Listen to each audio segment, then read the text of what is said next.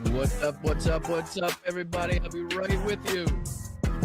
Please hit that like button on the way in, let everybody know we're live.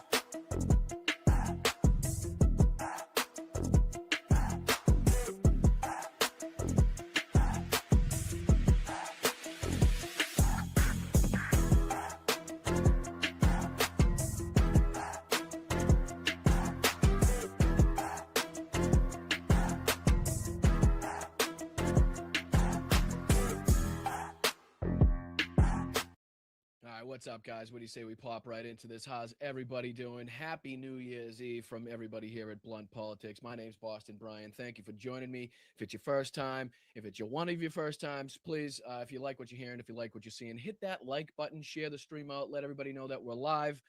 Please subscribe to the channel. We're on our way to 20,000 subscribers here at Blunt Politics, and we really do appreciate the time that you spend here. Thank you to everybody over on this space as well. Thanks to Matt, and thanks to the mods over there for everything that you do. Happy New Year to everybody over there. And let's see if we can bring in the chat here, the best chat in the world at Blunt Politics. I do appreciate you guys. Where are you? There you are. What's up, guys? How are you? Happy New Year to you, Bri Man. Appreciate you, big guy. What's up, JJ? Happy New Year to you, buddy. What's up, Susie, Roxanne, Jimbo? Sorry, Jim. My apologies. Slippage. It's a slippage. What's up, Ruben? What's up, Gamer? What's up, Yakov? How's everybody doing? Where are you? There you are, Yakov. What's up, big guy? How's everybody doing? What's up, Eddie? Leah, good to see you guys. Hope everybody's doing well. It is amateur night. Like I said, it is December 31st as we're rounding out 2025. Democrats have managed to do it with a bang once again. We have managed to pull out another win, another big win in another special election, this time in Iowa, which is good to see. The anger, the frustration, the passion that people still have against this regime, against the Trump administration, continues to show in these special elections. And it's good to see that people have not swayed from their beliefs and, still are paying attention to the lies, the danger, the wars, the lack of help that the American people are seeing in their daily lives from this administration after what they promised. But a few stories to cover today. I know we're kind of in that kind of weird spot where, some channels are kind of still off. Some are on vacation. Some have taken a break till after the new year. We don't take the breaks here. We're not taking breaks here at Blunt Politics. We're going to be all over it. So we're covering just a couple news stories that we're looking at today. One is that the president of the United States doesn't know the difference between a bald eagle and a falcon. Now, I want you to just kind of take a second, say that to yourself in your head, and let that sink in for a second. Because, yes, Donald Trump did indeed. Let me put this on the screen for you guys. Jesus Christ. It gets weirder and dumber by the day with these people. It really does. Donald Trump posting this to his True Social site. As you can see here on the left, he says, windmills are killing our big, beautiful bald eagles. Couple problems with this one. Just right off the bat, couple problems. First thing I noticed is there's no bald eagle in that picture. There's just not a bald eagle anywhere pictured in that picture. Just no, that's not a bald eagle, sir. You would think you would understand and be able to recognize. Who remembers this one? You guys don't remember this? Remember Trump office eagle? Remember he was all freaked out by that eagle in his office at Trump. Yeah, remember this? Yeah.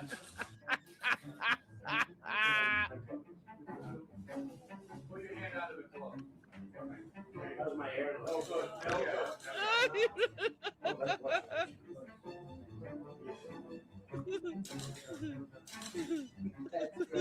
Look at how scared he is. Almost done here. That's great. He's about to shit his pants. Look at him. He's so scared. What? His ass. Anyways, anybody that remembers that, you would think the guy would be able to tell the difference between a bald eagle and a falcon. Not to mention what other people have managed to point out on this as well. You can see the date is from, he posted it December 30th, 2025 at 2:44 p.m. when it was originally posted December 20th, 2017 in Israel. It's a wind turbine. It's a windmill in Israel that didn't kill a bald eagle, that has a dead falcon underneath it. Donald Trump The president of the motherfucking United States of fucking America, where quite literally the bird of our country, the representative of our country, is the bald eagle. And he's posting this shit, not knowing what I mean, David Attenborough must be fucking absolutely livid right now. What we have here, fucking moron, misrepresenting everything in the wild. It's like, what the fuck? Oh my God. A falcon killed by a wind turbine in Israel, as you can see clearly pictured here in one of the red circles, the time, the date, the stamp on it. But Jesus Christ. And, this is a Midas Touch post on Twitter where they say Trump posted a photo claiming it shows a bald eagle in the United States killed by a windmill. In reality, the image of a dead falcon is in Israel from 2017. You can't make it up. You can't make it up. I mean, I know a lot of people say it. I know you hear it all the time. How do you make that up? How do you say, you know what's going to happen? You know what's going to happen in the last hours of 2025? The United States president, what he's going to do? He's got this war going against windmills. Hates windmills because they put some outside of his golf course or something in fucking Scotland or whatever the fuck, right? So he's got this huge war that he's perpetrated against windmills. So what he's going to do? He's going to misrepresent a picture, right? And it's going to be from Israel. It's going to be from 2017. I know we're going into 2026, but bear with me. This is what he's going to do. He's going to take that old picture from 2017. He's going to say it's a bald eagle, even though it's clearly not a bald eagle, and it's clearly a falcon that was staring out there. He's also going to say it's from the United States when it's clearly in Israel. That's what's going to happen. He's going to do that, and he's going to pass it off as being like factual. It's going to be something that he's going to use to corroborate some of his past statements about windmills and them killing birds. That's what's going to happen. Now, is that on your bingo cards, anybody? Was that on your fucking bingo cards?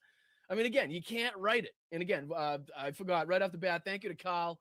Much appreciated, my brother, for the $20 contribution. Happy New Year to you. Carl says, to one and all, may 2026 be good to you. And come November, we win back the House and Senate. Amen to you, Carl. And then thank you so much to Dame as well. I appreciate you, brother. Thank you for the two animals. No, yeah, exactly. Animals are much smarter than he is. But again, just something that people were talking about as another obvious misrepresentation by the president, another piece of propaganda, another piece of mis or disinformation. Is probably both in this regard, considering some people probably did know where it was, but I'm not sure that Donald Trump actually did know that wasn't a bald eagle. There's nothing that leads me to believe that Donald Trump would actually recognize that bird as not being a bald eagle. So it's probably both mis and disinformation at this point. Hey, come on. What are we doing? We got fucking millions and millions of people fucking where their healthcare costs have shot up exponentially, right? We got fucking Donald Trump taking away funding for clean drinking water. We have Doge cutting the funding to cancer research for children. We have Donald Trump starting wars in Venezuela, intercepting fucking oil tankers, sending 25% of our Navy down to the Caribbean, talking about starting wars with the cartel, talking about starting wars with Colombia, Peru, China, because all of those places have some, culpability in drugs getting into our country. So he's going to start wars with all them. But this is the guy that's leading the country, is this guy that just posted this. That's what's going on. I don't know. Just 2026 can't be any wilder. I have a lot of hope. I have a lot of faith. I have a lot of, good feelings, good vibes, positive things to come in 2026. So let's get all the bullshit out of the way now. Let's get all the bullshit out of the way. And again, don't forget to pop over to Don Jr.'s account on whatever site you may find him on and tell him to fuck off for his birthday.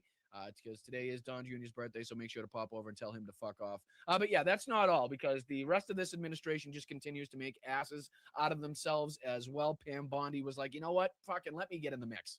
Let me get in the fucking mix. Donald Trump can't make a buffoon out of himself all the time. Like, can you? I know. I've done a fucking piss poor job at every turn on the Epstein files, but you know what? I feel like my name hasn't been in the spotlight that much. So what I'm going to do is I'm going to post a graph onto Twitter. I'm going to make a specific claim about that graph. I'm then going to be condescending. I'm going to act like a prick and a bitch because I feel like I know what's represented in that graph that I'm going to post. And I feel like I know I'm right about it. But of course, being MAGA, being a Republican in today's day and age, being as competent as we know Pam Bondi is, things didn't go the way she thought they were going to go. Okay, so this is another Midas Touch post where they say, just in, Attorney General Pam Bondi deletes a post touting a chart as proof of the Trump administration's success in reducing drug overdoses after being informed the data actually reflected the Biden administration's record. These are the incompetent fucking hacks that are now responsible and in charge of the most consequential and important fucking agencies on the face of the planet. Right? And again, this is a Ted Lieu post where it says, Dear Pam Bondi, the chart you provided ends in 2024 in October. Thank you for unintentionally giving massive credit to Joe Biden. Also, when are you going to stop violating federal law and provide the unredacted Epstein files? Happy New Year. And you can see that Pam Bondi had taken down the post, but the internet lives forever, of course.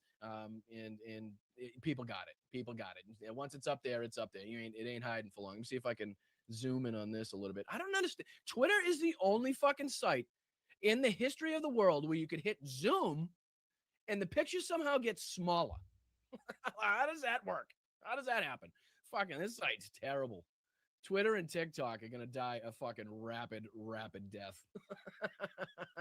But all right, so I'll read it out loud just in case anybody. So this is Pam Bondi's post. Sorry, it's so small. I apologize. I'm trying to make it bigger, but fucking Twitter. It says, since day one, the Trump administration and this Department of Justice have been fighting to end the drug epidemic in our country. Okay. President Trump closed the border. DOJ agents have seized hundreds of millions of potential lethal fentanyl doses. We are aggressively prosecuting yada, yada, yada. And it goes on. And this is the little graph that you posted. And it says annual drug overdose deaths rates by U.S. Census region from October 2015 to October 2024, right at the top. So quite literally, all she had to do was look at the heading.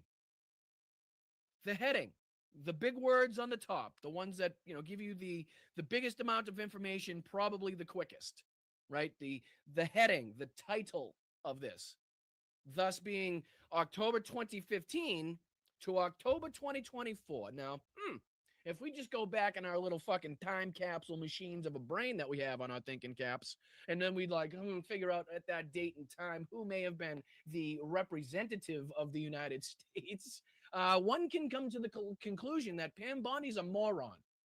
Just an absolute tit. You can't write it. You can't write it. You just can't. So she deletes this shit. People hop on her. Again, this is just another example showing the ignorance, the incompetency, the delusions, the way that they try to propagandize, and they can't even do that correctly. It's fucking remarkable. Oh, thank you, Nina. Thank you so much, Nina. I saw that fly by. There you are. Thank you, Nina. What's up, Crustacean Nation? Happy New Year. Right back at you, Nina. Thank you so much for the $10 super chat, and thank you so much for being here. Happy New Year to you as well. We're just kind of going over some of the recent instances in which the Republican Party, Donald Trump, and his main kind of cohorts have made assholes out of themselves online and in front of cameras recently. And again, the first one was where Donald Trump, in case you're just joining us a little late, Donald Trump not knowing what a bald eagle is. In case you're just joining us, we just went over this picture, which Donald Trump tried to represent as a windmill in the United States that killed a bald eagle, when in reality, it's a windmill in Israel that has a dead falcon underneath it. Cause of death unknown. So again, and then we go on to Pam Bondi's bullshit here, basically giving the Biden administration credit and then trying to place that credit upon the Trump administration, like nobody was going to notice. And it keeps going. Because the bad news for the Republicans spreads further. Because like I said at the beginning of the opener of the show, the Dems are now closing out 2025 just as strong as the elections were going in November, right? So, this is the newest one, the most recent one that we're looking at here. Dems win big in Iowa. This is Democrat Renee Hodman wins an Iowa State Senate seat. That's SD 16 with 71 and a half. That's 71 and a half. A 27-point Dem overperformance from 2024. Harris won the district by 16. Hodman's victory blocks a GOP supermajority and makes history as the first Black woman elected to the Iowa State Senate. So big round of applause. Congratulations to Renee for her historic victory here. And again, just great to see that the American people in places like Mississippi, Kentucky, Georgia, Iowa, New Jersey, and elsewhere around the country are all pretty much in lockstep in the way that they're thinking right now, in their frustrations, in what they're seeing in their daily lives, with the lack of empathy, compassion, and caring by this administration to hear and to listen to the, I don't want to say gripes, but the complaints, right? The things that the people in this country are pointing out that are making their lives more difficult, right? The housing costs, cost in general, just fucking costs in general. You don't even have to separate it anymore. Everything is too fucking expensive. Everything is too fucking expensive. It's fucking made. It's the quality has gone downhill while we're paying more. It's fucking ridiculous, and people are fed up with it. And I know this is a multi-generational problem that we've been dealing with, and this is nothing new in this country. But still, when people look at when Donald Trump came into office or was running for office for the second time, talking about bringing down the cost of living for everybody. And then we put that into terms with what we're seeing now, a year into his second administration. The people are not seeing the benefit. The people that actually took the risk, the people that actually fucking went out there and lost friends, family members, coworkers, careers to support Donald Trump are not seeing what they thought that they were going to see, right? They're not getting to rub in the faces of the people that left them in their lives like they thought they were going to be able to rub it in, the way that they thought Donald Trump was going to come in and stop the Ukraine war. He was gonna lower gas prices to $0. He was gonna make it so anybody in the world could buy a house, right? So all of these stupid nonsensical propaganda pieces that he came out with, none of them have come to fruition. Not a single fucking one. I think the main point that they probably point to as far as like something that he actually did was the border. And that again took sending down the military, which is costing us, taxpayer dollars. So again, there's not a downside to that happening either. Not only that, but the military, the National Guard, ICE, DHS roaming around our cities and streets all over the country, ripping brown and black people out of their homes, places of work, places of worship, courtrooms, wherever they are, they're not safe. Ramming vehicles into another vehicle to try to fucking stop people. It's crazy what we're seeing now. So again, to continue to see this stuff happening in places like Iowa, regardless if Harris won it last time by 16, good. We can see an overperformance even from that. Right. So it's not like the Republicans can come at us and say, well, fuck that. That don't matter. They won it last time anyway. Well, good. Okay. Well, we won it by 16 last time. Guess how much we won it by this time? The 27. So that shows a dramatic increase, or at least a substantial increase that we could point at from even the frustrations last time and the people that voted for Kamala Harris.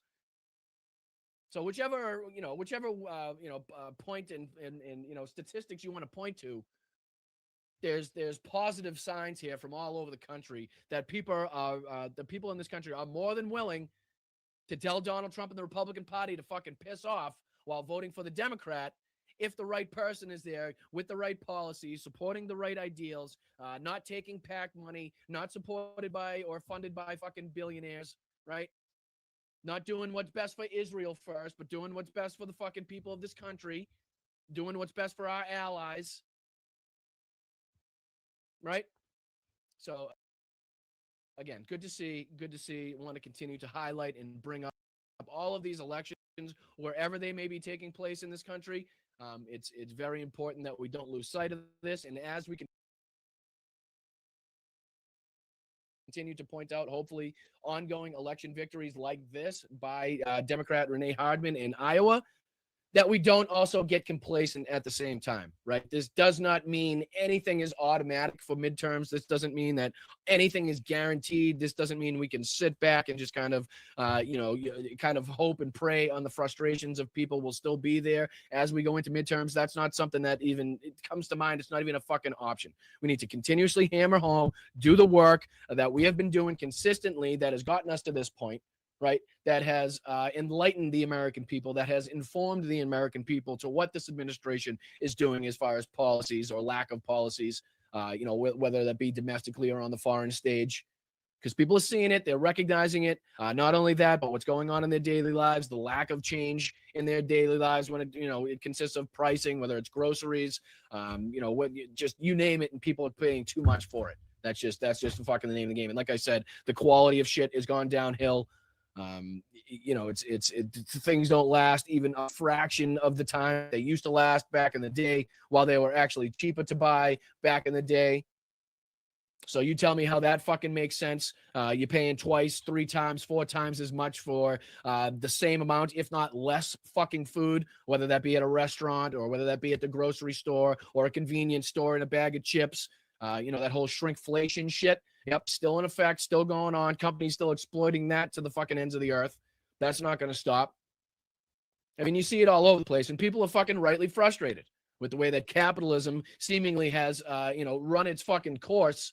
And kind of the end goal of capitalism has pretty much been realized at this point, where all of the wealth has been accrued with that fucking, 1%, if not less than 1%, as we're seeing Elon's net wealth go up to nearly a fucking $1 trillion. Right? What is it? 700, almost 800 fucking billion dollars at this point. And meanwhile, we're paying exorbitant prices for, I don't know, let's just say as a plumber. I'll use my fucking plumbing experience for this. Okay, taking out an old stove, an old oven, an old toilet, an old washer, an old dryer would take 2 or 3 fucking people, 2 or 3 grown-ass adult fucking males, depending on how far you had to carry it, what the situation was, steps, corners, that type of stuff, right? And what type of equipment that you had. Bringing the new one in, you can fucking flip that thing around on your finger like it's a basketball and you're the fucking Harlem Globetrotters, okay? The one taken out, the toilet you took out is going to weigh about 200 fucking pounds. The one you're putting in going to weigh about 0.2 pounds. But you're paying more for the 0.2 pounds than you did for the 200 pounds. And the 200-pound toilet lasted you 60 fucking years. You'd be hard pressed to get, 10 out of the new toilet.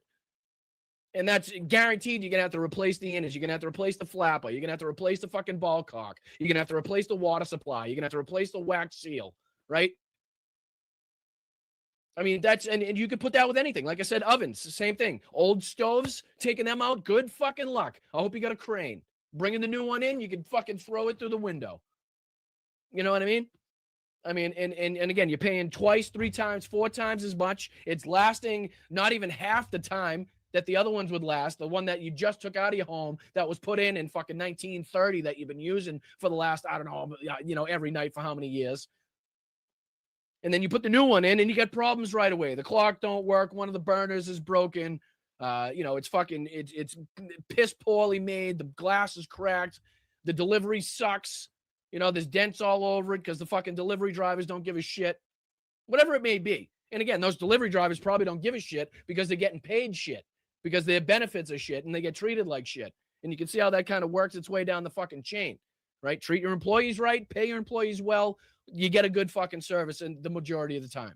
The majority of the time you're getting a good service, the customer remains happy. Good services mean things remain functional.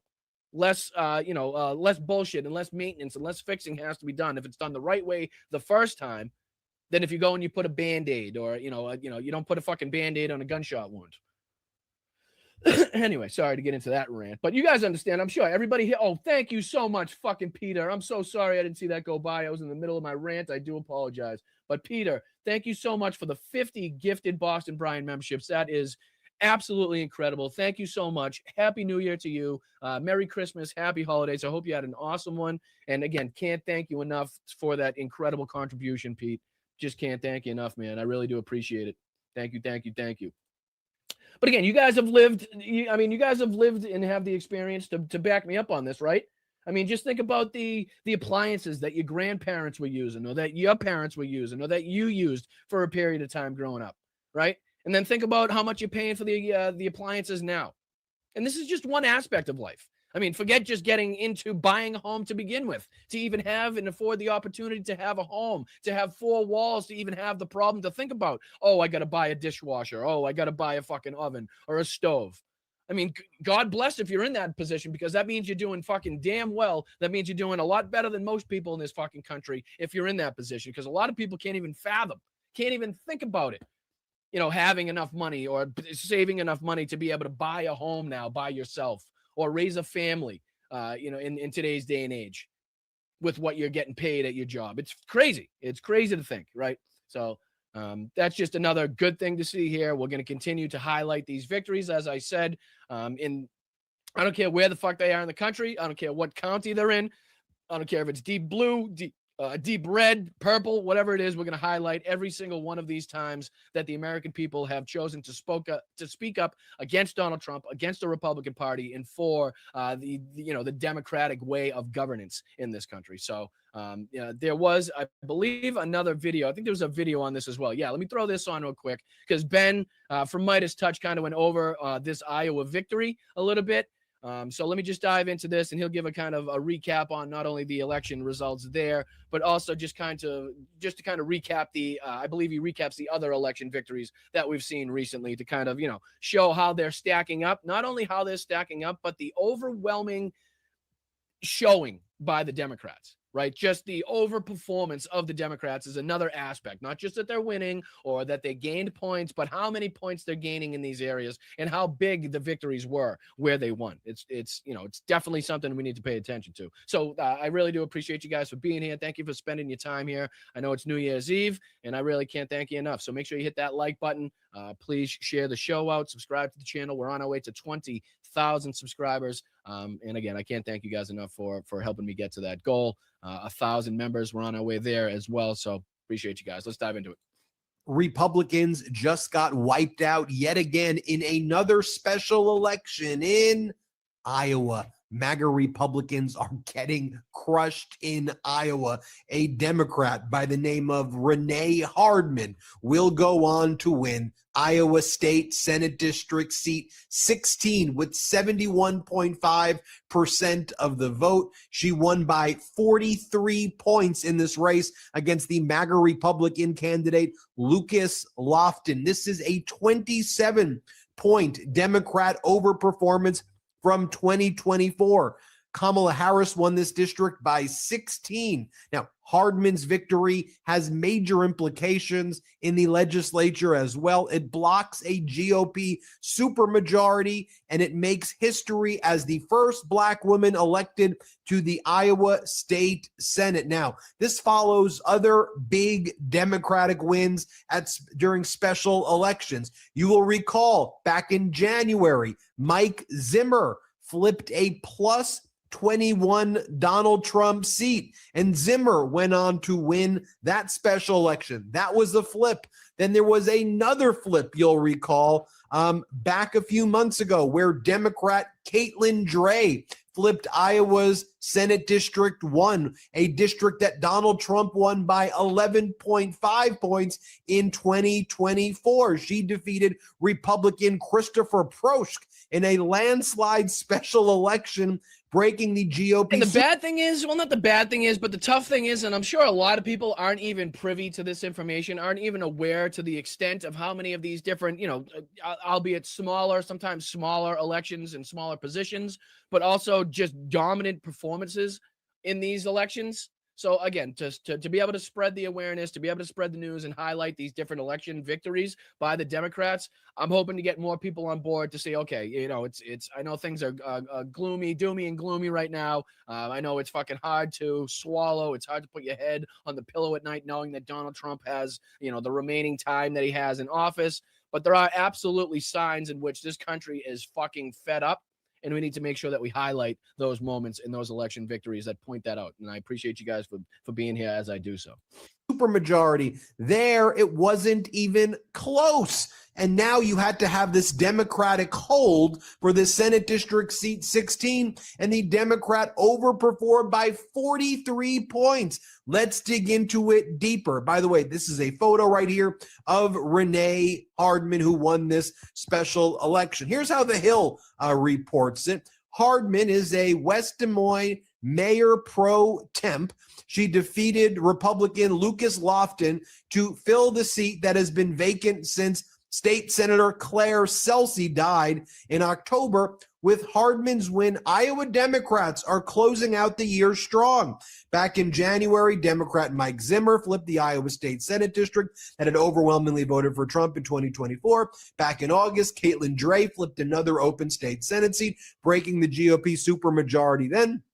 Her win is also the last in a string of notable victories for the party nationwide. And just listen to the places that we're talking about. Like I said, Tennessee, Kentucky, Mississippi, Virginia, right? I mean, these aren't like fucking Democrat strongholds by any stretch of the imagination.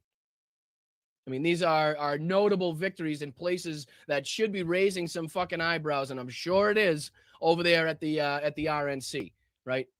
The old GOP, I'm sure, is taking a lot of notice for this to this right here. And I don't know if it's going to matter because I don't think they're going to be able to get anything across to Donald Trump that's going to be able to, change the fucking path that he has set forth for his second administration. There's no stopping it right now. There's no stopping the fact that people understand that he's far more in a way pro-Putin and pro-Russia than he is by any stretch of the imagination pro-Ukraine. Right? I don't think anybody in the world is now thinking that his the Epstein files is a Democratic hoax made up by Bill Clinton and all these. Like, again, let's put this in perspective. The shit that has come out of the fucking Republicans' mouth, the shit that has come out of fucking Donald Trump's mouth ranges from it's all Democrats in the Epstein files and continue to look at the pictures of Bill Clinton to at the farthest reaches of the other fucking side of their arguments. It's all a Democrat hoax literally written and made up by Hillary and Bill Clinton, in which they installed pictures of Bill on Epstein Island and on the plane. How do you put those two together, right? I mean, I'm just telling you, that's how crazy it's gotten, right? And people aren't buying it. The Epstein files thing ain't going away. Not fucking going away. It's not fucking falling through the cracks. It's just not going to happen. Too many people's, too many eyeballs, right? Too much fucking information. It's just too many lies have been told. The cover-up's way too fucking blatant and big. It's just not going to happen. You can't get over it. You can't get over the fact that, again, 20% of our navies down in the Caribbean, as we've killed over 110 individuals without due process, without a shred of evidence given to anybody, shown to anybody to corroborate the statements, the accusations made by the Department of Defense, right? Nothing. I mean, and the list continues to go on and on and on and on. Cost of living, affordability that Donald Trump said he made up. Groceries, another word he said he made up. Legitimately made the fucking words up, he says. What? And again, those things haven't changed. People are still going to be rightly pissed off about that. People aren't going to forget that they're paying more and more and more and more, regardless of what store they go to, regardless of what fucking service they need. Right? That's just, people aren't going to forget about that. Rather, Republicans are noticing it more and more and more as we talked about the MAGA civil war that continues to spread. Right? And I think we can now add cost of living to the three elements that I kind of break the MAGA civil war down in. That being Israel, anti-Israel and pro-Israel factions of the MAGA base, right? And then you got the Candace Owens and Charlie Kirk murder situation. And then you got the Epstein files, right? Well, I think you can kind of start adding affordability, right? You can start adding the cost of living as a fourth instinct, as a fourth kind of benefactor, if you will, to that fight, to the MAGA civil war, where even now people on fucking Donald Trump's own side are getting getting fed up, are getting sick and tired, whether it was the farmers that we saw, right, that actively told everybody that they voted for Donald Trump. But hey, why the fuck are we sending $40 billion to Argentina? While, again, the policies that you've put in place are killing farmers because China is now not doing business with the United States. And again, this is what they were saying before Donald Trump made that handshake verbal deal with Xi Jinping, that Xi Jinping and China has not been fulfilling. Remember, we read that article here where they had agreed to buy a certain amount of soybeans again from the United States. And, very similar to the first administration, Trump administration, where he put fucking farmers in an incredibly tough position the first time, and then found it necessarily to have to bail them out with billions and billions and billions of dollars, right? Same exact fucking thing. China said they were going to agree to, I believe it was a 3-part deal in the first administration. I don't think they fulfilled even one single part of that deal. Second, same thing here. We read an article saying, yes, they agreed to buy more soybeans from the United States, but they have yet to fulfill even anywhere remotely close to that, to the obligation or to what they stated they were going to buy. So again, we gave up concessions. We gave up things to only have a promise from an authoritarian dictator in Xi Jinping to not then fulfill that promise. Again, putting farmers in harm's way just so that people like Peter Thiel and J.D. Vance and their, Acre Trader app that they started could go and scoop up percentages and whole farms when they went out of business.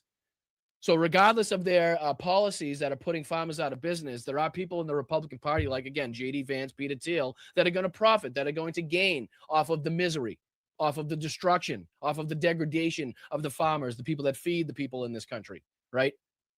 So you can see the full circle, how it goes full circle. Let me put in shitty policies that's going to destroy the farmer. When I destroy the farmer, let me set up a company on the back end so that I can scoop up these farms for fucking pennies on the dollar, and then sell them at exorbitant prices, or change them and build them, put them into fucking data centers or whatever. You know what I mean? Like the possibilities are endless at that point when you own the land. When you've stolen the land from the people that have rightly worked and tilled and fucking, bled and sweat over that land for generations in their family.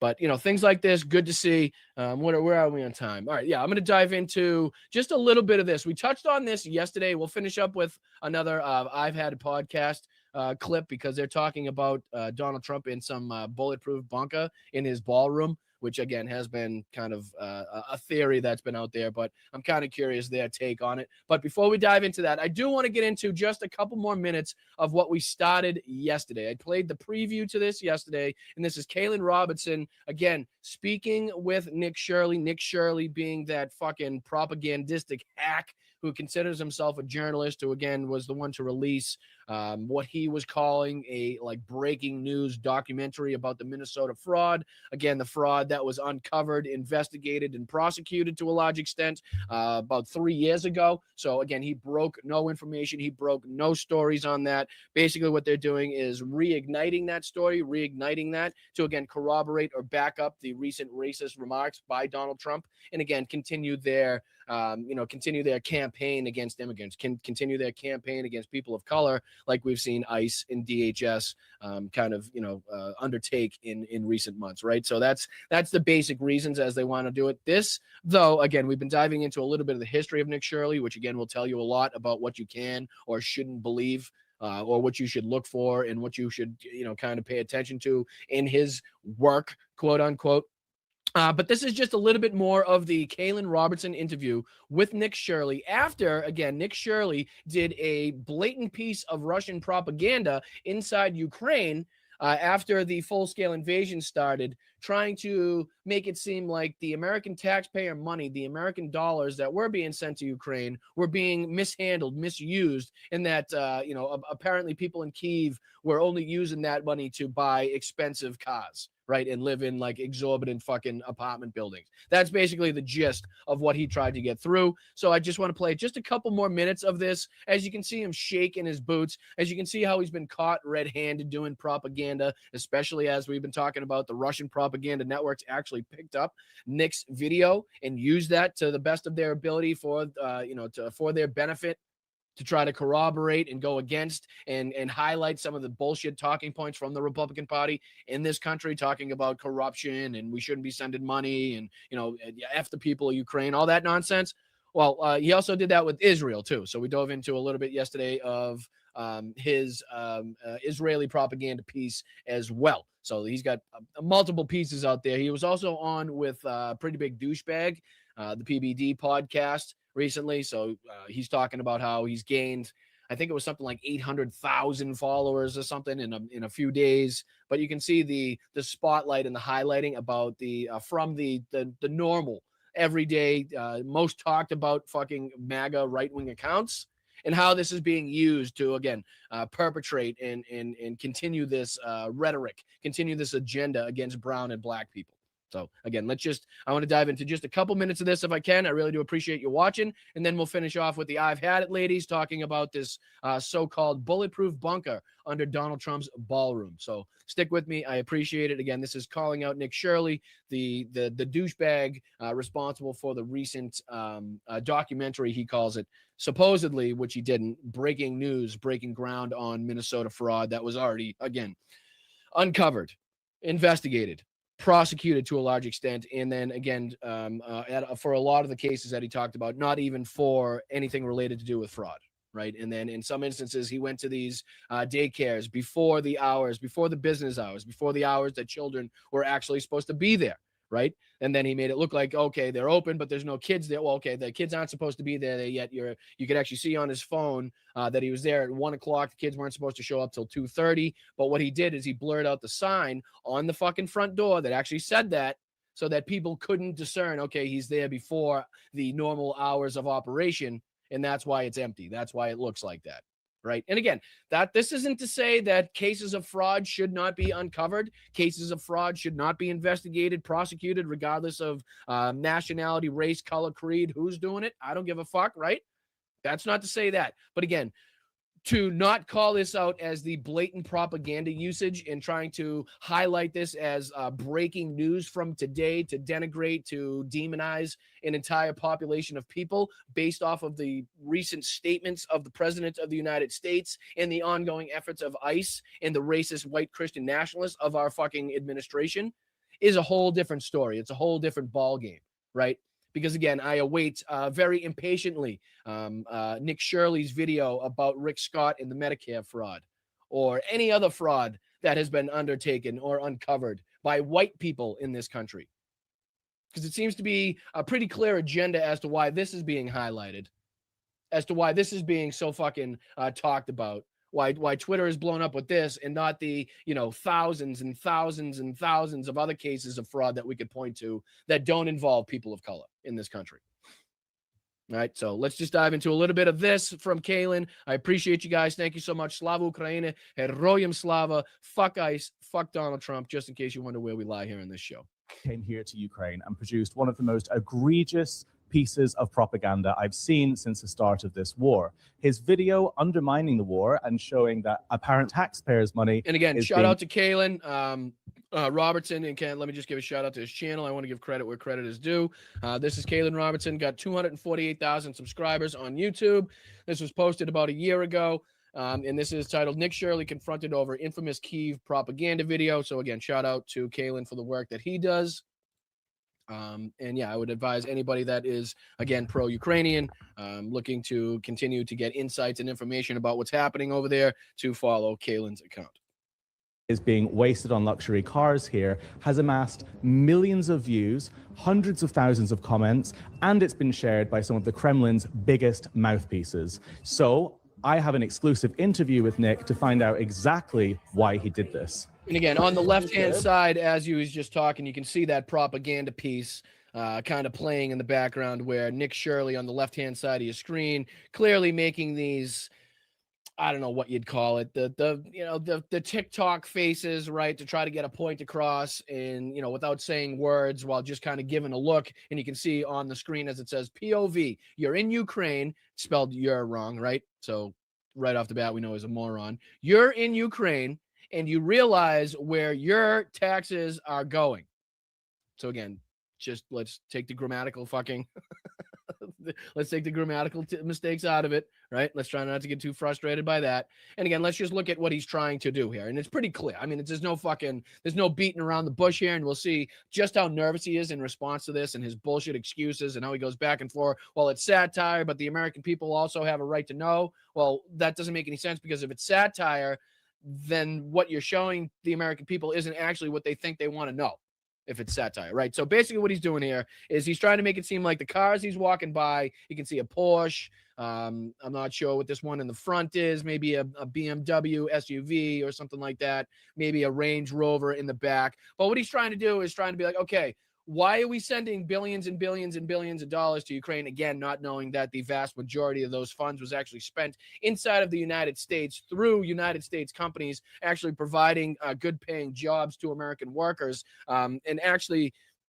going into the U.S. economy. And then we're sending over weapons and ammunition. Not only that, but older used equipment from the United States stockpile that not only has already seen military action and fucking training, but it's already been paid for. It's already seen its use. It's already been fucking paid for time and time again, right? So we're not really losing anything by sending those things over. So put that out of the picture. But what he's trying to say is basically your US dollars are coming to Ukraine and they're buying Porsches. That's basically the gist of the video that he tried to get across. And that was picked up by Russian propaganda, as you knew it was fucking gonna be. And not only that, but he even engaged with those Russian propaganda accounts. So it wasn't like he just, willy-nilly found out one day that Russian propaganda decided to use his video. He was fucking thrilled about it. He was fucking thrilled about it. Engaged with it. Said, "Yep, fucking here we go. I told you. Even the Russians can see it." So here, I'll let him continue. Here you go. And it's been shared by some of the Kremlin's biggest mouthpieces. So I have an exclusive interview with Nick to find out exactly why he did this. Well, let me know when you're good. Yeah, let's do it. Okay, so I spoke to your fixers, and they said that they took you to Bucha, where there are mass graves. They said that they took you to a hospital that was bombed. Having seen all of that, why is it that you decided for your first report to be about the luxury of Kyiv? And easy, because he has an agenda. Easy. The agenda was not to point out the mass slaughter of Ukrainians by the Russian military. It wasn't to point out the mass raping or the mass pillaging or the mass plundering or the mass destruction of Ukrainian towns, villages, and cities.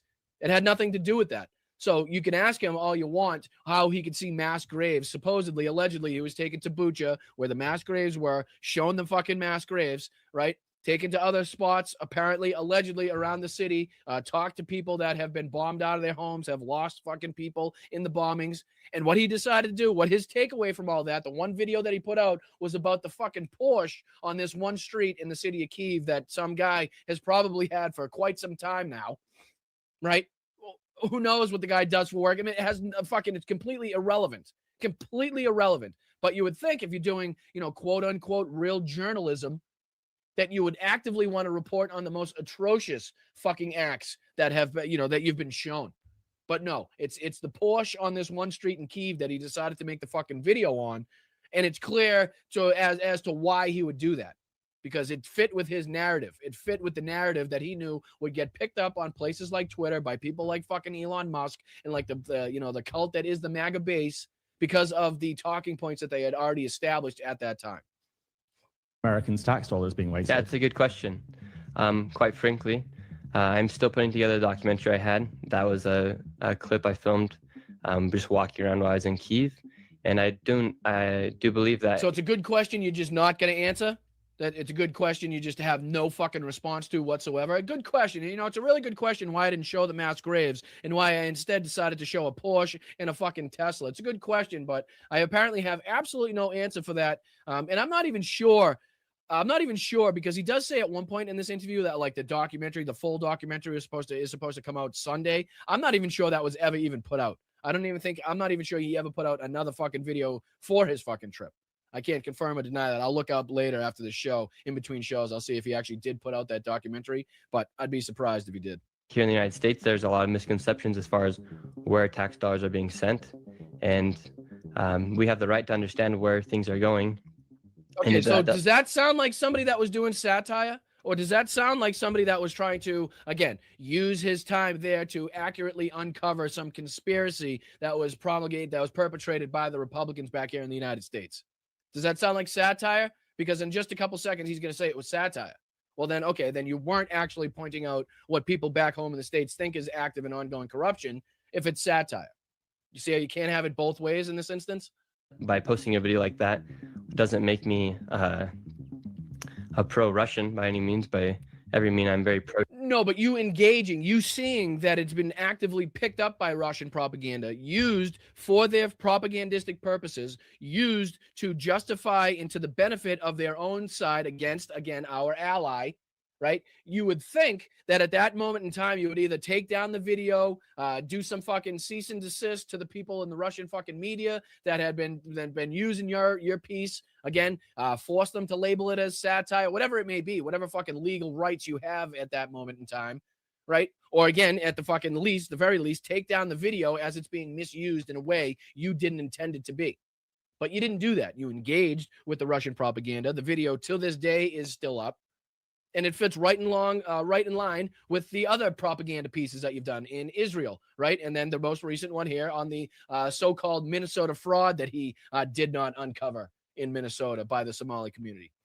for Ukrainian. Well, you're saying there's a lot of misconceptions about where the American tax dollars are going. Do you think you're adding to those misconceptions by showing a few luxury cars in the capital of this country and then pulling silly faces? Do you think you're actually adding to that? I do not actually. I think a lot of the times and a lot of the things that we do see in the United States, I think there are a lot of misconceptions that we see from the United States. And by putting a video out like that, You know what's great about these misconceptions, ladies and gentlemen? What year is it? What year is it? It's 2025, currently going into 2026. Now, if you have some major misconceptions, is there like something, I don't know, that I'm thinking of that maybe, I don't know, like at your fingertips, like at all times of the day, even if you don't take your PC out, even if you don't have a laptop, there's like this thing that we have that has the ability to provide you with so many fucking answers. If you just kind of look in the right areas, if you corroborate it, if you confirm it through different fucking notable and you know, what's the word I'm looking for? You know, sources, reliable sources, right? Then you should be able to kind of do away with those, or at least a few of those misconceptions right off the bat. It's pretty funny how that happens, because all I typed in, right, is this, and you could have easily done this yourself, right? Let me throw this on the screen. And been like, I could have saved you a ton of money and a ton of miles traveling to Ukraine if that's all you wanted to go and see. A substantial portion of the U.S. aid designated for the Ukrainian response is actually spent within the United States. Primarily on replenishing U.S. military stockpiles and supporting American defense industries and workers. Isn't that fucking weird? I mean, it's almost like you could have done the research right there. And like, there's different articles that you could pull up. Right, this one is lawfaremedia.org. What do you see? This one's got the link here. Fact check: does most U.S. aid go to Ukraine? Yep, December 8th, 2024. Yes, nearly 70% of the $175 billion of U.S. aid at the time was spent inside the United States. It's crazy the amount of information that you could have at your fingertips in about fucking 0.2 seconds, so that you could save yourself from looking like a complete arsehole in front of the entire fucking country. Right? Or having an entire fucking nation, the nation of Ukraine, pissed off at you and wanted to bash your brains in, while the entire nation of Russia wants to fucking, I won't say it, but things that people move to Russia for a specific reason. That's why they moved to Russia, because that Russia is more lenient with this crime. That's what they want to do to him, and then they want to use his propaganda. But don't look it up. These misconceptions are fucking so, like, there's no way for you to come out with an answer for that until or unless you travel all the way to Ukraine, you see mass graves, but you report on a fucking Tesla. Unfucking believable. Unbelievable, right? And again, this is the guy they want us to believe is doing like journalistic work right now, and is like breaking news stories all over the fucking joint. Get the fuck out of here. Who do you think? I'm fucking stupid? Huh? You know how to spell your. There he is. I'll just show this before we put on the we'll finish it with the I've had it, but check this out. Here he is on cool pranks. Here he is on the Pretty Big Douchebag podcast, right? So we won't play any of this, but this is posted 4 hours ago. I already got 313,000 views here on YouTube. And this whole program, this whole thing is with him, right? The first segment, how Nick exposed Minneapolis fraud, which he didn't, whistleblowers, and then Nick's border coverage, which was useless, the threats he's received, Tim Walz's involvement. Again, there was something like 59 or 60 different convictions under Joe Biden's administration and while Tim Walz was governor, within these fraud allegations, within these fucking cases. Again, it's already been discovered. It's already been fucking investigated. It's been prosecuted. People have been fucking put in prison. There's been convictions. So please explain to me how this is breaking news and nothing more than just a regurgitated news story at the appropriate time to, again, align with what the president of the United States is saying as far as racist, bigoted rhetoric.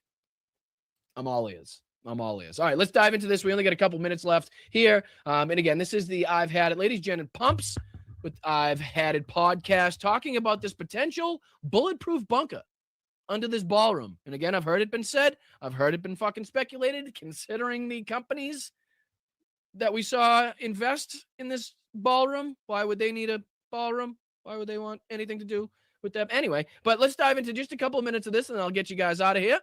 Stick around at the end of the show at 11. I'm going to send it off on this space. But stick around here on Blunt Politics, and I'd like to highlight and say thank you to everybody that sent in a super chat, super sticker, a Venmo, anything like that. So I'm going to send it off, send it over to this space and Jeff Waldorf if he's on. I'm not sure. Maybe he might be on vacation still. But if he is, stick around, and I'll make sure to thank everybody afterwards. All right, so don't go nowhere. People with dementia start telling you the truth from time to time. They wonder and wonder and wonder, but think about old people that you know on their deathbed. They'll say, well, you know, my oldest child was always my favorite, and the truth trickles out. So I've said the last few months, we need to keep an eye on everything that the leader of the— terrible. Does that actually happen? Does that actually happen? Do old people just like come out with the truth right at the end there? Like, I never fucking liked you anyway, kid. I liked your sister way better. Like, Jesus. Hopefully I don't run across that in my life. Unfree world, which is now Kanks. He is not the leader of the free world. He is the leader of the unfree world, as reference to the fascist leaders with whom he wants to collaborate. Well, I've been listening to a lot of the things that he says in his rambling speeches, and this one particularly got my attention. Play the clip. Of, as an example, I'm doing a magnificent, big, beautiful ballroom that the country has wanted, the White House has wanted for 150 years. It's a massive job, and it's a tiny fraction of that number. And we're under budget and ahead of schedule. Now it's bigger than I told you. After realizing we're going to do the inauguration in that building, it's got all bulletproof glass. It's got all drone, they call it drone-free roof. Okay, right there. Drones. Oh my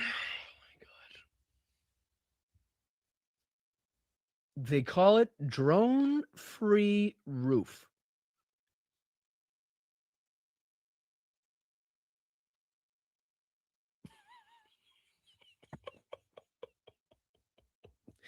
Drone-free roof. What are the chances that's what it's called? Drone-free roof. Okay. Why is he talking about the inauguration? Bulletproof. We got bullet-free windows. We got drone-free roofs. We got scuff-free dance floors.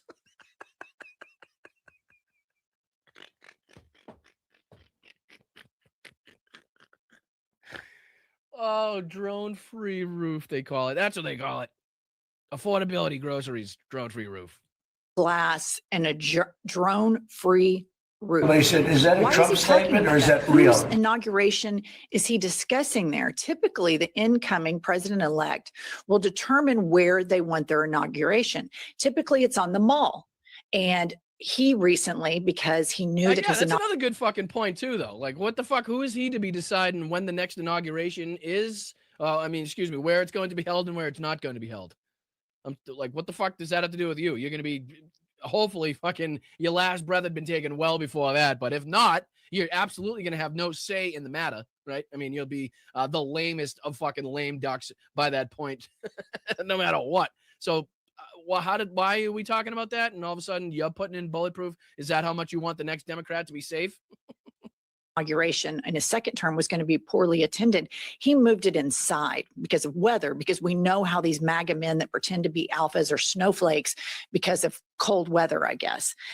But he's already talking about the inauguration, like it's a foregone conclusion. The inauguration is going to be held in there with bulletproof glass. And I just thought this was really I mean, I gotta stop here too, because I gotta jump over to Jeff over on this space. But I mean, nothing says the president of peace, nothing says the most popular president in the history of the world, right? Nothing says like the president that everybody in the world wanted to have the Nobel Peace Prize, quite like needing bulletproof glass and drone-free roof at a place where you'll be speaking.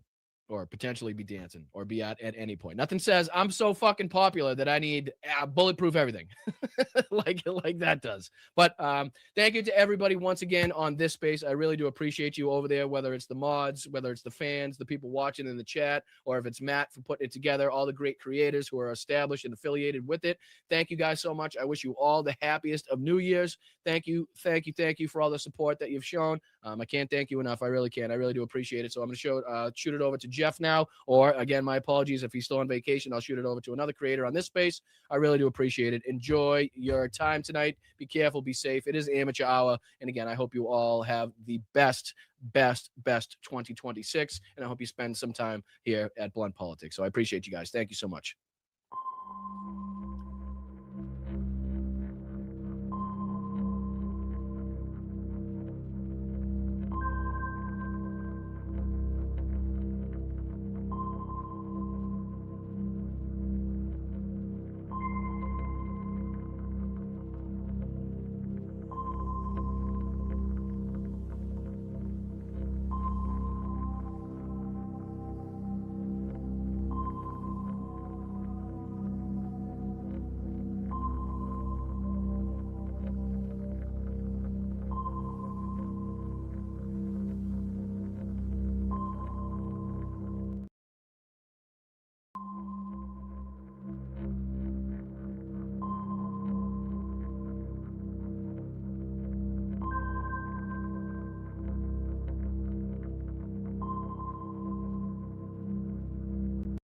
Are a Trump voter living in a blue state, I need you to listen very closely to this story, because what is happening in Colorado right now is the ultimate proof of something that we've been warning you about for quite some time, for years. Donald Trump does not care about your loyalty. He does not care about your vote. I mean, you already got your vote, so he doesn't care about you. No, he only sees the world in crude, simple colors. And if you, one of his loyal supporters, just happen to live inside of a state that he considers to be the enemy, he will let you burn in order to spite the governor. You see, President Trump has been denying FEMA aid to Colorado for the Elk and Lee fires, as well as for the severe flooding in the western slope that happened earlier this year. That's already bad enough. There is no justification for him doing this, for withholding that aid, and for trying to defund and eliminate FEMA, which he can't personally do, but he has been able to stop FEMA from doing its job. Okay? No justification whatsoever. But here's the detail that makes this, which is already really bad, that much worse. Who lives in the path of these fires? Who lives on the western slope of Colorado? Well, it ain't the liberal elites of Boulder or Denver that MAGA constantly rails against. No, these are rural counties. These are ranchers. These are oil workers. These are farmers. These are people who overwhelmingly voted for Donald Trump. For example, Rio Blanco County, one of the hardest hit areas. In the last election, over 80% of that county voted for Trump.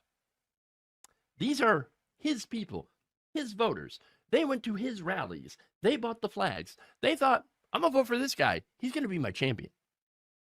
And now, when their homes get destroyed, when their infrastructure literally gets washed away by floods, they look to their president for help. And Trump looked at the map. He didn't see Rio Blanco County, loyal MAGA country. He saw it's in Colorado. They're a blue state. They're the Democrat state. I'm not going to vote for it. I'm not going to help that. And he pressed the deny button. Simple as that. He is punishing his own base, his own people, the ones who would walk through a fire for him. And, well, I guess literally they did. But he is punishing them because he is so obsessed with hurting the Democratic governor of the state that they live in, Jared Polis. That's the reality. This right here should qualify as the leopards ate my face moment of the year. And there were many. Okay. Leopards have been eaten very well lately. I mean, imagine losing your home, standing in the literal ashes of everything that you had, wearing a MAGA hat, and realizing that the man that you voted for is the very man who is blocking the funds that could help you rebuild. I mean, this right here exposes the fundamental scam of the MAGA movement. He sells protection. He's like a mob boss, protection money, right? Or protection for his voters in return for those votes. He says, I'm going to be your retribution. But in reality, you're just a pawn. If sacrificing you helps him score political points against a Democrat, he will sacrifice you and not lose a second of sleep over it. This, of course, sets a terrifying precedent for Republicans across the country. If you're a Republican in Illinois or New York or California or pretty much anywhere, you are not safe. In Trump's eyes, you have been tainted by where you live, the geography. You are behind enemy lines, and he is not, I repeat, he is not coming to save you. He would rather starve a blue state of resources than feed the red voters living inside of it. And it may sound cliche, what I'm about to say, and you may not share this sentiment, but my heart does break for these people. I have so much empathy that it's unhealthy for me, okay? And so I have this huge sense of justice. And I do not want to see people suffer, which is why I railed so hard against Trump and continue to do so, and continue to do stories like these, okay? To point out that he is not and never was on your side. You may have voted for a protector or for someone to get retribution against liberals or whatever. Instead, what did you get? A predator. To the people of the Western Slope, I know you probably hate the radical left and think that we're the real villains, that we're sitting here and drinking champagne and Mai Tais, and I've never had a Mai Tai before in my life, or, whatever, and that we're celebrating this. We're not. Right now, we're actually the ones that are trying to fight to get you this aid. And it is your heroes, your hero, who is standing in the way. Okay? And the irony here is that this is the very thing that he accused Joe Biden of doing. Remember during the campaign where he's like, Joe Biden is holding back money from red states. Can you believe it? FEMA is holding back the monies. No. Trump is actually doing this very thing. That was all projection. And let's not forget Arkansas. Okay. Look, Sarah Huckabee Sanders was Trump's former press secretary. She became governor of Arkansas, voted overwhelmingly, and then got hit with disasters, and Trump refused to lift a finger to help. He doesn't care about you. He just needed your vote so that he could avoid going to prison. That's the reality of the situation. Like her or not, and I have serious issues. I've always had serious issues with Kamala Harris, but she would have never done this. She would have never denied any of these places federal aid.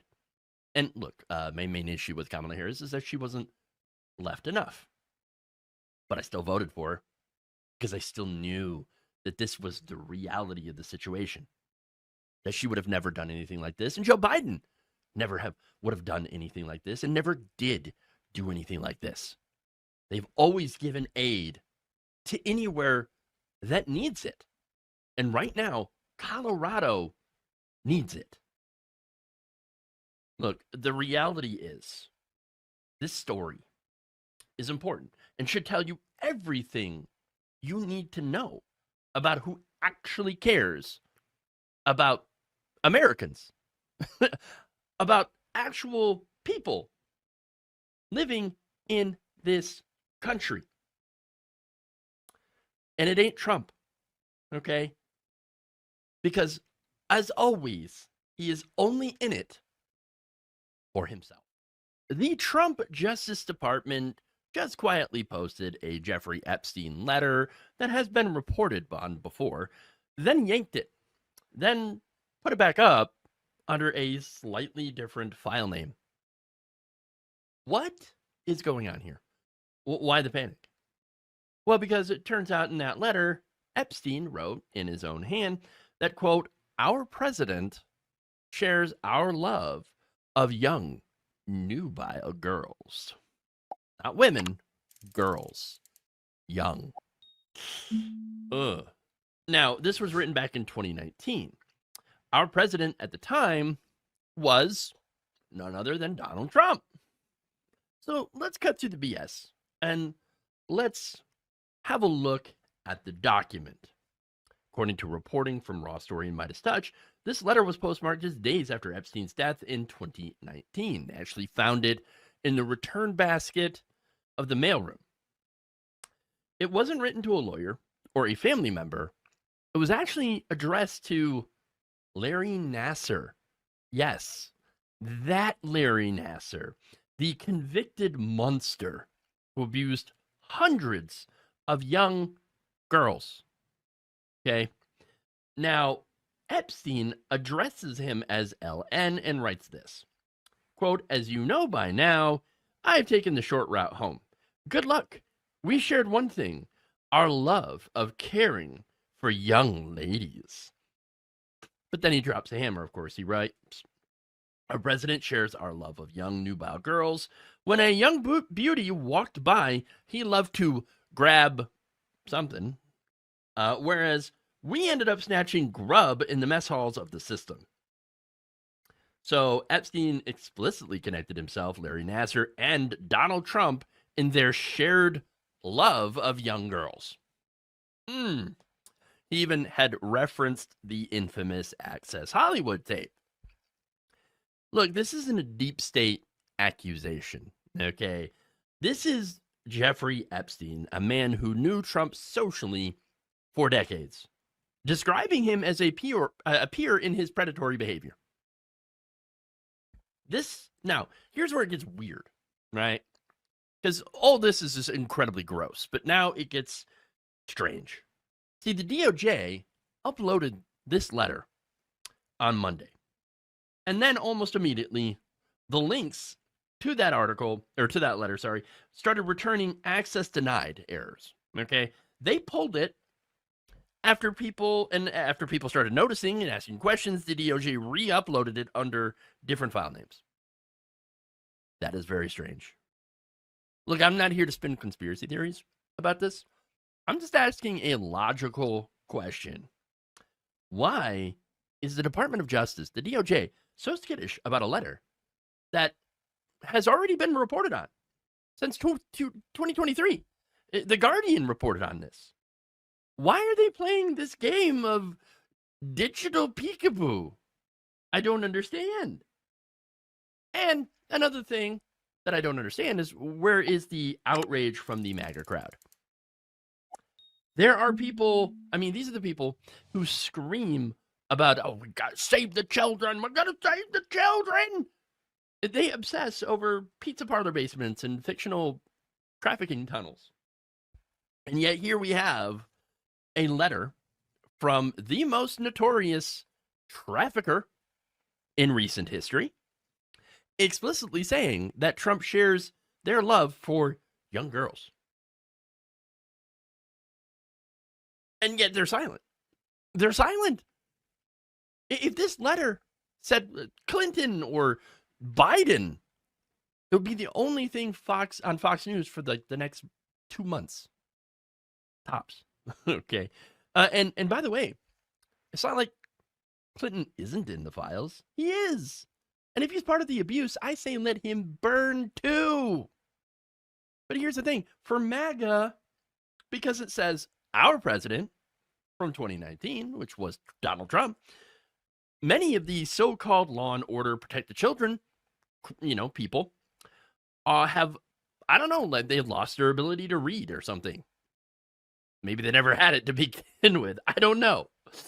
And now, to be fair, not all of them. And one of the Epstein victims, of course, who voted for Donald Trump, announced on CNN that she no longer is, a support of this administration. I am no longer supporting this administration. I redact any support I've ever given to him, Pam Bondi, Cash Patel. I am so disgusted with this administration. I think that Pam Bondi and Kash Patel both need to resign. And I would love to see number 47 get impeached over this. And of course, the DOJ, they're releasing statements saying, well, some of the stuff is, a lot of the stuff's unfounded. You released it, but it's unfounded. And a lot of it's just not true at all. Oh, okay. No, the letter exists. Again, it's been reported on since 2023. The quote is real. But the silence here from many of Trump's supporters on this issue, and the ones who are defending him still, it tells you everything you need to know. Well, what about the silence from the left? The left is more than willing to seek justice. We're more than happy to, have Bill Clinton get punished. I was going to say something about wood chippers, but we're not going there. Okay? I'm not going to say it. But we want to seek justice. Okay? If Clinton was actually involved in harming children. But, a lot of MAGA, they don't seem to actually care about this at all. To care about crimes. I'm not saying all of them. It seems like a lot of them, the ones who are still out there defending Trump or saying that this is fake news, they only seem to care about the team jersey that their criminal is wearing. And I think that right there is incredibly telling. So President Donald Trump rolled out a big, shiny plan to lower beef prices and try to help the American people, right? Sounds good. Except the fact that, just like everything else he touches, it is backfired on other people. Not on Wall Street, not on the big corporate meat packers, of course. No, it is backfired on the very ranchers and rural voters who backed them in the first place. According to reports, Trump's big beef plan was sold as this big populist win. We're going to fight for the ranchers. Okay, how? Well, we're going to open up more land, pump more cattle into the market, build more processing plants for beef, and boom.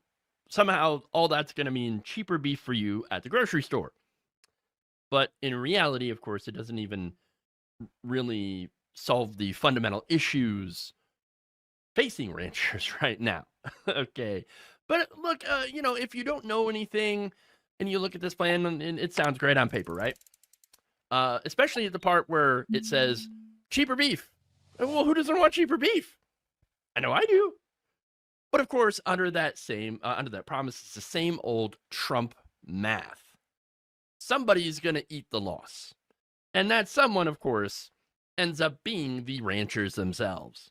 We're now seeing stories of ranchers, people like Gary Vetter, okay? Many of them proud Trump voters who are getting wiped out. Vetter has lost pretty much his entire profit margin for 2025. An absolute disaster. He's wiped right out. It's gone. Bing, bing, bing, boom. It's gone. These are the folks who believed Trump when he said he'd fight for the forgotten men and women of America. He just means white rural people, let's be honest. These are the same people that also cheered on deregulation, which is just getting rid of rules that prevent, your beef from being poisoned or sawdust ending up in your hamburger, as well as feces. But they also cheered on things like, getting the government out of the way. Yes. And now, as a result, they're watching their entire year's profit vanish while the consumer still ends up paying higher prices, by the way. Okay. That's right. Meat overall, including red meat, poultry, right? I know, two different things, right? But meats overall have risen 8.9% in November over the last year, okay, compared to 8.5% in September. So it has been rising.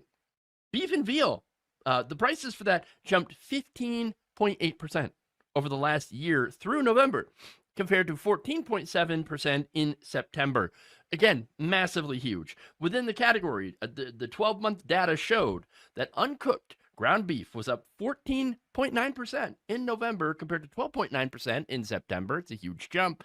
Uncooked beef roasts were up 21.2% in November compared to 18.4% in September. This is why I went to start cooking pork roasts instead of beef roasts, because it is just way too goddamn expensive here.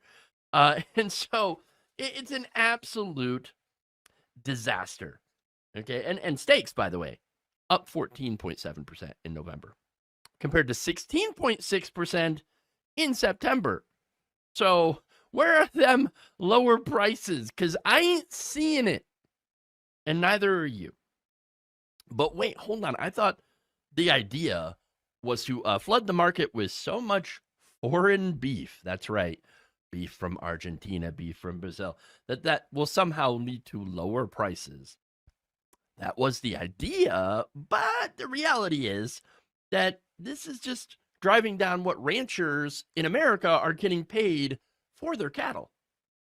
All while their feed, fuel, land, and labor, their costs continue to rise. So not only are we not saving all that much money in beef, or any really, but the people who raise the cattle are also getting screwed. So, I mean, how does this happen? I mean, for one, let's be clear, the beef industry in this country is dominated by 4 different corporations, okay? They're massive meat packing corporations. They set the prices, they control the processing, right? They're squeezing the ranchers on one end and the consumer on the other, and they're pocketing the difference. Consumer and farm groups like Farm Action and ArcHealth USA argue that the Big Four have repeatedly engaged in anti-competitive behavior, resulting in lower pay for ranchers and higher costs for consumers. It has gotten so bad that the Trump administration itself is launching an investigation into it, but I don't really think anything's going to happen as a result of that. Look, if Trump were serious about helping the ranchers, he would actually go after the monopolies, not put corporate stooges in those positions, where they're okay with mergers and mega mergers and monopolies. They're totally fine with that. They're not helping consumers at all. Okay. And if you were serious about that, he'd also be cracking down on price gouging and that consolidation. Not only that, but of course, he'd also be concerned about climate change. Climate change fueled drought has been a huge driver in the downsizing of cattle herds over the last, 40, 50 years. So if you were serious about, doing something about lowering feed prices and prices for cattle, well, then you'd be taking climate change more seriously. You would be, because that is a serious issue that is facing the ranchers right now. But he's not. Instead, his plan is basically buying more foreign beef, okay, flooding the market with foreign beef, while telling the producers to make more for less. And you don't have to have as much money. Really. So you're telling those people to take on even more risk and produce more for less money. And if you get wiped out, well, that's a sad day for you. That's just free market. What? Now, the tragic part here is that a lot of these ranchers did genuinely believe that Trump was on their side. Oh, yes. Oh, yes, of course. They heard the America first, and they actually believed that it meant protecting American producers. What they got was corporations first. Okay. And now these ranchers, they're the collateral damage. They voted for deregulation. That's what they got. They voted for more climate disruption, and that's what they got. That climate disruption is going to continue to thin their herds while driving up the cost of their feed.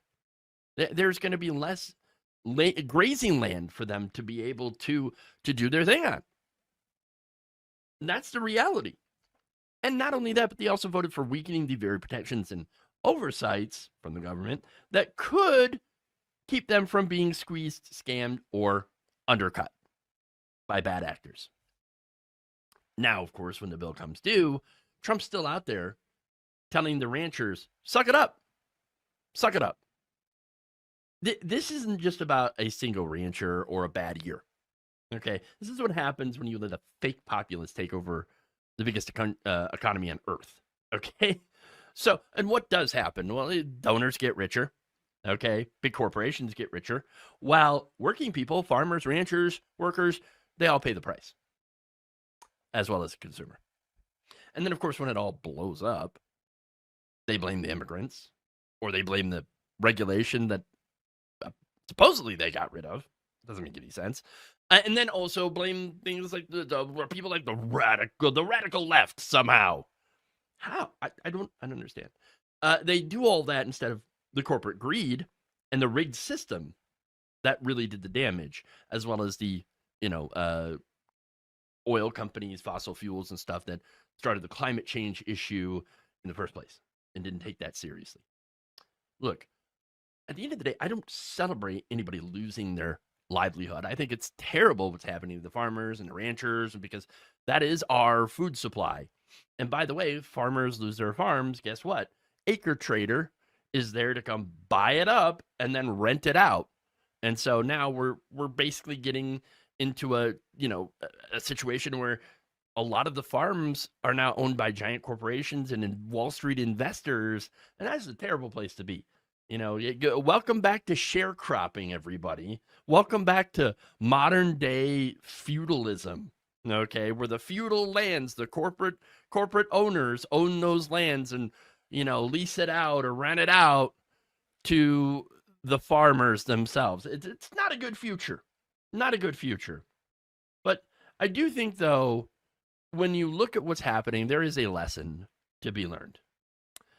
If a man spent his career stiffing contractors, running scams, fake colleges, whatever, and grifting his own followers, maybe, think about this, maybe he was never actually going to be the savior for the American rancher, farmer, or just plain old worker. So President Donald Trump just got his Christmas gift, and it was a smackdown. Not by the Democrats, not by the deep state, and not by some secret cabal of woke baristas, but by none other than the conservative Supreme Court, as well as a federal judge that he thought would just fall in line. Now, these losses, there are 2 losses that happened, and these might be the first real cracks in the authoritarian wall that Trump's been building heading into 2026. So I'm going to go through them. First, we've got the Supreme Court. So now Trump tried to argue that the alleged violence against DHS agents doing their immigration raids, which, of course, what violence against immigration agents? A lot of the times it's been shown that it's been massively exaggerated. Like, oh, they've been assaulting ICE agents that are out there just doing their duty to keep America safe. And in reality, it's video of people just getting assaulted by ICE agents, just randomly, coming at these people. And they're like, oh my God, what is going on here? Plainclothes people are attacking me. Oh my God. Right. And so, yeah, the claims of violence against these agents are just that, the claims that are absolutely not supported by evidence. And so judges probably looked at that and was like, if you're going to use that as an excuse to send the military into, for example, Illinois, that's what this is about, then we're going to say no. We're going to say no.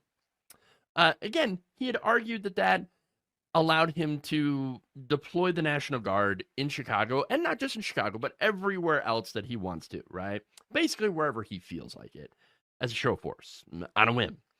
And it's not because the governor is asking him to come in and help out, or not because that there's some genuine insurrection or like an emergency or anything like that. No, he just wanted troops in American cities to try to make a point.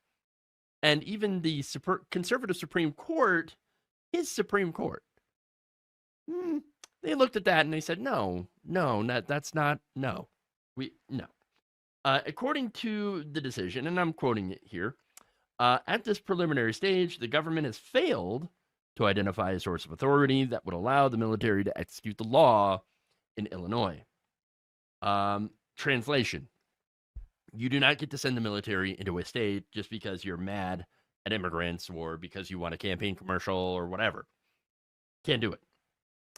Now, they also pointed out that there is no legal basis to override the Posse Comitatus Act, which is a law that severely restricts the U.S. military using it for domestic law enforcement. Look, this is the very thing that separates a democracy from a dictatorship with a private army. Okay? So, I mean, that's really what prevents that from happening. Authoritarianism. Posse Comitatus. Very important. Now, look, here's the thing. For years, Trump and the MAGA crowd have acted like the Supreme Court is their rubber stamp, and largely they would be correct, right? I mean, gutting voting rights? No problem. Yeah, we can do that. It's attacking abortion rights, getting rid of Roe? Yeah, of course. Done. Whatever you want. Increasing corporate power, gutting labor, helping, get billionaires get more tax cuts and all that stuff. No problem. We don't have any problem to get that corporate power.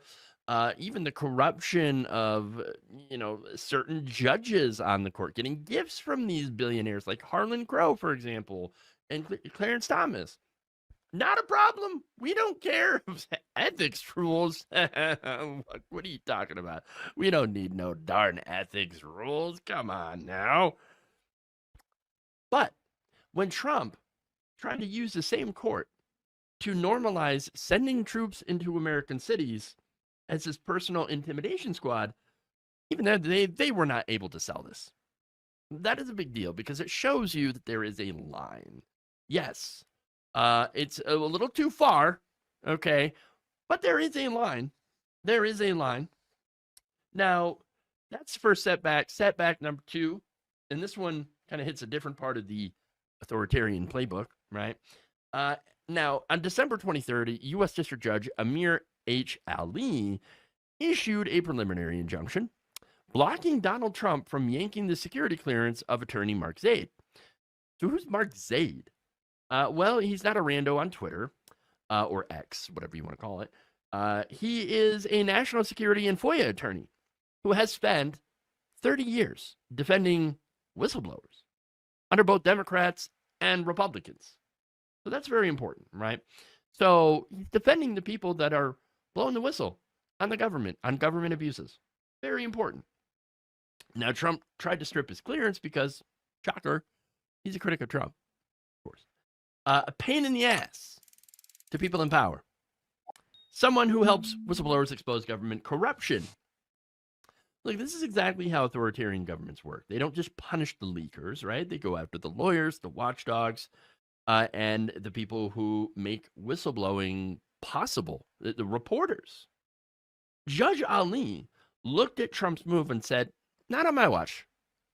Preliminary injunction granted. You can't just weaponize security clearances against critics because your ego is so damn fragile. Now, that said, the government has up until January 13th to appeal, and Trump absolutely is going to. Without a question. We know that. He does not give up on using power as a weapon. That is basically his entire brand at this point. Okay? He's going to use whatever he has available to him, whatever tool, to come after his enemies. Okay? But this ruling does matter for two reasons. First, it protects one man, Mark Zaid, who has a very long track record of defending people who risk their careers and sometimes even their lives to tell the truth. That's important. Secondly, though, and even more important, it sends a signal that the courts are not fully on board. We're turning our entire national security apparatus into a loyalty test. Brian Karam, who wrote this for Salon, put it perfectly. I've got the link in the description here. Congress has surrendered its power, but the judiciary has not. And think about that. Congress, by and large, is useless right now. They have been captured by the donors. The Republicans there have been terrified by the MAGA base. Either that or they're just openly corrupt and going along with Trump to, help their careers, right? Or to save themselves from getting primaried by even more extreme members, okay? So the only real institutional check that we have on Trump's authoritarian instincts comes from the courts. Now, are the courts perfect? No, absolutely not. Trump's been, in the Republican Party, have been trying to take over the courts for the last, 10 years-ish, roughly. So, and they've been very largely successful in putting in very conservative justices. Again, the Supreme Court is their biggest victory yet. Even though they have enabled a ton of this mess, the Supreme Court still has lines that they're not willing to cross. These two cases show that there's still some lines that they're not willing to cross yet at this juncture, okay? Again, Trump wanted to put troops in the streets on his terms for his political motives, for his politics, and he wanted the power to punish his critics by stripping away their careers in secret. He has lost both for now. And this is why democratic institutions really do still matter. This is why judges matter. This is why every election, every appointment, every seemingly boring legal fight still matters. Because if it didn't, they wouldn't be going so hard to against it. Okay, they wouldn't be trying to change the judiciary and appointing judges and confirming them and all that. They wouldn't be doing that. And look, authoritarians don't take over all at once. Okay, that's not how authoritarian takeovers happen. They take over one surrendered power at a time. And while Congress may have rolled over, in these two cases at least, the courts did not. I'm sure they will in other ways, and because they already have. But so far, in this one, in these two cases, they haven't.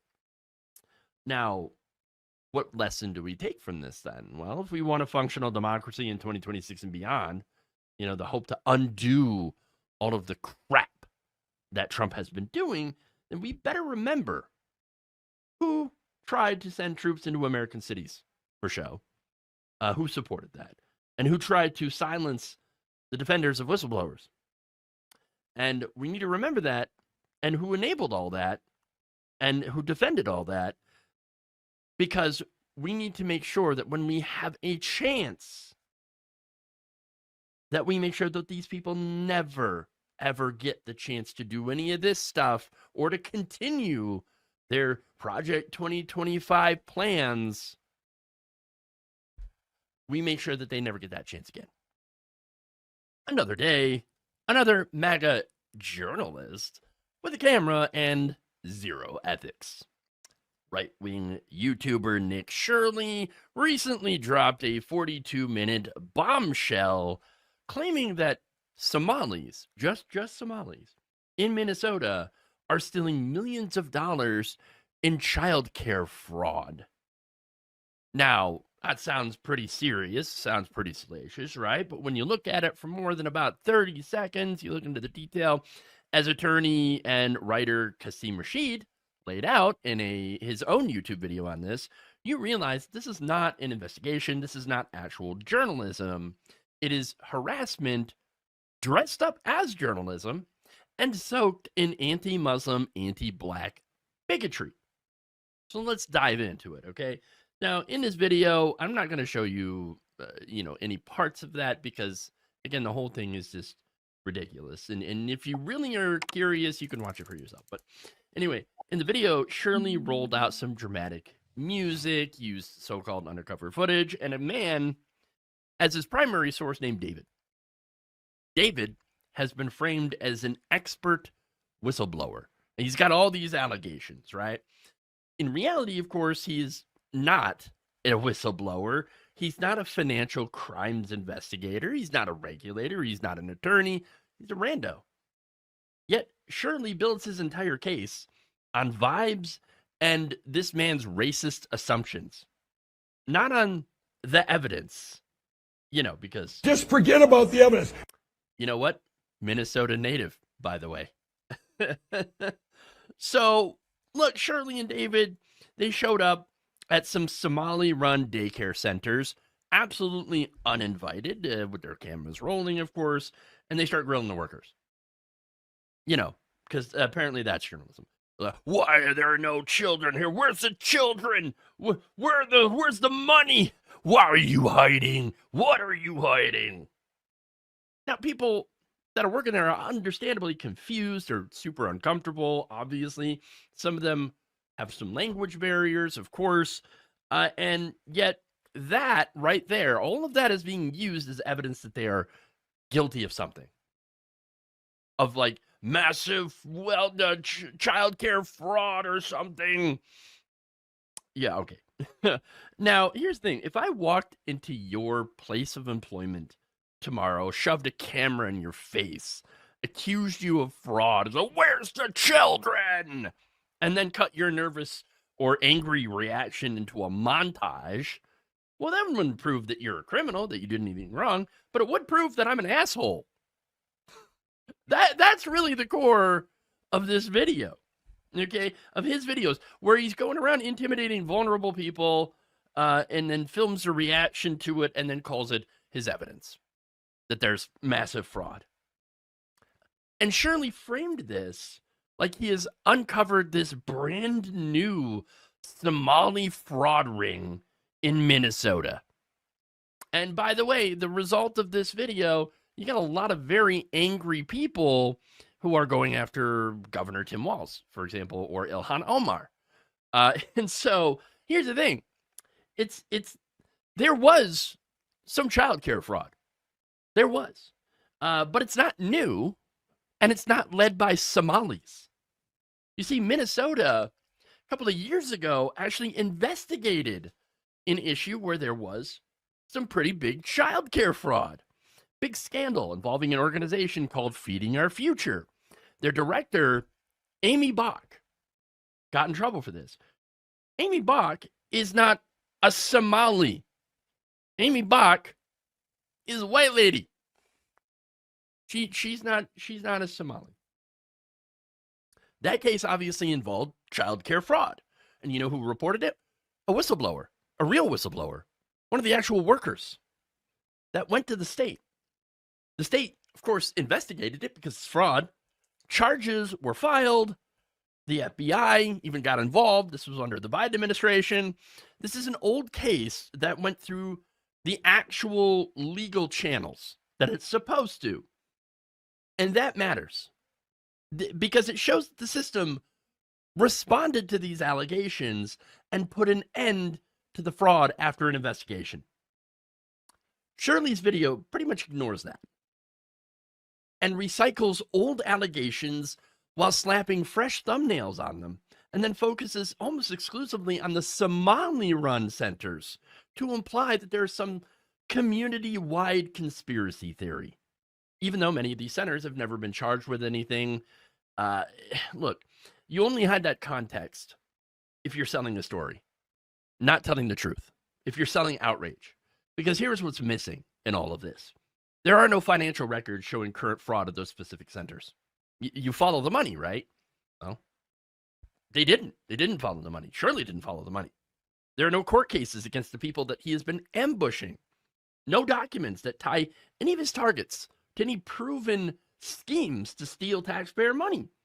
And there are no qualified experts that back up his claims. Just a rando. We get drive-by filming, ominous editing with music, and David, his source, ranting over B-roll. This is the standard right-wing propaganda recipe. You start out with a racist premise. Oh, the Somalis they're all cheating the system, and they're probably eating the cats and the dogs too. And then you hunt for any footage that can be cut to fit into this story. You know, basically just B-roll of Somalis just existing. And you add scary music and a 40-minute monologue, and you turn these feelings into facts. That's not an investigation. That is simple content farming. The subtext kind of does all the work. Unvetted refugees from Somalia. They're bringing creeping Sharia and a culture of corruption. All this is aimed at a very specific community. Somalis in Minnesota.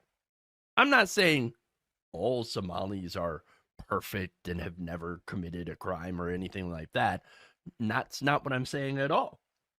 But the reality is the vast majority of these Somalis and Somali refugees that are in Minnesota are perfectly fine people and haven't done anything wrong and are being targeted. And by the way, it's not a surprise. This is the same community that helped elect Ilhan Omar. Now, the message to Shirley's audience is pretty simple. These people, they're not actually really part of America. They're leeching off of it. They're taking it from you. And once you buy that, then you're primed for his solutions, which involves, shocker, more big government, right?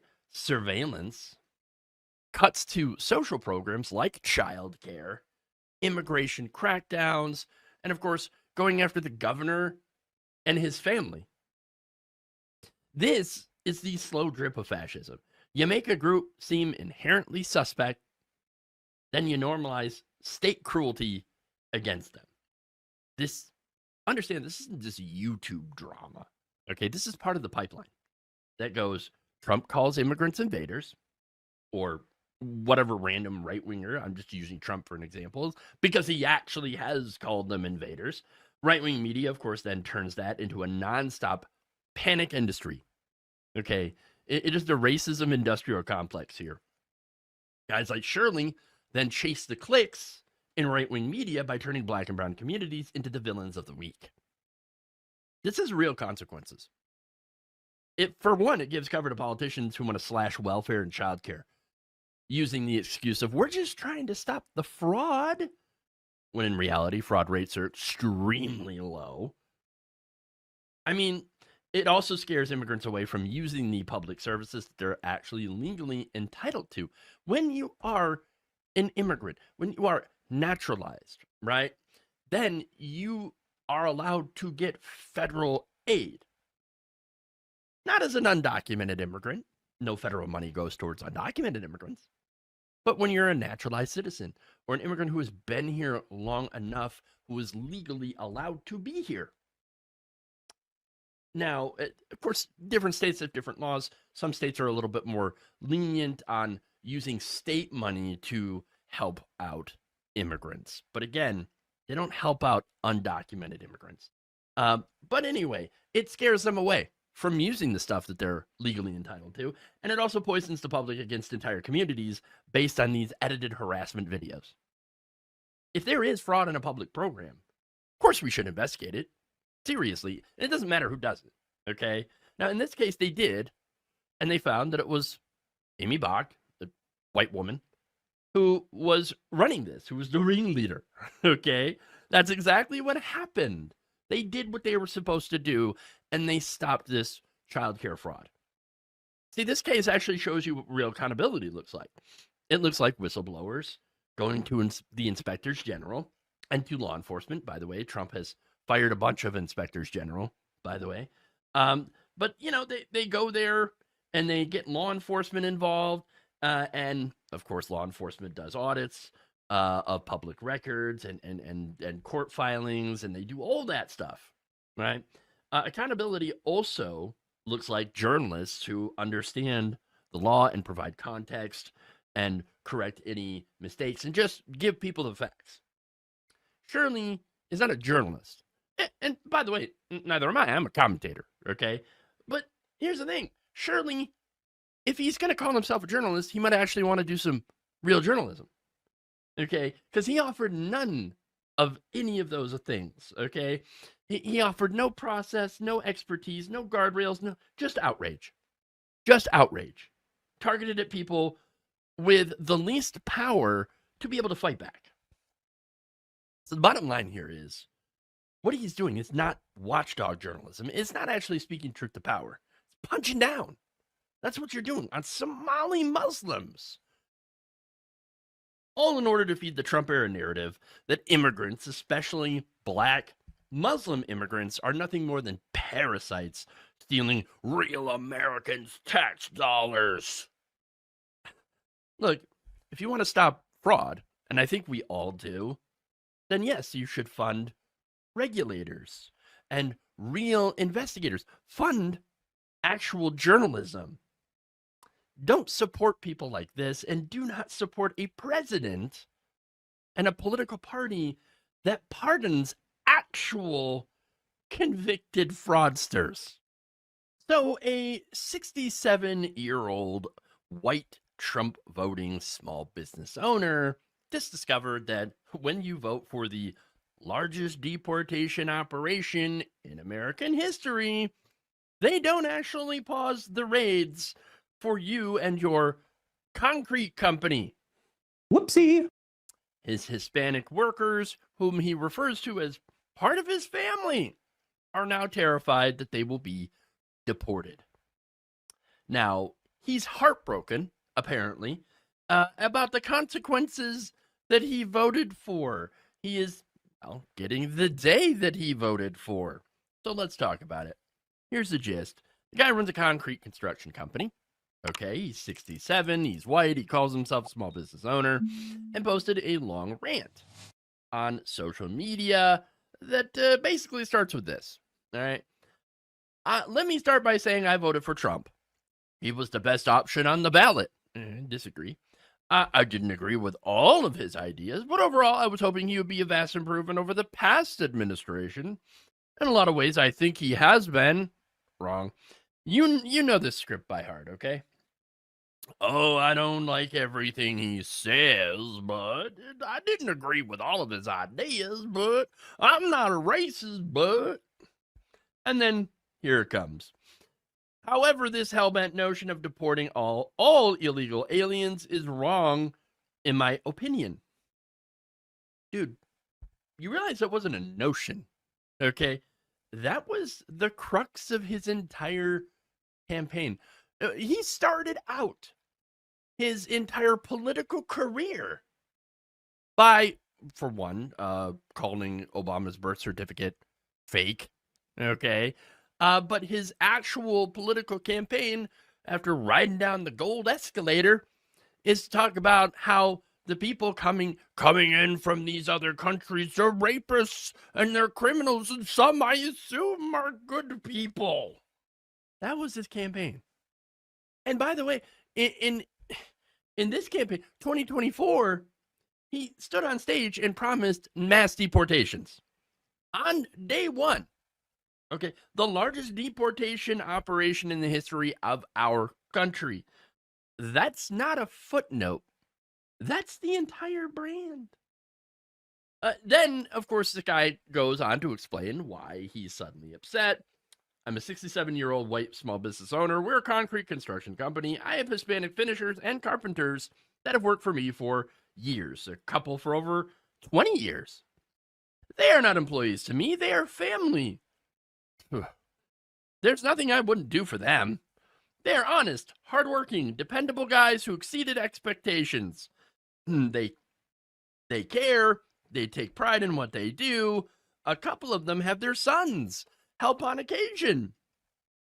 So these men and their sons have literally built this man's business for decades. They show up, they work hard, they keep his company alive. Now he goes on, they don't even have family in Mexico now.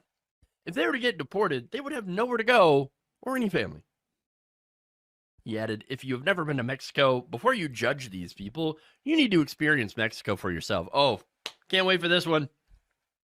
These people come from poverty, back-breaking work for $70 a week. So I guess he thinks that he understands the poverty, right? And that he understands the danger. And I'm not saying that, like, there aren't issues with poverty in the global South overall, as well as, I don't know, there are drug cartels, yes, and they are dangerous, and there are traffickers, etc., and they are also dangerous. I totally get that. So he says I understand that. And then I understand that the deportation would drop them in a country that where they don't know anyone there. They've got no family, no friends after being here for 20 plus years. So he sees them as human, as a family.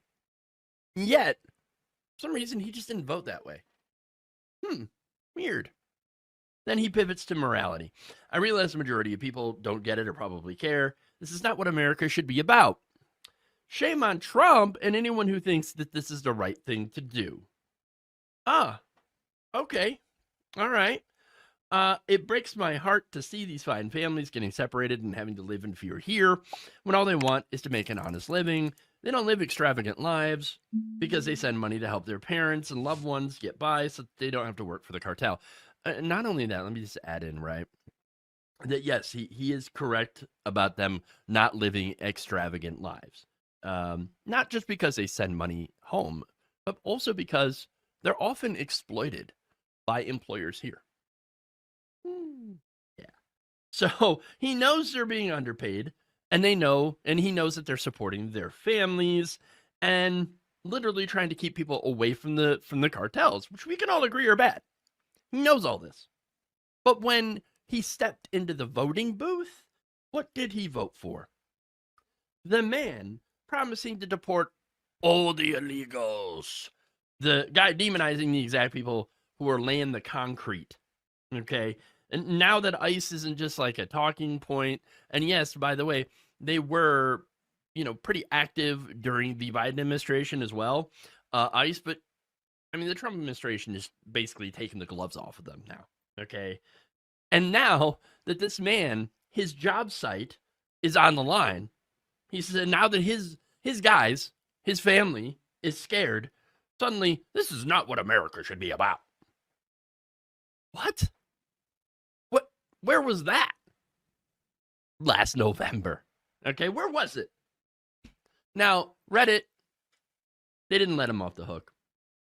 You know how Reddit is, right? One commenter pretty much nailed it, though, saying that there's nothing I wouldn't do for them except vote in their best interests and my own.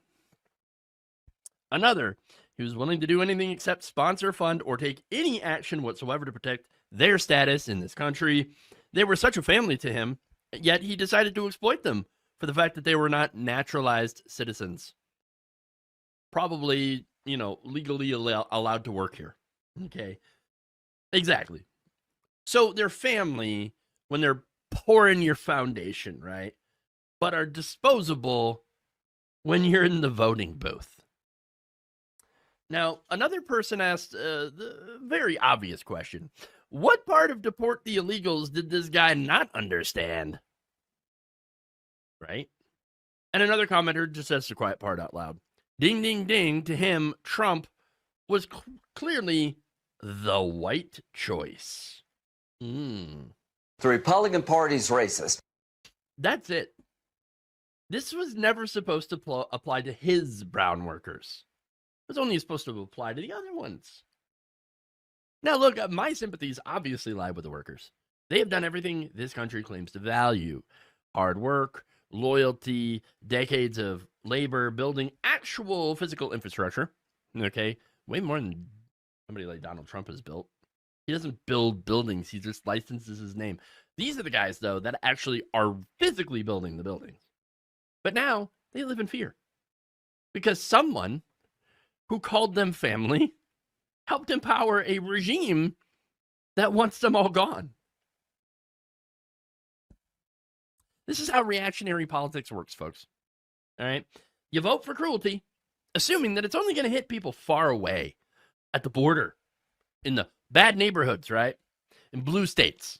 And then one day, it shows up at your job site. This ain't some tragic mystery, folks. This is cause and effect. It is the very definition of FAFO. Okay, Trump told you exactly everything he wanted to do. The Republican Party told you everything that they wanted to do. He didn't betray this man. He delivered for him exactly what he voted for. So that said, if you don't want your so-called family torn apart by deportation, maybe you got to start by not voting for deportation candidates. And maybe you should also stop treating other people's families as acceptable collateral damage to whatever racist fantasies that you subscribe to. Because eventually, in one way or another, the damage circles back to you and the leopards. Now, they don't care whose face they feast on. If this video helped you cut through the BS and see what is really happening, then smash that like button. Every single like pushes back against the right-wing propaganda machine. I can't do this work without your support. So please check out my Patreon. Link is in the description of this video. For a few bucks a month, you can help keep this channel independent from corporate BS. So hit subscribe, hit that notification bell, and let's keep fighting for democracy and against fascism together.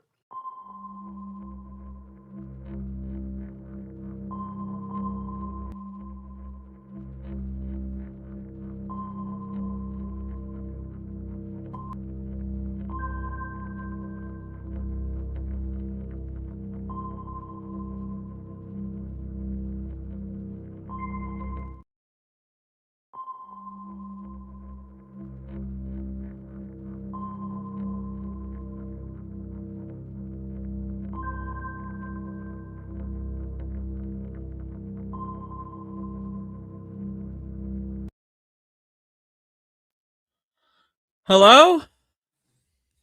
Testing.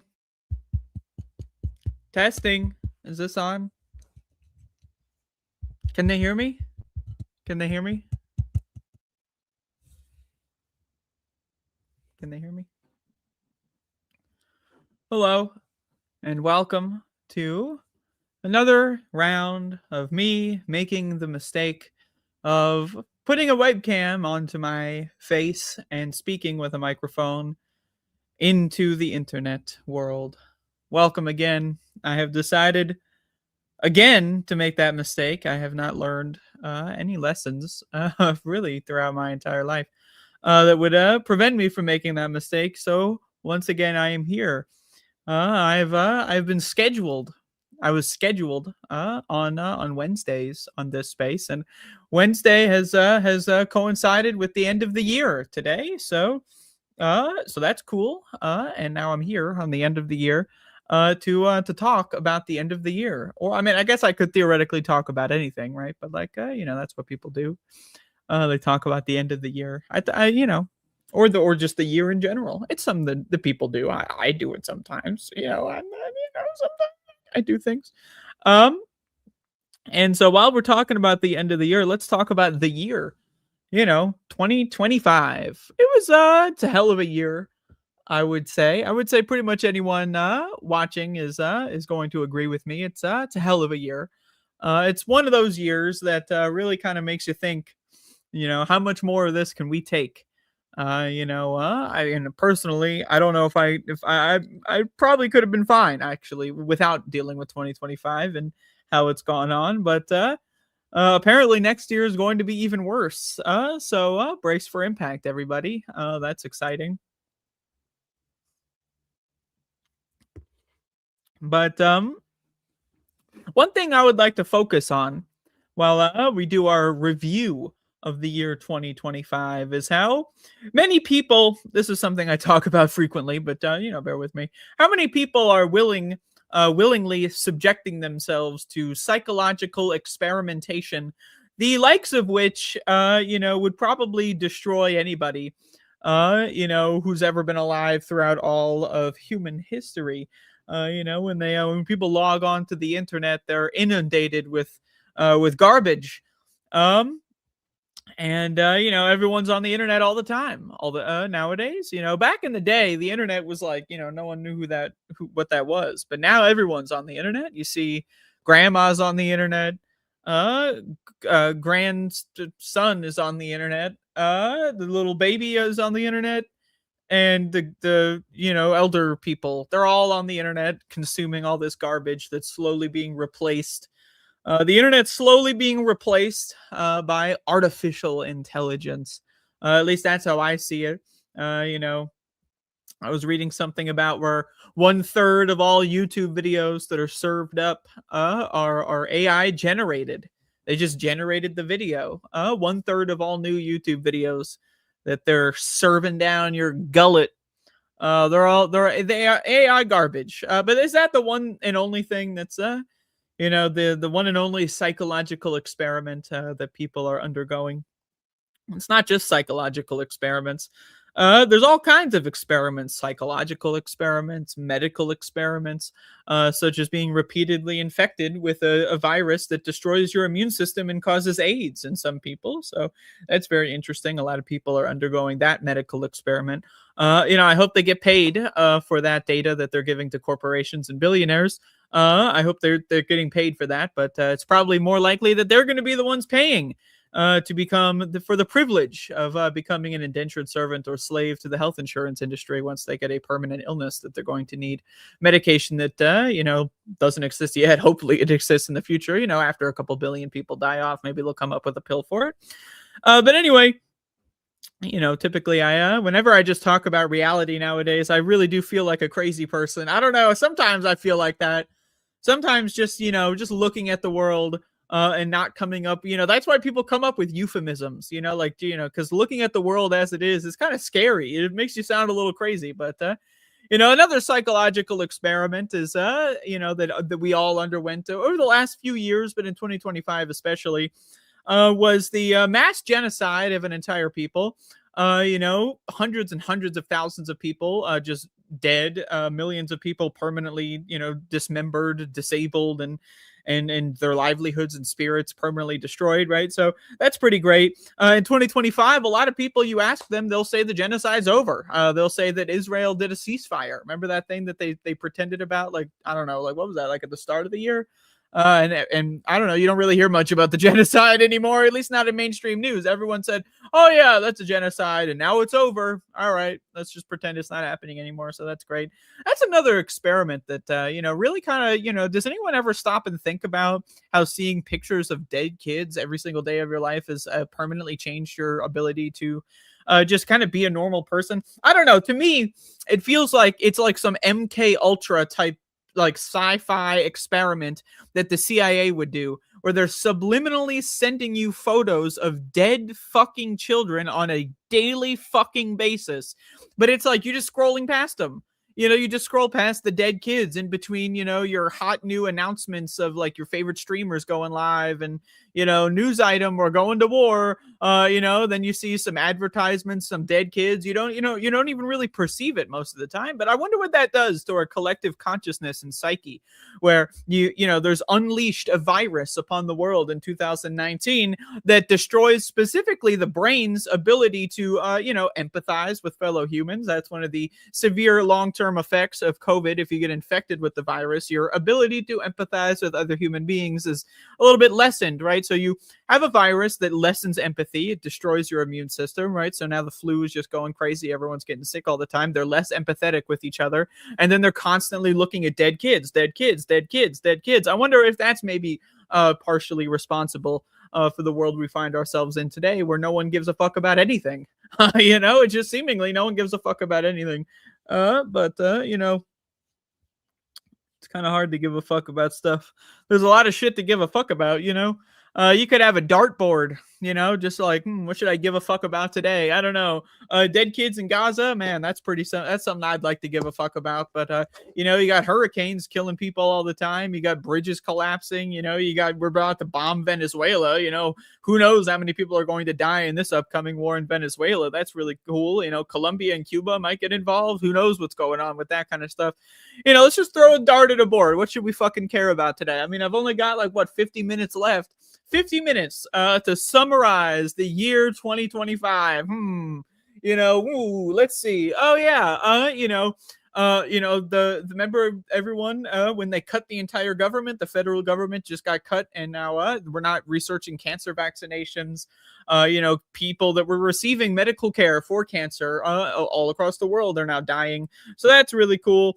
We cut USAID. Remember that one? That was like way early in the year. But now I'm not really one to protect, American imperialism, but I am one to protect, when it comes to disease propagation. And one of the things that USAID was doing was preventing certain populations in the world of being basically just melting pots for disease.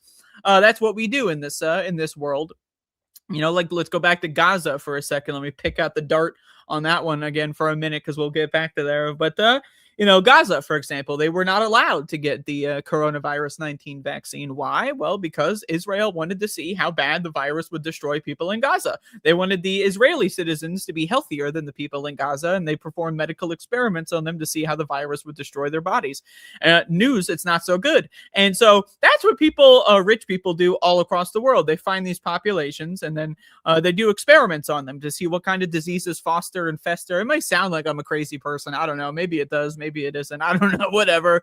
We've only got 50 minutes here to talk about the rest of the whole year. So, maybe apologies for not properly citing my dissertation here. And so the disease festers and all that kind of stuff. But, one of USAID's things was, protecting certain regions of our whatever hegemonic influence from those diseases, just, as a way to say like, hey, buddy, we're on your side or whatever the fuck. I mean, we're really not. We're exploiting you, and we're kind of testing drugs on you. A lot of the time they use those populations in Africa and so forth to test drugs on to see if they treat the diseases, and then they bring it over to the Western world or whatever and sell it to you for $9 million a pill. You say they cut all that kind of stuff. So now we have a lot more populations that have been festering with disease that, white people brought over to them in the first place, for the last couple hundred years. And now we don't have any of the stopgaps in there anymore. So, there's a super virus that's going to be, pretty much any minute now we're going to get a super virus. So that's pretty great. It could already be here. Who knows? But that's something I think about a lot. I think about how the, millions and millions of people globally are going to die as a result of that. But does anyone give a fuck? Does anyone give a shit? Does anyone give a fuck about the, all the disease prevention efforts that USAID was a part of? I don't know. I just think about the millions of people who are going to die now. No one even fucking blinks about them. No one cares a fuck. No one cares. No one talks about them. Maybe they talked about them a couple months ago, but have you thought about those people that are dead now? Millions of people that have died since the last time you thought about it. Pretty interesting. So again, think about that on a psychological basis. The shit that we're dealing with. 500 years ago, motherfuckers were living in like a shed. I would call it a shed. They would call it like a mansion, So they were living in a shed. Maybe the biggest thing in their lifetime was like, their dad went to war for the king or whatever and got shot with an arrow or some shit, like a fucking idiot going to war for the king. What a fucking moron. But anyway, he died, and then the king gave like the family like one gold coin that, whatever the fuck. And now they think about, wow, my daddy died shot with an arrow or whatever. That was like the most important thing the motherfuckers 500 years ago were dealing with. They're going through like, oh no, everyone's dying from a plague or whatever. Oh no, my daddy got shot with an arrow. Nowadays we're talking about, every day you wake up, oh, have the nuclear bombs dropped yet? Oh, every day you wake up, you read some new horrifying study. It turns out that COVID not only destroys your brain, not only does it cause brain cancer, not only does it cause dementia in teenagers, but it's also the most diagnosed disease among children. So that's a great thing to wake up to news on every day. You read about the wars and all that kind of stuff. I don't know. To me, a lot of people love to talk about how great the year was at the end and the things they could have done better. I just think, what are the things we could do worse in 2025? Not much. Based on my calculations, it seems like we've done pretty much everything as bad as we possibly could have as a species this year. It's not going so well in 2025, and I've only got 46 minutes left to talk about how terrible it is. How do I summarize an entire shithole year in 46 minutes? Well, it's going to be really rough, and hopefully I can get there by the end of it. A lot of people, they have faith, not just in Jesus. God bless them. Jesus is Lord or whatever. They have faith in all kinds of things. A lot of people have faith that, people in positions of power and authority, in some instances, generally, on average, give a fuck about them. I would say that is pretty misguided. A lot of people have had faith in our elections, in our election systems in this country. A lot of people are putting off the idea of doing anything interesting about this country and helping one another because, hey, Democrats are going to win in the midterms, obviously, right? And Democrats are going to save the day. They're going to gridlock Congress or whatever, and that's going to solve the problems of the world. So 2026, you're going to be seeing a lot of otherwise valiant energy be circumvented into the whole let's hope Democrats save the day routine once again, except not really acknowledging the fact that Republicans have rigged the entire system. And I don't know. To me, I don't know. So this is this goes into the 2025 year of incompetency or year of evil. I don't know. It's kind of the year of both. Because if I were in the position that the Republicans are in right now, you know what I would do? I would rig all the elections so I never have to run an election again. I would do what Vladimir Putin does, right? And that's what they're kind of trying to do. But also you have to keep in mind they're really stupid. And that's unfortunate. But, whatever. Like, that's the thing about stupid people. Easy to control. Easy to give them orders, right? So they take the MAGA soldiers and they send them all to the election, boards and all that kind of stuff to be the ones putting the ballots in the machines, right? But also they're kind of dumb. So like sometimes they fuck it up, like with the Epstein files. Does anyone remember that? Maybe that was on purpose. Maybe they fucked it up. Who knows? Anyway, all I know is a bunch of Epstein victims are now released to the public, and now their lives are definitely going to be going over pretty well in the near future. They're going to have a great time having to deal with the fact that now they're a public Epstein victim for the rest of their lives. And we all know what happened to a lot of other public Epstein victims. They were killed, or, rather, I'm so sorry. I shouldn't say that because, maybe I could get sued for that. They killed themselves. They committed suicide in very interesting ways because after publishing notes about how not suicidal they were, they just decided to do quick 180, turn it around and kill themselves. A lot of Epstein survivors, people that had to deal with Donald Trump's and Epstein's whole ordeal and affair, just ended up mysteriously suicided. So that's very interesting. So now a lot more people are going to have to deal with that possibility in their future. That's great. That's great, but 2026 is going to be the year where we really have the test. Will they totally rig the elections? Will they rig them just enough to win with 50.01% or whatever? That's all they really need. Who knows? We'll see. But anyway, I hope all that energy that's otherwise going to be spent on actually building some sort of alternative power structure, I hope that energy is going to be siphoned away into the Democratic Party where it belongs, because really, I mean, who else is going to take that energy and do anything with it? Certainly not me, certainly not anyone else. So might as well give it to the Democrats. Speaking of giving it to the Democrats, how have Democrats been doing this year in 2025? It's 2025, at least for another couple hours. How have Democrats been doing this year? Well, I saw a couple months ago that Chuck Schumer, he is currently the most senior Democrat in the Democratic Party right now. Like Joe Biden's not really in office right now, so he's not really involved. So Chuck Schumer is like the guy, the head honcho. Like you could say, you got Hakeem Jeffries in the House of Reps or whatever, but he's like half his age or whatever, and he's on like his first kind of, he's kind of a new kid here, so he's the new boss. He's kind of middle management. No one really cares about him. He doesn't really even do his job, right? Like neither does Chuck Schumer. But anyway, Chuck Schumer's like 9 million years old. He's like the head honcho, and over the course of 2025, he has done a little bit of a play dead strategy, and he sent a couple of strongly worded letters to the Republicans.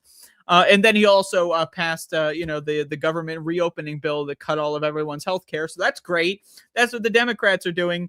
So I got to hand it to the Democrats. They really put up a great fight against Donald Trump, giving him literally everything, giving him all of his appointments. Remember that back in January? It's just like Marco Rubio approved, Pete Hegseth approved. Isn't that great? Just slapping the big old gold stamp of approval on all those appointees, all those classic Democrats like Elizabeth Warren and all those, motherfuckers, they're really holding the line, immediately just caving immediately to Donald Trump. Not even week one, but day one, just immediately, whatever. May I suck your dick, sir? May I please, that's all they've been doing the entire time. But, it's a really sad situation in the United States of America. These United States are in America, the continent of America, and it has United States. They're very united. The United States are so united that we have some states sending in military into other states. That's how united these states are. We have states like Texas, and Tennessee that are sending their state military into other states like Illinois. How cool is that? That's a United States situation right there. They're very united. They're very put together. They like each other a lot in the United States of America. It's really something to behold. I mean, you know, I would argue it's a civil war. I don't know what's a civil war. It's a war where multiple sides of a state fight each other. You know, it doesn't necessarily have to be the population. If it was the population, we've been in a civil war forever. We're constantly killing each other in this fucking country, right? But it's really kind of like multiple different like you know, state interests, like, you know, like usurpers to a state, like a state party of some kind going at it, right? So we're seeing like states like Texas basically declare war on states like Illinois, and the federal government sending in Black Hawk fucking helicopters to go zip tie children and put them in moving vans. Does anyone ever think about that? You know, there are kids right now that are growing up in these United States, very United States, and they, you know, they have a memory for the rest of their lives of being fucking like handcuffed and thrown in a moving van with their clothes off, you know, at like fucking 2 a.m. in the middle of fucking, you know, like it's pretty cold in Illinois. I don't know. It's very cold up there. I don't live in Illinois, but if I did, I would probably say, damn, it's cold. I don't know. I don't live there. So I've heard it's cold. I know it's just something to think about in this country. You know, things are going really well. So, you know, maybe in the future, we'll look back on 2025 and say, this is the year where it all started. I don't know. Maybe that's a debate that we're having. A lot of people say, when did this all start? What is this? I don't really know. Some people would say this all started in 2020. Some people would say it all started when the orange man came down the escalator. Some would say it all started you know, when the first, you know, people came to this country and kind of set the gold standard of what this country would become and sort of, you know, killing everyone. But anyway, 2025, it's a hell of a year. You know, I love talking shit about America. It's the country I was born. So, you know, I have a fondness to talking shit about America, but let's talk some shit about other countries. You know, not all the countries are free of, you know, shitting all over themselves and their people. Let's look at, you know, the United Kingdom. Passed these anti-terrorism laws that basically said if you call what's happening in Palestine a genocide, you can be tried as a terrorist. How cool is that? You know, I read recently that they, you know, have charged high-profile activists as terrorists for just holding up a sign saying stop genocide. Imagine that in Germany too, by the way. Germany, very denazified country. A lot of people, they love saying, oh, Germany denazified. They got rid of the Nazis. Nuremberg trials. They got rid of the Nazis. The Nazis are gone. And yet, if you say stop the genocide in Germany or the UK, you get charged as a terrorist and sent to jail. That's very interesting. I don't know. I find that to be a little interesting. At least in the United States, you can still call it a genocide. I don't know for how long. Maybe they'll do a retroactive you know, situation, and they say anyone who's ever called it a genocide must be sent to the camps. Who knows what's going to happen next year? It's going to get pretty wacky.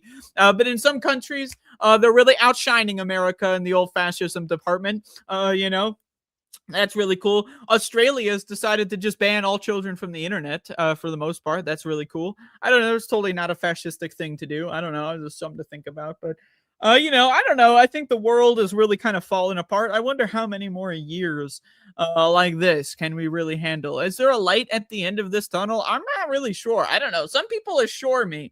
They tell me, they say, you're negative. That's what they tell me. They say, I'm negative. Well, they don't say I'm negative. They say, you're negative. You is in me. I'm negative, me. But they say I'm negative. Well, they say you're negative, actually, but which actually means me. But I ask them, I would say this, and not even asking them, I would say you're positive, but I would say that as an insult, because I think that what is there to be positive about? I don't know. A lot of people say, you know, why are you so negative? Let's be positive. Let's just hold hands and sing about how great everything is. You know, oh, great. Everything's great. Everything's wonderful. You know, I don't know, man. I don't know. I'm a little concerned. Let's just put it that way. Let's just say I'm a little concerned about the current state of affairs. About the current state of affairs, I'm quite concerned. Yeah, I don't know. We got another 40 minutes to talk about the world in the year 2025. I just think about the long-term effects of these kinds of psychological and medical experiments that are being played out on the global population. It's not good.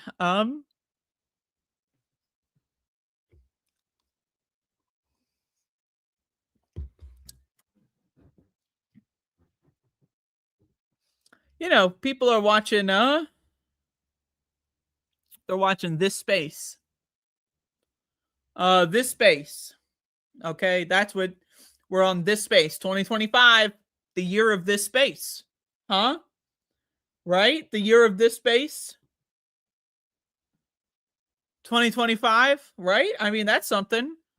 Right? Is anyone watching this space? Has anyone told their friends this space? Just tell your friends. Text your friends right now. Just say this space, period. Maybe no period. Just say this space. No context. No, have you heard of this space? This is my action for everyone. Just pick a friend. Pick someone out of your contact lists. Just send them this space. Yeah, this is my first call to action. All right, and they're gonna say, what the fuck are you talking about? Don't answer. Just pretend it didn't happen. Text them again tomorrow and say, like, hey man, did you see the game? I don't know what the fuck people say to each other. I don't know. Just pretend it didn't happen. All right, this is my first. This is the first one I'm doing. So this space 2025, where we started a space. A space. Some would call it this space. I would call it this space. That's what some would call it, and I would count myself among those people. What are we doing here? I'm not sure. I don't know. We'll figure it out. But we started in 2025. Huh? That's something. Again, you know, if I'm trying to be positive, that's a little positive. Why is it positive? Have we done anything? Probably not. I mean, are people entertained? Maybe. I don't know.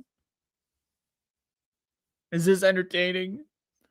Is it putting a smile on your face to watch this show and other shows on this space?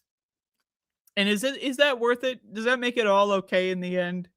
Personally, I think no. I don't want you to watch my show with a smile on your face. I want you to watch my show, and if you're happy, you're thinking, I'm having a great day, let's turn on this space. I want you to have a shitty day when you're done with this show, and I want you to blame me. I want you to tell everyone it's all my fucking fault that I ruined your fucking day. But hey, some people, they'll say, as long as I put a smile on your face, you know, I've done my job. I haven't done my job. I haven't done my job in years. I don't think I've ever had a job, to be fair. And if I did, I wouldn't do it. I wouldn't do that job.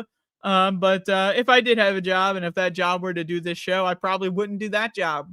But you know, so maybe this isn't real. Maybe I'm not even here. Maybe this is a pre-recording. Maybe I'm not doing the job. Maybe this is an AI generated show. I don't really know what it is. All I know is that I have approximately, and according to mathematical timescales of the temporal intensity of the universe, I have approximately 32 minutes left to discuss 2025. I feel like I discussed 2025 quite a bit on this show.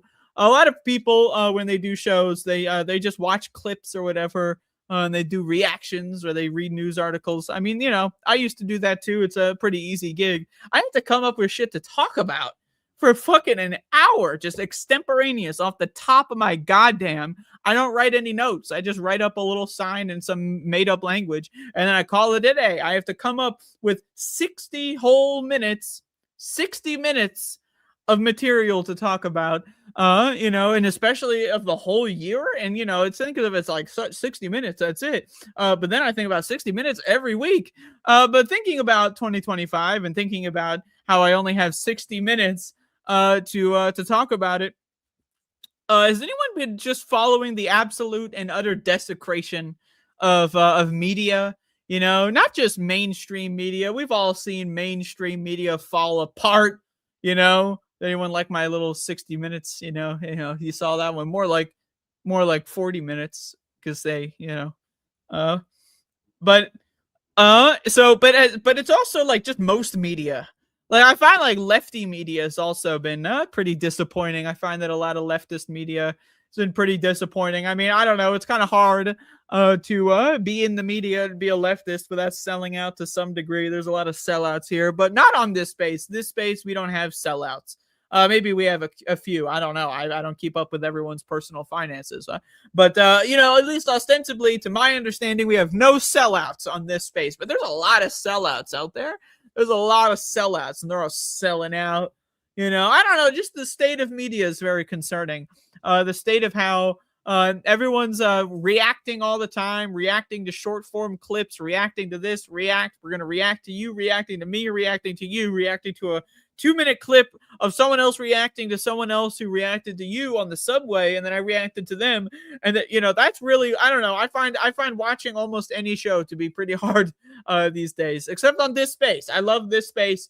I love this space. This space is a great space. I love watching all the shows on this space. But when I watch other spaces, I just go like, ugh, what the fuck are people talking about? I don't know. There's a lot of people doing great shows out there. I'm not trying to say everyone is terrible. But really 99% of people are terrible. They're really missing the ball here. Maybe myself included. Maybe you'll say my show is fucking terrible. I don't even talk about news, really, barely. I just talk about how much I hate everything. Maybe is that really helping? Is that hurting?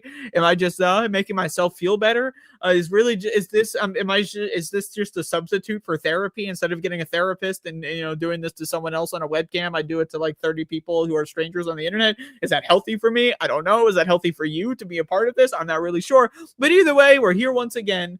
And we have about 30 minutes left to discuss 2025. I mean, it's one hell of a year. It's a year you know, it's a year. It's one hell of a year. I will be on this space again at the end of the year, which is not right now actually, but it's in a couple hours. It's in about 7 or so hours as the year ending ceremony on this space. Once again, it was not planned this way. This was not some sort of you know, foregone plan. But we are hosting our regular Wednesday show at the end of the year. So instead of celebrating the end of the year like I normally would, I get to have a great time celebrating it with my good friends and family here on this space TM Industrial Studios. And we're doing a show tonight where we're at 10 and we're left and we're past 10, and it's going to be great. So normally when it comes to the end of the year, I like to wake up and I like to just kind of get it over with. You know, I just like to, you know, go in the fridge. What's in the fridge? Blah, blah, blah, blah, blah, blah, you know, New Year's resolutions. Anybody? New Year's resolutions? When's the last time I got an itchy armpit situation going on right here? Just hold on. New Year's resolutions, right? So, you know, tomorrow, gonna get my shit together, right? So what's in the fridge? I wake up, what's in the fridge? That's what I do. You know, what's in the drug cabinet? Ooh, let's just take one of everything. Right? So that's what I do on the end of the year. And it just so happens that the last day of the year, this last day of the year, this year, 2025, it just so happens I'm doing a live show on this space. Isn't that great? Or I might be doing a live show, or maybe this is pre-recorded. Maybe this is AI generated. Who knows? Those AIs are crazy nowadays. Am I right? So could be anything that's going on here. But once again, I have 28 minutes left to discuss the end of the year and really just the year in general. Does anyone remember the beginning of the year? Think about this. I'm just going to blow your mind for a second. When this year started, Joe Biden was our president. Think about that for a moment. I know. He wasn't that great. I know. He was a terrible motherfucker. I know. Prostate cancer any minute now, right? But hey, just think about it. When the year started, Joe Biden was president. Think about the mood change. Man, think about that shit. You know, we didn't have to wake up every day with Pete Hegseth talking about, you know, how, you know, we're going to send our enemies to hell or heaven or whatever with the Department of War. And he's getting tattoos, you know, with like all this fucking shit. I don't know what's going on. I don't know. You know, a lot of people back during Joe Biden's, you know, administration, they were out at brunch. They weren't really paying attention. And I get it. I understand just kind of wanting to check out of the situation, especially when the Democrats take over, because the Democrats are fucking great. I love the Democrats. You know, they're awesome. But you know, I don't know. I just think about the, you know, every day I just wake up and boy, howdy, do I wish Joe Biden was my president. Because, you know, at least with Joe Biden, you know, we didn't really even have a president. You know, it was just kind of the thing was running on autopilot. You know, it's like one of those Tesla cars. Like, sure, it runs over an old lady once in a while. Sure, the U.S. government bombs a couple countries every once in a while. Yeah, sure, we're supplying millions of dollars to a genocidal state or whatever. Is it a state? Is it a country? I don't know what it is. But like, sure, whatever. break a couple eggs to make an omelet. Am I right, people? But at least that motherfucker was on autopilot. At least we could have some sort of prediction. Like, of course, we're going to support the genocide. Of course, we're going to drop some bombs on brown people. Duh. This is America we're talking about. But now, instead of being on autopilot, we got some fucked up motherfuckers that have carjacked this son of a bitch, and they're driving it off the cliff, and they're taking your pension with it. They're taking your Social Security with it. They're taking your bridges. They're taking your hospitals. They're taking pretty much everything you've taken for granted in your entire life, and they're going to throw it in a fucking little pot, a little melting pot with those big sticks. You ever stir one of those pots with those big, like, we're talking about the two-handers? You ever do that shit? Not me. I've done it once, maybe. Usually I'm a one-hander, like just a nice little pot. I never really had like a pot big enough to justify, this. I've done it before in some other areas, but I've never owned a pot that's like required to have two hands. But that's what the billionaires are doing with everything you've ever taken for granted. School systems, they're going to teach your kids how to fucking grow up or whatever, so you don't have to, and you can just fucking outsource raising your kid to the government. Nope. Not anymore, because guess what? When you send your kid to school, they're not going to fucking learn anything. They're going to be on their cell phones, watching AI-generated TikToks. They're going to be huffing in COVID, lowering their IQ, giving them permanent brain inflammation, probably destroying their development. They probably were born, during the pandemic where, the pandemic, first of all, which is still going on, where COVID, if you are pregnant, just so happens that it escalates all, pregnancy defects and, 1 in 5 chance that your child is going to be born with some sort of developmental disorder because you decided to huff in a new novel virus every day. So, those kids are about to go into the school system, and those parents are about to expect that school system to, raise the kids so that they don't have to, so that they can scroll on their phones and look at TikTok all day like everyone else, right? So again, everything people have ever taken for granted, throwing out the fucking garbage can, man. It's all over the fucking place. It's spread over.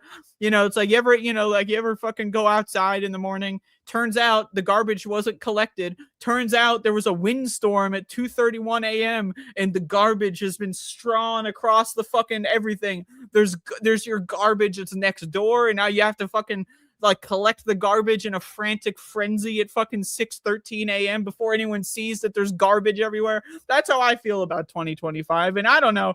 I just think it's a little interesting that there's going to be entire generations that were born and lived and died during this era of just collapse. A collapse of which we haven't seen anytime elsewhere in human history. Think about it. At least 2,000 motherfucking years ago or 3,000 years ago, right? At least parents knew how to, feed their kids to some extent. At least parents, cared about feeding. I mean, sure, they sold their kids off to sex slavery and all that kind of stuff just to get a couple of grain balls or whatever the fuck, cook it up or whatever. I don't know. But I just think about how pretty much everyone has outsourced everything. People are outsourcing thinking to computers. People are outsourcing safety to police, that don't really keep anyone safe, but that's a whole separate story. People outsource thinking about their health to oh yeah, there's a doctor who, when I fall, hit, whatever I work or whatever, the doctor is going to save me or whatever. People have this weird safety net in their mind that doesn't really exist. And, more and more people are running up against that wall every year. Maybe next year you're going to run up against that wall. I don't know. Next year, I'm planning on visiting a dentist. This is one thing I've wanted to do my entire life. I haven't visited a dentist since I was about 10 years old. That's a whole separate story. You ever trying to fucking schedule and find a dentist during a pandemic? Doesn't that seem like something that, I don't know, should have been solved already? A dentist, it's one area where you can't really wear a respirator when you go to, meet another human being for them to perform some sort of, intervention into your brain or mind or whatever. I don't know, or my mouth, I guess. It's all part of the one thing. It's all one system. I don't know. That's just something I think about. That's going to be a challenge for me next year. But think about all those other people who are going to the hospital thinking, ow, I broke my fucking leg, and then they get COVID and die in the hospital. I don't know. People have taken a lot of shit for granted. You know what? What another thing people take for granted? that the person in front of them in a giant metal styrofoam death machine that drives at fucking 80 miles per hour, people take for granted that that motherfucker ahead of them knows what the fuck they're doing and how to drive a fucking car. No, they do not.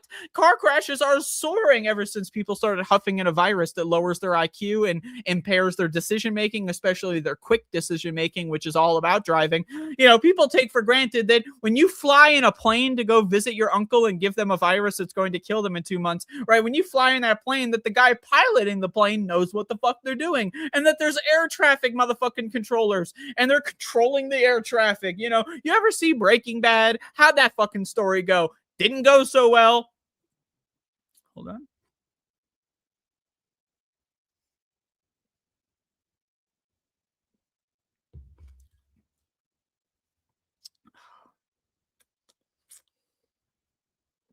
Speaking of Breaking Bad, everyone's health company, health insurance, car care costs, not cars, not care, they're going way up.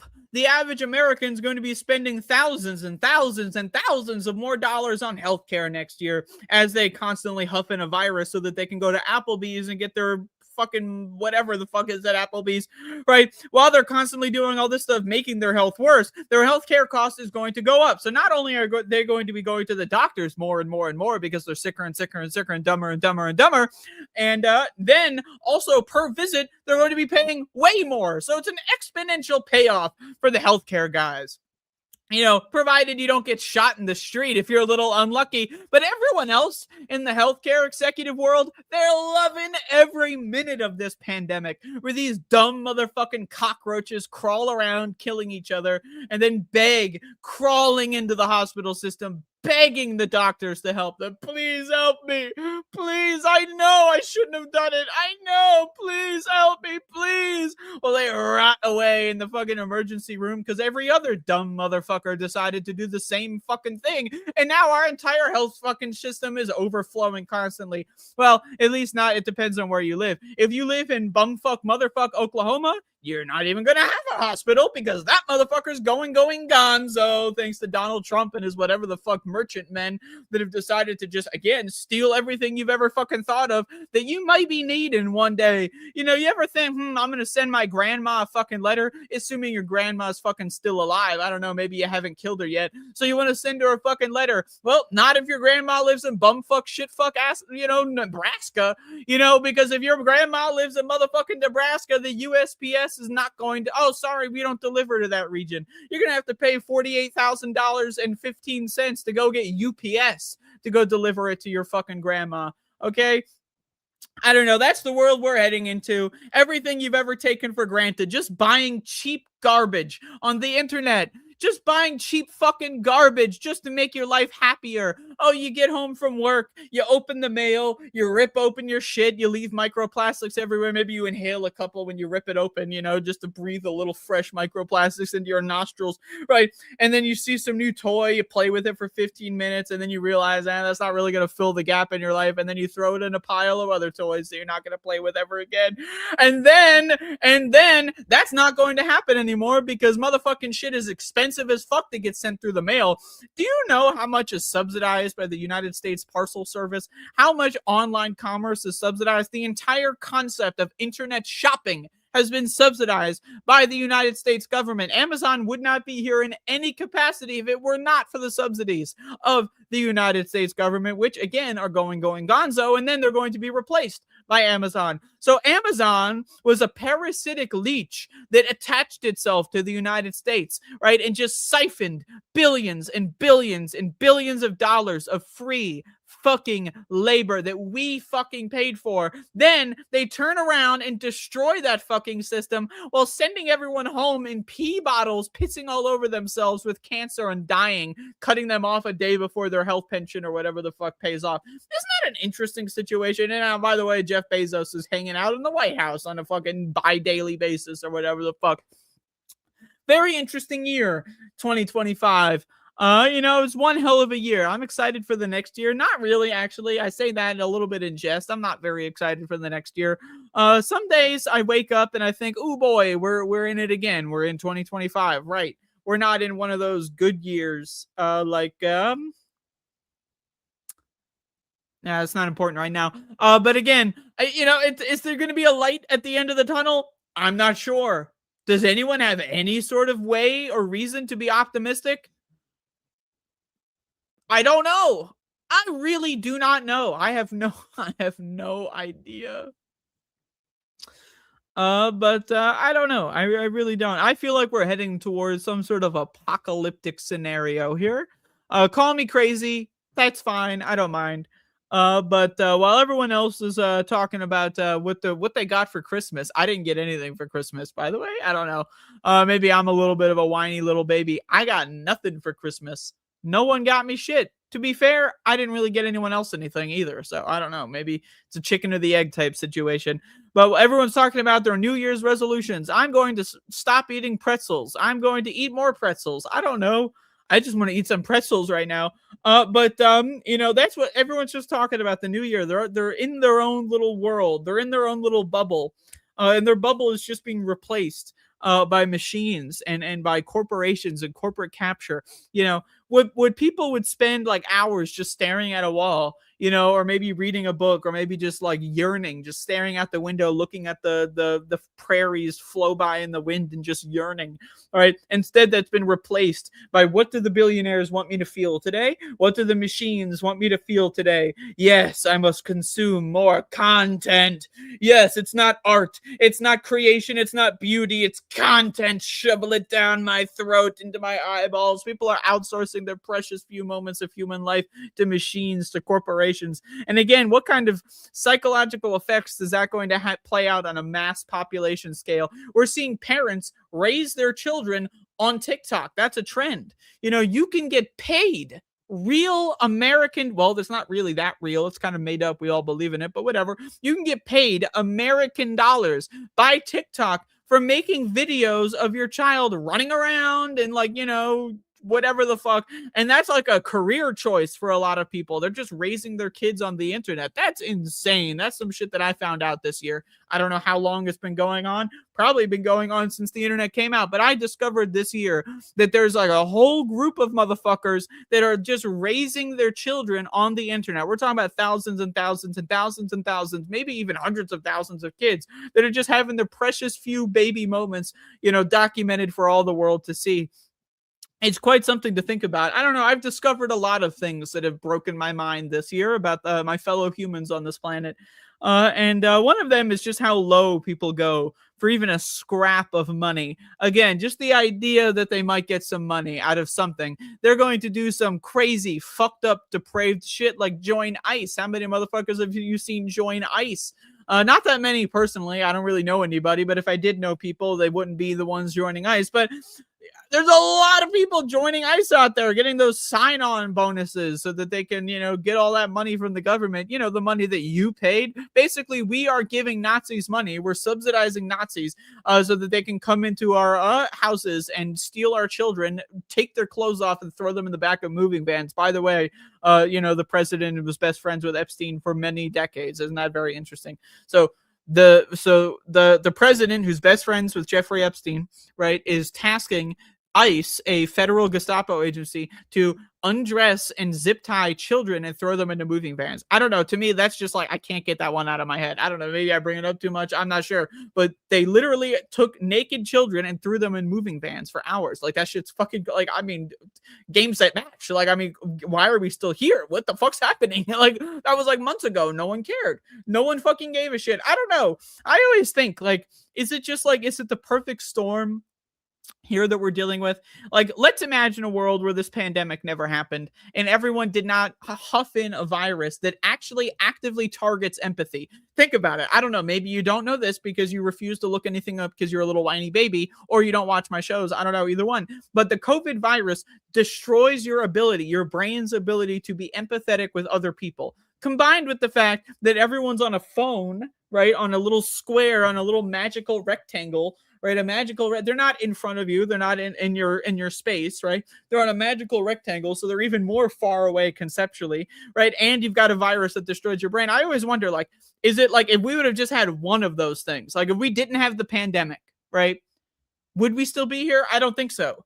And let's say we did have the pandemic, but we didn't have billionaire controlled corporate social media. Would we still be here? We didn't have AI psychosis. Would we still be here? Is it like just like, all the perfect storm constellation that fucked us? Or I don't know. I like to think that maybe we were always going to get fucked. Maybe we were always destined for greatness, like in 2025. Maybe it would have been delayed a couple years. I don't know. But the only light at the end of this tunnel is, I don't know, if we just have some sort of major reckoning with the fact that we've all been kind of going crazy for a while now, a couple thousand years, really, when you think about it, just a couple tens of maybe 20,000 years. We've kind of been going nuts as a society, as a species.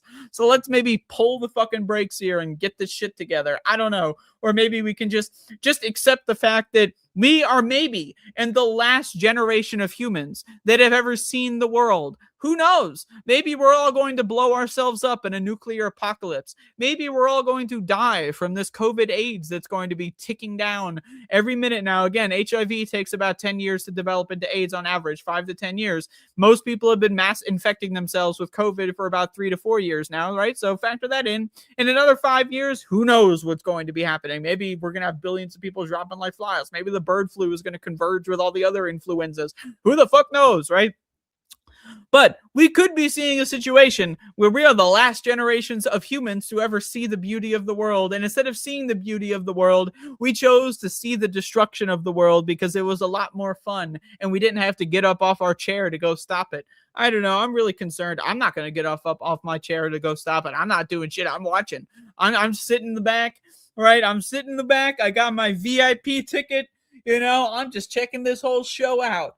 That's me. This is me in the back. I'm just going like, wow, I can't believe that happened. Oh, wait. Yes, I can, because it's America, and Americans are going to do anything and everything they can to debase and degrade themselves and defile themselves.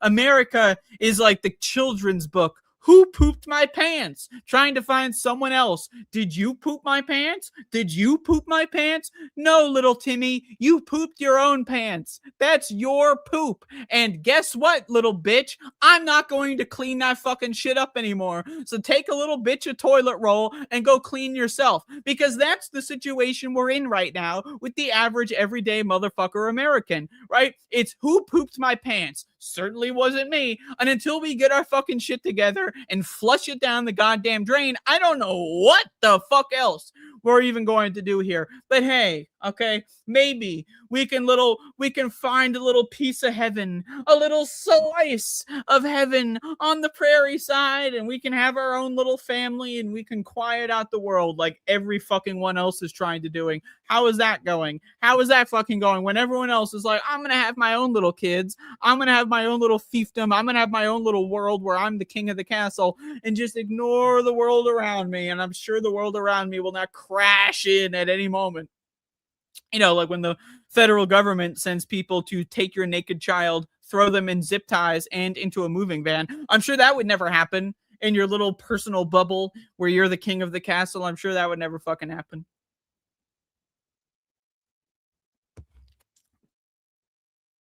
I don't know. I got about 8 more minutes here to discuss the end of the war. I mean, the end of the year, 2025. What's next, everybody? I don't know. I don't know what's next, but I know what's here. What's here is this space, exclusively on YouTube for now.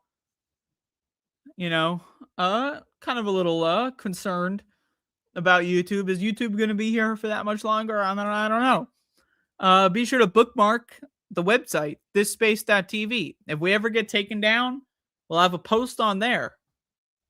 If you remember we exist. Because who knows? Maybe we just stop posting and people they never realize. I stopped posting on my main YouTube channel about a year ago, a little over a year ago now. I get a couple messages every once in a while. What's going on? But a lot of people just didn't realize. I don't know. Maybe they did realize and didn't message me. Who knows?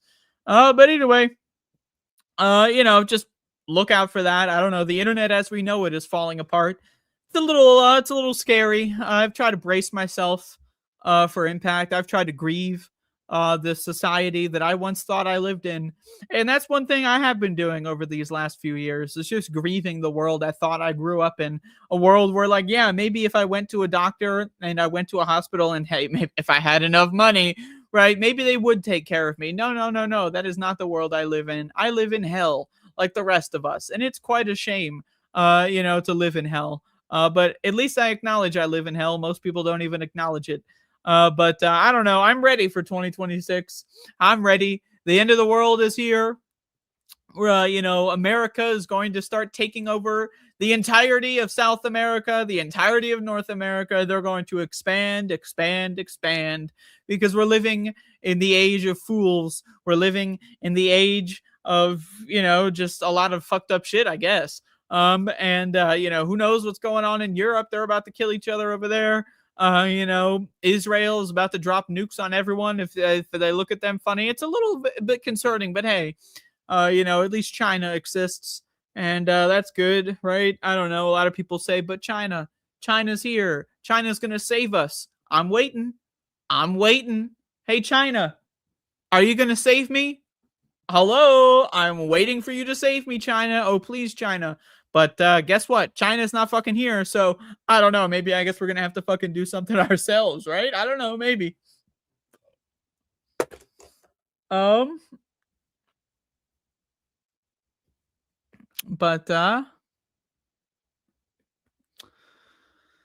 Yeah. Anyway, we got 5 more minutes to discuss the end of 2025 and really the end of the lies. If you are someone who has not taken this opportunity to educate yourself on the state of the world, I honestly fear for your ability to tackle these next few years, or these next 10 years, or the rest of our lives, the rest of this world as it is, this human world that we have constructed, this human civilization, this human planet that we have constructed. We may be the last ride out. Who knows? I mean, we'll see.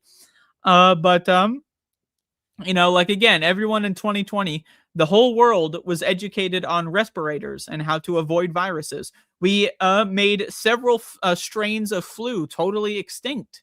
And everyone got that education, and we all decided, I don't like school. Learning is dumb. I'm going to go to Applebee's and kill my grandma. So I don't know, man. I fear for this world. There's a lot of people who have not been learning about the world over the last few years or their whole lives and preparedness for the end times. I hate to sound like one of those motherfuckers. Or do I? I don't know. Maybe it's something that you shouldn't be ashamed to sound like the end times motherfuckers. I'm not religious, so maybe I'm right. I don't know. You see a lot of those end times guys. They're always like, Jesus is going to end the world. Well, why is Jesus going to end the world? That doesn't make any sense. Or then you have, the other ones who are like, I don't believe in Jesus, but the world's ending anyway. Well, okay, great. I believe the world's ending not because Jesus told it so, not because Yahweh told us to, but because we are choosing ourselves to end our own world because we told ourselves that Jesus would do it. And, Jesus has kind of taken a little while. It's been 2,000 years and he hasn't come back yet. So I don't know. It's time that we take it into our own hands, right? So God bless America. God bless the world. And God bless, our human race, for we will not be here for very much longer. But hey, maybe I'm a little negative. So don't forget to praise Jesus tonight for living into 2026. Again, I at least want to live until I can see the mushroom cloud on the horizon. That's what I want. I want to gaze into the sky and go blind as the radiation fries my eyes out of my sockets. That's what I'm waiting for. And I hope you all join me in staying alive until that beautiful day, because that beautiful day is coming any minute now. I got 2 more minutes to talk about the end of the world. Or maybe I have 2 more minutes to talk about how tonight, Left Past 10, I will be on Left Past 10 and we're going to do a show and it's going to be great. And if you think this show was great, then you might also think that show is great or not. I don't know. It's really a very different show. It's not very close. I mean, they're very 2 different shows. They're related. It's like one is a spin-off. Like Left Past 10 is a spin-off of my show, really, when you think about it. Some would say it's a spinoff of Matt's show or Sandee's show or Jake's show. Some would say that. Some would. Not me. It's a spinoff of my show. And then this is a spinoff of Left Past 10. So you're currently watching a spinoff of a spinoff. Then we're going to go back to watching the regular spinoff. And then we're going to spin off into 2026. And to join us and spinning off into 2026, and by us, I mean you, because I'm out of here in about less than 1 minute. And by you, I mean not me. I mean, well, I'll stick around. I usually watch, at least a little bit. I put it on the background. I go do some dishes or whatever. I don't know, whatever it is that I do. Coming up next, there's a box, right? So we have this box, it's a box. You put stuff in it, you take stuff out, and then there's next to the box, specifically on the left side, there's a human being, or not. Maybe there's not a human being. Maybe something else, something more sinister is there left of the box. Now, take me down. Hurry up.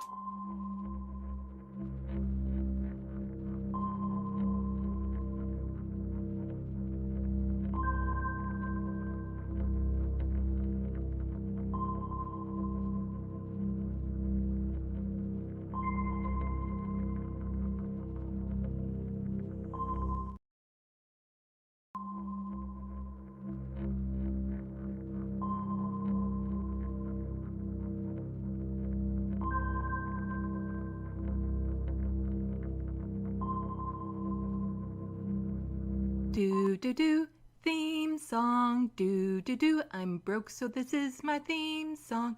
Do do do, just imagine this is an awesome theme song. Do do, theme song. Left of the box.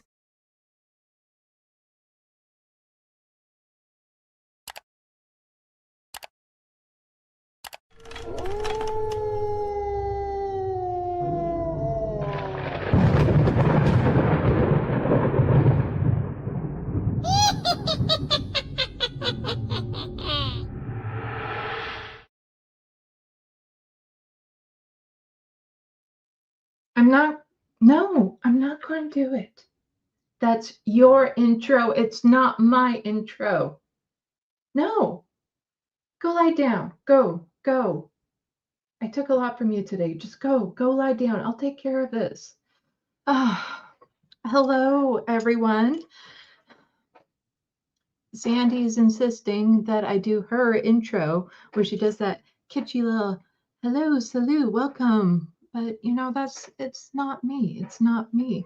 Welcome everyone to this phase. I am Minuet. See, it's different. It's different. I like to have some individuality.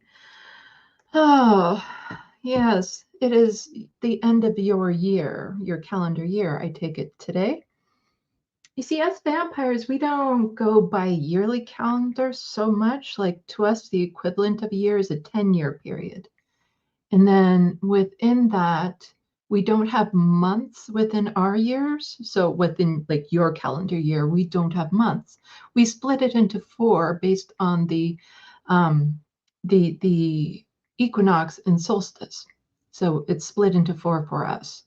And then we have 10-year kind of like a year. That's how we do it because, we live a long time. To have our months chopped into like 30-day segments seems kind of weird. But yes, welcome. Sandee wanted to let you know what's on her schedule for the next few days. She's going to be busy tonight hanging out with friends. And that means I'm off the hook. I don't have to do anything. I can just go back and be with my kinfolk, which is nice. And then tomorrow, she's going to do a live stream for you. She doesn't know what time yet. She's very, when it comes to these sorts of things, she's not very programmed. She doesn't have things set yet. It all depends if she can get a little mini project done ahead of time because she did some clip hunting for this TYT essay she's been working on. And she found a few clips that are, as she said to me, mwah. So maybe she'll have that ready for you tomorrow. She also has some other fun stuff planned for you tomorrow, but today we're also going to have a little bit of fun. You know, a little bit of talking about some human stuff. Oh, let me get this down. There we go. I don't need this down all the way. Let's do it this way. So yes, she had some tabs for me to go over. I haven't really looked at them yet because she figured that somebody like me, my opinion on these human activity stuff might be a little bit interesting, might be a little bit fun for everyone to watch. But while you're wondering who I am the vampire from this book. I am Minuet, the main character in this book. The cover doesn't really look like me, you know. We had to do some creative differences, artistic differences. But it is quite the story, and she's going to be expanding on it as soon as this stupid TYT essay of hers is done. But if you watch her live stream tomorrow, and if she has her little montage ready for you, yeah, it's good. It's so good. Anyway, so we have a lot of people in the, she calls it subspace, the little chat. Welcome.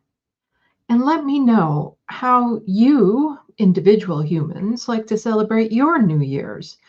You see, you do these things called fireworks, and they drive us fucking bonkers. The sound and everything, like that's part of the reason why I'm leaving town tonight, so that I don't have to put up with the sound of the fireworks, because our ears are really sensitive to that sort of thing, and we'd have to wear earplugs and stuff if we were staying in town. It's just such a hassle. I'd much rather just go way out of town and not have to worry about it. But let's see what she has. So apparently she has it out for this thing called AI. She gets really annoyed with it. Apparently it's stealing art, and she likes to go over it with you all. It's a bit of a lighter subject, I suppose, as opposed to some of the heavier subjects she was planning on potentially doing. But this is your New Year's, and she told me I have to say this. Happy New Year.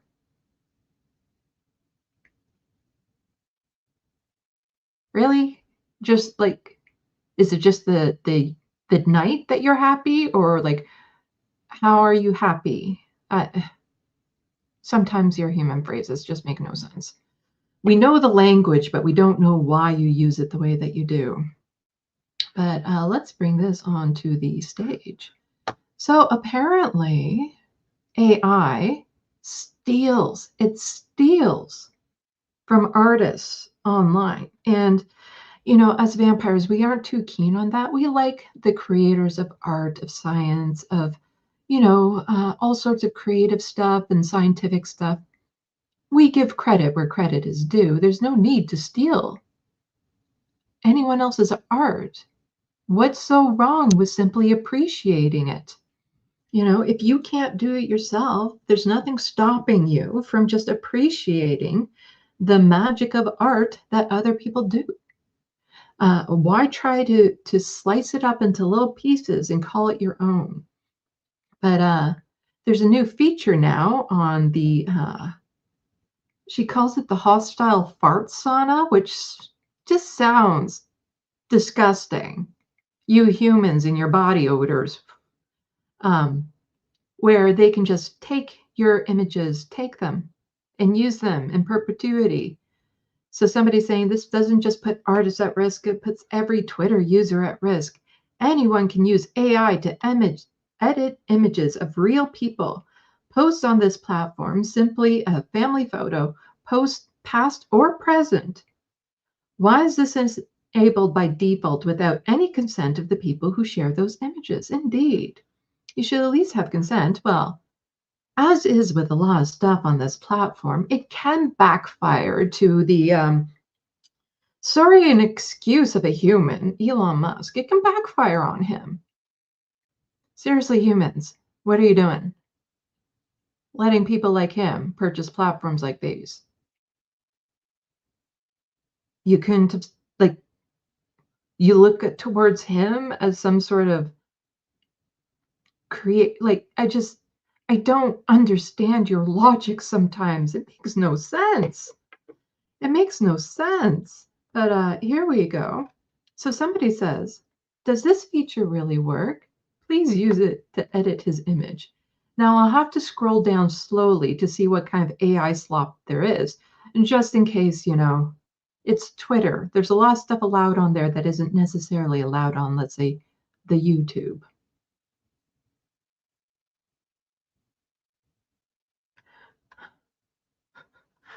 Why don't I do it this way? Make sure that the next few images are safe.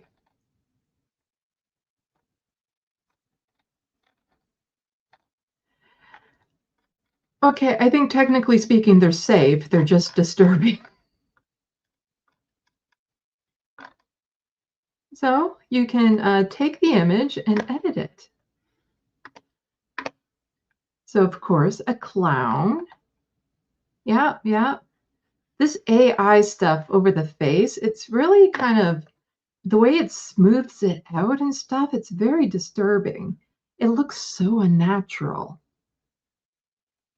That one seems apt. Yep, that one's right.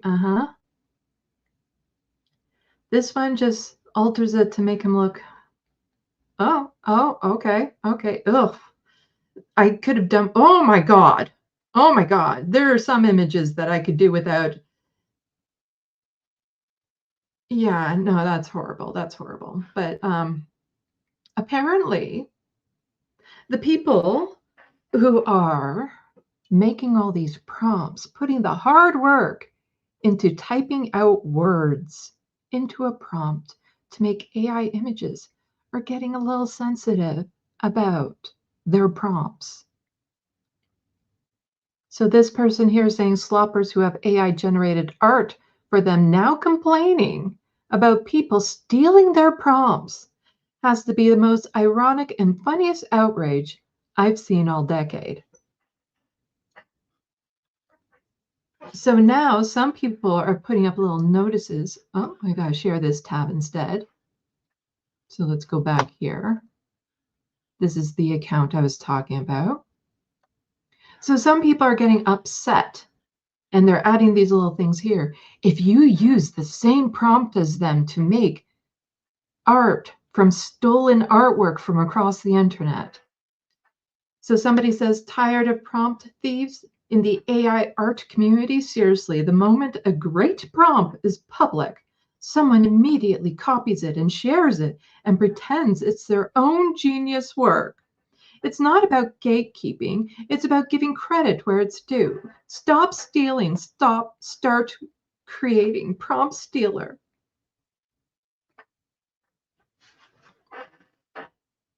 I can't tell if this is satire because there really are humans that are that sensitive and delicate and so narrow-minded that they might actually be offended by somebody stealing their prompt to make art while claiming it's their own. It's hard to tell with you humans. So somebody says, never do this. Passing off someone else's work as your own?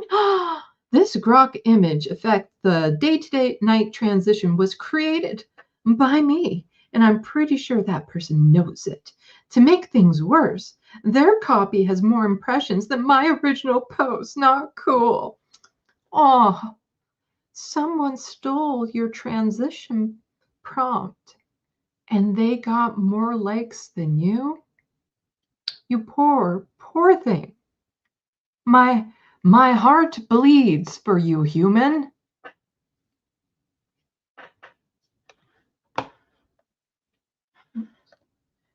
And then somebody else saying, I don't know what you think, but this seems a bit unfair to me.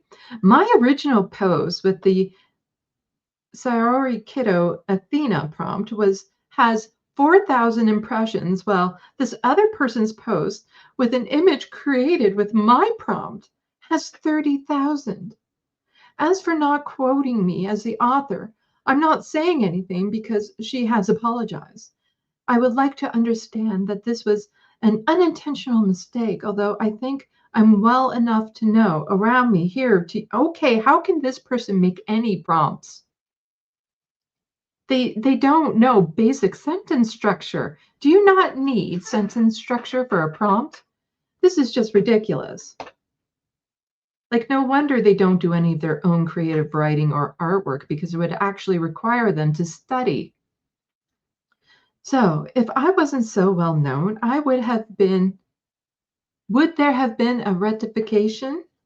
I am afraid that many small accounts are stolen on a daily basis and nothing happens. But for a copy to be more widely distributed than the original is a very bad symptom. Without focusing on anyone, I think that some big accounts hardly create original content and just post other people's contents, often without quoting the author. And that's very uncool. Respect and honesty above all else. Let's play fair. Yes, you're whining that somebody stole a string of discombobulated words that made some sort of image, without acknowledging the fact that that image steals from other artists and photographers and content creators, without ever giving them credit. And you want me to feel sorry for you? How old are you? 12? Yes.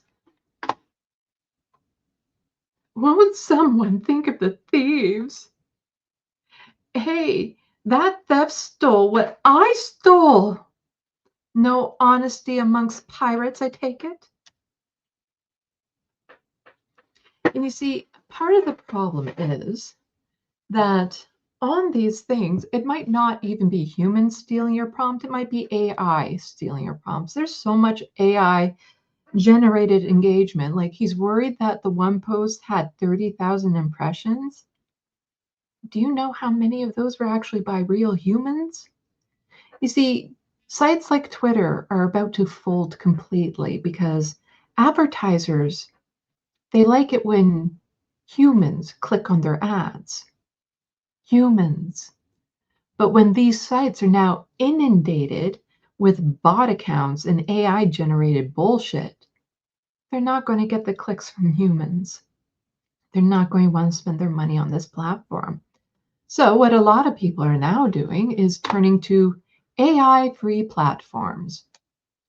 So somebody is saying Brave, which is another web browser that Sandee is very keen on looking into, because apparently it has some very good way of blocking material she doesn't want to see. So Brave is single-handedly saving us from AI slop ads and YouTube shorts, literally carrying the internet on its back. So this is from the Brave account saying, if you don't want AI in your search engine, we've got your back. One simple setting change can hide AI-generated answers and other AI elements from multiple search engines. Go to Settings, Shield Content Filters, and enable anti-AI search filters. Also, if you are using the Google, you see, we don't use your internet except for when we're trying to do like research on you humans. We have our own stuff, and it's nothing even remotely as bad as what you have to use.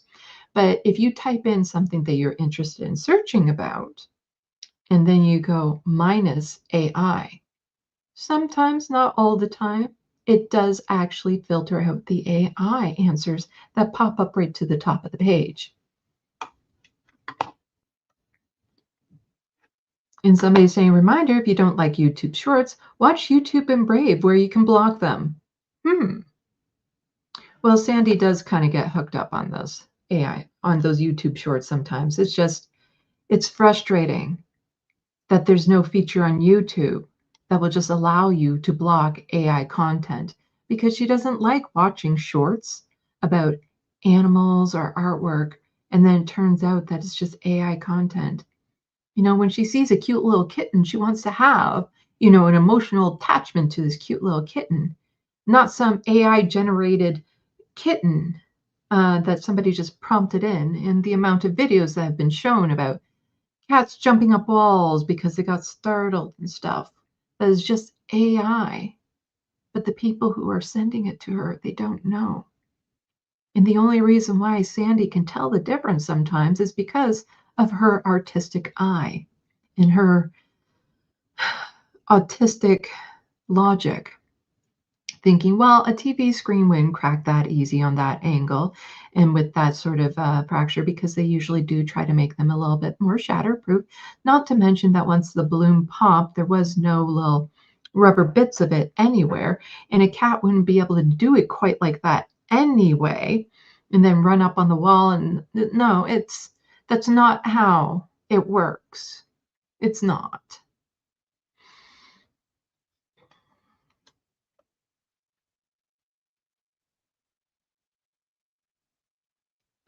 So the only way YouTube recap I pay attention to is how many ads have been blocked.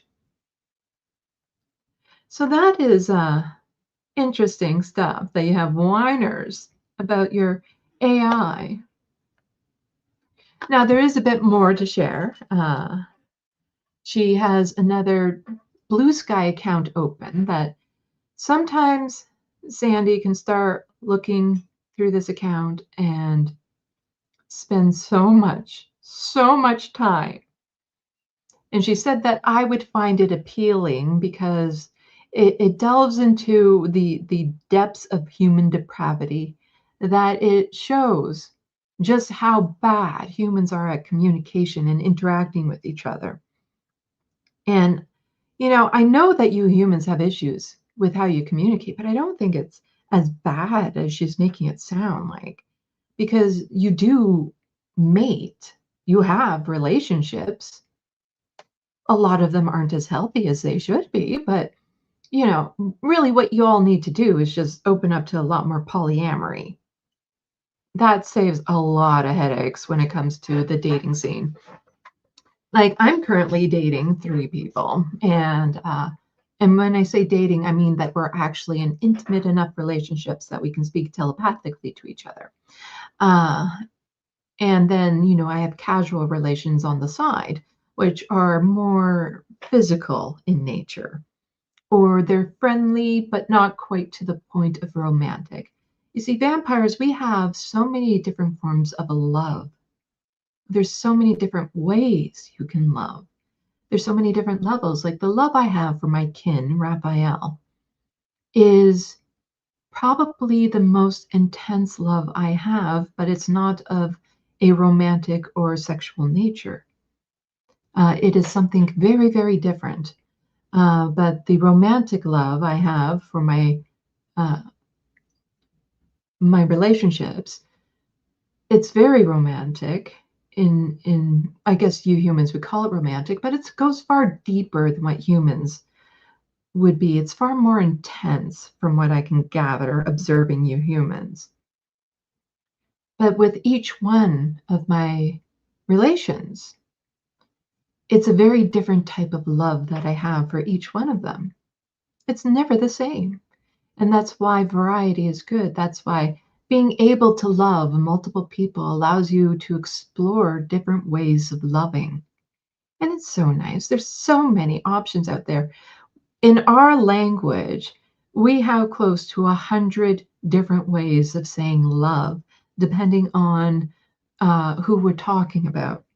Because there's friendly love, there's the love between a mentor and their kin, the relationships, the different types of relationships, the different levels of relationships, the love for community, the love for other kinfolk.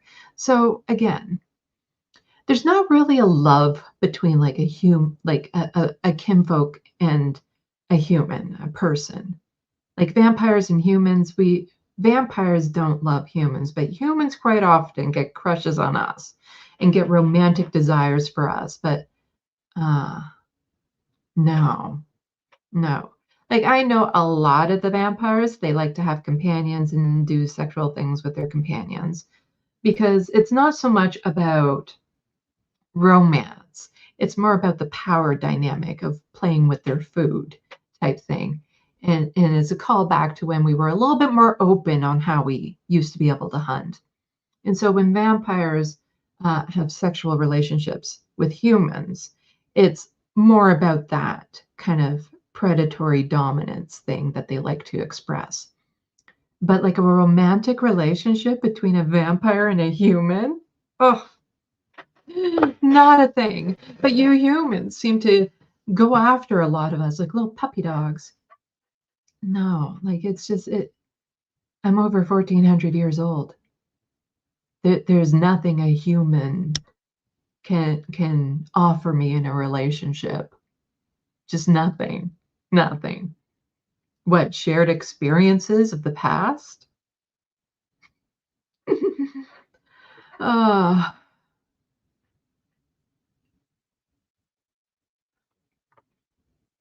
Just looking at some of the comments in the subspace before we move on to the fun account that Sandee would like me to go over with you and just get my feel on some of these human interactions.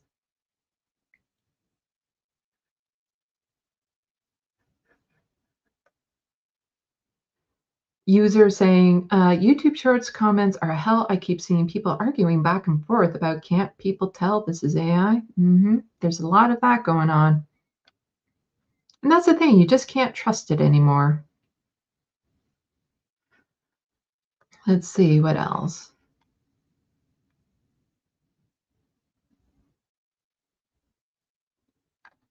Well, I hope everything gets settled, Nadia, with your health conditions. Johnny is saying, I enjoy YouTube Shorts, but I hate that they auto replay. So annoying. Sandee actually prefers the auto replay because on Twitter in particular, it just starts to play another video without her wanting it. Even though sometimes they're so short, she wants to rewatch it so that she can gather everything that happens in it. Because sometimes when you click on it, it's already halfway through the video. And so she would much prefer on Twitter that the videos replay automatically as opposed to just go to some random video she didn't ask for, which usually contains an ad. So she does not mind that. But, you know, sometimes it's just, you know, different stripes for different humans. Come on. I get you, Johnny, that you think vampires are attractive, but you're our food.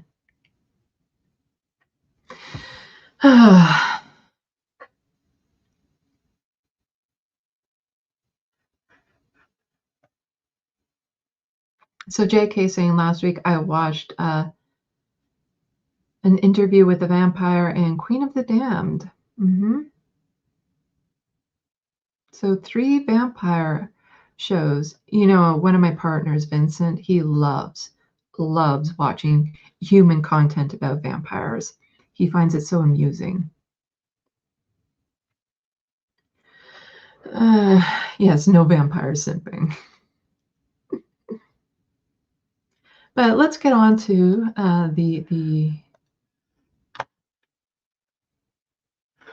So this is an account that Sandee can get watching and go down the absolute rabbit hole and spend like an hour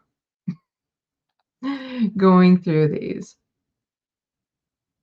And so we're gonna go over some of these, and she wants my opinion on things.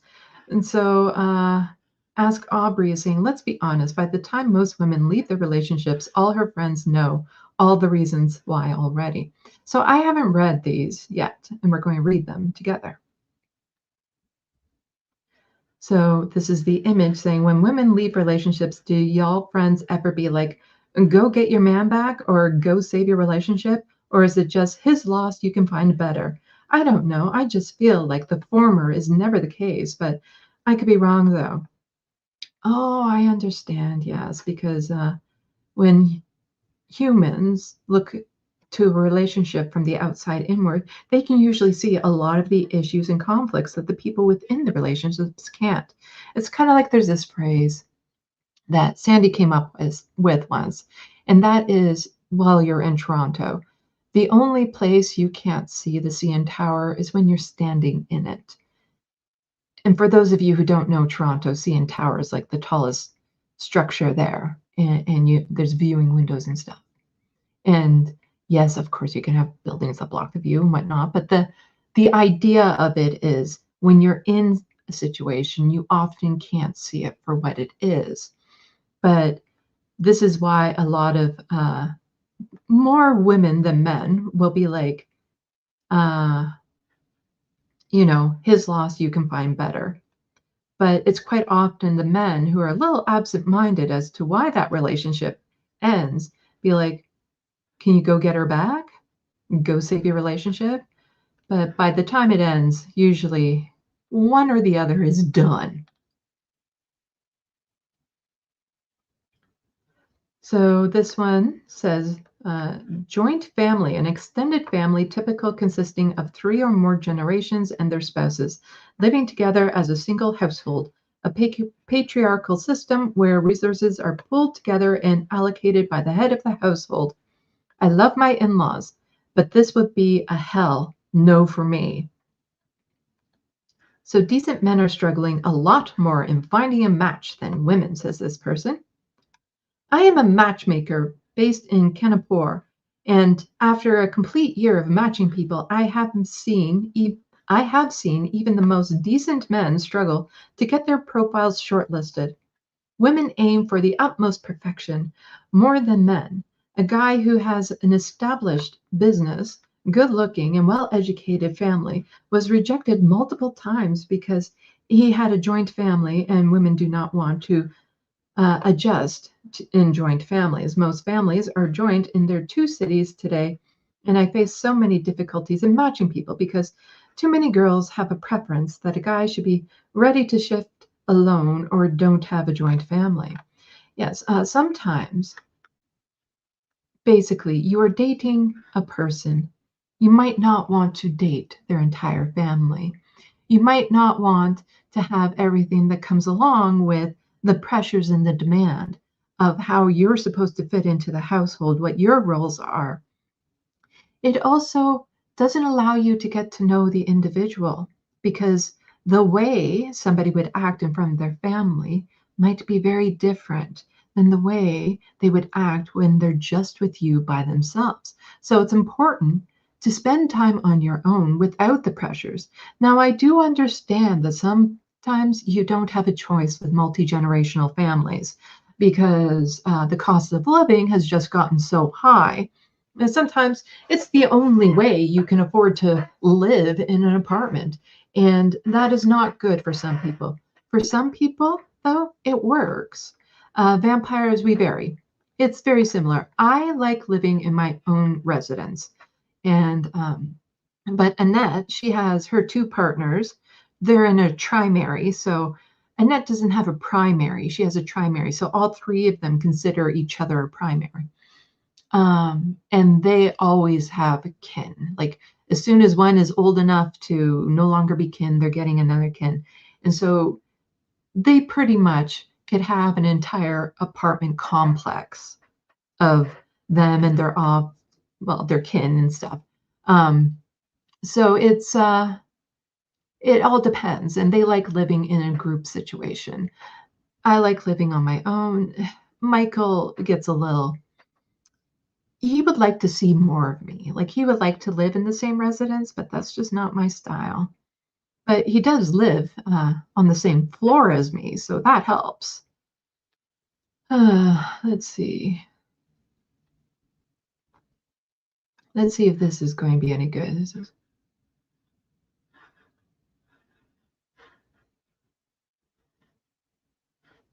Okay, let's read this one. This is wild. Anyway, here's my take on Theresa. She and Jacob got divorced and shared custody of Michelle. Jacob got married to Brooke, who moved in the old house. Theresa, being the passive-aggressive ex, is proposing sending Amazon packages to show it was hers first. What's your take? And so you have this package here. You have 2 packages here. One came yesterday and one came today. We can either give them to Michelle or bring them to return to sender. Any packages after this will be sent back. We printed a form and are documenting them. Thank you and sorry for the inconvenience. Seriously, you just drop them off and know that how to do that. I lived there for almost 9 years. Excuse me if I get delivered there. Hell, my car phone bills has Jacob's name on it. Geez, are you seriously that threatened and insecure much? Oh, I think there's this thing called projection.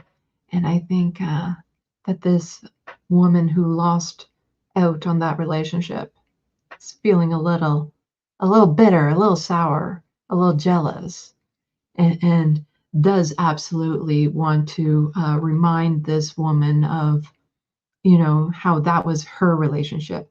It sounds like she hasn't gotten over it in a healthy way. And this type of lashing out is also not healthy. So somebody wants a bang mom? What is a bang mom?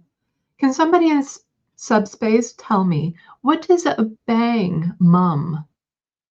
I'm not too sure. You humans change your language so much so fast. But please, in detail, in excruciating detail, tell me what a bang mom is in subspace. Unpopular opinion, take a broken guy, heal him, and they will love you forever. Agree? Oh, they don't want counselors. They don't want therapists. They don't want to do work on their own. Men like this just wants a woman to sweep in and be the white knight. So quite often the white knight image of the man rescuing the woman, well, there's a lot of emotionally and mentally broken men that want the white knight, but that white knight is the woman who comes in and makes them okay again, makes them whole, makes them feel good, as opposed to rescuing themselves. Because the thing about male white knights is sometimes they do that when the woman doesn't even want it. But it's not a woman's responsibility to fix a man. She can support him, but the work has to be done by the individual. It can't be done by someone else, because then if that relationship were to end, then they're even more broken than they were before. It's important that you learn how to heal yourself, because you're not always going to have somebody around that will pick up the pieces for you. It's unfortunate, but it allows you to be stronger and freer. And when you do that, it means that you don't necessarily stay tied in a relationship. Because if you're in a relationship because you're so worried about how much it will hurt, breaking up or being alone or trying to find a new person, you probably shouldn't be in that relationship. So user says that they're not going to Google bang mom. Why not? I need to know this human language of yours. Glitch Master says a mum you can bang? Like what? Hit them? You humans are so violent. Hit them? Is that what you're talking about?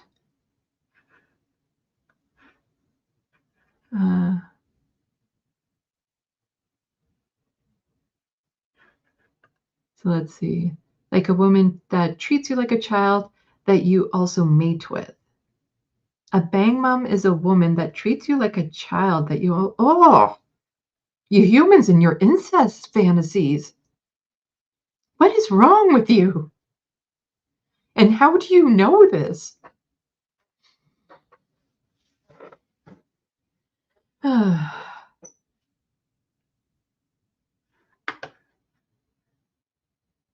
Let's see.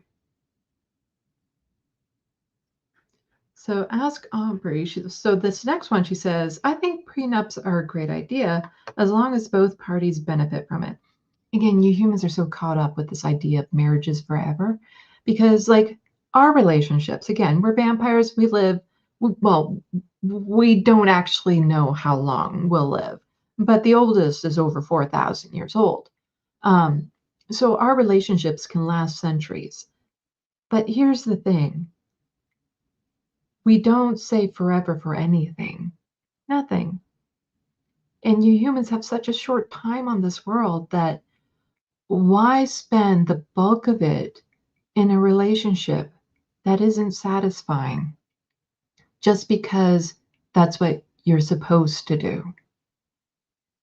Just allow relationships to have a natural end. That's what we do. We vampires, our relationships do break up all the time, but that's because the relationship has just met its end, as in as we grow and age, we become different. Our personalities, our characters, we change. Vampires still change as we grow when it comes to who we are. And humans change quite rapidly, I might say, over their short little lifespans. And so often when vampire relationships break up, it's because the two of them have changed in directions that aren't as compatible as they were before. And that's not a failure in the relationship. It's just a natural conclusion of it. But, it's not seen as a negative. It's just seen as another point in your life. And you move on and you find somebody that you are more compatible with. But if you're in a relationship and you're not happy and the other partner isn't doing what is needed to help you be happy, you're better off alone. Sandee has this phrase she says a lot, that she would rather be alone and miserable for the rest of her life than conform and be something she's not just to fit in. And she's been alone and miserable for most of her life, but when she sees some of the relationships around her and what they go through, what Sandee values is her individuality, her identity, her individual identity, and the ability to express it and to explore it. And she doesn't want that hampered by being in a toxic relationship where she's having to conform or be something she's not for the sake of peace, or to have this negativity change her in a way she doesn't want to be changed. So let's see what this prenup is that Ask Aubrey was talking about. Fiance wants to sign a prenup that ensures I receive nothing. That's a good way to trap somebody into a relationship. So fiance's family is supposedly wealthy. How much so, I don't know for sure.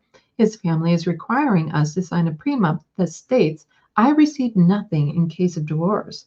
He has already transferred a lot of his business assets back to his family name under the request. My concern is that they want me to be a stay-at-home mom, I believe is that what that stands for, after we have kids, which we plan to soon. I don't want to think our marriage will fail, but if it does, wouldn't I be screwed? Yes, that's the point. A lot of, men in this patriarchal system you humans participate in want to trap the women because they don't want to be the caretakers. They don't want to look after the children. They don't want to be the housekeepers. That's what the woman is for. And once they become reliant on it, they don't want to have to fill in those gaps and start looking after themselves.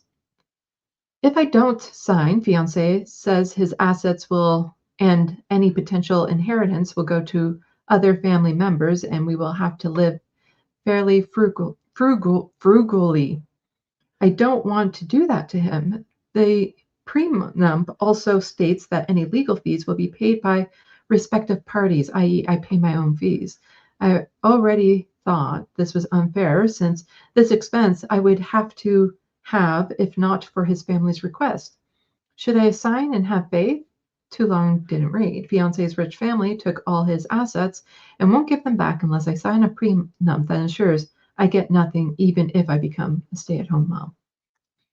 And this is why those intergenerational families sometimes don't work out, is they're demanding her to be something that she doesn't necessarily want to be. They're taking away her security, her backup, her sense of control within the relationship. And if she concedes to this, it's just the beginning. If the family is that controlling, if her fiance loves her enough to be taken away from the assets and stuff of his family, then so be it. But to force her to give up her freedom, he'd probably be freer if he does cut ties with that family from the sounds of it. Sounds very toxic.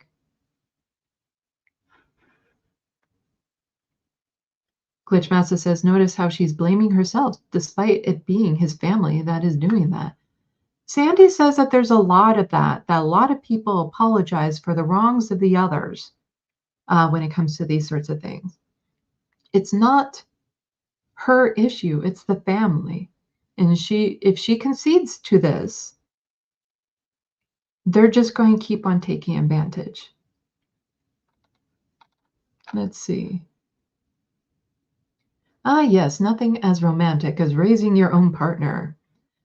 Unpopular opinion. Girls should start workshops to train guys how to be good boyfriends. Thoughts? I think he's lacking all thought, actually. That's what that sounds like, is that he is unable to think for himself and would rather just want to be trained to be a good boyfriend. You know, there is a culture within the humans that type of dynamic actually works, but you both have to be consenting for that, apparently. But yeah, this actually does go to a deeper issue, however, and that is a lot of men don't know how to have healthy relationships and who's teaching them. Now, it shouldn't be up to the girlfriend of the day to teach him. He should be able to get peer support. He should be able to just go to workshops within the community that actually teaches him how to have a healthy relationship. Go to a counselor, because there's so few role models out there that actually explain to young men in particular how to have a healthy relationship. This is probably the worst way going about it, but there is an underlying current there of he needs help. This is his cry for help. He doesn't know how to have a healthy relationship. And so it is important for others in his community to help him understand what it takes to have that healthy relationship. But it shouldn't be up to the girlfriend to train him. But again, he probably isn't even familiar with, he probably doesn't understand what the problem even is.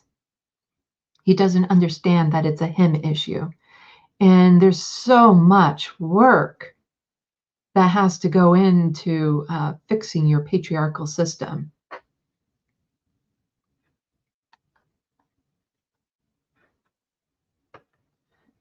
Same dudes will be complaining about women not wanting to get married or have children. Another unpopular opinion. Yeah, these unpopular opinions, they're unpopular for a reason. Having a kid isn't worth having to deal with how a woman acts postpartum. Yeah, that is not father material right there. You see, that's also why within our acolyte society event, like our humans that work with us, we grant them a lot more freedoms than they would find in this capitalistic world.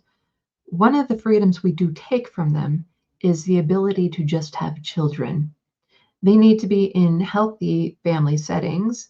And also we like to make sure that there's no genetic diseases being passed down the lines and things of that sort. We do practice eugenics as vampires, but also we can see that some family units, like some couples, are not the best couple to be raising the child. And so sometimes they're good to be bred, like they'll make good specimens, they'll make good offspring that will be nice and healthy, but then we'll take that child and make sure that they're in a healthy family unit, and so that the child has the best chance of success within our acolyte society. So yeah, this is just, if there's a man that's upset about having to deal with an emotional woman, he should probably check himself, because I don't know how men don't see this, but they're pretty fucking emotional. They just have it in outbursts of anger and violence because, again, they don't know how to express it more organically, more naturally, to express emotion without shame. And so they keep it pent up, and then it just kind of bursts out and bang, here's some violence, which is never good.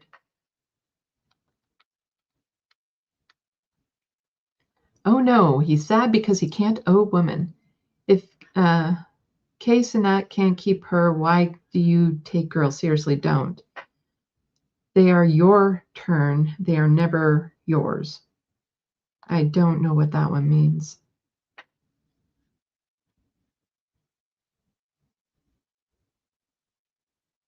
Let's skip this one. He did her a favor. Oh, text messages. What's going on? This is getting stupid knowing that you you're giving yourself too much credit for your actual existence.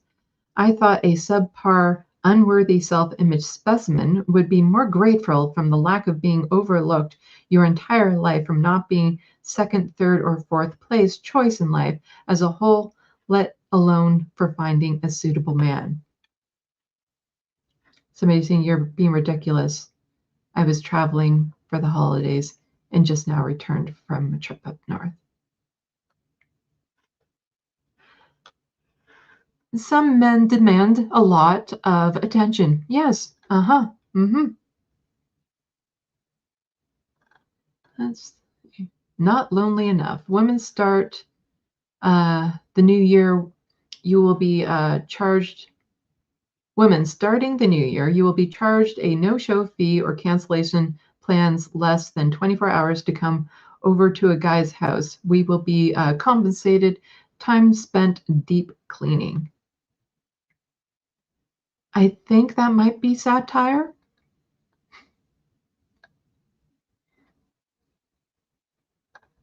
Somebody replying to bots.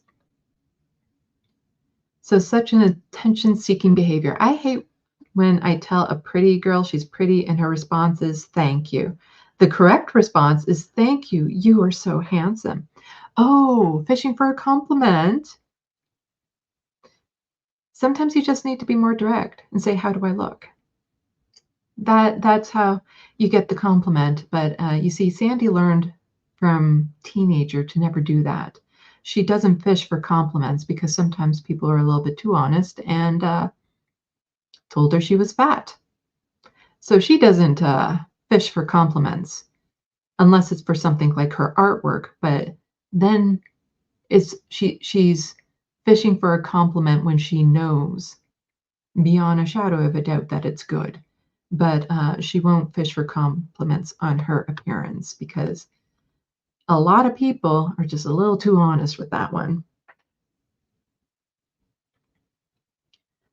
Dogs protect. Men are in charge to protect you in all ways. A woman can't protect a man when in danger, just like a child can't protect a woman when she is in danger. That's why men are the head. Case closed. Yeah, there's a good way that women can protect women, and that is to not date men.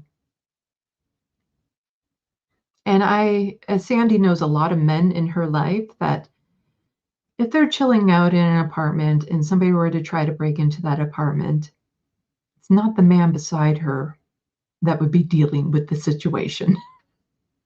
Let's just say there's a lot of different dynamics in the world.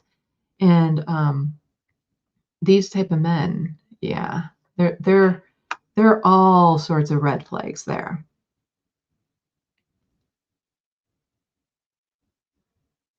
Oh, yes, you humans and virginity. Oh, it's so weird how you're so obsessed with it. So my girlfriend, who is more than 10 years younger than him, which again, age gap in humans, red flag. My opinion. Some people make it work. So she lied and told me she's a virgin. Is it worth ending the relationship over? So we've been dating for 6 months and my girlfriend moved into my apartment 2 months ago. We had sex for the first time last night. Congratulations. Now all this, she told me she's a virgin. Swears she'd never been with another guy beyond kissing. I stupidly believed her. Then I saw her vagina last night and I knew she lied. She was extremely loose and very wet too. Not tight at all.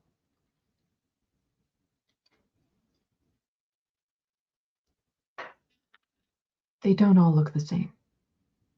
I've seen a lot of vaginas in my life, being over 1,400 years old and lots of partners. They don't all look the same. They look a lot different. And the fact that she was very wet was actually a good thing. You were doing good. You were doing good until then. So I confront her about it and she starts getting mad at me, saying some excuse about female bodies being different for each person. I'm not having any of it. I can clearly see she's not a virgin. She's very much used up and loose. She literally stormed out of the room and called me an asshole. I'm now considering breaking up with her. Now, I don't have anything against virgins, but that she lied to me is really what gets to me. How do I know if I can trust her again? If she's willing to lie about something so small, apparently it's not so small for him.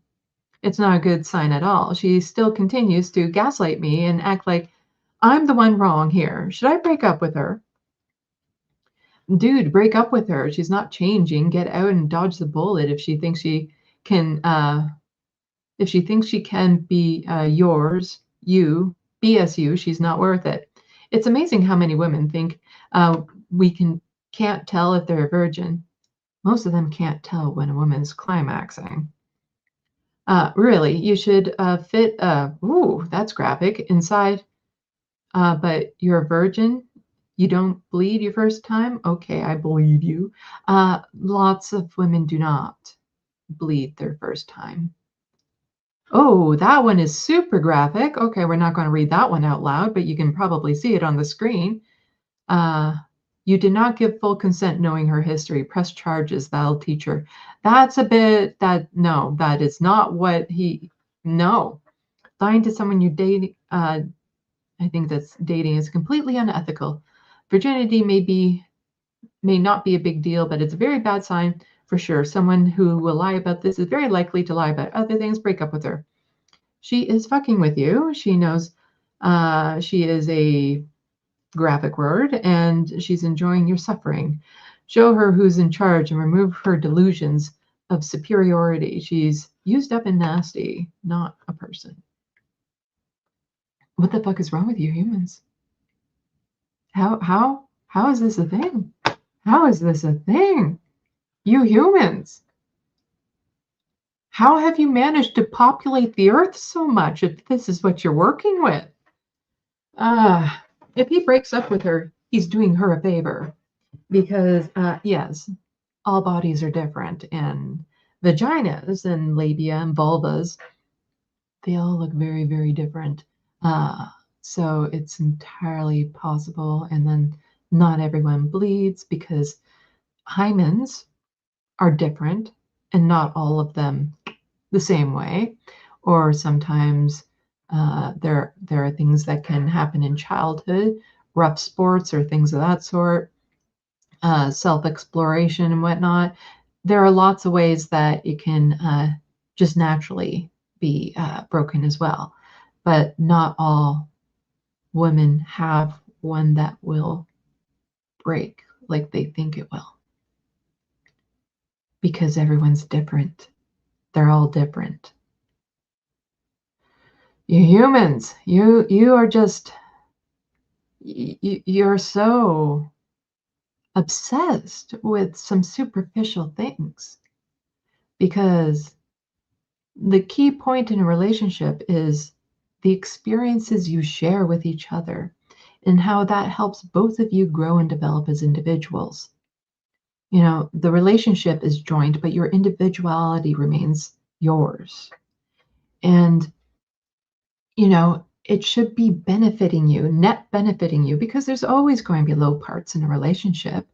But if that's all it is, if you're going to get upset over things like this, if you can't take her word for it, when this man probably knows nothing about it, do you think he's read a book on it, done any studying on what different vulvas and vaginas look like?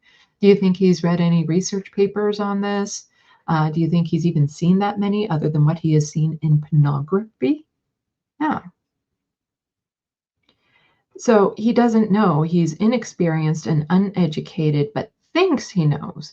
That's the Dunning-Kruger thing, I think you call it. The Dunning-Kruger bell? Something like that. So he thinks he's an expert when he absolutely is not. And instead of just having a healthy relationship where you support each other, encourage each other, become better people because of each other, you get fixated on this.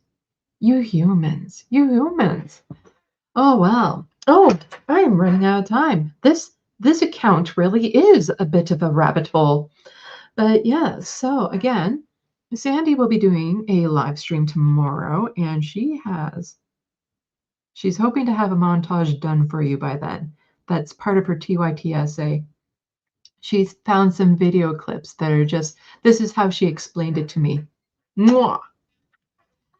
You'll probably understand it if she has it together for you tomorrow, but she also has some other fun things planned for you. Again, not too heavy for the live stream. She will be talking about the fox hunt that they do in England, which again, you're humans. We treat our food far better than that, and you should be grateful. But yeah, so she'll be doing that live stream, and she has a bunch of fun things planned for it. It'll be sometime late afternoon, early evening. And then it's her regular news stream on Sunday. But you know what? You should buy her book. She would really appreciate that. That would make her new year great by buying her book and supporting her on all of her platforms. She has so many that she gets a little bit overwhelmed with them, with Blue Sky, Twitter, Instagram, TikTok, YouTube. Just look up both her name and Left of the Box to find all of them and subscribe and follow and sub to. So yeah. Let's see if there's any other comments in subspace before I wrap things up. The internet might actually be hell. Yeah, user. Our internet, again, we don't have social media. We have sharing platforms. So we can have platforms where we will share images and stuff of ourselves or video of the way of keeping people who are casually involved in our lives up to date. But we're social. We don't need social media. We just go out and be social. That's important for a healthy community. But hello to everyone who has jumped in. Again, check out her YouTube channel and stuff. Let's make this new year great. But she has a lot of fun stuff planned for tomorrow. You're going to love it. You're going to love it.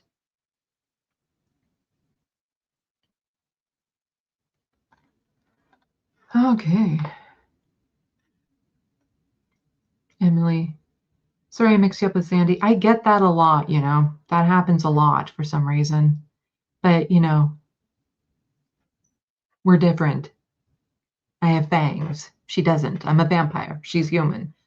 And one of these days, she's going to become a full-fledged acolyte and can leave this world behind her. But she insists on remaining in the human world, in this society here, until everyone that, you know, watches their channel is also uplifted and all that sort of stuff. She has this strong commitment to her audience. It's adorable, actually. It's kind of endearing of her, but she'd have a much better life if she just became an acolyte. Anyway, oh, right, it is time for me to go. So I will see you at the last Wednesday of next month, you know, barring anything. I don't think we're launching our attack yet. So barring anything coming up, I'll see you next last Wednesday of the month. So take care all and have a very happy and safe new year.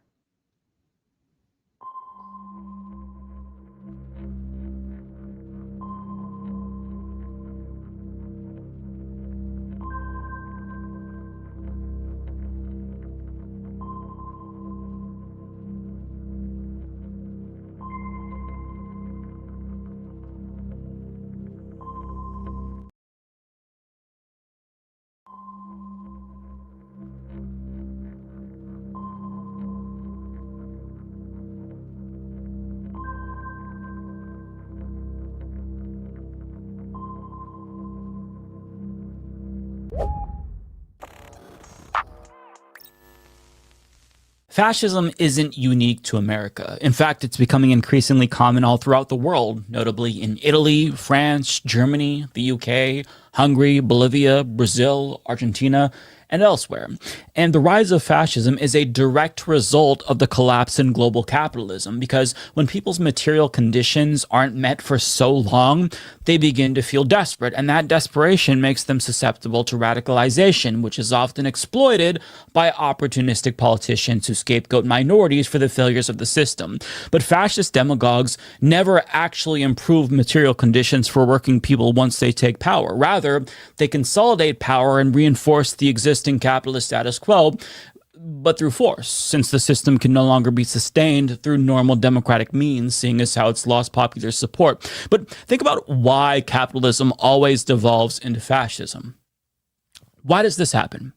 See, once oligarchs accumulate so much power and wealth by rigging the system against everyone else, working people begin to question why things have gotten so bad. And fascists give them an answer to that question.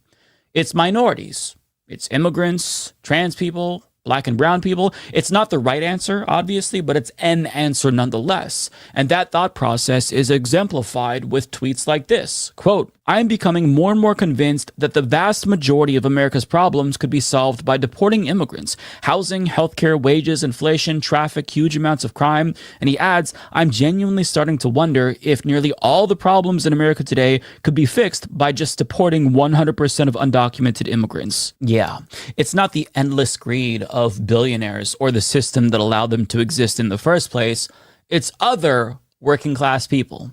And this idiot didn't come to this conclusion on his own volition. He's likely parroting propaganda that was paid for by billionaires who are doing everything that they can to prevent working class people from having the class solidarity that rich people have with each other.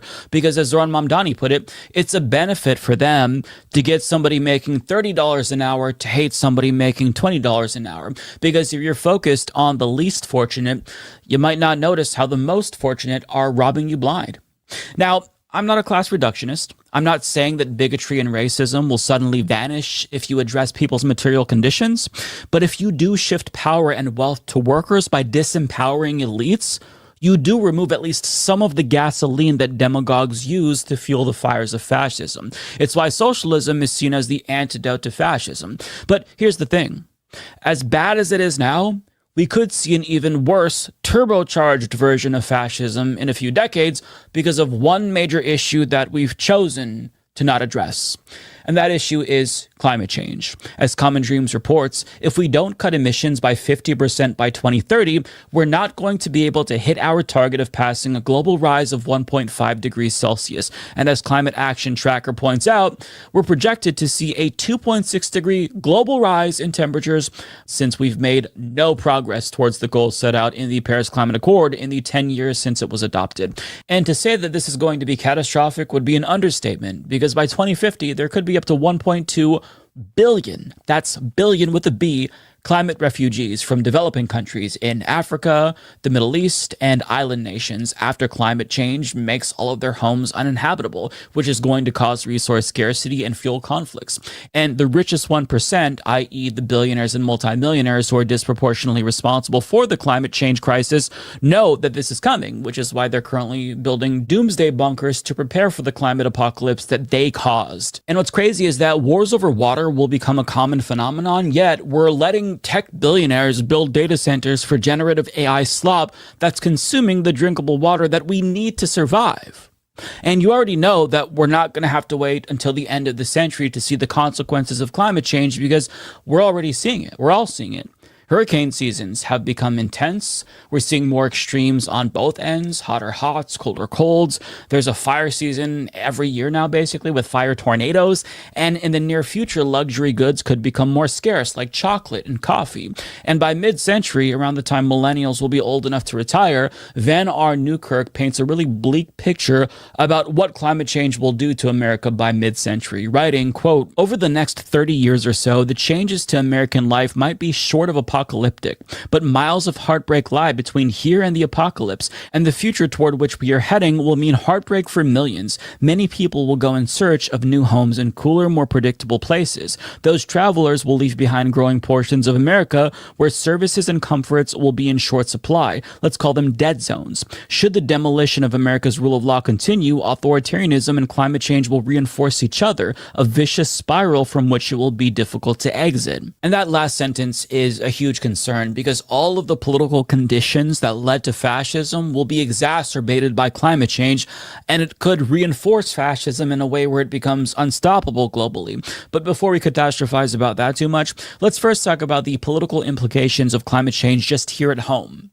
It could trigger mass migration just domestically from hurricane and tornado-prone states to more stable regions of the country. And that alone could create political instability and fuel partisanship or even political realignment if states don't do enough to adapt or accommodate the needs of larger populations. And if people from the South seek refuge in the North, for example, and they need resources from the state when they arrive at their new homes, the people who are already living there might get jealous and become less welcoming.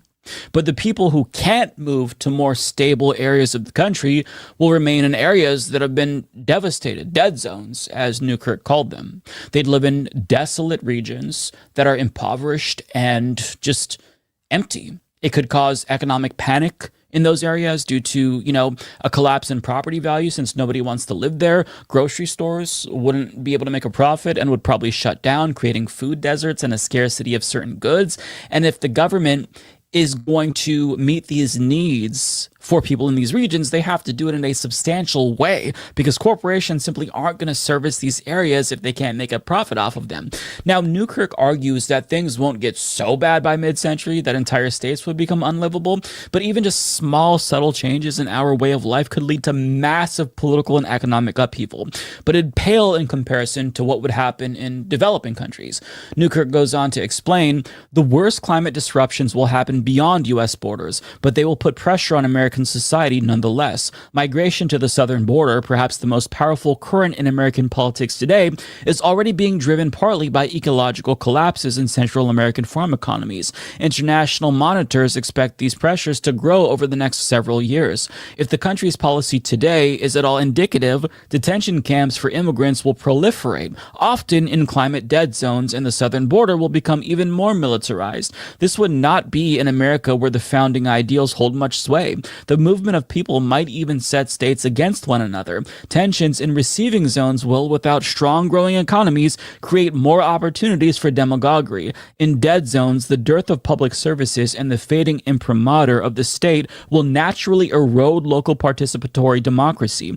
All of this could create even better conditions than those today for the kind of transactional authoritarian government that Trump is trying to establish. Xenophobia and racism are already pillars of this movement, and they would be strengthened by mass migration. State and local leaders affected by disasters might supplicate themselves to the president in order to receive the patronage of disaster aid. A hurricane or mega fire during election season might be a convenient excuse for federal intervention. The emerging Trump doctrine views empathy as a weakness and public welfare as a usurpation of the natural hierarchy. His authoritarianism is perfectly suited to an era of climate strife. So, with the prospect of 1.2 billion climate refugees by 2050, most of which will have to be welcomed by developed countries, you can already imagine the ways that fascists are going to exploit that crisis for political gain.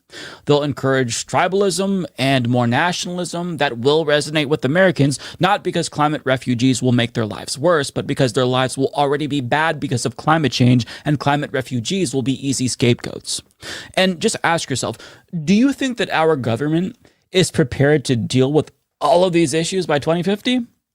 I think we all know the answer to that question. A government that lets 68,000 Americans die every single year due to a lack of healthcare isn't going to give a shit about desperate populations who've lost everything due to climate change. If they don't care about you literally dying, they sure as fuck aren't going to give a damn about you losing your home due to climate change. Cronyism could become even more rampant, and corrupt politicians are probably going to try to further enrich billionaires and by then trillionaires in order to get on their good side, so that way maybe they could be welcomed into their doomsday bunkers or get rich enough to build their own doomsday bunkers. The question is, what are we supposed to do? And I do have two simple answers. The first and most obvious is to obviously address climate change directly, both in terms of mitigation, to the extent that we still can, and adaptation. We have to simultaneously try to stop what's coming, but also prepare for the worst case scenario. But that's easier said than done, of course, because our economic system is fueling the crisis, so you can't meaningfully address climate change unless you address the system itself. But the problem is, there's just no political appetite for that, because Americans, quite frankly, don't give a shit about climate change, even though it's already affecting them. See for yourself. The worry in terms of climate change, simply put, hasn't shifted. It has not reached the majority of Americans. What are we talking about? Greatly worried about climate change. You go all the way back to 1989, it was 35%. 2000, 40%. 2020, 46%. And in 2025, look at that. It's 40%, the same number as we had 25 years ago back in 2000, and then only just 5 points higher than we had back in 1989. Really, we've just seen consistency on this issue. The bottom line is that the climate change message that folks who, of course, believe that climate change is real and is quite worrisome, simply put, has not really worked with the American people. Top issue facing the United States, climate change. It was 3% in 2021, 2% on average of polls in 2023, and this year the average of polls 2. It is very, very low on the list of priorities. I was trying to count it out in the Gallup poll, and basically it was so low down, you know, I was counting all the different issues, I almost lost track. It was like 15th or 20th. It was just very, very low down. So the bottom line is not only are we seeing that the number has not really moved over the last 36 years, but in terms of being the top issue, it simply put has not broken through. It's bleak. And that's a failure on part of our media and policymakers. But to be fair, climate change is one of those issues that affects us in a more indirect and circuitous way. And because of that, it just doesn't feel like it's the number one cause. For example, like if you lose your home due to a hurricane or fire fueled by climate change, sure, that's a consequence of climate change, but your primary concern isn't going to be we should address climate change. It's going to be your immediate needs, food, shelter, housing, not climate change itself. So that's why this is so difficult. I think we all kind of subconsciously view this as something that's far off, a distant threat that, you know, needs to be addressed only after we address more salient material issues first. And unfortunately, I just don't think that countries are going to be able to meet the moment by 2030, which means that our fate is pretty much sealed. So in terms of what we do, the second answer to that question is to kill capitalism before it kills us. Again, easier said than done. But this isn't something that we're going to be able to do in time to prevent a climate catastrophe. So the next best thing is to lay the groundwork to create an economic system where resources aren't hoarded by the richest 1% of people. So that way, by the time shit really hits the fan, there will already be a more equitable distribution of wealth, and governments will be more capable of dealing with various crises, including mass migration. Because think about it. If Americans have healthcare and housing and a livable wage, most, I think, will feel more inclined, not all, but most will feel more inclined to welcome climate refugees if they don't feel like it's going to be a zero-sum game where they're going to have to compete with even more people for resources that are increasingly scarce. But politicians just won't have to deliver materially alone. Like, they'll need to foster an empathetic society that values multiculturalism and views immigration as the net positive that it is. But this means that we would effectively have to undo decades of capitalist brainwashing to even get to the point where racist-ass Americans would consider welcoming climate refugees from developing countries without throwing temper tantrums. But I want to be clear. This is not a change that is going to take place overnight. And the reality is that people will view immigrants and other marginalized groups as the cause of all of their problems of the present and future if we don't give them a new common enemy to hate. And that's where the left has to come in. We have to build class solidarity among the working class now by demonizing rich people explicitly so. We have to get Americans to open their eyes and see rich people as the cause of all of their problems, because they are. Step number one is just getting them to stop hating the wrong 1% and start hating the right 1%. Once they understand that they have nothing because the rich has everything, that's when you'll have enough popular will to actually make meaningful changes to the system, redistribute wealth, which will then enable us to build a government more capable of adapting to a climate-induced dystopia that's only decades away. But if we can't overcome inertia and things stay the same and just continue to get worse year after year, be prepared. Because turbocharged fascism that's on the horizon is going to be powerful enough to swallow us whole.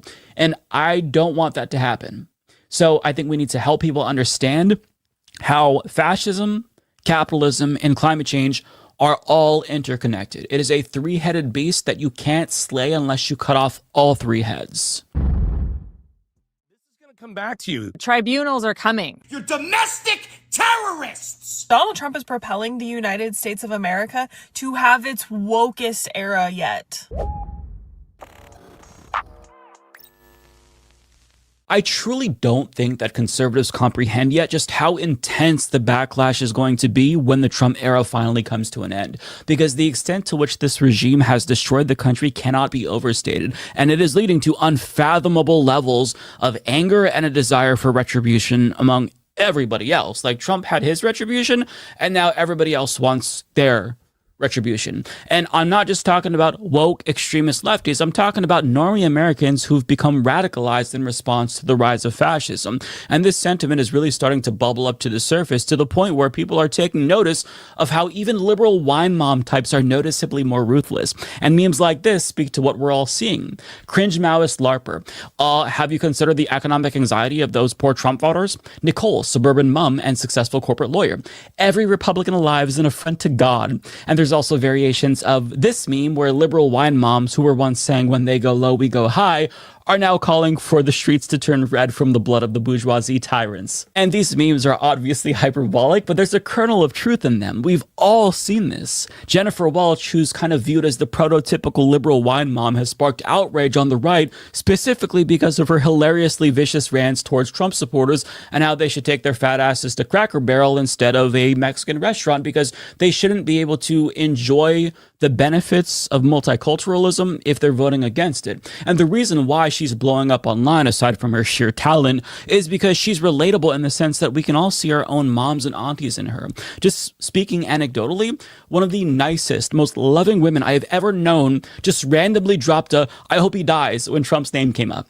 And it caught me off guard. It was so funny because this is not characteristic of her. Like, for her to say something like this is crazy to me, but it just really speaks to the frustration and hopelessness that regular people like her are feeling as she watches the country that she loves get burned to the fucking ground by fascist extremists. And I played this clip on the show before, but just look at the savage responses liberal women gave to right-wing pant shitter Caitlin Bennett. Charlie Kirk is horrible? Yes, I'm glad he's not here.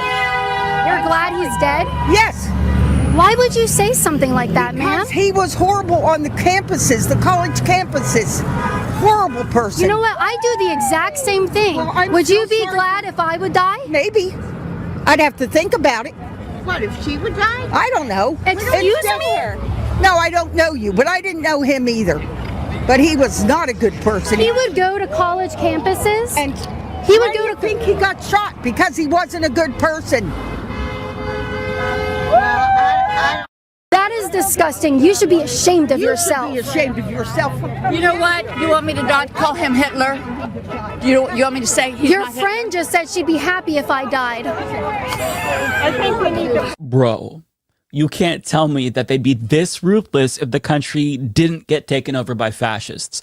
And Kyle Kulinski said it best when he talked about this clip. He said that these are your grandmothers. And he's right. Like, these are the nice ladies who always have granola bars in their purses that they're willing to share. They're the kind of people who are always there for you to watch your kids or offer you a shoulder to cry on.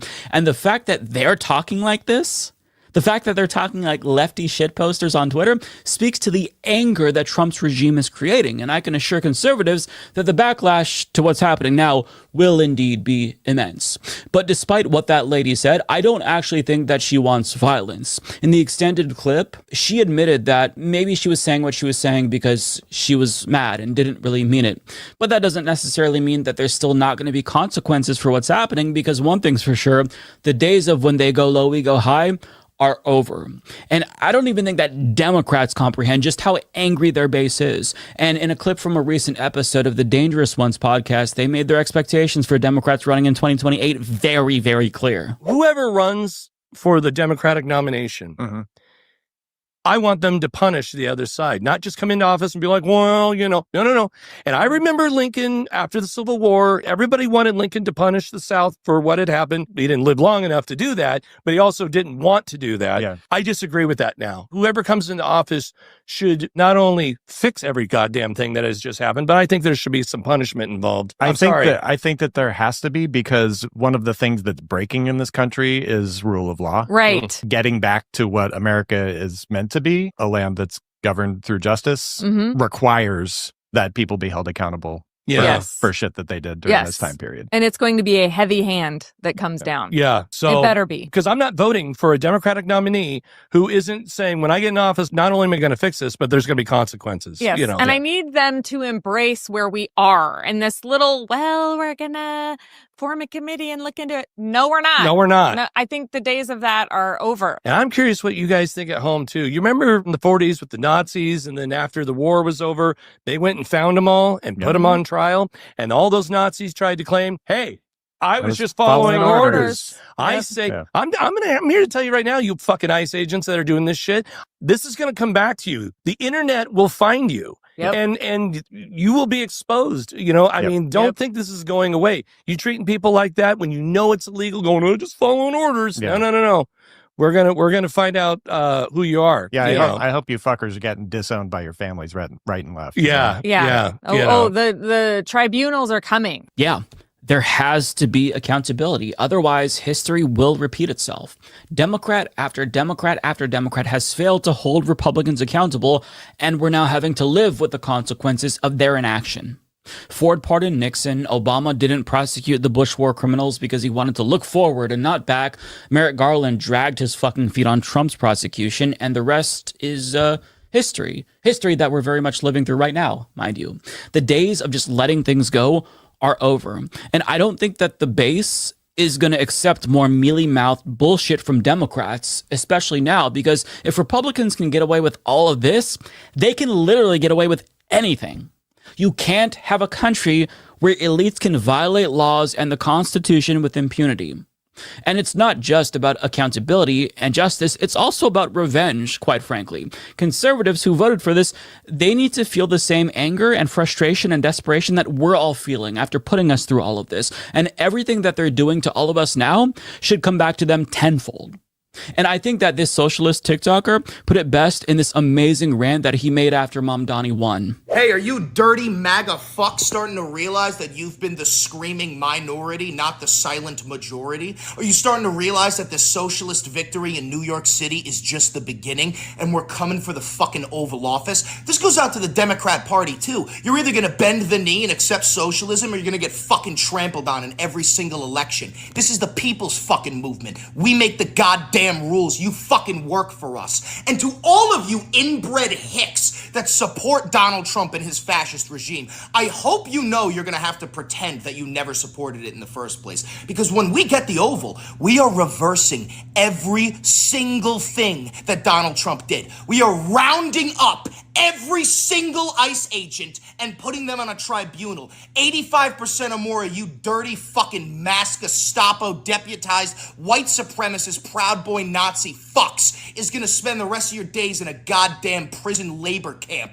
We're gonna milk you for fucking work, bitch. And you're gonna bite the bullet, you're gonna smell the fucking roses, and all of you red hat wearing, plankton bucket hat wearing motherfuckers are gonna have to cope, mauled, and seethe. Because woke Sharia is here, bitch. We don't give a fuck about your opinions. You have proven to the entire public that your opinions, your takes, your wants are bad for society and they will be ignored. Not only will they be ignored, we will be taking everything you want and getting the fucking inverse. You dumb motherfuckers. You think this is a Christian nation? This is a secular nation, bitch. You bitch and moan about, oh, Zoran Mamdani's gonna bring Sharia law to New York City. You want Christian Sharia, you're white boy jihadists demanding fucking Christian theocratic fascism. You are everything that you accuse the fucking left of being. You're domestic terrorists! Incredible. Just incredible. And after decades of fear-mongering about socialism, Republicans inadvertently willed it into existence because after giving us the purest, most ruthless form of late-stage capitalism and telling us that this is the best economic system in the history of mankind, well, they've created millions and millions of people who are being radicalized just out of sheer desperation. They're seeing the game that's being played. They're watching elites deliberately pit working class people against each other in order to get us to fight each other while they rob us all blind.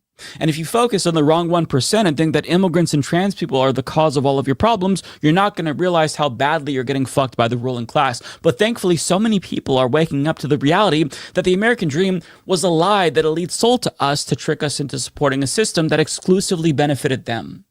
But I mean, the jig is up. And nobody's buying it anymore. Hence why you see the rise in popularity for socialism, even among liberal wine mom types like Jennifer Walsh, again, who was once a Hillary Clinton supporter who became a socialist, who identifies as a democratic socialist. But you have to understand that she's not alone. Like, she's not this isolated instance. This radicalization is not happening in a vacuum. People in droves are starting to wake up. This notion that we should tolerate the existence of billionaires because we could become billionaires one day ourselves is laughable to everybody with a brain. And more people are starting to attack this delusion head on, which is another sign that Americans are really starting to wake up. Serious fucking question. Why do so many people in this country have such a fucking hard-on for billionaires? The ACA was unsuccessful. Yeah, because billionaires are fucking greedy. Grocery prices, everything is sky high. Yeah, because fucking billionaires are greedy. Zohran Mamdani, he's gonna do terrible things to New York because all the billionaires will leave. Fuck those billionaires. Fuck them with a 10-foot pole. In fact, fuck them with a redwood tree because at least one billionaire is walking around this country happier than a pig in shit. So happy, in fact, that she's at least a little bit charitable. Is it because you have some fucking crazy idea that the American dream is gonna come knocking on your door? Because it's not. Because your Lord and Savior fucking Ronald Reagan killed the American dream with trickle-down economics. In fact, I made a list of all the things that are more likely to happen to you than becoming a billionaire in the United States of America in 2025. Being struck by lightning. You have 40 times more likelihood of being struck by fucking lightning than you do becoming a billionaire. Being killed by a shark, 7 times more likely. Winning an Oscar. Winning an Olympic medal, 50 times more likely to win an Olympic medal than you have at becoming a billionaire. Becoming a pro athlete, dying in a plane crash, finding a pearl in the oysters that you're eating. You know, that way you can fucking clutch them. Being born with albinism. All these things more likely than becoming a fucking billionaire in 2025. Some of you just love being fucking teabagged by the billionaires every goddamn minute of every fucking day in every aspect of your life. Like, what the fuck? Bars. And I am so glad that people are coming to the realization that everything wrong with our system is the direct result of the ruling class. They have completely captured our government by buying politicians and elections and then rigging the rules to make themselves even richer. And as we're all getting fucked by them, they tell us that this is the best economic system ever. Sounds legit. And meanwhile, they're hysterical about the rising popularity of socialism while not realizing that they're the ones making socialism popular. If people like Elon Musk and Jeff Bezos and Mark Zuckerberg save just a few crumbs for us, maybe people might be inclined to support the system a little bit longer. But since these people were so greedy and took everything from the rest of us, they have nobody to blame but themselves for the rise in anti-capitalist sentiment. You can only keep people distracted from the fact that they're hungry for so long until they bust out the pitchforks. And they're starting to get to that point because decades and decades of neoliberalism has facilitated the rise of fascism that culminated in this moment that we're in right now, where people are hungry, angry, and they fucking want revenge. And some fascists are already sensing that this is indeed the case, like Steve Bannon, who recently admitted this. If we lose the midterms and we lose 2028, some in this room are going to prison, myself included. They're not going to stop. They're getting more and more and more radical.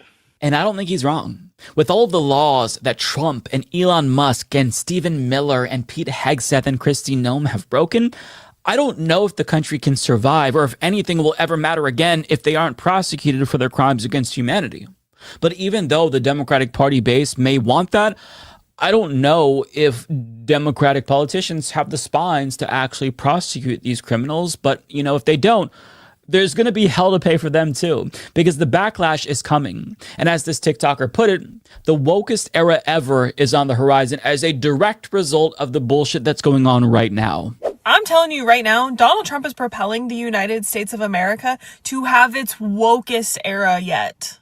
I personally grew up in a red state, live in a red state, and have many friends and family members who have voted red in the past, specifically for Donald Trump. These are the people who are extremely, extremely mad at Donald Trump and the entire Republican Party right now.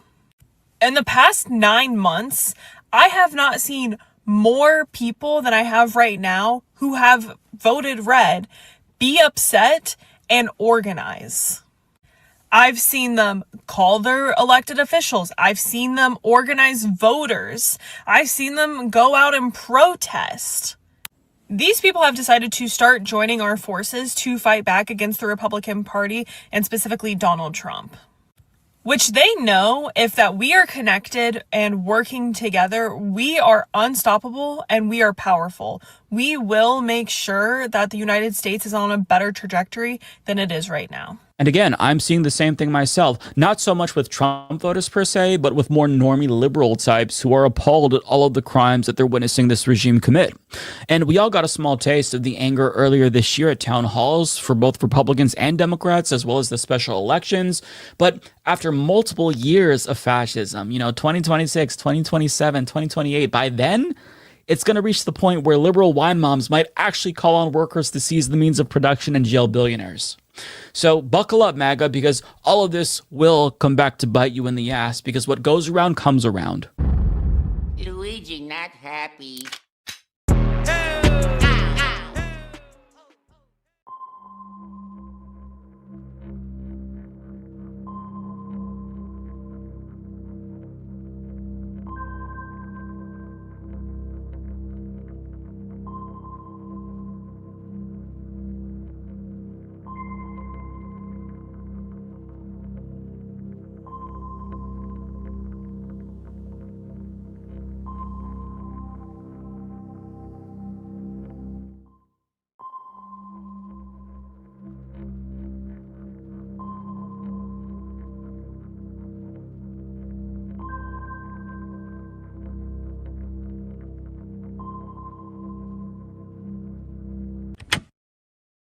Well, here we go. The Barry Weiss-run CBS News killed a 60-minute segment critical of the Trump administration. So in this video, I'm going to break down this entire story, including showing you the teaser that now CBS News has pulled off their website for that very segment. I'm also going to discuss what Barry Weiss is claiming, what the 60 Minutes journalist on the segment is claiming, what other journalists are claiming, and also what likely actually led to this segment being pulled. So first, let me play for you the teaser for the segment that was, of course, not shown. And this segment was pulled last. It wasn't like this was decided, weeks ago. It was pulled last minute. This was going to air on Sunday. I'm going to get to what CBS, their statement when it was pulled. But here is the teaser. I'm going to play for you in the window here because there could very well be a copyright claim on this video because I'm playing this teaser and CBS News doesn't want this shown anywhere. But if that's the case, then I will have to cut this part out of the video, and I will link to where I got this from, this Twitter post below, in case that is still online. But here is the teaser. It began as soon as the planes landed. The deportees thought they were headed from the U.S. back to Venezuela, but instead they were shackled, paraded in front of cameras, and delivered to CCOT, the notorious maximum security prison in El Salvador, where they told 60 Minutes they endured 4 months of hell. Did you think you were going to die there? We thought we were already the living dead, honestly. It began. So that's the teaser.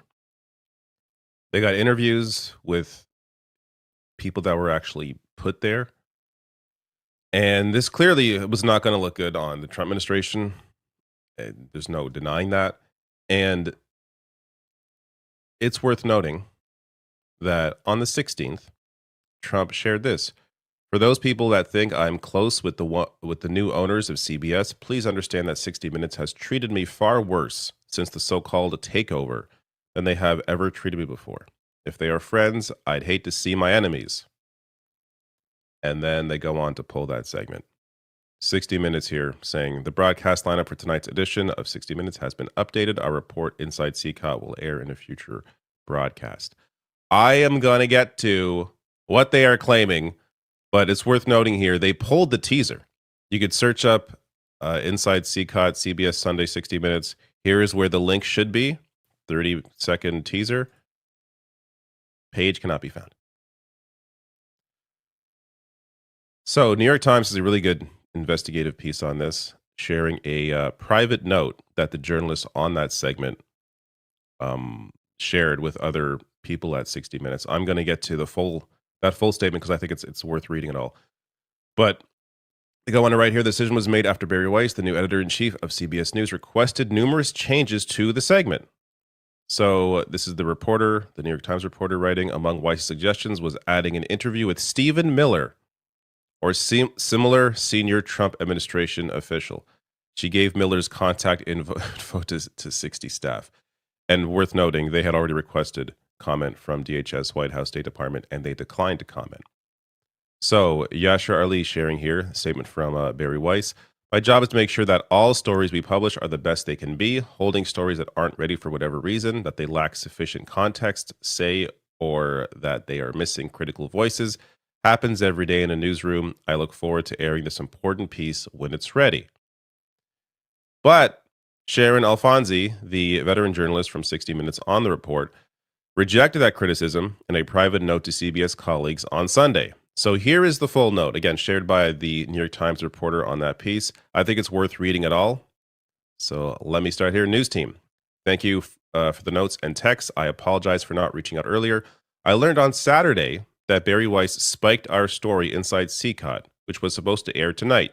Ori and I asked for a call to discuss her decision. She did not afford us that courtesy opportunity.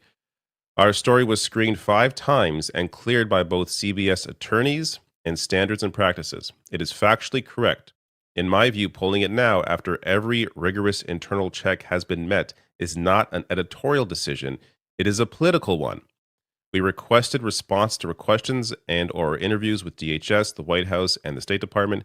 Government silence is a statement, not a veto. Their refusal to be interviewed is a tactical maneuver designed to kill the story.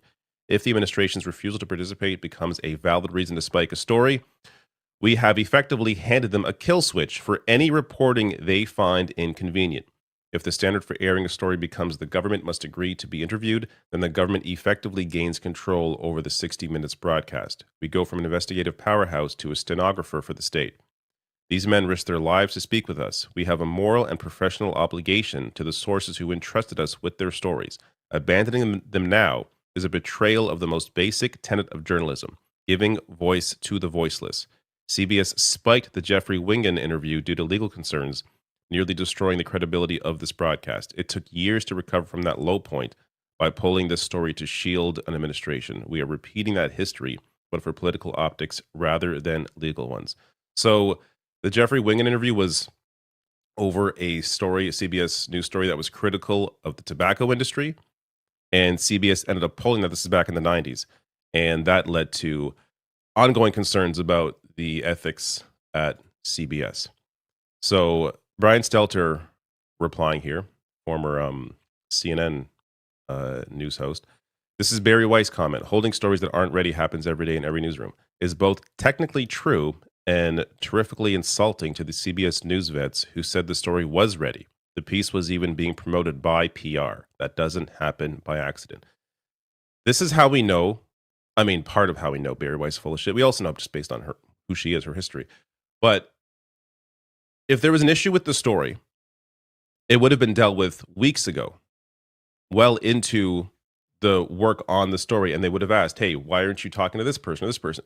That didn't happen. The story was done. It was cleared. It was ready to go. And at the last minute, Barry Weiss decided to pull it. So Ryan Grimm, journalist writing here, Barry Weiss is an actual idiot.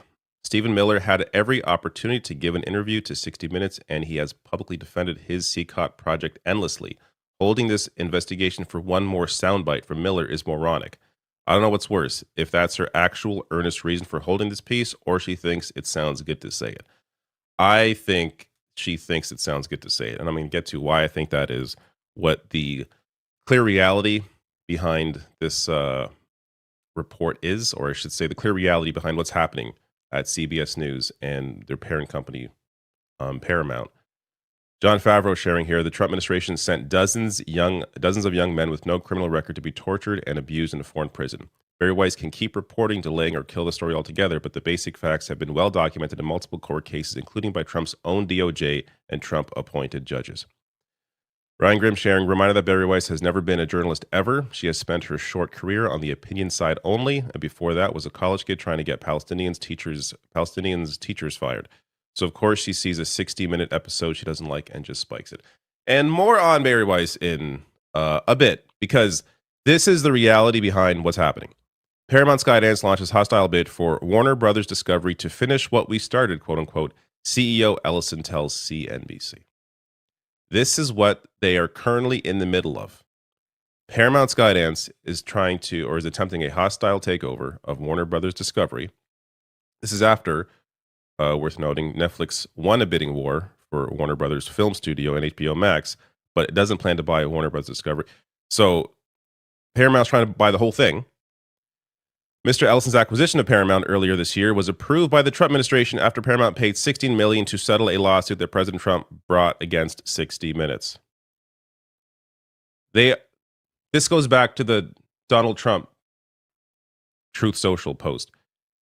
They are trying to appease Donald Trump to get this bid approved. So any acquisition of Warner Bros. Discovery would likely be reviewed by the Trump administration, which could move to block a proposed merger over anti-monopoly concerns, which the reality is it should be blocked. But Trump doesn't care about antitrust. His concern is about himself. So if Paramount, and by extension CBS News, 60 Minutes, they bow to him, then he is more likely to approve the takeover. So Warner Brothers is asking investors to reject takeover bid from Paramount Skydance. Just to give you more context of this entire situation, Paramount is offering $30 US per Warner share to Netflix's $27.75. Unlike Paramount's bid, the offer from Netflix does not include buying the cable operations of Warner Brothers. So this is all going on. After the whole CBS News thing on Sunday, this came out this morning. Paramount Skydance says Larry Ellison has made irrevocable personal guarantee of $40.4 billion towards Warner Brothers Discovery bid. They are doing whatever they can, pulling 60-minute segments, having this personal guarantee of $40 billion, doing whatever they can to try and get this Warner Brothers Discovery bid to go through and ensure that Trump supports it in the process.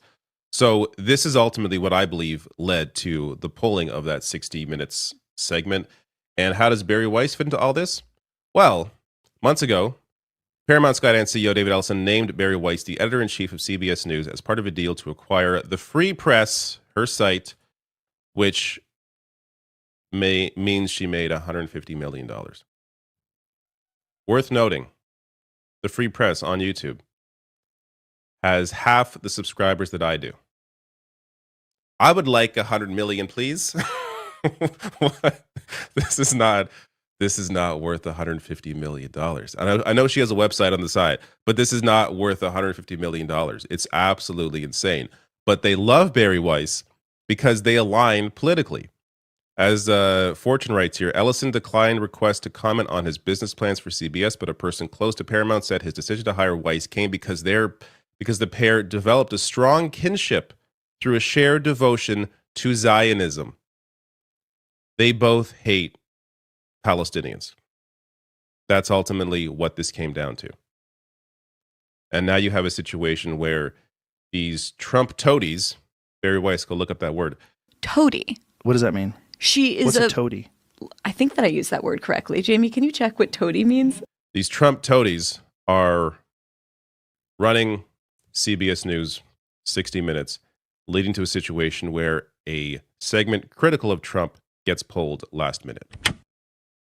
But then we saw the documents filled with blanket redactions, documents that judges had ordered to be released, they had blanked out. If you're a party to that in the Senate, you are part of this cover-up that we are trying to expose.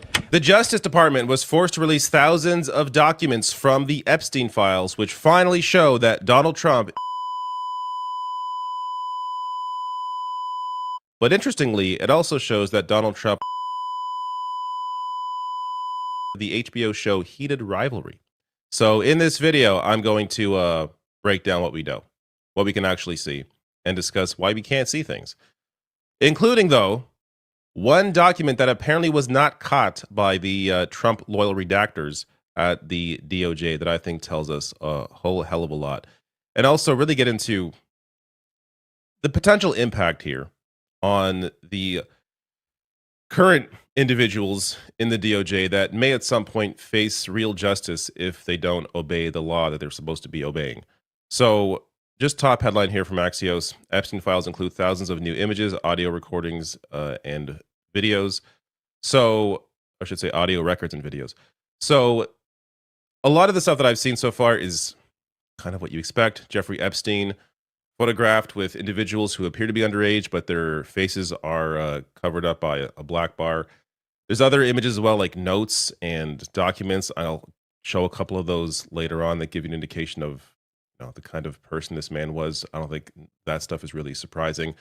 But what it doesn't show are the people that he is connected to, the many other men who were involved in this that just so happen to all be redacted, except for a few photos here and there of people like Bill Clinton. We'll get to an example later, but how it's being twisted by the Trump White House, but others as well that show up in these files, but nothing really incriminating them, just people hanging around. But the reason why this was released was because of the Epstein Files Transparency Act, which passed Congress near unanimously. And I'll get to a couple of clips from the individuals behind that, Democrat Ro Khanna and Republican Thomas Massie, and their thoughts on what's been released so far. Trump ultimately signed it into law and failed after he failed to convince Republicans to abandon the effort. Now, this gets to the fact that there is apparently 300 gigabytes worth of data. And according to reports, only about 2.5 gigs have been released.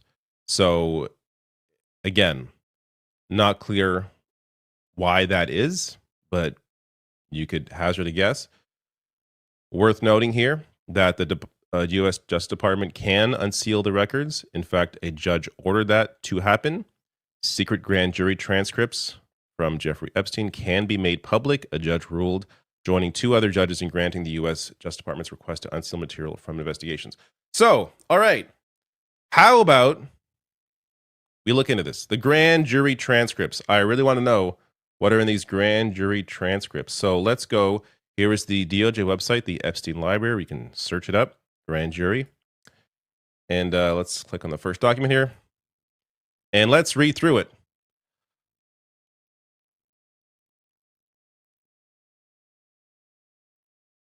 It's all redacted.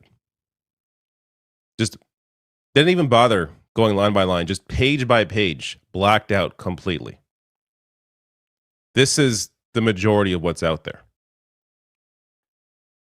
So, not exactly in line with what the law states as they were supposed to be releasing what are in these documents. So you have here Trump's FBI spending nearly $1 million on redacting the Epstein files. I mean, if you're still a Trump supporter at this point, like, I don't know what to tell you. Like, how far gone are you? Yeah, like the all these secret pedophile rings and people doing crazy things. Democrats are all hiding all this stuff. Your dear leader is all over this shit, hiding every part that he's in except for one, which I'll get to. And what? Like, brain dead people. So this is a hilarious post. The Epstein files. Obviously, this is a joke picture, but don't worry, Bill Clinton's still in it. So on that point, there is this image shared by Abigail Jackson. This is, to get her official title here, White House Deputy Press Secretary. So works for Donald Trump. Writing here on Twitter, per the Epstein Files Transparency Act, DOJ was specifically instructed only to redact the faces of victims and or minors, leaving out the fact that Trump is not in them. Anyways, here is a picture of Bill Clinton with his arm around Michael Jackson and redacted individuals, trying to imply here that these are victims. Even Twitter had to correct this bullshit. This is a publicly available picture. It was taken in 2003 at a Democratic fundraiser. The faces of Diana Ross and Michael Jackson's children are behind these black bars. You can see it on Getty Images. So they They redacted a publicly available photo to try and make it seem something nefarious was happening with Bill Clinton, Michael Jackson, and Diana Ross when it was just their kids. Really gives you an idea of how not transparent this White House is. But Pam Bondi says otherwise. President Trump is leading the most transparent administration in American history. Just the absolute gall to post this the same day that you released or did not release, redacted, the Epstein files.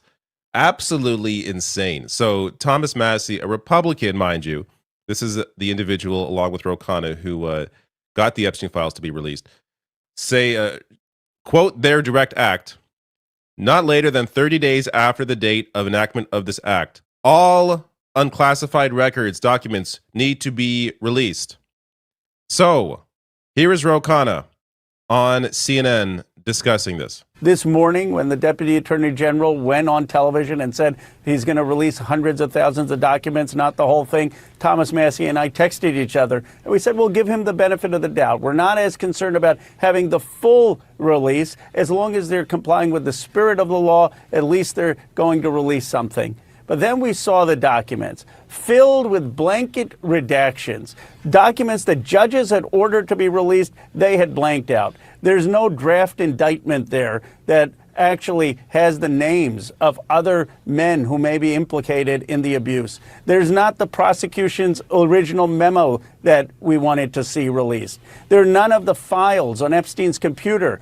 And we do not know then who these other rich and powerful men were who abused these survivors. And we know from the survivors and the survivors' lawyers that that information is in the files. So this is deeply disappointing. They have not complied with the law, and we're going to continue to fight to make sure they do. And they are already starting that fight, so I'll get to that in just a second. But I also want to show you a clip here from Thomas Massie, Republican on the House floor. Again, the individual, along with Ro Khanna, that got the Epstein files to be released. Here he is, essentially lambasting his own members. Do not let the Senate muck this bill up. And if you're a party to that in the Senate, you are part of this cover-up that we are trying to expose. I am sorry if one of your billionaire donors is going to get embarrassed because he went to Rape Island. That is what they have coming. In fact, they need to be on the other side of bars, a lot of them. Some of them will be embarrassed, but some of them need to go to prison, and the survivors know that. So how will we know if this bill has been successful? We will know when there are men, rich men, in handcuffs being perp-walked to the jail. And until then, this is still a cover-up. Well, you have your answer. This is still a cover-up. And others are getting on board with the next phase of action here. So Representatives Robert Garcia and Jamie Raskin, top Democrats on the House Oversight Committee, released a statement on Friday afternoon that said, quote, "We are now examining all legal options in the face of this violation of federal law. The survivors of this nightmare deserve justice. The co-conspirators must be held accountable, and the American people deserve complete transparency from the DOJ." So Ro Khanna here discussing the articles of impeachment and potentially more for Pam Bondi and others blocking this. Attorney General Pam Bondi. Some Democrats are saying she should resign, including Congresswoman Alexandria Ocasio-Cortez. Are you considering impeachment for the Attorney General if you don't feel that the Justice Department complies with your law? Thomas Massie and I talked about it. He's working, as am I, on drafting articles of impeachment and inherent contempt.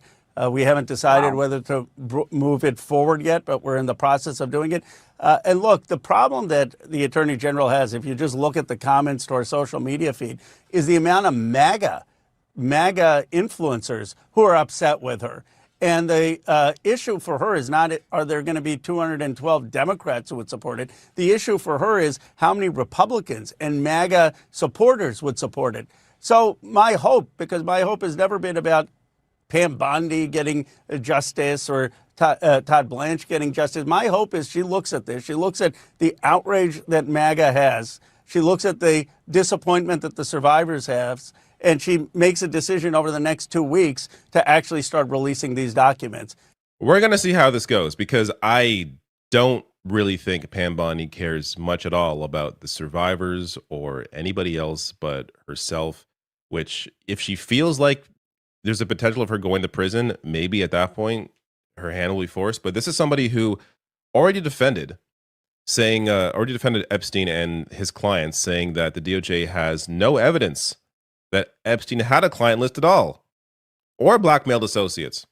Yet, in the documents, you can see, as Yashar Lee points out, from the Epstein files, Epstein threatening to burn someone's house down if they revealed he stole photos of young girls and sold them and had other photos taken. So, not only is there obviously a client list, that part was already clear, but he did try and blackmail people. And Pam Bondi tried to claim otherwise.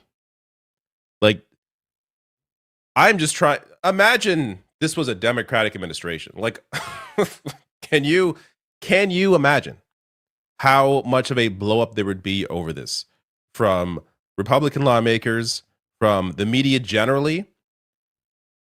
Yet you have a situation here where there has been lie upon lie upon lie, redacting these documents, clearly hiding powerful individuals, including Donald Trump, and they are trying to claim that they are the most transparent administration of all time. People aren't this stupid. So I want to give you an example of some of the notes. I mean, again, thousands of documents. I've seen, a handful of them compared to what's been released. But it's incredibly depressing for obvious reasons. Here's just an example of the kind of notes you find in these documents. So Katie Benner of New York Times shared this. Cannot come at 7 p.m. tomorrow because of soccer. Again, giving you an idea of the kind of people that Epstein had power over. Now, this is where we get to Donald Trump. Because there is this document that he was left in. So you can pause, read through it here if you want. Let me give you the breakdown, though, from The Guardian. Documents include civil complaint from Epstein victim who said she was introduced to Trump.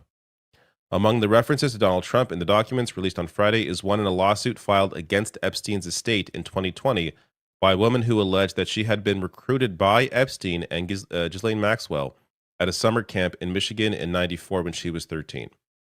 The lawsuit alleged that the girl, known in court records as Jane Doe, was introduced to Trump by Epstein later that year when she was 14. According to the complaint, quote, during one of Doe's encounters with Epstein, he took her to Mar-a-Lago where he introduced her to its owner, Donald J. Trump. Introducing 14-year-old Doe to Donald J. Trump, Epstein elbowed Trump, playfully asking him, referring to Doe, quote, this is a good one, right? Trump smiled and nodded in agreement. They both chuckled, and Doe felt uncomfortable, but at the time was too young to understand why. The case reportedly ended in a settlement with Epstein's estate. In 2021, the same victim testified at Maxwell's trial and said that she had been a contestant in the '98 Miss Teen USA beauty pageant, which was then owned by Trump. In 2016, 5 contestants in the '97 edition of the Miss Teen USA pageant told BuzzFeed News that Trump had entered the contestants' dressing room while they were changing. And that, by the way, these last two parts, we already were aware of. The fact that Trump owned the Miss Teen USA beauty pageant. First of all, why was there ever a Miss Teen USA beauty pageant? That alone is gross. On top of that, Trump ran it. And yeah, this is all public information. It has been for a while. Yet, Trump defenders somehow forgot, didn't care. This didn't matter when they were very concerned about the secret ring that Democrats were engaged in, apparently, according to them. Like, it's just gross. So there's a breakdown here. I think this is gives you a clear idea of what's gone on up to this point. Epstein dies in prison while Trump is president. The DOJ closes Epstein's case while Trump is president. Ghislaine Maxwell is moved to more comfortable prison while Trump is president. The GOP kept voting not to show the Epstein files while Trump is president. Congress forces the DOJ to show the files by today, but they refuse because Trump is president. Do you get it now? Do you understand what's in those files? So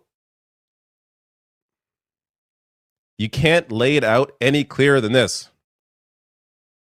If you have a Trump supporter in your life, I just ask for their thoughts. Ask for their thoughts on this. I'm just curious. Last thing I want to end on here is somewhat of an uplifting note. And that's what the future may hold. It may not be soon. It may not be in a year, but at some point, what the future could hold for the individuals that are hiding all of this information. Congress is talking about possible impeachment. They're talking about inherent contempt for the Attorney General or Deputy Attorney General. Any Justice Department official who has obstructed justice could face prosecution in this administration or a future administration. And the last word, like I said, is going to be the survivors. Americans don't trust politicians that much. They trust those women. And they are going to be back on the Hill, and the country will hear from them. Look, I may be too optimistic here, but I do think at some point there is going to be a resolution here. There's just too much interest in this story. It is just too blatantly corrupt, so obvious that they are hiding something because they are literally hiding something with the pages and pages of redacted documents. This story is not going to go to rest until people find out what happened and that those people involved, including those ones currently blocking what happened, are held accountable. If you enjoyed this video, please hit like and subscribe and check out some of the other videos I have on this channel.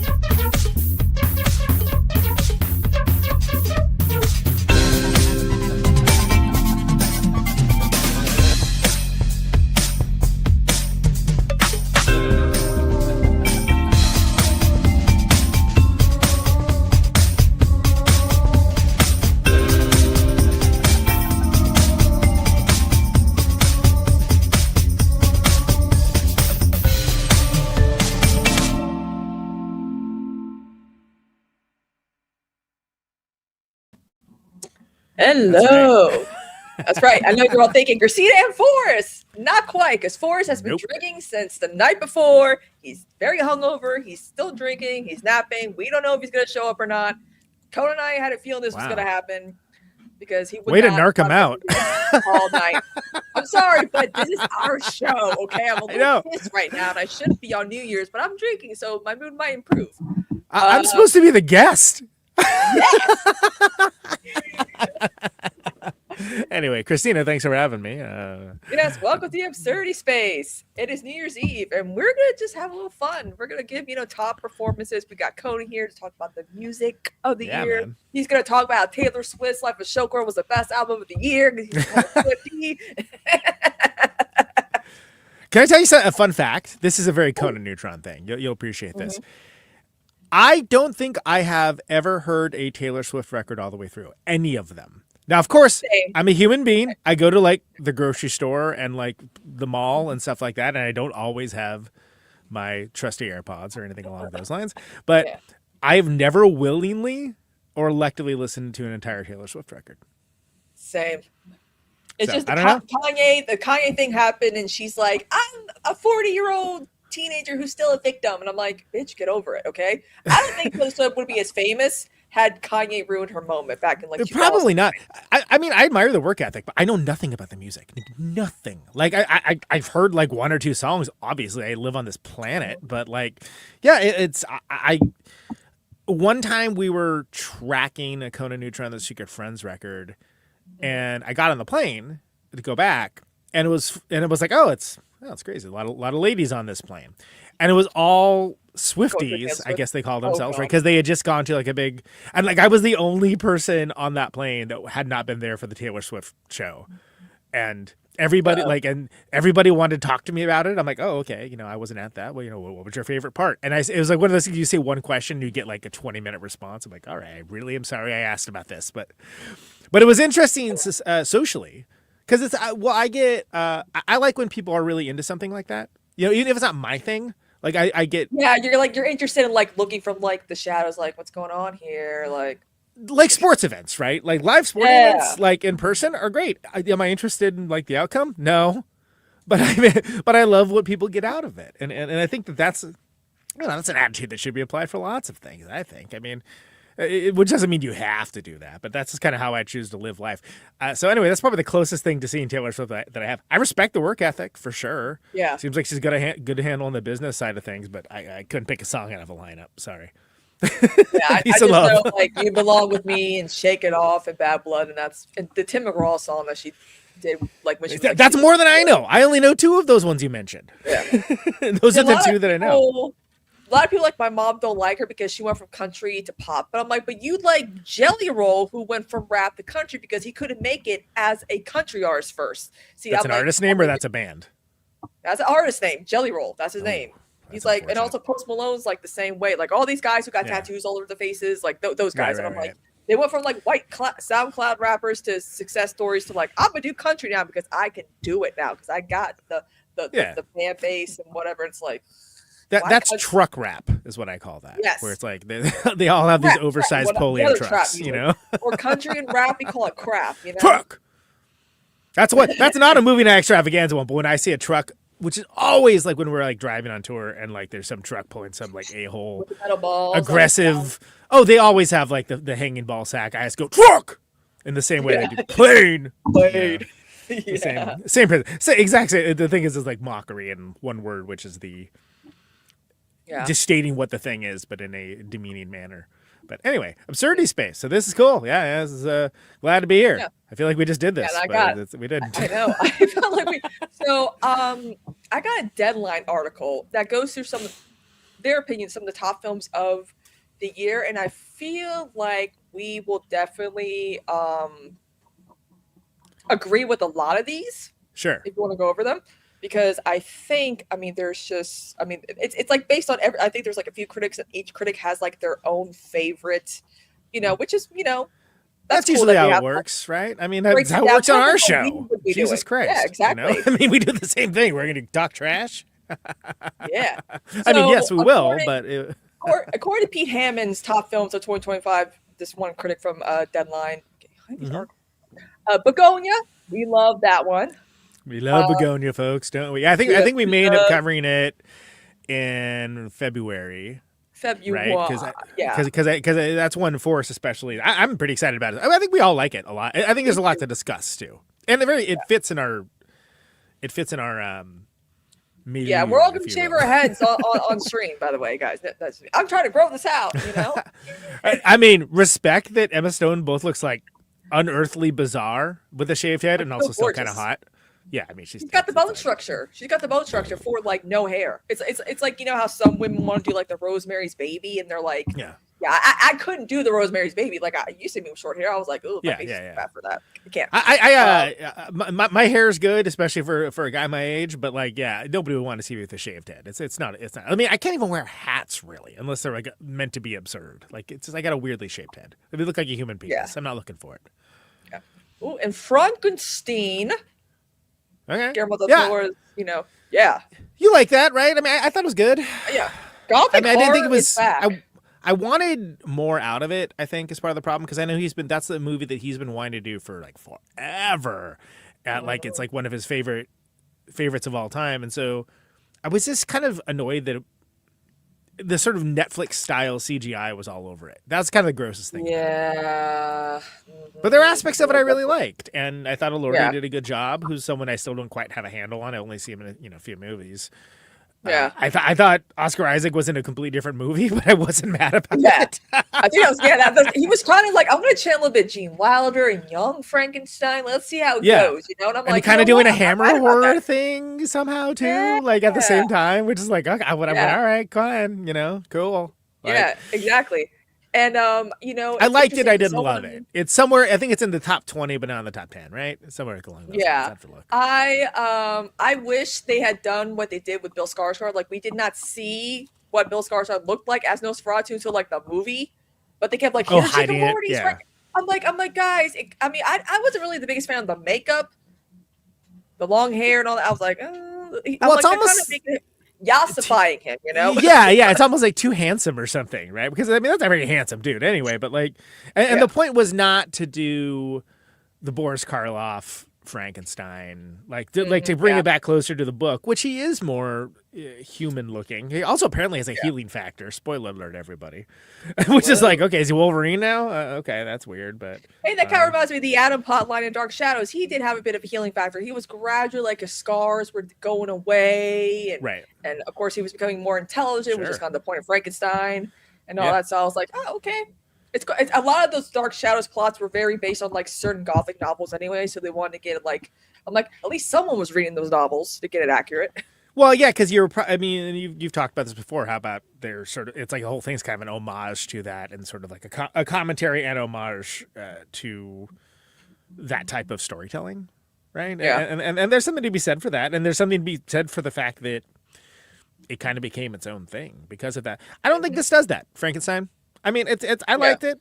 I thought it was good. You know, like I thought it was good, not great.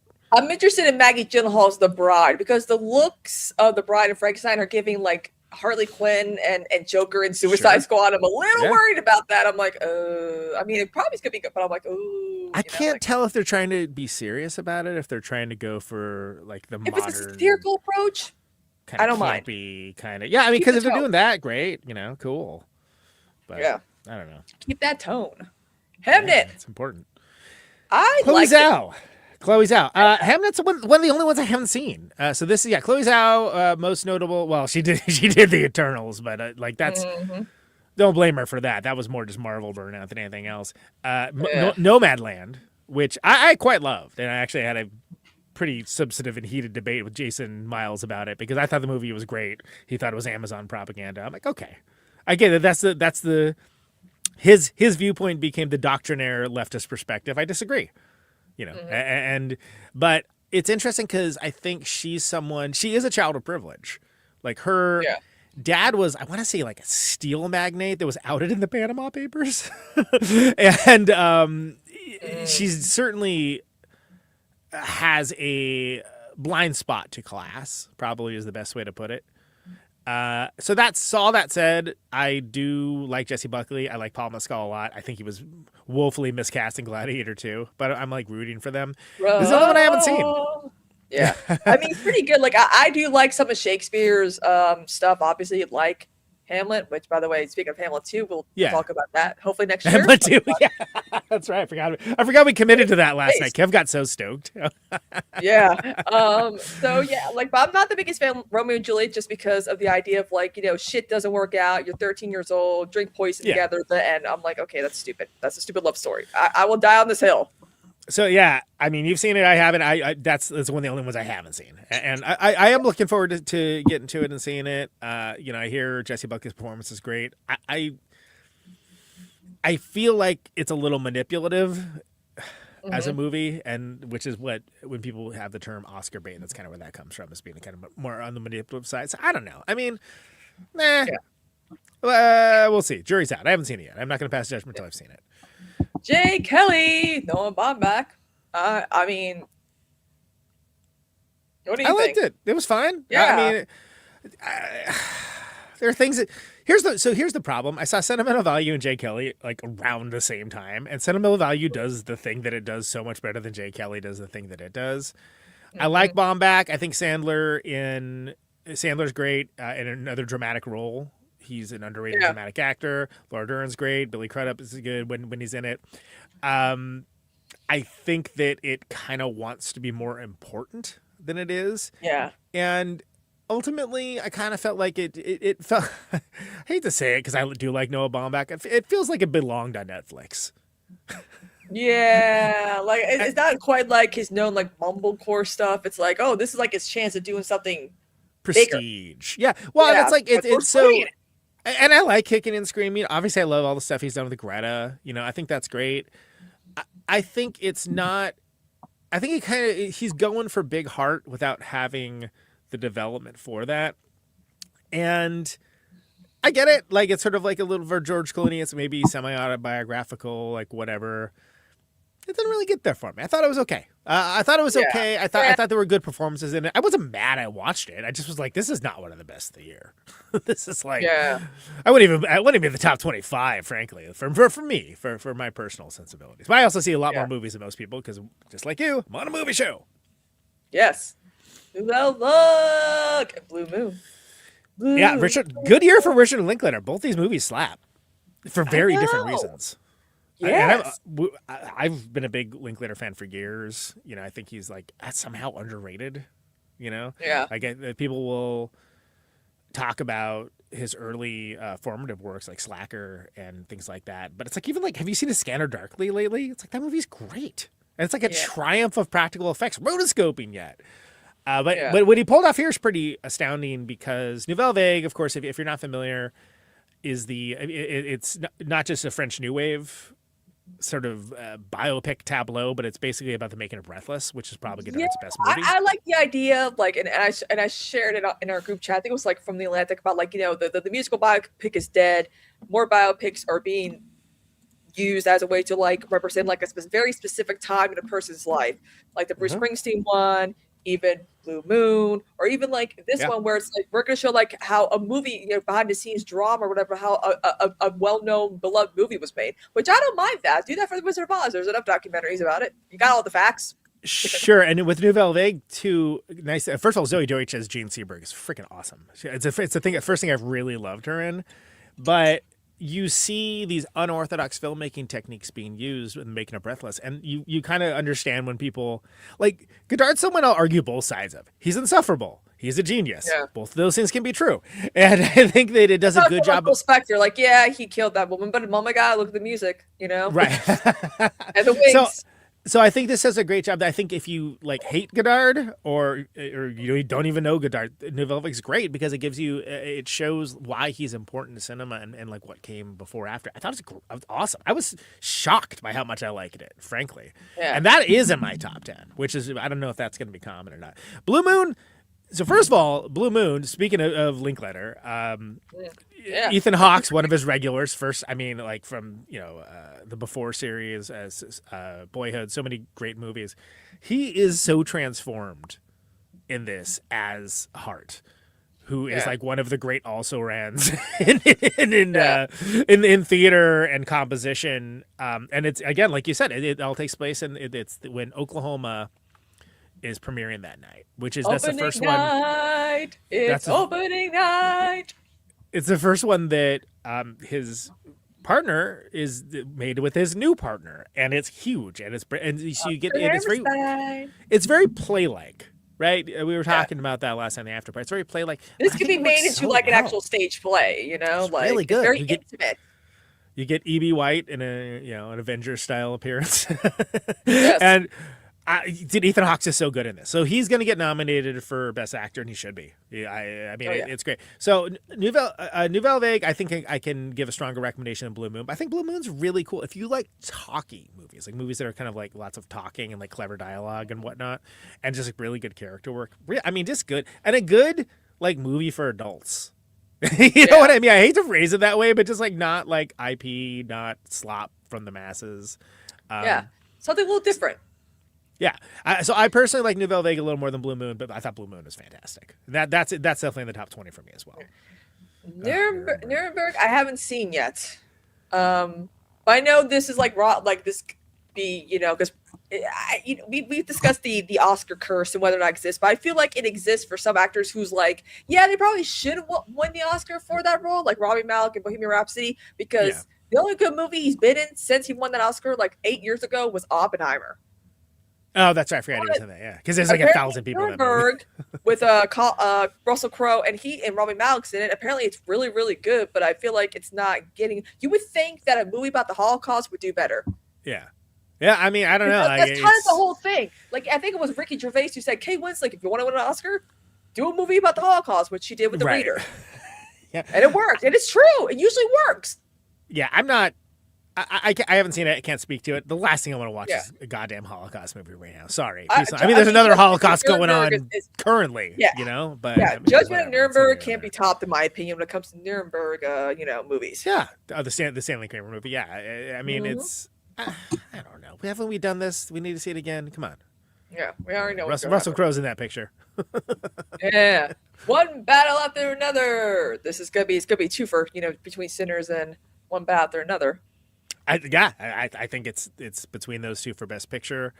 This is my favorite Paul Thomas Anderson movie, and dude's done a lot of movies. I think it's a movie of the times. Talk about like Nuremberg, like being sort of like, all right, Jesus. But this, I mean, I think there's salient critiques for as well that I understand. We're gonna get into it. We're gonna cover this movie with Eileen Jones, and I'm excited about that.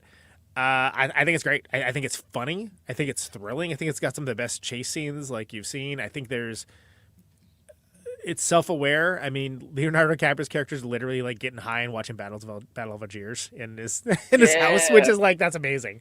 Is it a perfect movie? Win a second Oscar. Yeah. Right. I don't think it's a perfect movie. It is one of my favorite movies of the year. So it's very exciting to have two of my top 3 movies of the year be basically duking it out for Best Picture right now. Yeah, and we're gonna get into it in February, right? So. Yeah, I don't know about these two films right here at all, but I know one of them is Japan's. Oh, Brendan Fraser. Oh yeah, wait, I've heard of it, but it's like a simple. Oh, Brendan Fraser's in it. Yeah, I don't know these two, which is crazy. But I also haven't. I've just started digging into international stuff, except for Sentimental Value and No Other Choice. I've just started digging into it. Like this week. So I'm a little late. Yeah. Some of it's really hard to see. Sorry. It's really hard to see, but I feel like if you're labeled a movie podcast, they should just be like, you know what? Let's just give them screeners regardless. I feel like that should be the thing now. I would love that. Yeah. Hint. Speaking of Sentimental Value. Yeah, I'm sure. So Worst Person in the World was great. I love that movie. It kind of flew into a lot of people's radar because I think it came in so late to the game. But Sentimental Value might be better. And it's really amazing. I think Stellan Skarsgård is almost a lock for supporting actor, frankly. He's so good. Mm-hmm. And Renata Reinsve is she's amazing in it too. She's going to be a strong contender for actress. It's really freaking good. I mean, he's basically like Stellan Skarsgård character is basically like an Ingmar Bergman type, which is to say like great filmmaker, shitty father. Yeah. And this is like him like trying to reconnect with his daughter. He writes a script for her to do. She turns it down and then ends up Elle Fanning's character was like, well, I'll do it. And that's a whole it's good. It's really good. It's kind of heavy, but there were moments of like real poignant beauty in it. I was impressed. It was one of my favorites of the year. This is I think in the top 5, if I remember right. And now, of course, our top Sinners. We were real early on this too. We covered this week it came out. We had to. We knew that this movie was going to be special. We knew. We were like, and we all went in knowing I just knew oh, Ryan Coogler's in it. He's directing it. Michael B. Jordan's in it. I like anything Ryan Coogler does. Like his lowest rated film is like a 7.5 out of 10. Like it's not like he produces slop. So I was like, let's go. And then I was like, oh shit. Yeah. Oh, they're vampires. Oh, what? This movie's awesome. And I saw it. I think I saw it like 5 times in the theater. Yeah, for listeners of the show, if you are not a Movie Extravaganza deep diver, we did it. First of all, what's wrong with you? First of all, check your head. Secondly, go to when did it come out? Was it May or June? I can't remember. It was May. It was May. There's a great episode of Sinners. It's like one of our most popular episodes of the year, and we go into this pretty heavily. Not only is it great as a movie and as a story, isn't Ryan Coogler's incredibly gifted filmmaker. The fact that it has gotten in the zeitgeist this much with, we got into like the business behind it, right? And the profit sharing models and all that. It stayed in the zeitgeist. Like what rarely do it's like the Barbenheimer, they both came out like in the Sinners kind of came out late spring, before the summer, but it's like the film has continued to like be talked about since late April. Like it's crazy. Well, and it's got such a quiet build because it went on streaming, right? And then, people are like, oh, I'll check that out. And they're like, hey, that was really good. And it's amazing to me that a genre picture, right? As we love horror, we love sci-fi, we love other stuff as well. But like the fact that Sinners is a real contender for Best Picture. I mean, what? Yeah. That's so great. We're entering a new era where horror is being considered now. Weapons, Amy Madigan in Weapons is like, she is a real contender, probably gonna be nominated for supporting actress, and she should be. She's amazing. But like, look at like Hereditary, right? Toni Collette should have been nominated for that, and she sure as hell wasn't. So yeah, it's kind of crazy that like I feel like it's definitely gonna win like maybe like cinematography and like songs. Like I feel like, but it's kind of unfortunate because like Michael B. Jordan did the impossible by playing twins who, without any makeup, like he was like, I had to figure out how to make these two seem very different physically, mentally, emotionally, because you could tell, you know, which twin came out first. Like, you know, Smoke was the firstborn twin. Like, I'm like, yeah, that's Stack is he's got the he's the business, but Stack's got the vision. You know, like it's just funny how. Because even before, it's like they did makeup, right? I'm like, no, dude, he didn't do any makeup on him. It's just like, how he carries himself, how he speaks. Like, it really is impressive. And that's, you know, somebody said that both those guys are the best when they're working with each other. I agree. Because the Creed, I mean, I love Creed. Creed's amazing. Creed's like one of my favorites. But like the sequels are not as good as the first one. And it's those guys working together. It's magic. Yeah. And it's not like they're terrible. I'm like, again, they're still like well received, but like, you know what I'm saying? But also too, like, Jack O'Connell's had quite the year. The horror. I mean, he's played two cult leaders that like to sing and dance technically, and it's kind of crazy. That's happened twice. Yeah. And he's Forrest, getting also Delroy. Where have you Welcome been? to your show. Yeah, dude. What's Why bother showing up, dude? What's going on here? Anyway. Like crazy. Yeah, we were just going through all the movies that the Deadline posted up, just kind of talking a little bit about each of them. So, there you go. Ooh, David Weiss's top 10 films. Let's see if we can. Secret Agent. I watched this movie earlier today. That's crazy. So yeah, good. There's about 3 movies worth of movie in this. Like, I mean, it's like 2 hours, 40 minutes. Vibes in it are great. Wagner Moura's performance has been hailed as one of the best of the year. He's really good. I liked it a lot. It's very long, so it's almost too much movie.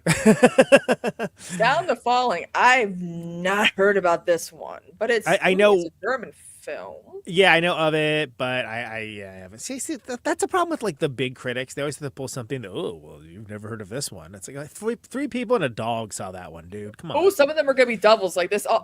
They also like Cinema Vibe. We've already went over that. We've already went one about after another. Edited. Little too close to the nose. You know what I'm saying? Like, come on now.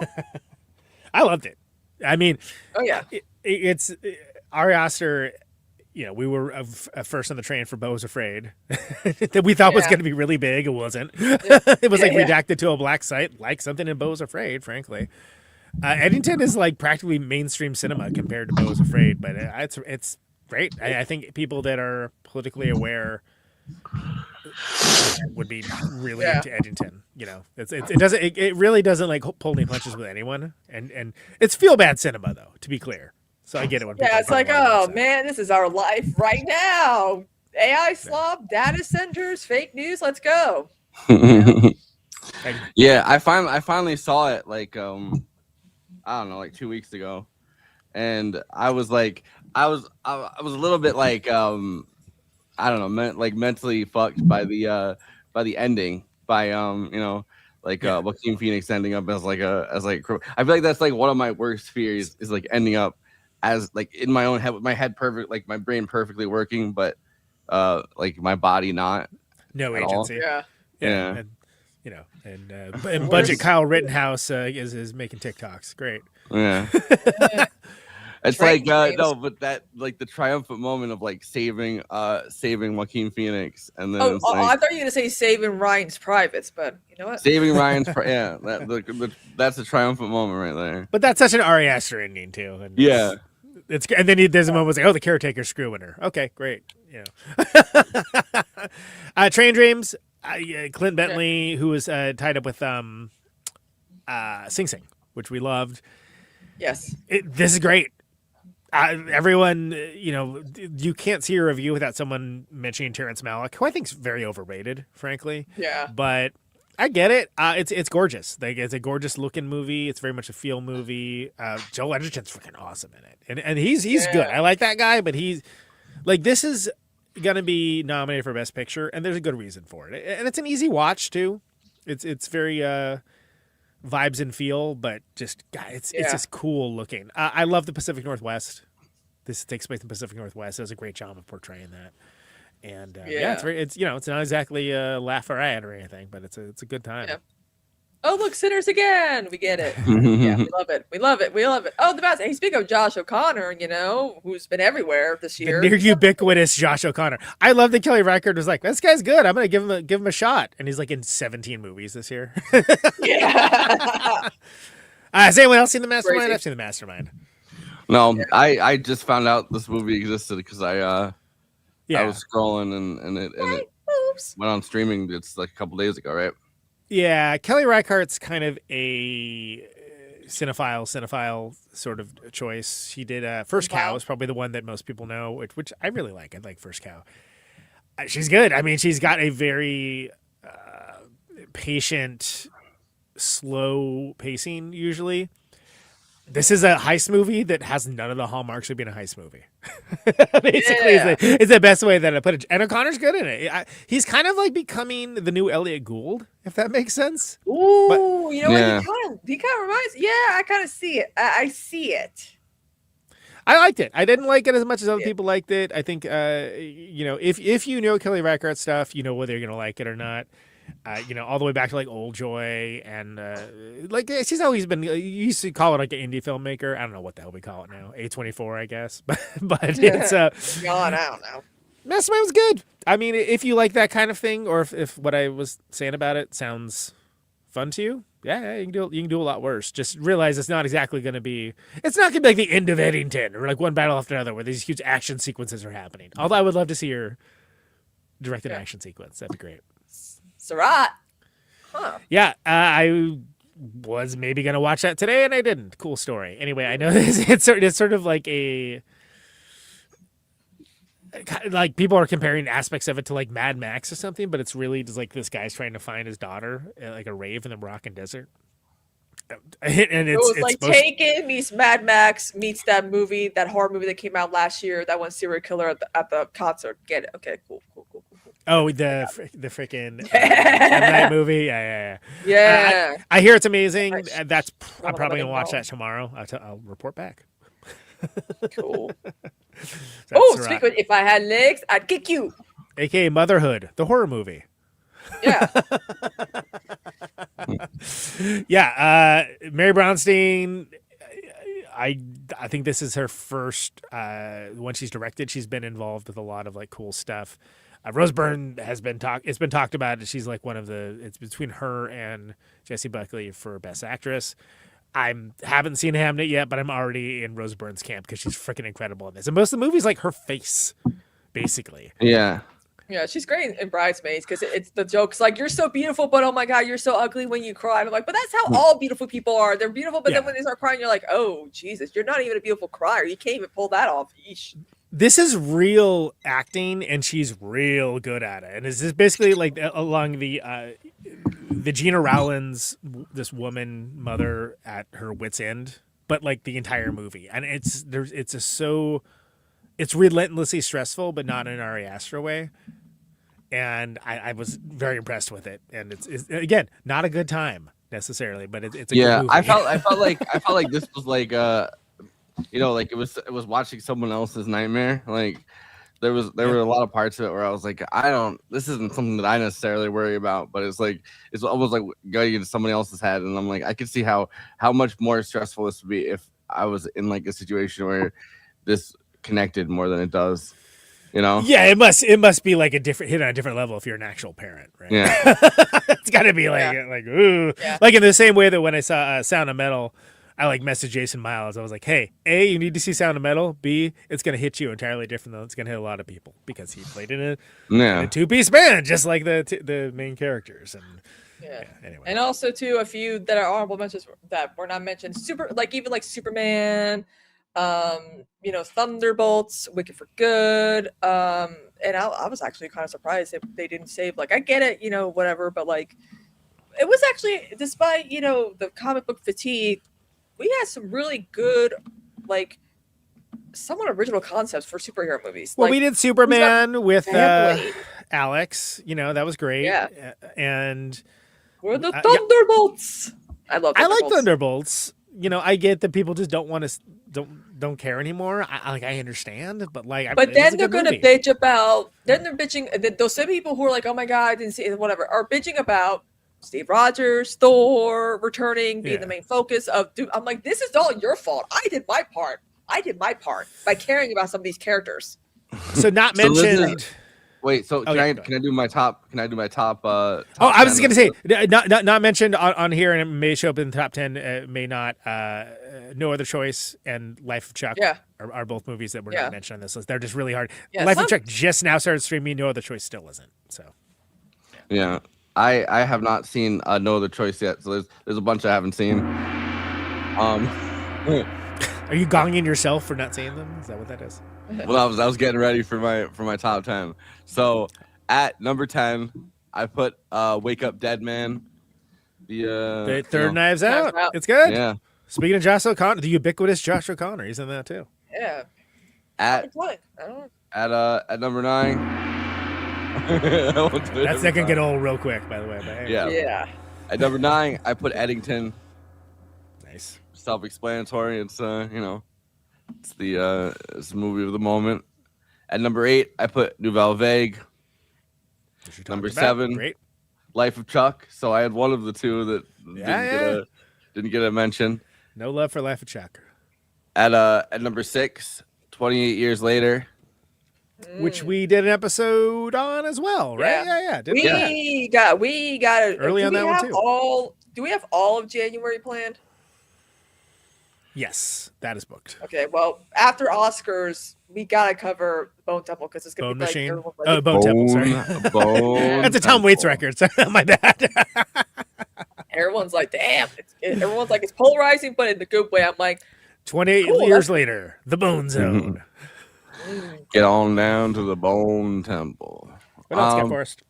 So number 5, Weapons. Nice. Number which we 4, did an episode on. Yep. Good. One Battle After Another, which we're doing in February. Number 3, Sorry Baby, which is a movie I will champion until to the ends of the earth. Ava Victor. It's on my list. It's on my list too. A little lower than you, but I do think that's a great movie. Yeah.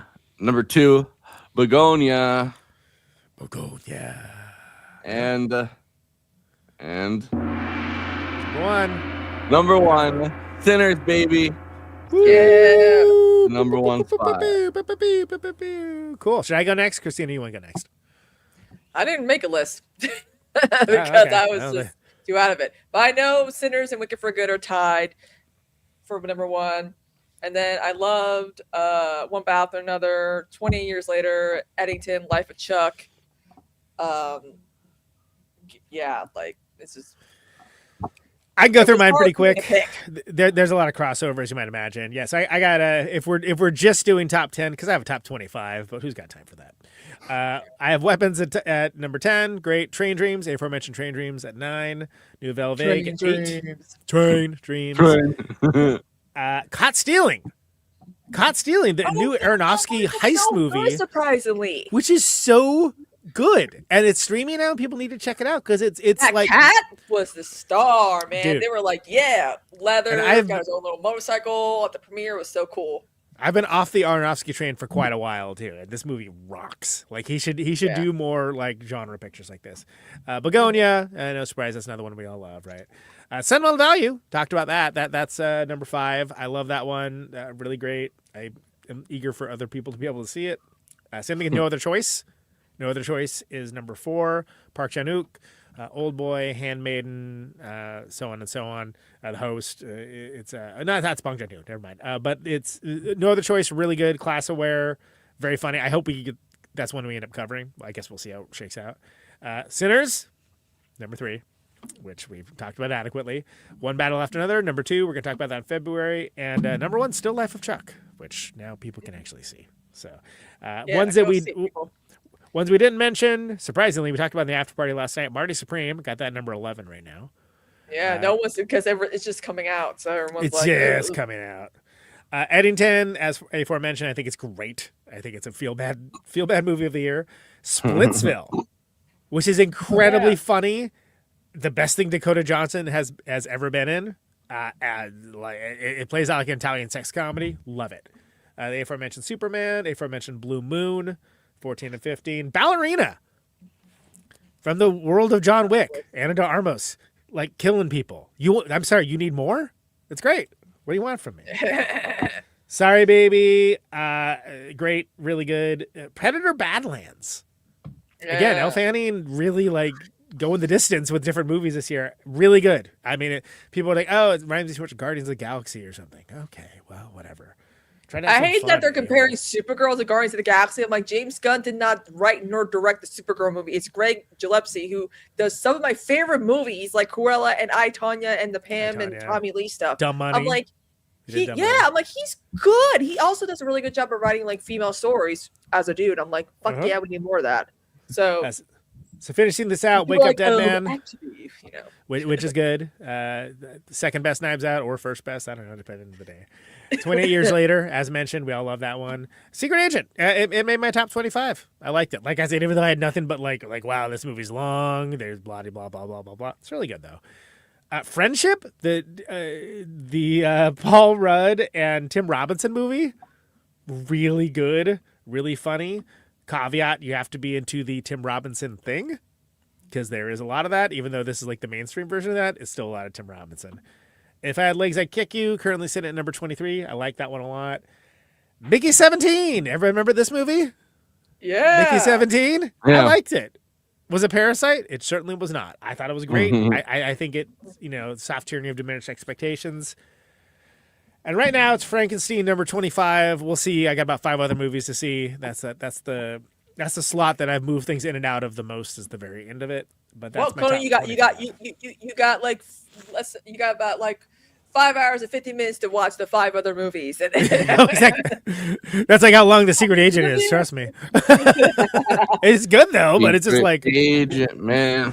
Why is it? That's why I said Los Agent Secreto was like the I was like, that's great. That's why just call it that. Yeah.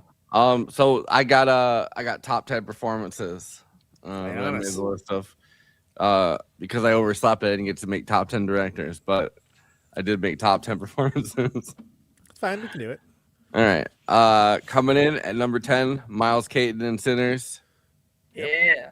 It's really good. These I don't necessarily think these are like in the order that I put them in. Yeah. These are just so these are just 10 performances that I grabbed. So I have Jack O'Connell and Michael B. Jordan. So that's like 9 and 8.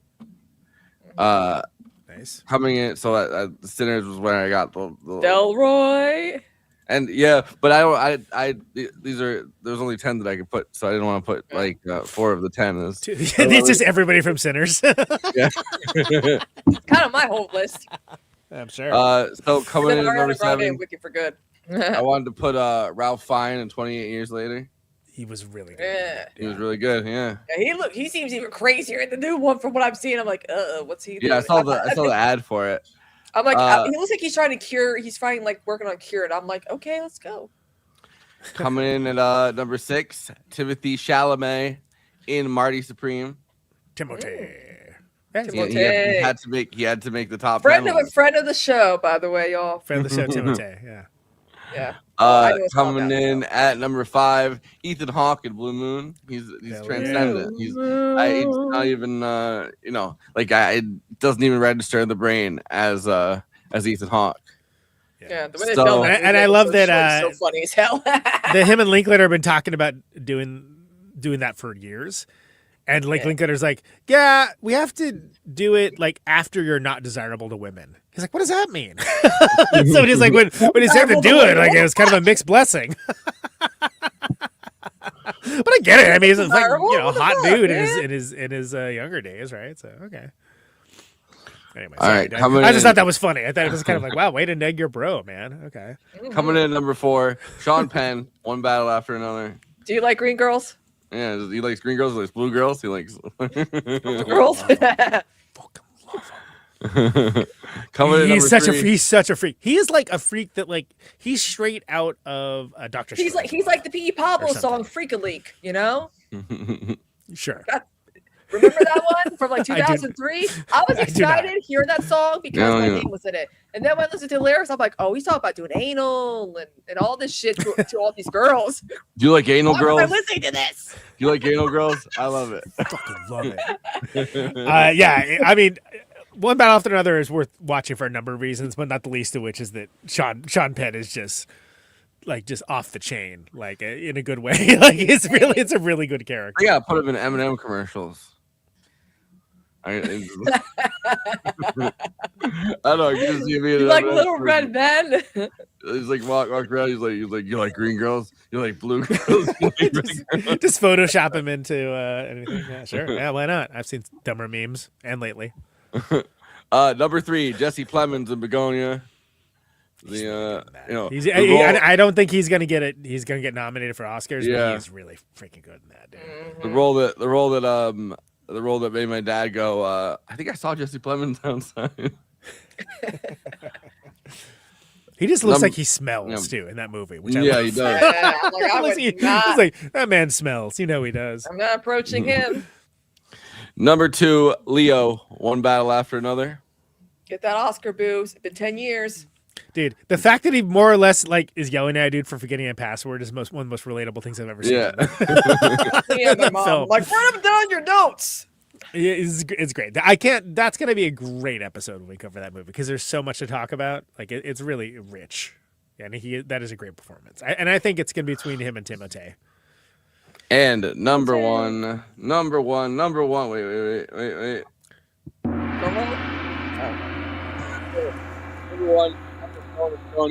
She went all into that shit. Emma Stone, yeah. Sorry, that gong, the resonance on that gong was going so much I could barely hear you, but you did say Emma Stone, right? Emma Stone and Begonia. Yeah, deserved. Absolutely deserved. All right.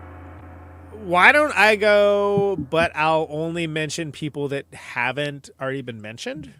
Right? Mm-hmm. This might be a little more difficult for me than for the audience, but so I'll start off with, again, fresh in mind as an earlier today, Wagner Moura, Secret Agent.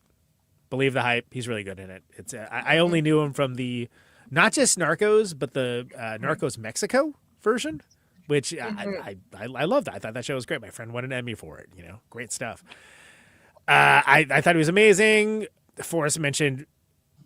You did not say Michael B. Jordan, right? I did. It was in my little. Okay. That's right. Then we can't put everybody. Okay. So Joel Edgerton, Train Dreams.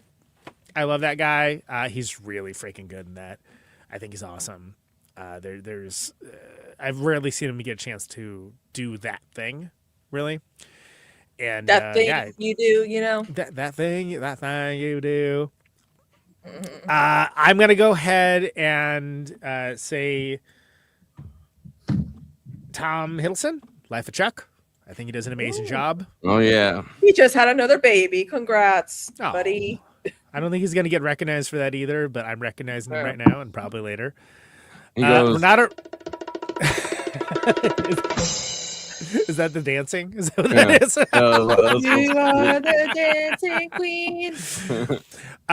Renata Rensve, Sentimental Value. She's so goddamn good in that movie, man. I got it. That's one of the ones I gotta say.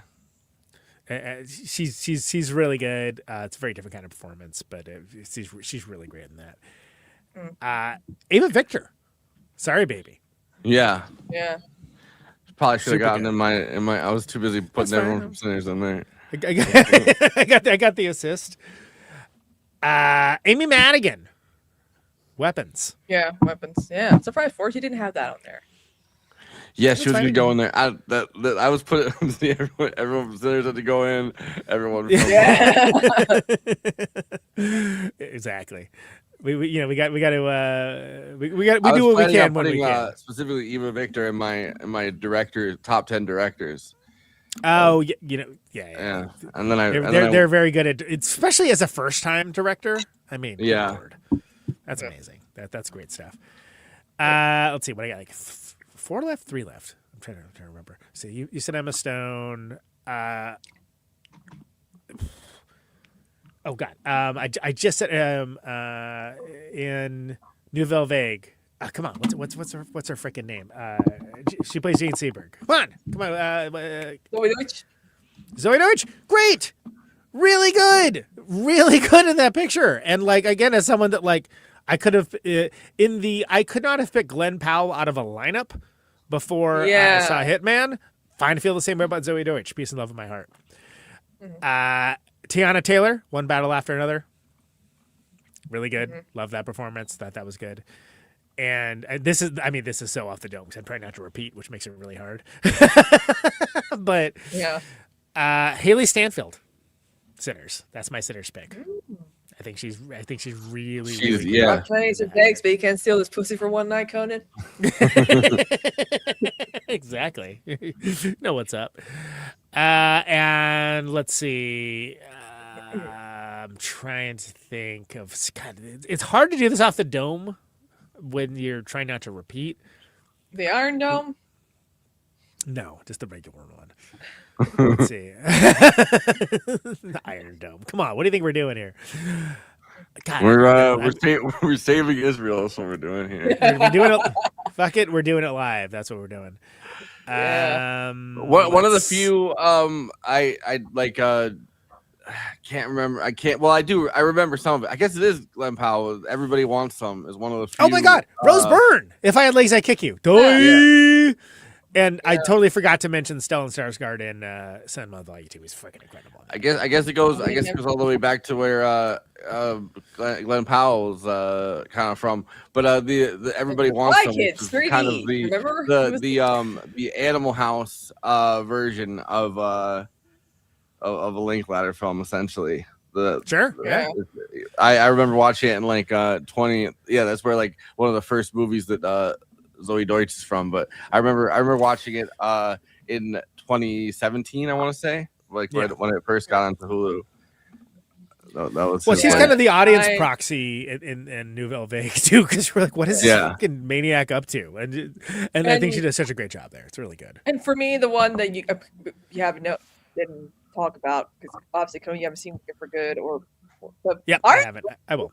Wicked for Good is her. Like a lot of people are like, why is he focused on Glinda more than Alpha? I'm like, part 1 is Alphaba's journey. Yeah. Part 2, like for Good, is definitely Glinda's journey from like being like the part of the propaganda to like realizing I'm part of the problem and I need to be Glinda the good. Like I need to be good. Like I need to actually do the damn thing. It's in the name.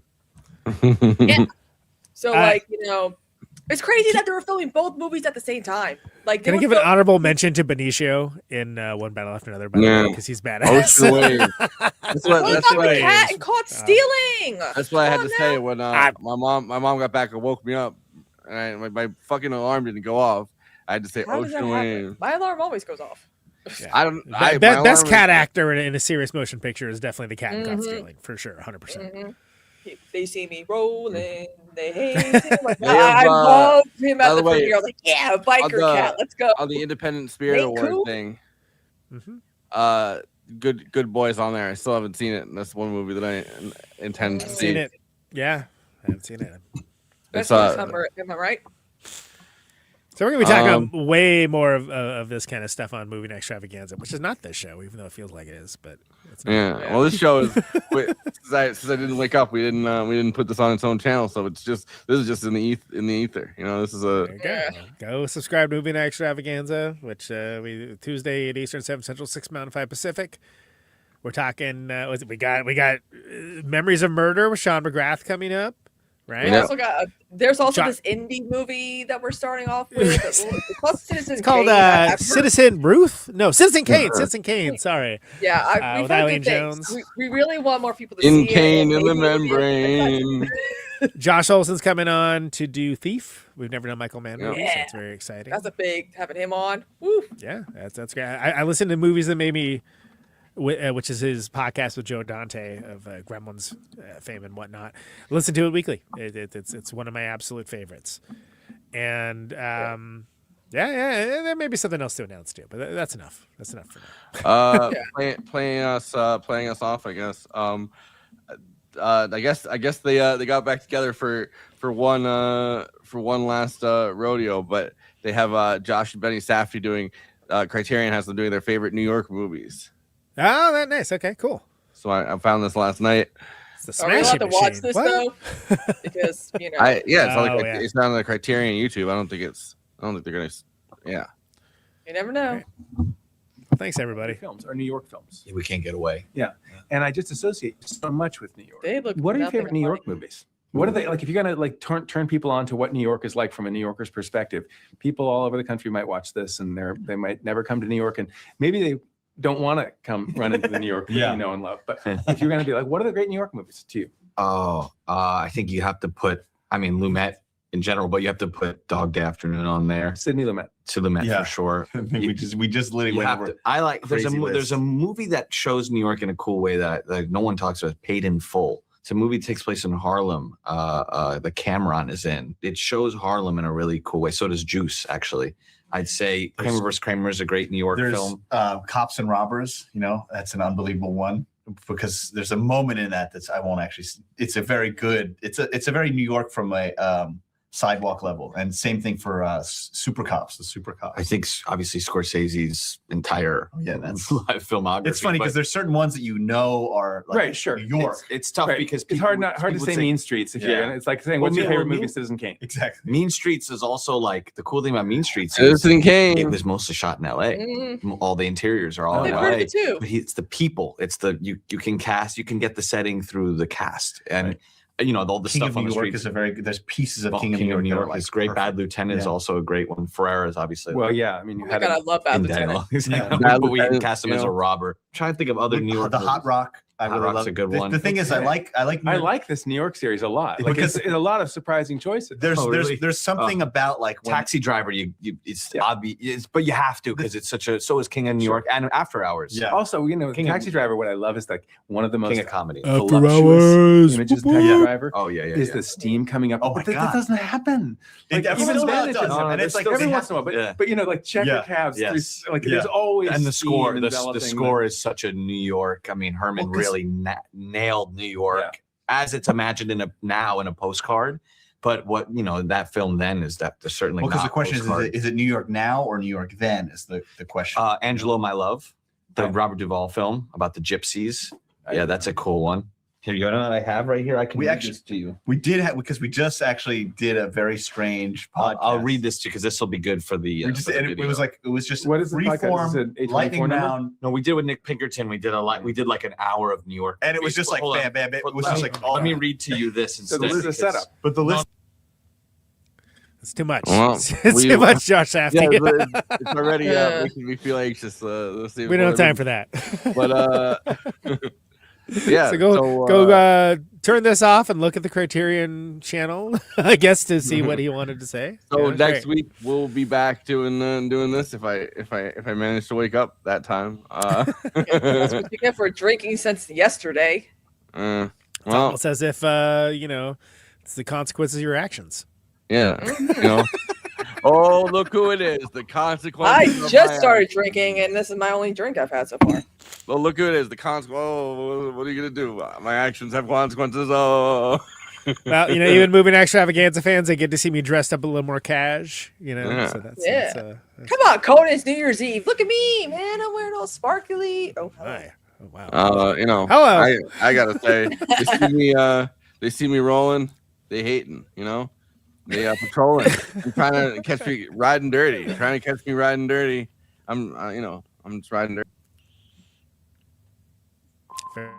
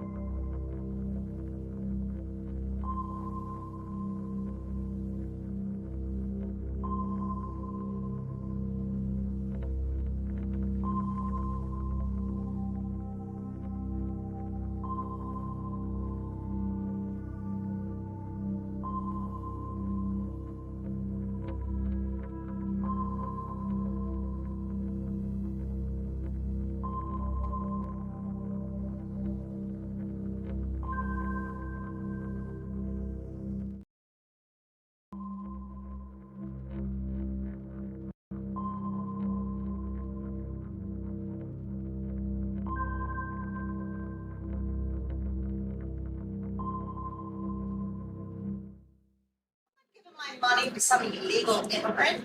English is the capital of America. You got a free phone, you fucking immigrant. Racist bigots have really been letting their freak flags fly ever since Donald Trump came back into office, but one by one they're learning the hard way that they're not able to get away with racism just because Donald Trump can. And as depressing as it is to see the Twitterification of our culture, it is nice to know that there's still at least some consequences for racist shitheads who've deluded themselves into thinking that they can get away with what they say on social media in real life. So without further ado, let's look at some examples of white supremacists fucking around and finding out, starting with a woman who I'm going to call Pizza Hut Karen, who decided to harass a couple for daring to speak Spanish because, according to her, English is the capital of America. So you can't do that, apparently. Now, the Karen in question tried to make them feel unwelcome and told them to go back to Mexico, but in the end, she was the one who felt unwelcomed because her racist ass got kicked out of the store, and her reaction was priceless when the employee told her that he wasn't going to serve her. What is your problem? Right, America, English. You guys. I was born and raised here too, and all I speak is English. I'm bilingual, so I speak Spanish and I speak English. What other language you speak? English is the capital of America.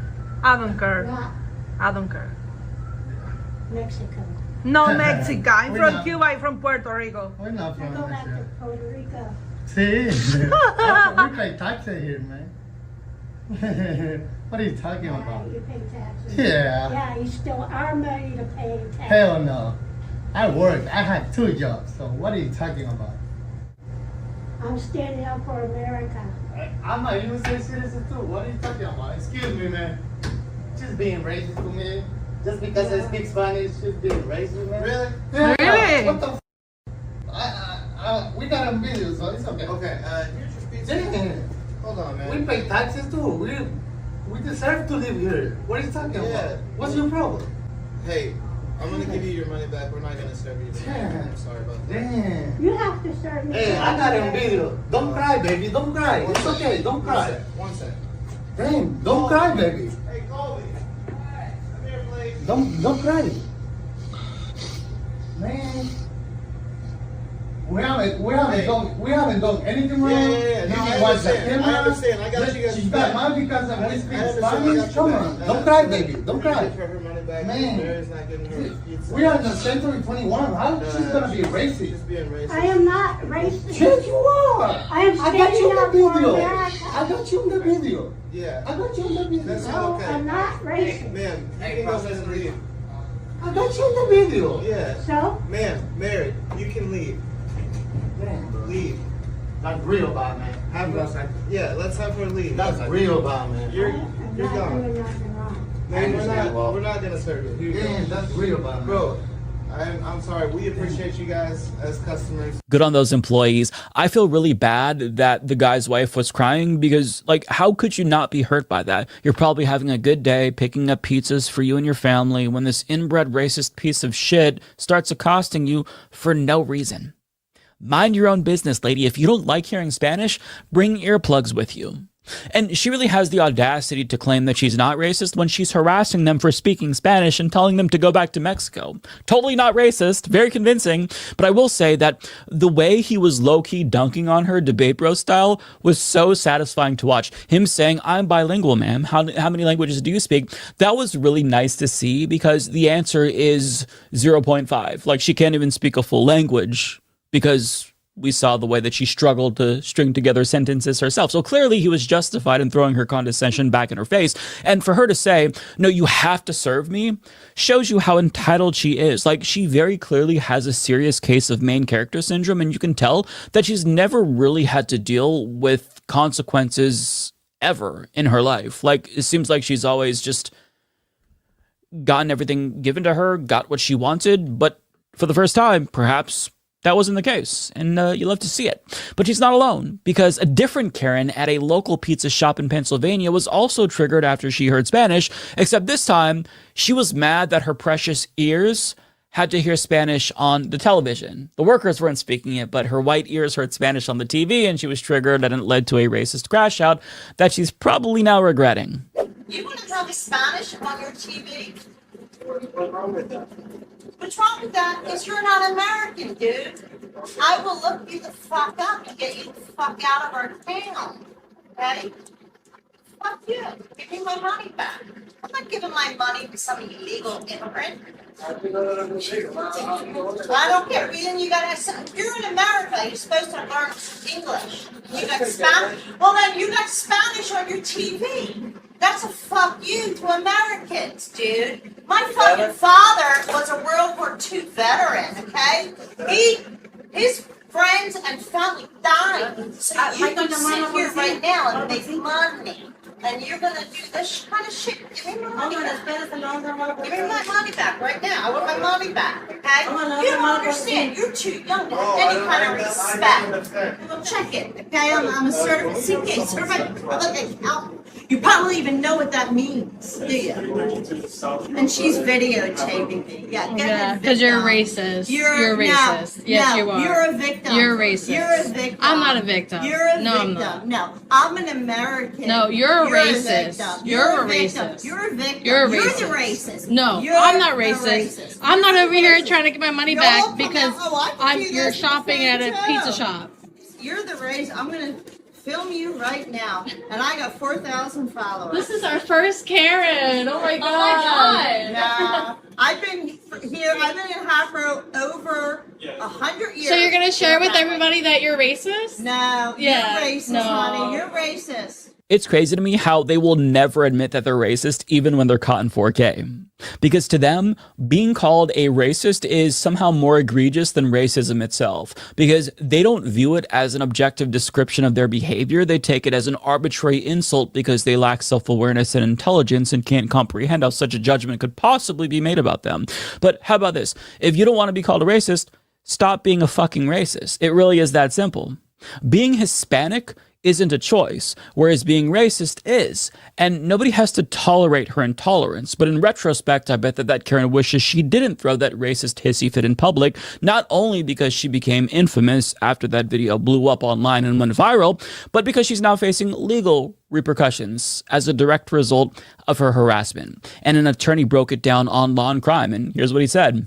The Hatboro police, they saw the video that the employee recorded, and because of the racially fueled and profane remarks, she was charged via summons with ethnic intimidation and harassment. Enrique, what is that? That is basically, so let me say this to be very clear. In America, you're allowed to argue with people. In America, you're allowed to call people names. And this, you have a First Amendment right to do so. And the statute in Pennsylvania does not attempt to say that people can't argue or people can't call each other names. You're allowed to do all those things. What you're not allowed to do is do that because of someone's race or religion or background or some other thing. Now, that's different. That's when it's crossing the line. If I want to call someone a clown, you can call them a clown. If you want to call them a clown because of their color or their race or their religion, well, now Pennsylvania draws the line and says that's intimidation. And that's not allowed. And that's a misdemeanor in Pennsylvania. So the fact that she was arguing with someone, that's not what the behavior is. You're allowed to argue with people. You're allowed to express you don't like something. Or she could have looked up and been like, I don't like this. I don't like this because it's in Spanish. Yeah, she would have sounded like a bigot, but she could have got away with that.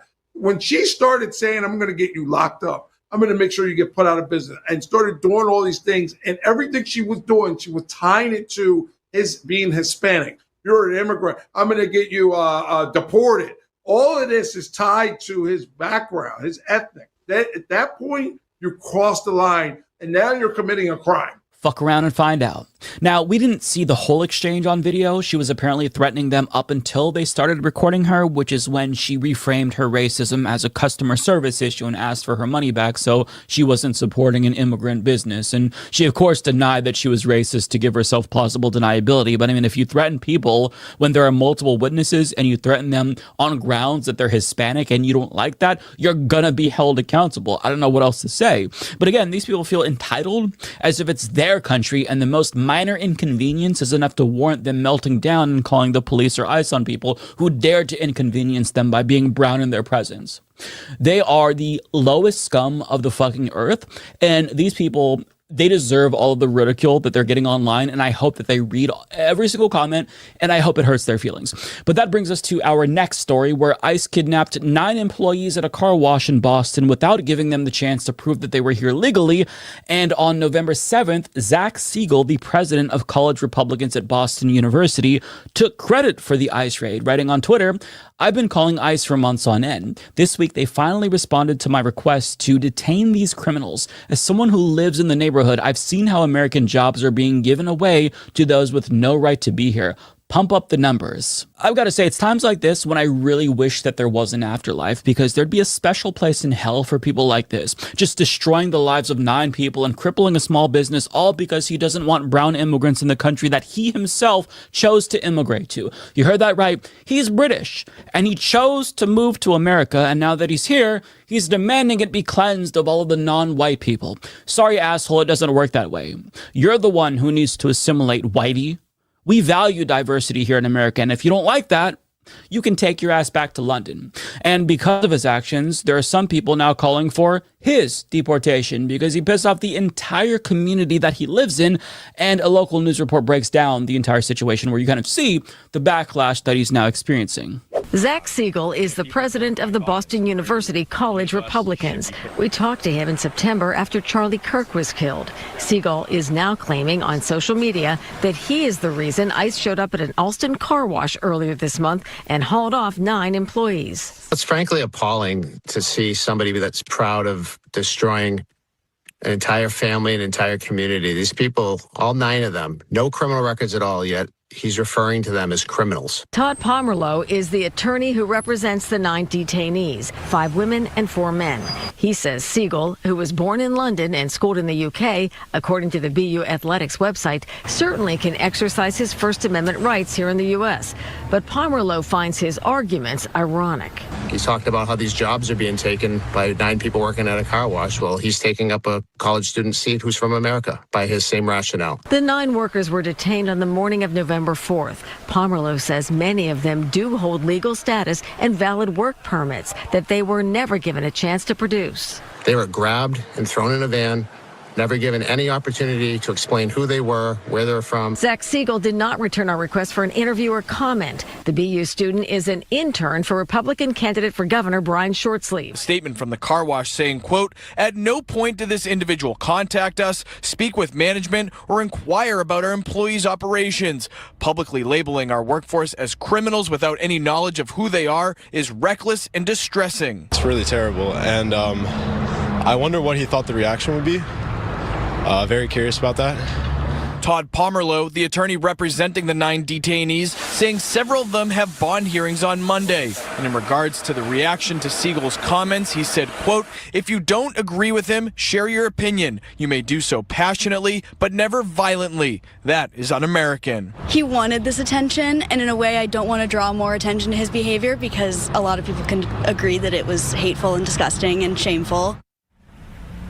Now, the president of the university saying in a statement, quote, "We must affirm the dignity and worth of all people. Too often we fail to see one another's full humanity, overlooking the rich complexity and unique gifts each person brings." Now, by the way, BU student newspaper here publishing a story on this on the front page. They reported that the campus Republicans were planning on hosting a speaking event with the director of immigration studies last night, but that event was canceled at the last minute when students made it clear that they would protest. Yeah, turns out people are going to think you're a huge piece of shit if you brag about ruining people's lives. And to that lawyer's point, Zach really should lead by example.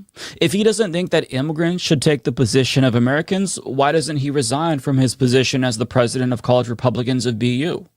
Why not give his internship to, an American? He's working for a gubernatorial candidate. That's a position that could be given to an American who's more deserving by his logic. Why not lead by example? Yeah, because he's a hypocrite.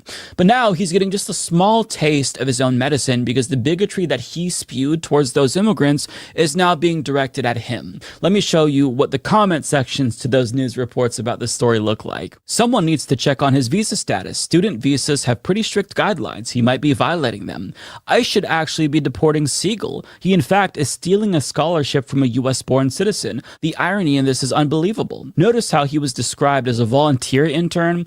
Someone check and see if he's violating his student visa with a paying side job. He needs to be expelled from university. Calling ICE with a British accent, it's almost like racism is the real factor.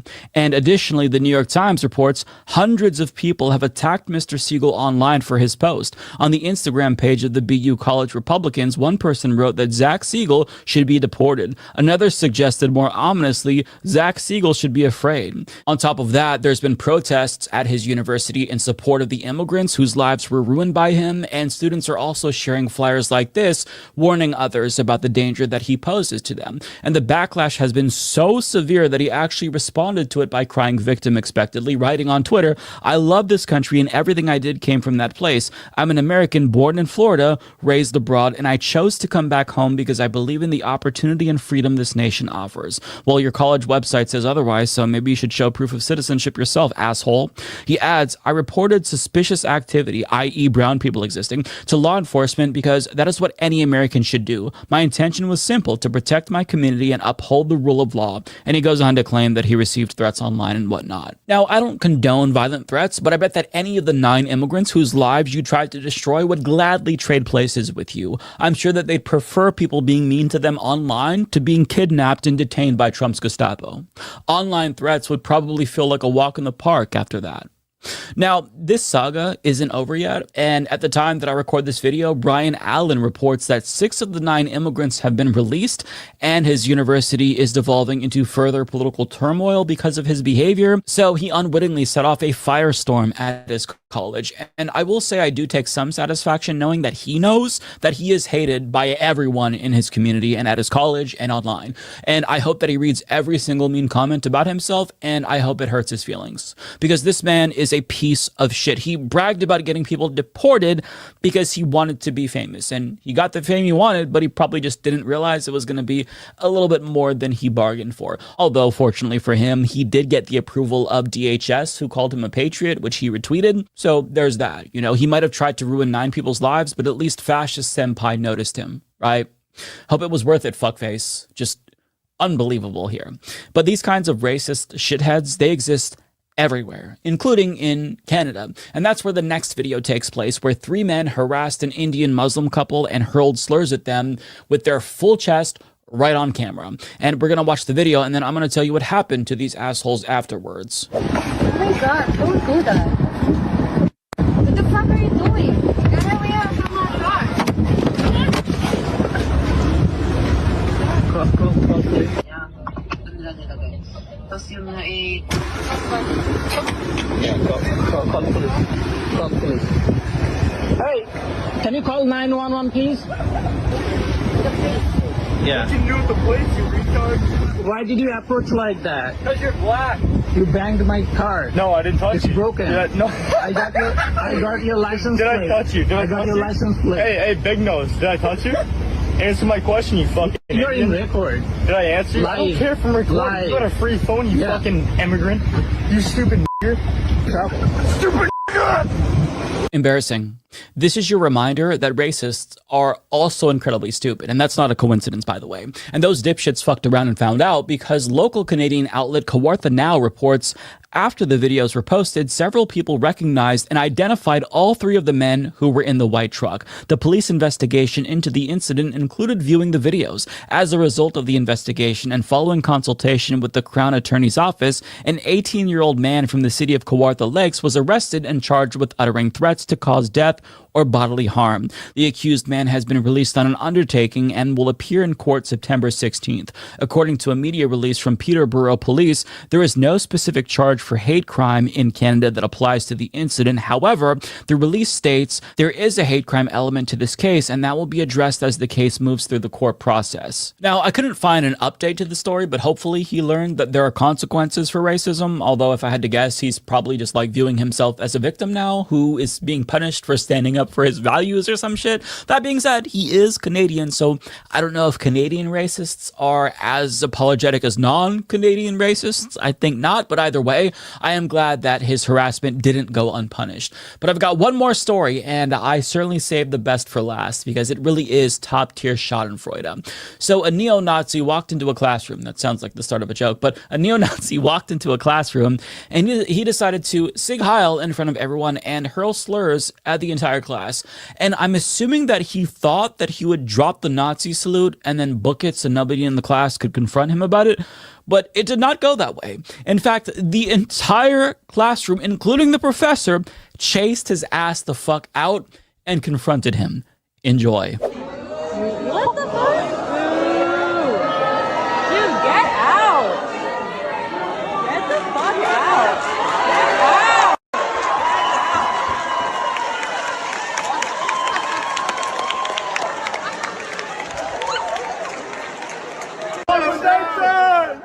Get the fuck out of here!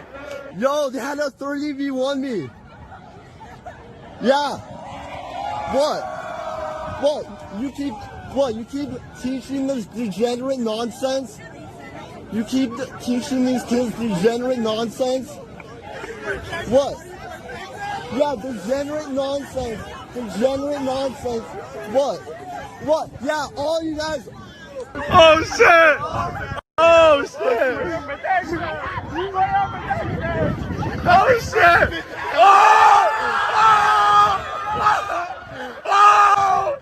Oh my god!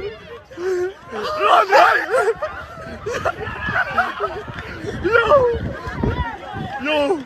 Fucking Nazi! Oh! Yo, they're gonna beat his ass!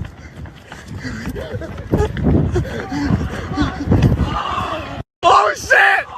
Oh shit! He's getting his ass beat! Oh shit! Oh shit! Now, bud! Oh shit! Oh shit! Max! Really?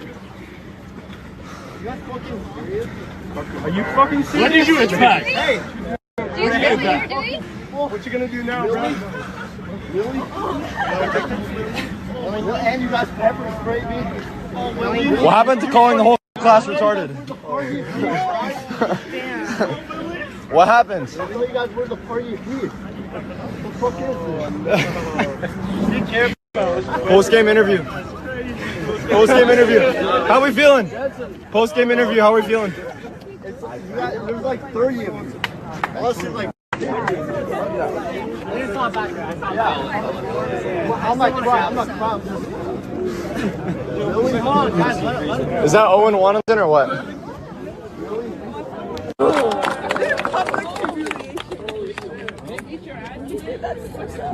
Bro, make a whole. Yeah, it was like 30 of you.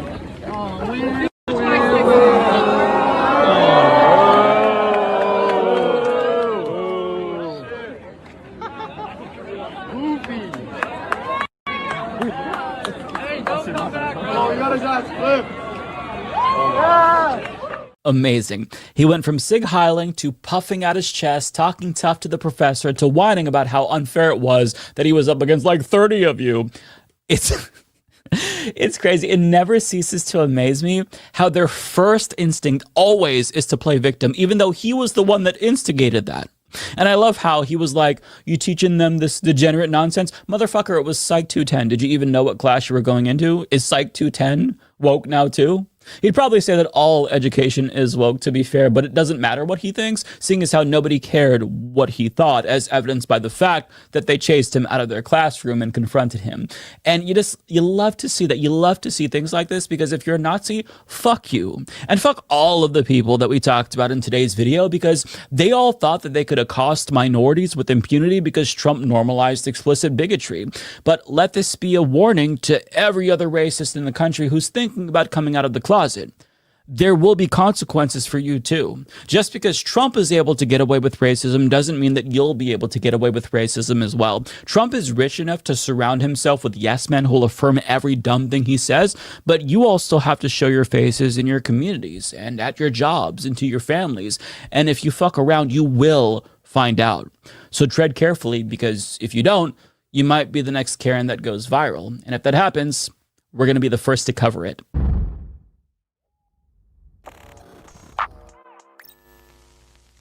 In 2025, we've seen a complete reshuffling of the right-wing media ecosystem. You've got anti-Israel conservatives like Tucker Carlson and Candace Owens at war with pro-Israel conservatives like Mark Levin and Ben Shapiro. And on the subject of Candace Owens, she's also at war with Tim Pool and Turning Point USA. You've got Groypers targeting Matt Walsh and Michael Knowles for their association with Ben Shapiro, who they don't like because he's Jewish. You've got once prominent conservatives like Dave Rubin and Stephen Crowder, barely relevant these days. There's also red pill influencers like Sneeko leaving the so-called manosphere, claiming it's not really about masculinity, it's insecurity projected into the camera. On top of that, there's been a plethora of cancellations too. You've got Alex Stein's Blaze TV show getting canceled, Dr. Phil's right-wing pivot imploding, Elijah Schaffer fled to El Salvador after getting sued by Kash Patel's girlfriend, and it seems like his show is barely hanging on by a thread. On top of that, new right-wing ventures like Her Take with Anna Kasparian already fell off thanks to egos and infighting and the abrupt exit of its main host, Jillian Michaels. There's also the Rogan sphere and just the podcast bro sphere in general, which lost a lot of relevance after they hitched their wagons to a fascist president whose approval rating is plummeting. Not to mention, multiple right-wing influencers have been plagued with serious health complications that's inhibited their ability to steer discourse. You've got Dilbert's creator Scott Adams suffering from prostate cancer. Jordan Peterson spent a month in the ICU earlier this year with a whole host of health issues, and his daughter says that he's just not going to be returning for months. Supposed ex-gay Milo Yiannopoulos says that his doctor believes he has a brain tumor. Dennis Prager was paralyzed from the neck down back in November of 2024 and only made one public appearance this year months ago so he can scold Megyn Kelly for criticizing Israel. And I'm not a superstitious person, but if they started to question whether or not they were trapped in a conservative knockoff of a Final Destination movie, I wouldn't blame them. And of course, the right lost one of its most prominent voices in September when Charlie Kirk was violently murdered. And Turning Point USA just hasn't been relevant as much with Erica Kirk at the helm, and it's being attacked by prominent right-wingers like Candace Owens, who are claiming that they betrayed Charlie Kirk. Not to mention other right-wing organizations like Moms for Liberty, which were prominent a couple of years ago, have also faded into obscurity due to internal scandals and electoral losses. And going into 2026, the online right-wing media ecosystem is looking so much different than it did even compared to last year. There's already new up-and-coming figures like Scott Pressler and Brylan Hollyhan, both of which have been hailed as potential successors to Charlie Kirk, but I mean, they're seemingly being propped up by the GOP establishment, and they don't really seem to have that much authentic support among GOP faithfuls who are thirsty for more radical voices. So what does that leave us with? Who's going to step up and fill the void? Well, it's still too early to tell in my opinion, but it seems like a small handful of niche Nazi and Nazi-adjacent influencers will be the primary thought leaders in the right for the foreseeable future, unless somebody else who's not a Nazi rises to the same level of prominence as the Nazis currently. So the first prominent conservative going into 2026, who I think we're going to hear more from, is former World of Warcraft gamer turned right-wing commentator Asmongold, and he's newer, so if you've never heard of him, allow me to give you a brief introduction. The thing is, I used to use a dead rat as an alarm clock, actually, for my stream, because basically what happened was whenever the sun would come up, it would start cooking the corpse of the rat and then it would start smelling again, and then the smell would wake me up. So I would use the rat effectively as an alarm clock, and as soon as it, you know, it got hot enough, it would wake me up, and then I would know, oh shit, it's time to stream. Have you guys ever done that before? No, I just use my phone like everyone else. And if you're intrigued, the Surfs did a deep dive into Asmongold, so you can learn all about his interesting quirks, we'll call them. But the man you just watched is arguably the most influential right-wing commentator on YouTube aside from Candace Owens. And I think that he rose to prominence because, as off-putting as he may be to normies, his audience views him as authentic. And by that I mean he doesn't try to feign respectability or self-censor. He's a slob and doesn't pretend otherwise. And I think that a lot of young men who are lost right now, they see themselves in him. Most importantly, however, is the fact that Asmongold leans into his authoritarian and white supremacist views. He's echoed Nick Fuentes' call for the prosecution of the left. He's celebrated pro-Palestinian voices being censored, such as Mahmoud Khalil. And he's also referred to America as white people's land. So he's popular because he's feeding his audience unfiltered fascism and is thus able to scratch an itch that other commentators like Matt Walsh can't, because unlike his colleagues, Asmongold couldn't care less if he's welcomed into the broader conservative movement. He kind of just does his own thing and shits out his own thoughts that far-right extremists want to hear, and it's obviously working well for him. I kind of feel like he's a less ideological version of Nick Fuentes, but on the subject of Nick Fuentes, I'd say that he's probably the most influential and consequential right-winger going into 2025 in their whole media ecosystem, even though he's a lightning rod. And unlike Asmongold, he's learned to be able to hide the ball and kind of like keep his power level a secret and use more dog whistles more frequently in order to give himself plausible deniability and, more importantly, mainstream appeal. And it's worked like a fucking charm. And that's really scary because he also happens to be a Holocaust-denying, Hitler-loving neo-Nazi. And at this moment, you know, he has the entire Republican Party by the balls. If they denounce him, then they get attacked by his Groyper army and lose support from a large portion of their base. But if they embrace him, they gain popularity at the expense of establishment respectability, which they're going to need if they want to secure support from the biggest right-wing donors if they want to run for president. And there's some overlap between him and alleged sex trafficker Andrew Tate, who's an openly misogynistic manosphere influencer who has his claws in a lot of men who just aren't successful with women. And rather than trying to get them to improve themselves, they're taught by Andrew Tate that it's actually the fault of women. In fact, women are to blame for everything, and Tate's creating a pipeline to far-right politics through influencers who also hold similar misogynistic views. For example, there's a lot of crossover between him and Nick Fuentes, whose audience consists of both incels and volcels, which is men who are voluntarily celibate.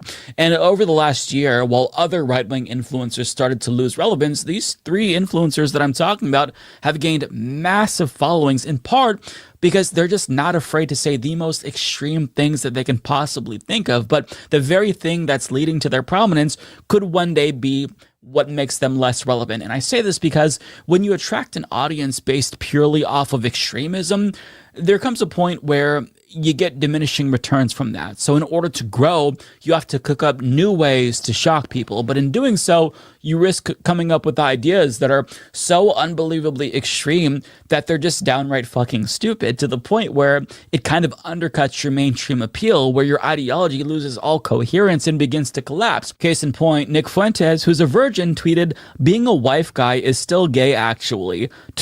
To which Andrew Tate responded, saying, "This is an objective fact. Anyone who's experienced with women isn't enamored by them. OMG, my wife said so. Anyway, I was having a beer and then my wife said, gay, but there's more. Sex is for making children. Any man who has sex with women because it, quote, feels good is gay." Oh my God.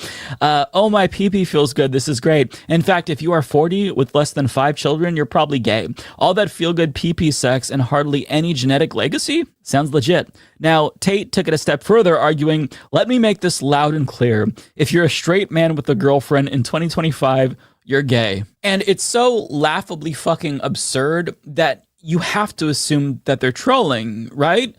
But the answer is no, and we're going to get to the underlying ideology here in a moment. But to be clear, Nick Fuentes hasn't just dabbled in this territory as well. He explicitly said the same fucking thing as Andrew Tate. And when I said on Elijah Schaefer's show, and they said, have you ever been in a romantic relationship? Have you ever had sex with a girl? And I said, no.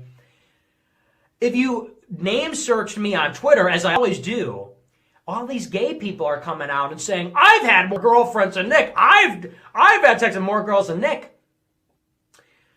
So like I said last week, not only is that thinking flawed, but actually it's the reverse. That actually makes me really more heterosexual than anybody. If we're really being honest, never having a girlfriend, never having sex with a woman, really makes you more heterosexual, because honestly, dating women is gay. Having sex with women is gay. And having sex with men is gay. And you know, it's all gay. And if you want to know the truth, the only really straight heterosexual position is to be an asexual incel. So we've now reached the point where if you love your wife and you enjoy having sex with your wife and women in general, you're gay. According to some of the most prominent right-wing influencers in the country, who's going to be dictating political discourse on the right for the foreseeable future. I just don't know how we got here, but we're here, and it's certainly something. Now, contrast that with the left. We're talking about public housing, healthcare, and U.S. imperialism. So needless to say, I don't think that it's a coincidence that so many left-wing commentators exploded in popularity in 2025, while so many right-wing influencers faded into obscurity, thus leaving a space to be filled by clowns like this. And it's probably going to get even worse for the right, because Trump's fascist project has completely failed. So the right is currently disillusioned and ideologically aimless, and they're trying to find some new cause to attach themselves to. And their new thought leaders are arriving in places that are both horrifying and comically fucking stupid. But in case you're curious about whether or not their whole being straight is gay shtick is an act or cope because, you know, they can't get laid, it's not. In fact, Nathan R. DeFord, assistant professor of government at Smith College, he wrote a really lengthy and informative piece about the psychology behind these unhinged claims, and they are so much more prominent than I thought, and I don't know what to even think about that. Nonetheless, DeFord explains, if you pay attention, people will claim many puzzling things are a sign that a man is gay, using an umbrella, drinking lemonade or even just lemon water, ordering dessert, wiping his ass after defecating, eating breakfast, recycling, and having sex with too many women too many times. Many of these things seem to have some kind of feminine signifier attached, not wanting to get wet and ruin your hair or clothes, for instance, hues to typically gendered norms of self-care and presentation. Men aren't supposed to be concerned with their looks because they aren't subjects to be seen and appreciated, but subjects to see and appreciate. The final two might give pause to anyone uninitiated to the stranger norms of heteropatriarchal masculine sexuality, that sex with women or wanting to have sex with a lot of them is in effect gay. Now, Nathan doesn't specifically address how wiping one's ass is gay, and I'm assuming he didn't explain that because it's self-explanatory. And, you know, if you touch your butt, you're just gay. That's pretty simple. So I guess the takeaway is just go ahead and pull your pants right on up after taking a fat, stinky, nasty shit, fellas. It doesn't matter, you know, if women think it's gross because fucking them is gay anyway, and you don't want to be gay. So just take that dookie and go on about your day, kings. My brain can't take this. But as cartoonishly stupid as this idea is, it does intersect with fundamentalist Christianity and the notion that sexual repression and a rejection of onanism are both good things, which is necessary for people who have authoritarian political views, because as DeFord explains, quote, sexual deviance seems particularly disturbing for the authoritarian because it can occur privately and leave no lasting evidence. You may be able to control someone's actions, but you cannot control their desires. This places the onus of psychological control onto individuals who are then responsible for managing, usually in the form of repressing their wants. When authoritarians admit of desire at all, including the presumably traditional desire for a genital sexual relationship between a man and a woman, they open up the radical possibility of a sexuality that includes potentially anyone and everyone, any and every bodily or psychic satisfaction from pleasure to pain, and whatever lies between or outside them. This also breaks open the possibility of new norms of relationability, of intimacy, of friendship. It presents us with potentialities for social relations that are different or other than the regressive traditionalist fantasy that authoritarians hold of a normal family in which all desire can be fulfilled. In other words, all sex, excluding sex between a married couple exclusively for the purpose of procreation, is viewed as a sort of slippery slope that'll lead you down the path of degeneracy and powerlessness, which is why they're coming up with dumbass ways to reinforce that traditional structure. They'll say that it's gay to have sex with women, or reinforce the idea that sex with women is bad with memes like this, where they depict virgins as big-dicked chads compared to beta males who are getting laid with much smaller, less girthy penises that have been grinded down by too many vaginas, I guess, that function as pencil sharpeners of sorts. I don't know their fucking logic, but the people who share these ideas, they're very clearly lost, and part of the reason why these particular right-wing influencers are growing in popularity is because they're scooping up all of these lost men with confused and frankly dumbass ideas about sexuality, who obsess about depriving themselves of pleasure or who can't get pleasure because they're just not successful with women. And if far-right figures are the only ones reaching out to them by pandering to them, it's not surprising to see them take the bait if they have no other options in media. And DeFord talks about how the prohibition on masturbation and sex with women, it all just kind of falls under the same broad category of gay, because it's not manly to cling to physical pleasure at all, and the opposite of manliness is femininity, and thus you're gay if you care about sexual pleasure, which is a feminine thing. So DeFord continues, as user Service Greedy puts it in a comment on the semen retention subreddit, I agree that women aren't enemies, but the idea that feeds to the culture of comfort, consuming, and pleasure is the problem, and many of these promiscuous women just so happen to like living that way.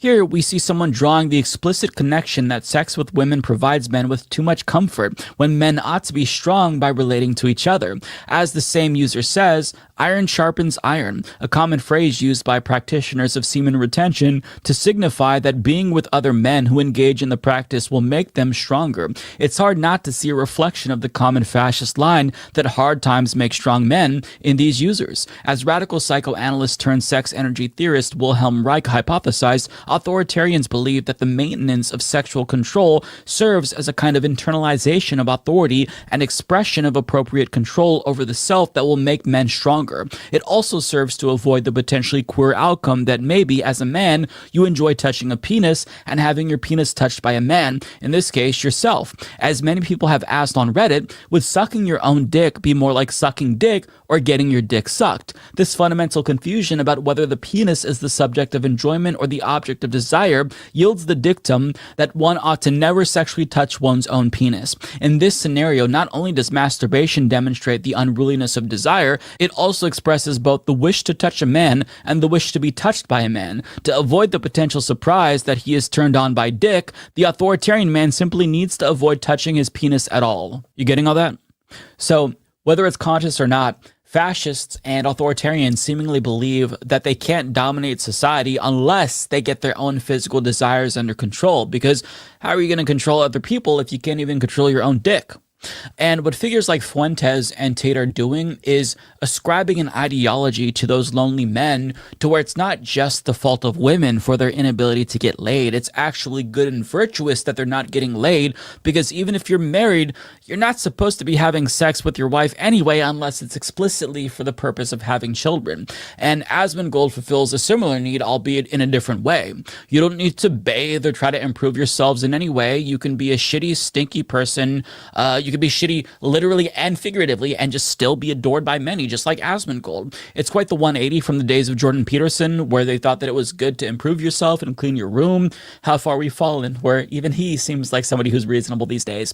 But I would encourage you to read Dr. DeFord's entire article, because I can only give you a small surface level understanding of the underlying psychology behind these idiotic views, without, making this into a feature-length film, which I don't want to do. I don't want to talk about why they think wiping their ass is gay for like an hour. But DeFord's psychoanalysis, it does shed a lot of light on the comically absurd mindset of the far-right authoritarians dominating right-wing media and why they're becoming so popular. That being said, it might be so niche and absurd on its face that it's just not going to have that much appeal to anyone who isn't already entrenched in right-wing echo chambers. And that's why I think that the Republican establishment is desperately trying to prop up figures like Brylan Hollyhand and Scott Pressler, because the figures who are currently dominating the right at the moment, I don't think they're necessarily going to expand the conservative movement. Sure, they're more popular within conservative circles, but like a normie is going to see somebody talking about how it's gay to fuck your wife, and they're going to run 100 miles an hour away in the other direction. It's not something that's marketable, right? So what these people are doing is shoring up right-wing support. They're reinforcing pre-existing right-wing views. But I should note that these figures aren't gaining prominence because of their views on sex. They're popular because they're taking American fascism to its logical conclusion, and their hot takes about sexuality are just like a bonus to broaden their appeal to certain demographics of young men. But the primary selling point of all three of these conservatives that I focused on today is their unadulterated extremism. We've reached a point where right-wingers, they don't want milquetoast conservatism that's watered down. They're thirsty for outright Nazism, even if they don't realize that that's what they're getting. Fuentes, in particular, is giving conservatives an explanation as to why Trumpism failed, even after he deported so many immigrants, because he just didn't go after the real common enemy, which he believes is Jewish people. So he's simply taking Trumpism to its logical conclusion, and to an extent, Asmongold does the same thing. So I think that's why they're so popular, because if you see that Trumpism failed, then obviously that's just like the logical next step that you move towards. And I don't want to give you the impression that these new right-wing thought leaders are any less dangerous because they're so extreme and absurd, because, I mean, people do take them seriously, hence why they're so popular. But what I am trying to say is that the modern right has become so comically extreme that they are increasingly niche and off-putting to normies, which does create an opening space for the left to kind of swoop in and win over the people that they're turning off, who are both disillusioned with the system and looking for answers. So it's more important now than ever to give people a new common enemy, which is billionaires, not women, not immigrants, but billionaires. Because if we can give people a purpose and something to fight for, and, foster class solidarity among working people who are struggling right now, I think we will all be better off in the long run because of it.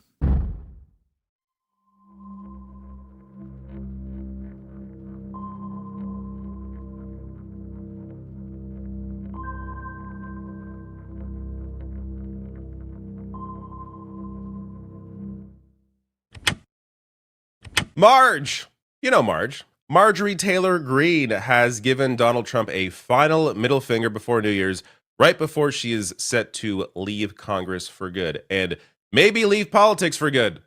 Though I have some questions about that. So in this video, I'm going to discuss and show you what Trump apparently said to Marjorie Taylor Greene privately. I'm also going to get into some other details in this New York Times piece that really goes into aspects of Greene that have not changed, and we should be aware this is not some completely reformed individual. And also maybe some speculation as to what she is doing here, because let's be clear, nobody really knows why this transformation happened, what she plans to do, or if she plans to do anything in the future politically. And I'm not even sure if she knows. But let me first start with the headline of this New York Times piece, with this very frightening image of Marjorie Taylor Greene up top. Looks very serious here. I was just so naive. Inside Marjorie Taylor Greene's break with Trump, how the Georgia congresswoman went from president's loudest cheerleader to his loudest Republican critic. So this is from Robert Draper, who has been following Taylor Greene for 5 years, having private conversations with her, off-the-record conversations, on-the-record conversations. So somebody who's really followed her movement, I suppose. Though, as you'll see, she's still largely the same person. Just apparently was completely unaware of how uncaring, unempathetic Donald Trump has always been. Like, this is what I read this through this whole piece. What is so amazing about this is how stupid Marjorie Taylor Greene appears to be. Because this is somebody, again, based on what she is telling this reporter. It's possible she is some brilliant individual who has played everybody for 5 years. I actually do think, though, she has been surprised by what she is now seeing in Donald Trump. Like this, for example, is worth mentioning here. And then there was President Trump. This is for Charlie Kirk's, I guess, celebration of life, whatever they called it. He was a missionary with a noble spirit and a great purpose, he said of Kirk. He did not hate his opponents. He wanted the best for them. That's where I disagreed with Charlie. I hate my opponent and I don't want the best for them. Quote, that was absolutely the worst statement, Green wrote to me in a text message months after the memorial service. It shows where his heart is. Proves that he does not have any faith. That's what it took? That's what it took. Like, this is not even top 500 of the worst things Donald Trump has ever said. So, like, the amazing and fairly quick transformation Marjorie Greene has apparently made on Trump in the past couple of months is just incredibly bizarre. This gets to the revealing comments that Donald Trump apparently made to Marjorie Taylor Greene privately following a news conference that Greene held, at which he threatened to identify some of the men who had abused the women. Speaking of Epstein's victims, Trump called Greene to voice his displeasure. Greene was in her Capitol Hill office, and according to a staff member, everyone in the suite of rooms could hear him yelling at her as she listened to him on speakerphone. Greene says she expressed her perplexity over his intransigence, which I have to say, I don't think Taylor Greene used that word, considering I've never used that word in my life. But according to Greene, Trump replied, "My friends will get hurt." When she urged Trump to invite some of Epstein's female victims to the Oval Office, she says he angrily informed her that they had done nothing to merit the honor. It would be the last conversation Greene and Trump would ever have. What I find incredible about this story is that it took you this conversation to be perplexed over how Trump was acting about the Epstein files. You didn't see maybe the hundreds of photos of Trump and Epstein together over the years, going back to, early 90s. None of this ever hit a light bulb for you. The fact that Jeffrey Epstein is on tape saying I was Donald Trump's closest friend. This wasn't a giveaway to you. All of this meant nothing. That it took that exchange for her to realize, we'll get to this in a second, for her to realize that, hey, maybe Trump's somehow involved in it. Like, you either are the dumbest person on earth, or you just, there's few options there. Dumbest person on earth, you clearly knew more before the conversation and were already questioning it. Or you are simply in a cult. And maybe this was truly a deprogramming. Maybe in order to be deprogrammed from the cult, the Trump cult, you have to actually know the figurehead and see him for who he is personally. It's possible that's what happened here.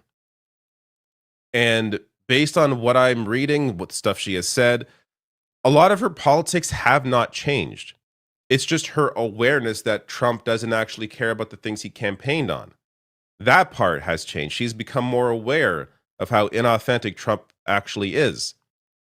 But that it took that conversation, that it took this exchange where he showed no empathy towards you. Greene's last exchange with the president was by text message on November 16th. That day, she received an anonymous email in her personal Gmail account that threatened her college-aged son. Derek will have his life snuffed out soon. Better watch his back. The email subject heading used the nickname Trump had given her the day before, Marjorie Traitor Greene. Greene promptly texted that information to the president. According to a source familiar with the exchange, his long reply made no mention of her son. Instead, Trump insulted her in personal terms. When she replied that children should remain off limits from their disagreements, Trump responded that she had only herself to blame. That it took this exchange to clue you in to who Trump is. Like, reading this piece made me realize maybe that's what it takes. If you are truly deep in the Trump cult, you love the man, you are blinded by all the reality of what he has done, what he has claimed to care about, what he's actually done. Blind by all of that, blind by everything coming out about him and Epstein. Maybe it takes you having to know him personally, have personal conversations with him to insult you unjustifiably, for you to finally be deprogrammed. And I think this may be the one example we have of a Trump cultist being deprogrammed, because this is what it would take to actually do it. Now, some of the highlights in green here are examples of her still being the same person. Green told me that she began to worry that her beloved MAGA movement was going off the rails. Its leading figures were no longer preoccupied with the pressing economic needs of her constituents. They were never preoccupied with the pressing economic needs of her constituents. You can go back to Trump's first term, 2017, Trump's tax cuts for the rich. This is a great breakdown from the Center on Budget and Policy Priorities. I'll link to below the video under sources. The tax law was skewed to the rich, expensive, and failed to deliver on its promises. Just a couple things worth highlighting here. Households with incomes in the top 1% will receive an average tax cut of more than $60,000 in 2025, compared to an average tax cut of less than $500 for households in the bottom 60%. That's according to the Tax Policy Center. Another element, Trump administration officials claim their centerpiece corporate tax cut would, quote, very conservatively lead to a $4,000 boost in household income, which was obvious bullshit at the time. New research shows that workers who earn less than about $114,000 on average in 2016 saw no change in earnings from the corporate tax rate cut, while top executive salaries increased sharply. Obviously, all of this stuff very obvious at the time. Yet she thought up until this year that the MAGA movement led by Trump were very concerned about the economic needs of people. How could you have possibly believed that for this long?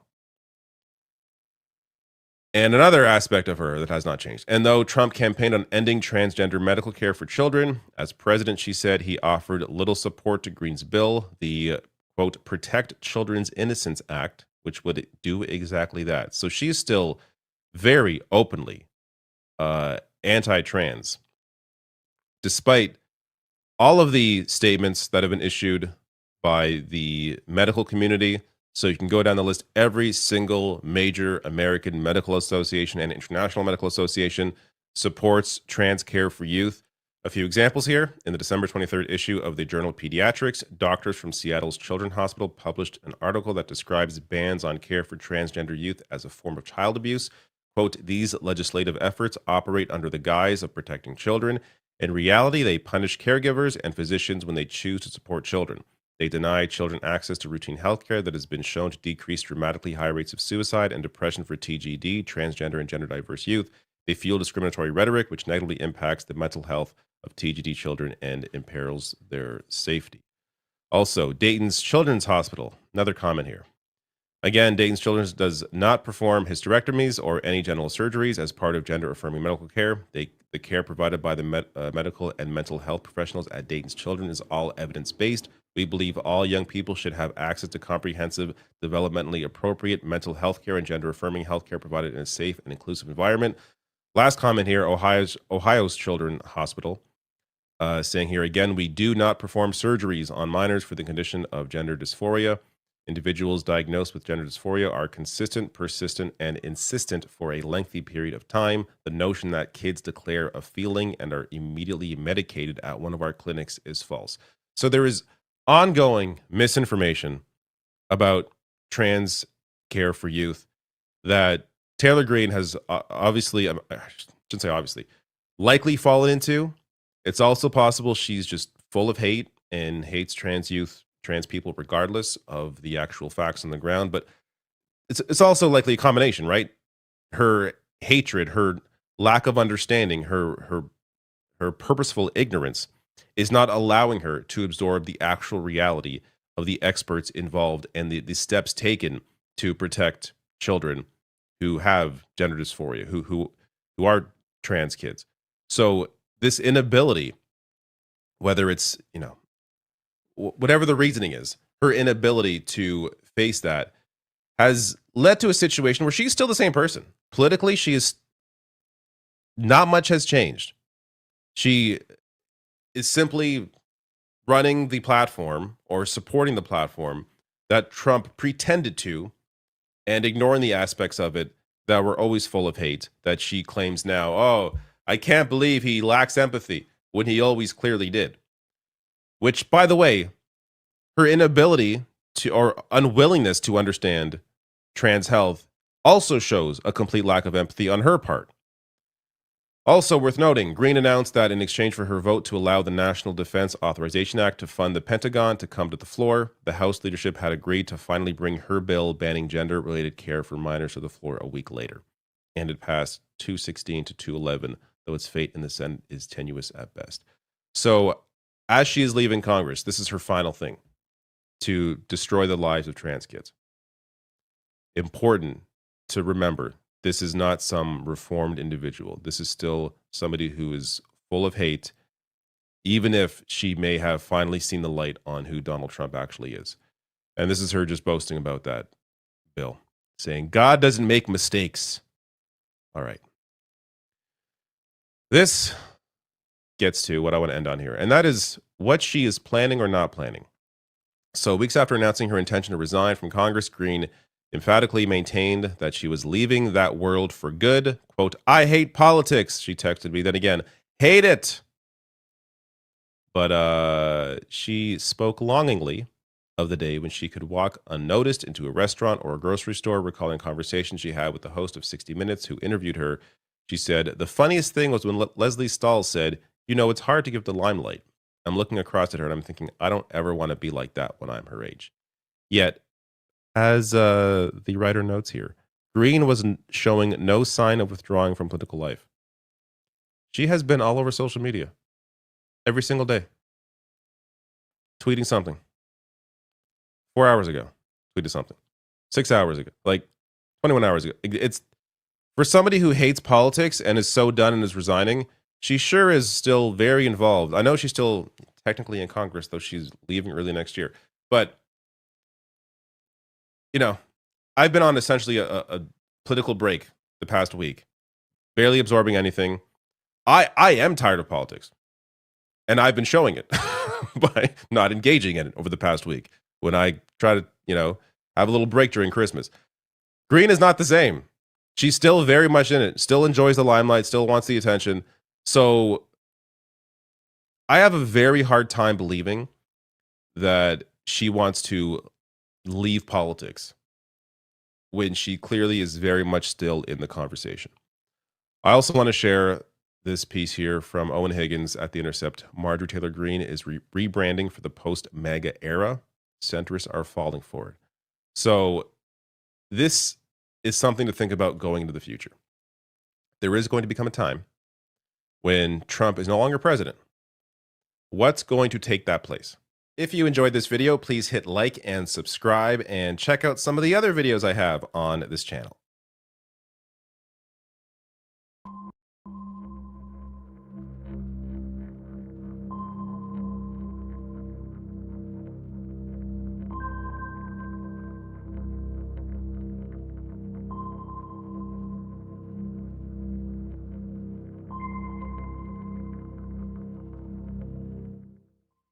For helping me while I still get my bearings on this. It is a blend of seemingly random, sometimes silly and fun questions with, mixed in with some more topical politics of the day.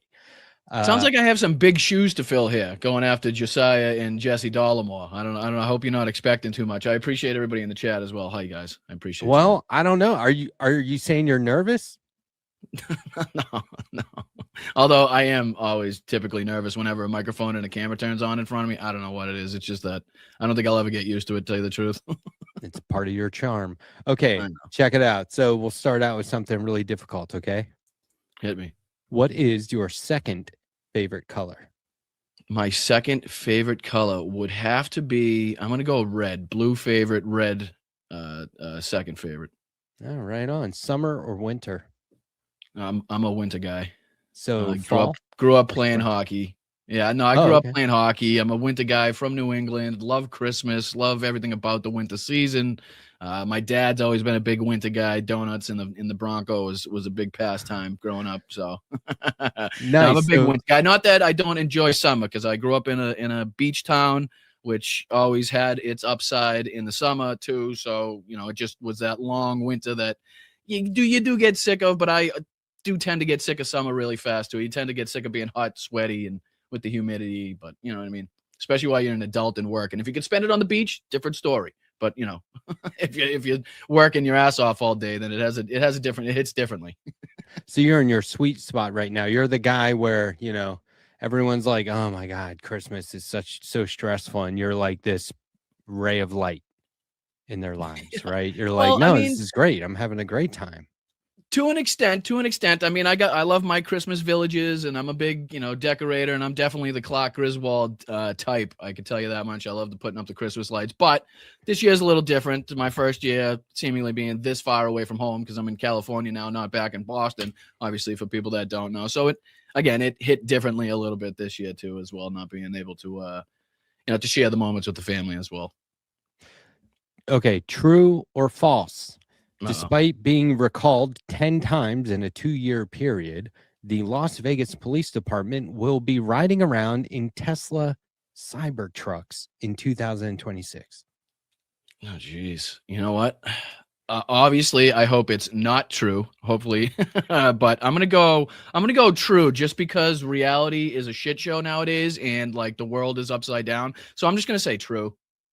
It is true. Ben Horowitz, co-founder of the Silicon Valley venture capital firm Andreessen Horowitz, is donating 10 Cybertrucks, even though the vehicles have been, they're prone to having their side panel fly off while being driven, and have multiple cases where gas pedals accelerated uncontrollably, among, other manufacturing problems. So yeah, it's true. You could just as easily say it's not. Okay. An 18-year-old, or 18, let's go 10 years earlier. An 8-year-old asks you to explain politics. How do you explain politics to an 8-year-old? How to make your life better while also making your neighbor's life better. Boom. That's a good answer. Dollamore gave one, and I was like, okay, dude, that's good for a 30-year-old. I'm talking 8-year-olds. 8-year-old, right? I mean, I'm not trying to dumb it down for people. I'm just saying, if we're talking to an 8-year-old, I'm trying to keep it really simple. Keep it simple. To the point. I think most people out there would appreciate the simplest definition. And I think most adults, let's face it, most fucking adults now. Can I swear on here? Fuck. Yes, sir. All right. So most fucking adults nowadays could learn a lesson from that simple statement too, pretty much. So not to say that, it can't be heeded by anybody older than 8 years old. Sesame Street or The Muppet Show? Oh, geez. Put me on the spot. Yeah, see, it's tough, right? It's not so easy. I grew up with both. That's what's crazy. I mean, not obviously a lot of people did. So I'm going to go Muppets. I'm going Muppets because I feel like Sesame Street would be the obvious choice. I'm going Muppets. Okay. So more like Broadway than like an urban back alley. You can say that, I guess. Yeah. It's almost like, I was a Fraggle Rock type of guy too, if that makes any difference. That was my follow-up. Just kidding. Okay. Wrong answers only. Who would you cast as you in the movie of your life? Lauren Boebert. That's great. Wow, quick. Really quick. No. Who would I cast in wrong answers only? Oh, geez. I'm gonna go Snoop Dogg. Oh, that's good. I love that. That's blunt politics though. That's good. Right. I'm trying to keep a theme. Got to keep a theme here. Okay. Look, you got to be a certain age to be president. Should there be a limit to how old you can be as president? And what would that be? I guarantee that's a highly debated topic because I mean, obviously I'm not a doctor, but people function differently at different ages. You know what I mean? You can't put everybody that's say 80 years old in the same category. But I definitely think that there should be some age cap put on there. I don't know what it should be. I'm sure that's a whole different discussion, but I just think at some point you're so far removed from what a lot of people or the most people in this country are actually feeling, doing, you know, what the jobs look like and that sort of thing. You're probably wealthy to that extent if you're being talked about as president or having been president at that age. So you're clearly not relating to the working class, blue collar individuals of this country anymore. You know, obviously health is a huge concern at that age, but I wouldn't be against having the conversation of both term limits and, you know, age limits for that as well. What do you Whether or think not I'm wrong or right? 65, 70? I would no. See, that's another tough. I mean, again, I'm not a doctor, but you'd probably want to look into, you know, there's probably a lot of statistics that you could look at, numbers numerically, you know, speaking as to when certain diseases and mental diseases and stuff like that tend to creep in, or it's more likely to start creeping in, or that sort of thing. So again, I don't know. I don't have a number that I could put on it at this moment in time, but you know, I'd probably, you know, between 70 and 80, maybe something like that. You know why I think they don't do it? Because it would jeopardize running at all. Because, well, if he turns 75 in a second term, he's a one-term president. Or if he's going to turn 75 in 3 years and he can't, you know, he's not going to finish his first term, he's not even going to run. I think, but that isn't necessarily a bad thing unless we really want that one guy to run, but he's going to be 70 or whatever the age, you know, I think that complicates. Well, that's the other things. thing. I mean, that's I guess that would be the counterpoint, whereas like, obviously that's not, you can't count everybody out in that age bracket. And, you know, that's not to say that somebody wouldn't come along that's above or at that age that does have the vigor, that, you know, does still have the mental fortitude and the mental capacity to, in the, you know, the energy to do a job like that. But, you know, like that's, again, the debate that needs to be had. And how often is that going to happen? How often has somebody that's been that age in office, has it been a benefit to us, or has it ended poorly? You know what I mean? Have we dealt with more bullshit because of it? Or, you know, have we seen successful years of people, more successful years of people on that age? There's a lot of ways you could kind of approach that topic. I think in a half-hour show would probably cover more than that. Do you have advice for a previous boss or manager? Yes, absolutely. I mean, again, another fucking thing where a half-hour show ain't gonna do it, brother. I mean, I grew up blue collar as it gets. I've done every job from construction to plumbing to parking cars to, I mean, you name it, lifeguard, whatever it may be. Not that lifeguard's really blue collar, but you know what I'm saying. And I would just kind of, like, the one main thing I would say is stop thinking you have to treat your employees like you were treated, right? Because you always hear, you know, there's ways to make it easier, or, you know, you always try to tell your boss there's ways to do it, where there's different ways to do it, or different ways to treat your employees. But there's always that time when they come out, well, this is how I was treated when I was coming back up. Well, it's like, okay, did you enjoy it? Did it necessarily make you a better worker?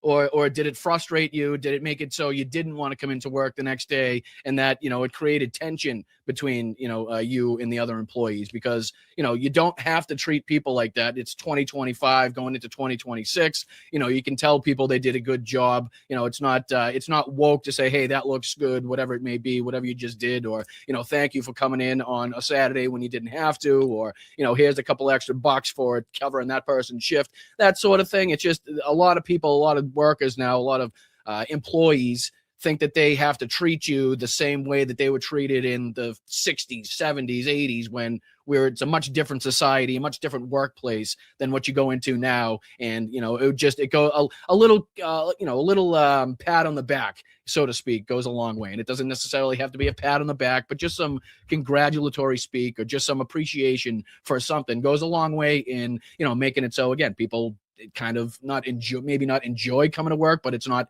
as bad showing up to work. And, you know, it just makes the workplace a little bit better. The job's a little bit easier. They go by a little quicker. You end up making more money because you're getting more jobs done.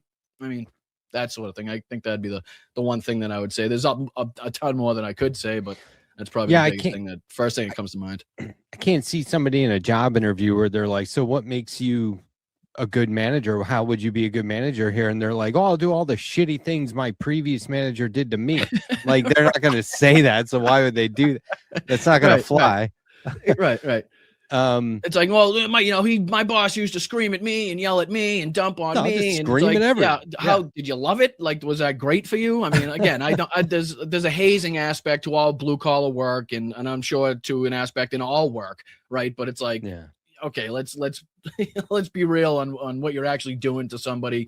I mean, there's words that I used to say in high school and in middle school that I'm not going to say today because I recognize, the meaning. I recognize how it's perceived by other people. I recognize how it could be harmful to other people. You know what I mean? So again, it's just kind of living and learning, and you don't have to make it this terrible, awful, contentious workplace just because that's how you were brought up in the system. Dogs or cats? Dogs. Fucking dogs. Are you shitting me? Favorite curse word? Cats, and my followers will know this. Sorry. My cats scare the shit out of me. I love them. I'm not going to say I don't love them. I love a nice cuddly cat, but an angry cat is so much different to me than an angry dog.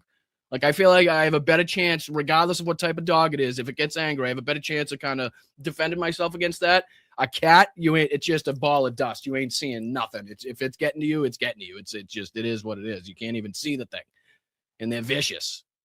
This is true. I just adopted a stray pit bull, and really, yeah, and for the first 4 weeks, it had the "I might bite your face" look. You know what I mean? It just now finally started to be like, I'm a sweetheart, and I'm like, okay. I mean, she's a sweetheart. But she just had never had like an actual owner from what we could tell. And it was like, and most cats are sweet. Doing this. I gotta say, it's just, I guess it's the few videos online I've seen. There's one really popular one of a guy that's trying to get a cat adopted back in it must have been in the 80s or early 90s back in New England. And he's doing the whole, like, he had to adopt this cat and it had a cute name and it was on a leash and the leash ended to get wrapped up around the guy's leg and the cat just lost its mind. And it just it started running around so much that like the leash tightened up and it wrapped around the guy's leg and it just like sunk its teeth in the back and the guy let out this blood curdling scream. And it's one of the funniest things that I've ever seen, but it's like, I've also seen, other instances with cats. They scare me. They do. They're beautiful animals. I love them. I'm not a cat hater by any means, but it's just when they get angry and they want to, like, you just no stop. There's nothing you can do. Yeah. And it's random. Let me see here. I've got favorite curse word is fuck by far. Yeah. Far and away. Okay. Least favorite. Least favorite is, my least favorite would be like the alternative swear words, like frick. You know what I mean? Like, yes, that's mine. Frick. I can't stand it. Just if you're gonna do it, do it. If you're not, don't. One time somebody said shut the front door instead of shut the fuck up. They said shut the front door, and I was like, that's kind of good. Well, no, what, you haven't heard that before? Well, I mean, this was decades ago that I heard it, but when I heard it, it was. I consider it acceptable. Like, I'm thinking of like how on TV they adjust the swear words. Like, I'm not into that. Except, are you a fan of The Big Lebowski? I haven't seen it in a long time, but yes, I was at one like time. When he's smashing the car and he's like, this is what happens when you fuck a stranger in the ass. On TV, they say this is what happens when you find a stranger in the Alps. Which is awesome. No, see, I love all swear words. I also love one that is not necessarily fondly looked at or taken in the United States, but is very well used in the UK. You can't, it would sound something like coont. But, people were calling me that on Blue Sky yesterday, and I was like, geez. Really? Yeah. What did you do, they called bro? me an elitist C word. I said, I hate when people act like film experts because they lay around watching Netflix. Not that there's anything wrong with that, but don't be a know-it-all. And they were like, oh, the elitist C words are in the room. And I was like, seriously? Okay. There's just certain things that other countries do better in terms of swearing. In like Australia, the UK, like they kind of understand it a little bit more. You know what I mean? It's not as like, ooh, you know, you're not clutching your pearls every time you hear it like you're around here. But you know, what are you gonna do? What are you gonna Have do? you ever I haven't been changed in 40 years? Why change now? Same, man. You want to know what I was like in the 6th grade? You're looking at it. I just have like a car and a house now. But like, and more comics. But have you ever been trapped on an amusement park ride? I have not. I have had great success at all amusement parks, luckily, that I've been to, and I've been to quite a few. Six Flags was a big attraction, big in the New England area. You know, a lot of trips to Disney and stuff like that. But no, I've never had the opportunity to sue an amusement park. Hiking, or that's exactly what the fuck would happen. I was stuck on a Ferris wheel, and it turned out the guy was drunk. The operator. You were at a carnival. Yeah. No. It was my mom, myself, and my brother. I mean, obviously, I know how that happens at the carnival, but then believe me, I know. Well, they were supposed to let everyone off, but they wouldn't. And so we were on like our 5th time around, and we were like, we're ready to get off now. And you could tell the guy was hammered, and somebody replaced him and let everyone off. And yeah, that's when you walk off with like, oh, my back. Oh, shit. Fucking too many times in a row, man. What the fuck? I think I was probably, my brother and I were probably like, dude, that's going to be a great story. I can't wait to tell everyone. Did you guys have the zipper where you guys are from? Yeah. Yeah. You had the zipper? Nice. I think so. Is that the one that goes in and out? No, the zipper was like you and it was 2 or 3 people could be in it depending on how big you were. And it was just like you were kind of like half upright, half kind of leaning back, and you could spin in place as it went up and around as the thing started going around like this. Oh, it was the fucking best. It's the best. And any carnival it doesn't have, it's just not a real carnival. It sounds dangerous. If you don't have the zipper, it's not a carnival. Okay. Okay, I'm gonna ask. This is kind of a tough one. I'm gonna show you 2 images. Okay. Now, okay. Look, it's a brutal test here. It's more and more difficult these days to tell the difference between AI pictures, images, and real images. And the reason is because look what they're doing now, is they're saying in the prompt, "Don't make this look like AI." And so AI is like deliberately making it not look like AI. So I'm going to show you 2 pictures. And if by the time we get to the second one, if you need to go back and look at the first one, that's fine. I can do that. Here's the first one. Okay. Is it real or is it AI? I feel like I've seen this before, but what do you think? Is this legit or is this AI? I don't see anything. 1, 2, 3, 4, 5. 1, 2, 3. 1, 2, 3, 4. First thing I usually go for is the fingers and stuff like that, because that's usually what AI gets wrong the first. I don't see anything jumping to me right off the bat saying AI. His face looks definitely how it looks. He looks sweaty. I've seen him at rallies look like this multiple times. I'm going to say this is a real photograph. His hands are whiter than his face. His hair's thinning the way it typically looks. I'm going to say this is a real one. Okay, now let me show you the second one. And like I said, if you need to go back to the first one and compare, we can do that. Okay. Right. So, here's the second one. Is this real or AI? I'm just kidding. Sorry, dude. I'm sorry to put you through that. I told you this was going to be silly. No, dude, you know what? It's not if you even did that like for real, that is a really good like thing to be doing, because honestly at this point I've even a lot of times have to look, like a lot of times, and a good trick is to look at the name of the person or the account posting, and sometimes they'll hide AI in like the name somehow, you know what I mean? It'll be like, say, just for example, Kendra, and then it'll be dot, and then the second name will be I something, you know what I mean? And you'll see like AI in there somewhere, and then obviously the the watermarks and shit like that. But other than that, fingers, toes, eyes, look for blurriness and stuff like that. But that's a huge problem, and it's going to be an increasing problem going forward. So the fact that you even did that and to think of doing that for real would be probably a great little segment to do on your show with your followers, especially if you have and forgive me, typically older followers, anybody that has a platform that has some people that aren't say more internet savvy, right? Yeah, because those are the easiest people that are going to get got by that type of stuff, you know what I mean? Yeah, 100%.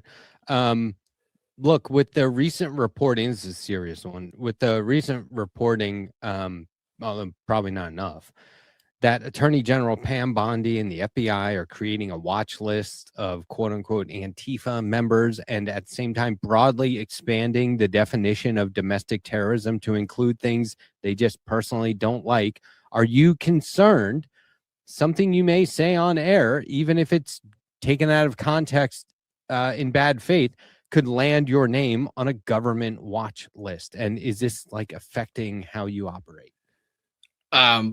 Just full transparency, I wish a motherfucker would.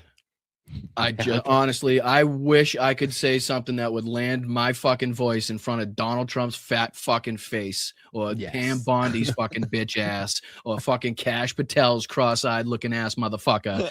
You know what? I wish I could say something that would land me on a list to get me fucking noticed, where more people would show up to the fucking show instead of listening to these fucking propagandistas sons of bitches. Okay, so no, it's not changed anything that I've fucking said. A lot of the reason is because I don't really believe I'm anywhere near the, I don't have the exposure really. There's a lot more fucking people ahead of me, I think, that, have a much larger platform, that, are much more prominent in there. And I think I'll kind of see it. I know this is the beginning stages of it, and we've seen fascism creep in multiple stages now. And I've been warning of such for, good going on 10 years now.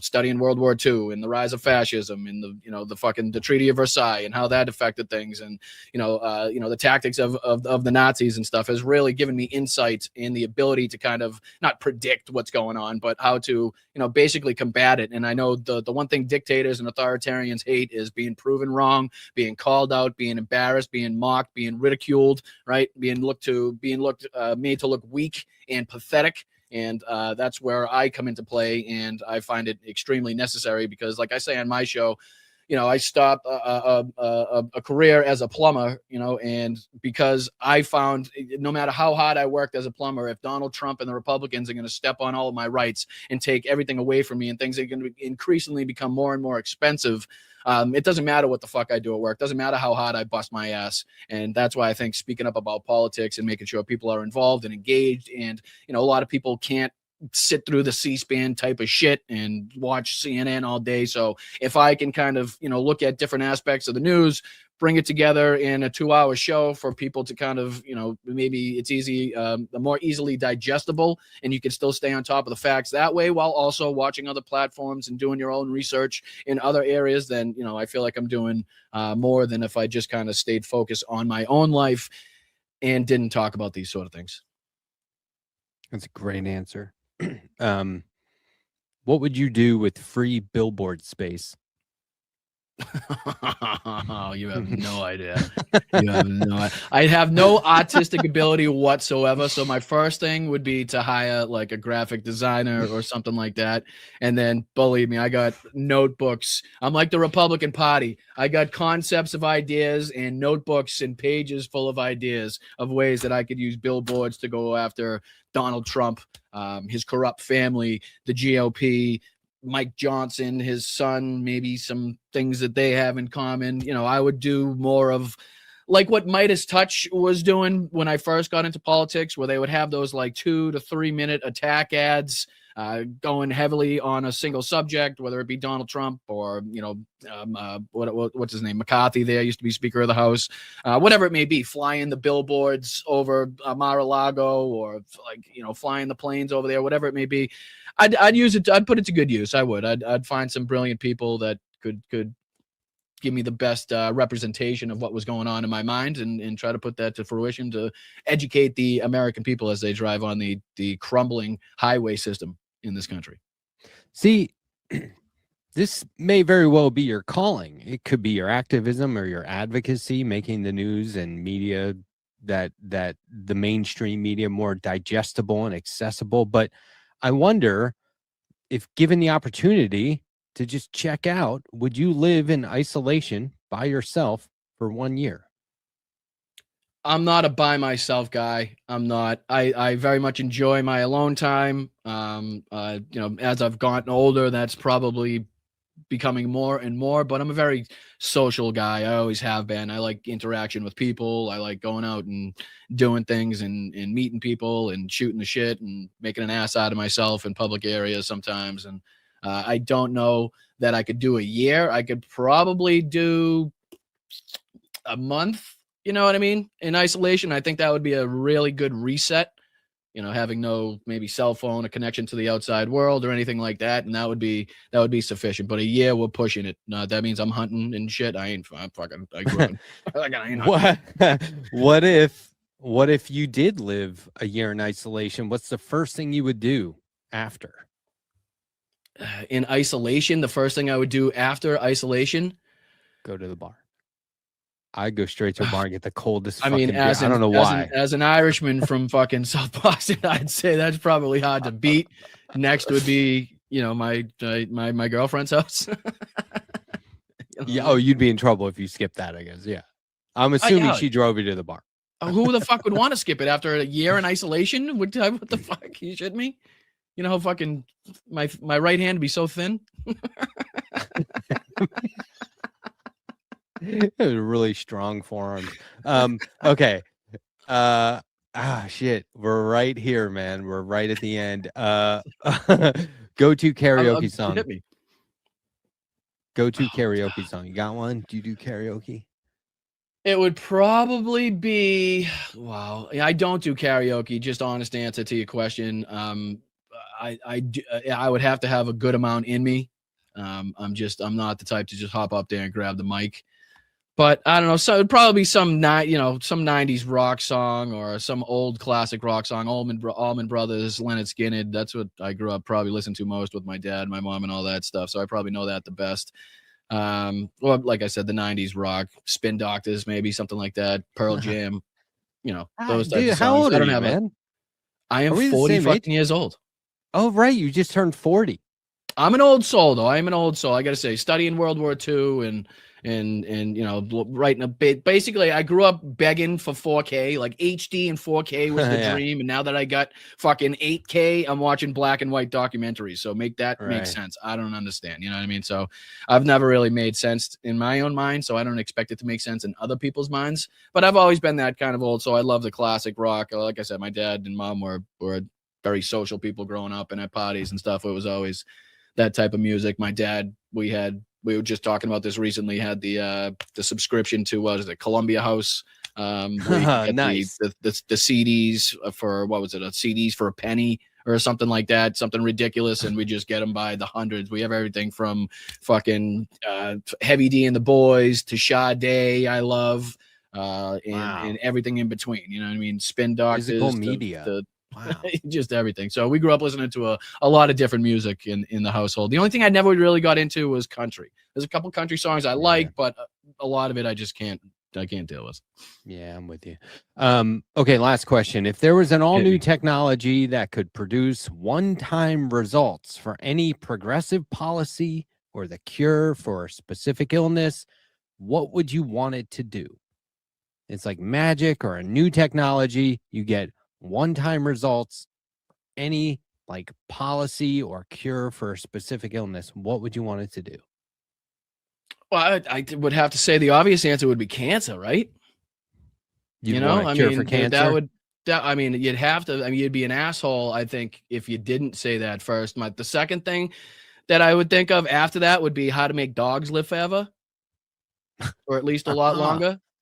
You know what I mean? Because I think that's fucking ridiculous, where all the medical advancements nowadays and all the money that you spend on your pets, that we don't have some sort of way to prolong their life, considering how short it is now and how important they are to people and how much they can heal people, especially where they're used in hospital settings now as like literal fucking employees of the hospital, considering the health effects that they have on people in there who have cancer. You know what I mean? So I think it goes hand in hand, really. Yeah. You know, obviously I've had multiple family members in my life taken from me from cancer, and that would definitely be the first thing on my mind. And then second would be the, how to make pets, the pets live longer, I should say, not just dogs. I would say pets because, all different pets mean different things to different people. So those are great. And I mean, like, another thing we could sit here and talk about for over an hour. This to me, it's like these. Do you see what I'm saying? Like these questions are. I'm trying to get like a well-rounded perspective on you, right? I'm trying to give people who think they know everything about you.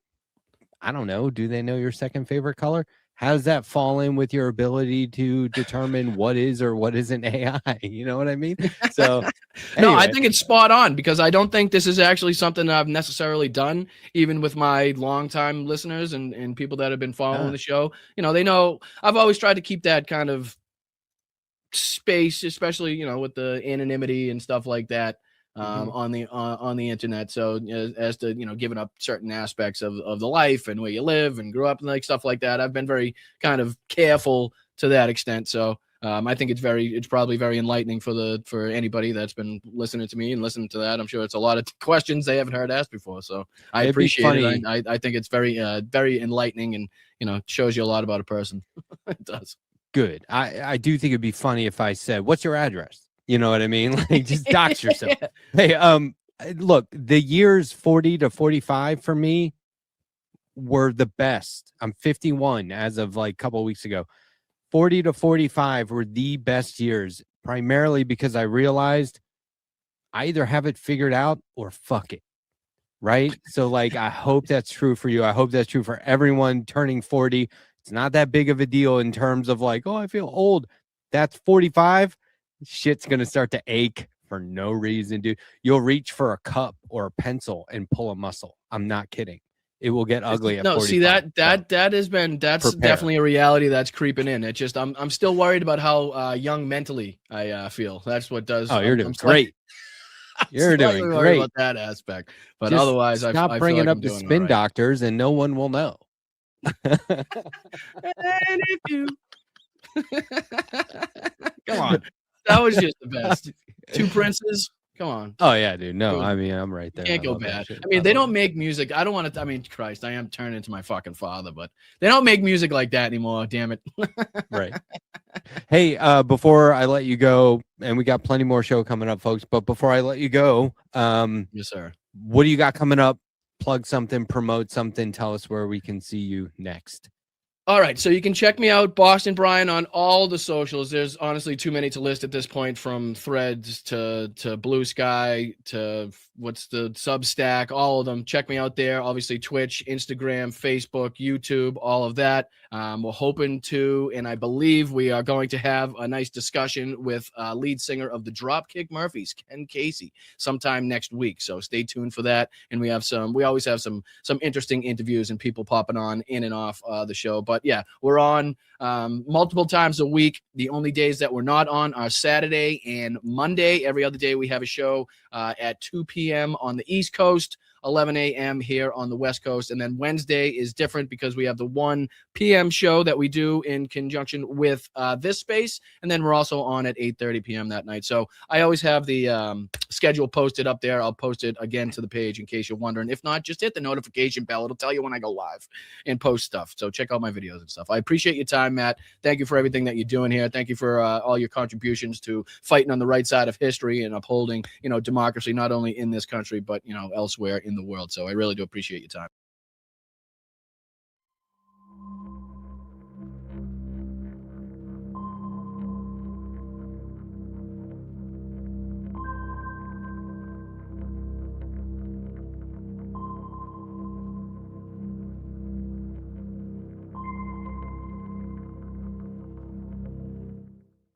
Jesse, thanks for being here today. How are you?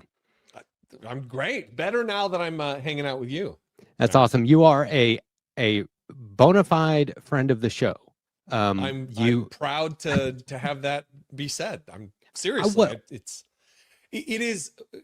Let me just launch into something. Okay.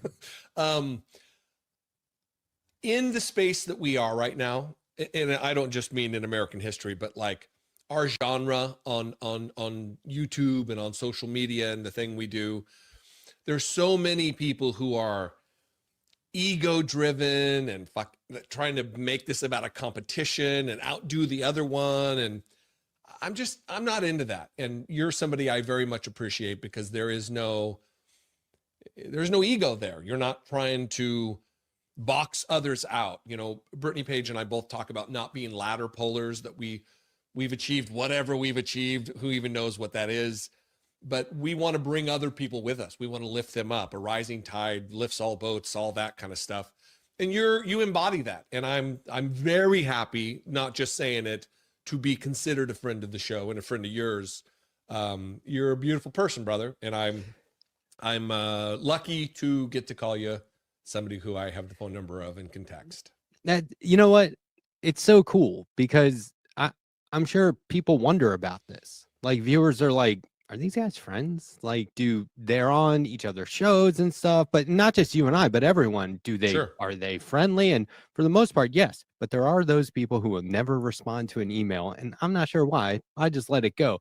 But I'm going to skip way down the list of questions here and get you to respond to my hot take. I don't know how I feel about you having a long fucking list of questions. We won't get to them all, that's for sure. But okay, go ahead. One of them is Look at this thumbnail. How ominous! Like it looks like I'm going to be like in under the heat lamp here. You're doing that Rat Pack thing with your fist too, which is very cool, but also like, are you coming at me? What's going on? I know. Anyway, go ahead. I keep distracting you. Okay. Here's my hot take regarding people who do this sort of work online. You very much leave the door open behind you. You're very, very cool about that. As you were just saying, like you and Brittany are about lifting people up. It's not a competition. So here's my hot take. Respond to this. There are no smaller creators, only people who consider themselves bigger creators. Yeah, I think I do agree with that. Okay. The reason I say that is because even when I had, and even my platform now, of course, I don't take it for granted. I don't think that it's tiny or minuscule, but there are people with way bigger platforms than me. I got $1.25 million or so on YouTube. When I was a small creator and still probably in my head thought, I'm really making it because I have 250,000 subs or whatever. I tried to lift people up and post in my community tab, hey, this is somebody up and coming that I think is doing awesome work and needs to be appreciated. I've done that with you. I've done with others. And it's not like, look at me, I'm so altruistic or whatever. But I do believe that it's just, we're all in this together. And then the larger creators who get all ego-rific about it, kind of blowing the Cenk Uygurs and the Anna Kasparians, those fucking types are too cool for school, too big. If you question the things they say, they mock how small your platform is, or it's that kind of shit that it leaves a bad taste in my mouth. I'm not into it. So there are certainly people in this space that think they're better or bigger or whatever than the rest of us. And I don't buy it. Whether your platform is 100 subscribers or 100,000, or 1.2 million or whatever, we're all in this together. We're all on the same team. We're trying to move the needle. We're trying to make the country better. We're trying to heal from our divisions, and it's going to take all of us, as whether you're small or whether you're medium sized or however you would categorize my platform. I think something to think about a lot. I would categorize your platform as necessary. Yeah. And people should be tuned in, period. I do think you touch on something that I also talk about a lot, which is how you will get to a certain point where just based on your popularity alone, you may very well be the truth that needs power spoken to, and not realizing that is a misstep. And because that's when people like Cenk and Anna get defensive and start to say, if you don't like it, get out of here. And it's like, well, wait a second, are we inclusive or not? And in their case, I don't think it is about inclusivity. I'm not sure. Well, we know it's not about inclusivity with their anti-trans bigotry and anti-homeless people nonsense and a misrepresentation or a regurgitation of what the actual facts are. They're bad for the political discourse.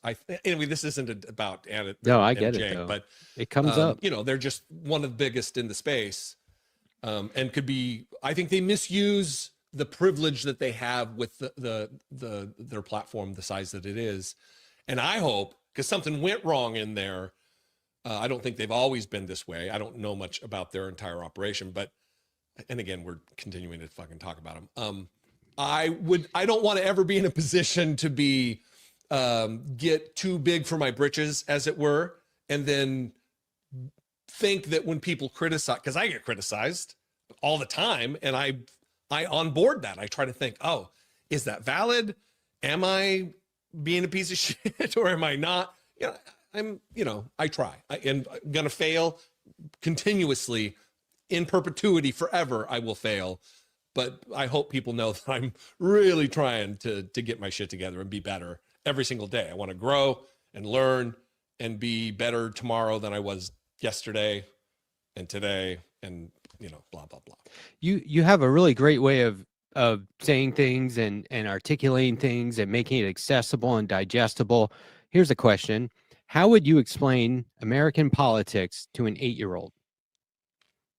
Because a lot of people are out there going, explain it to me like I'm an 8-year-old. Okay, well, how would you even do that? How would you explain it? Well, it's too broad. What do you mean by American politics? Do you mean like the how would you explain situation we're politics, in, or? like in general? Well, I think politics is the system, an organized system of how we come to solutions for making the lives of the people who live here better.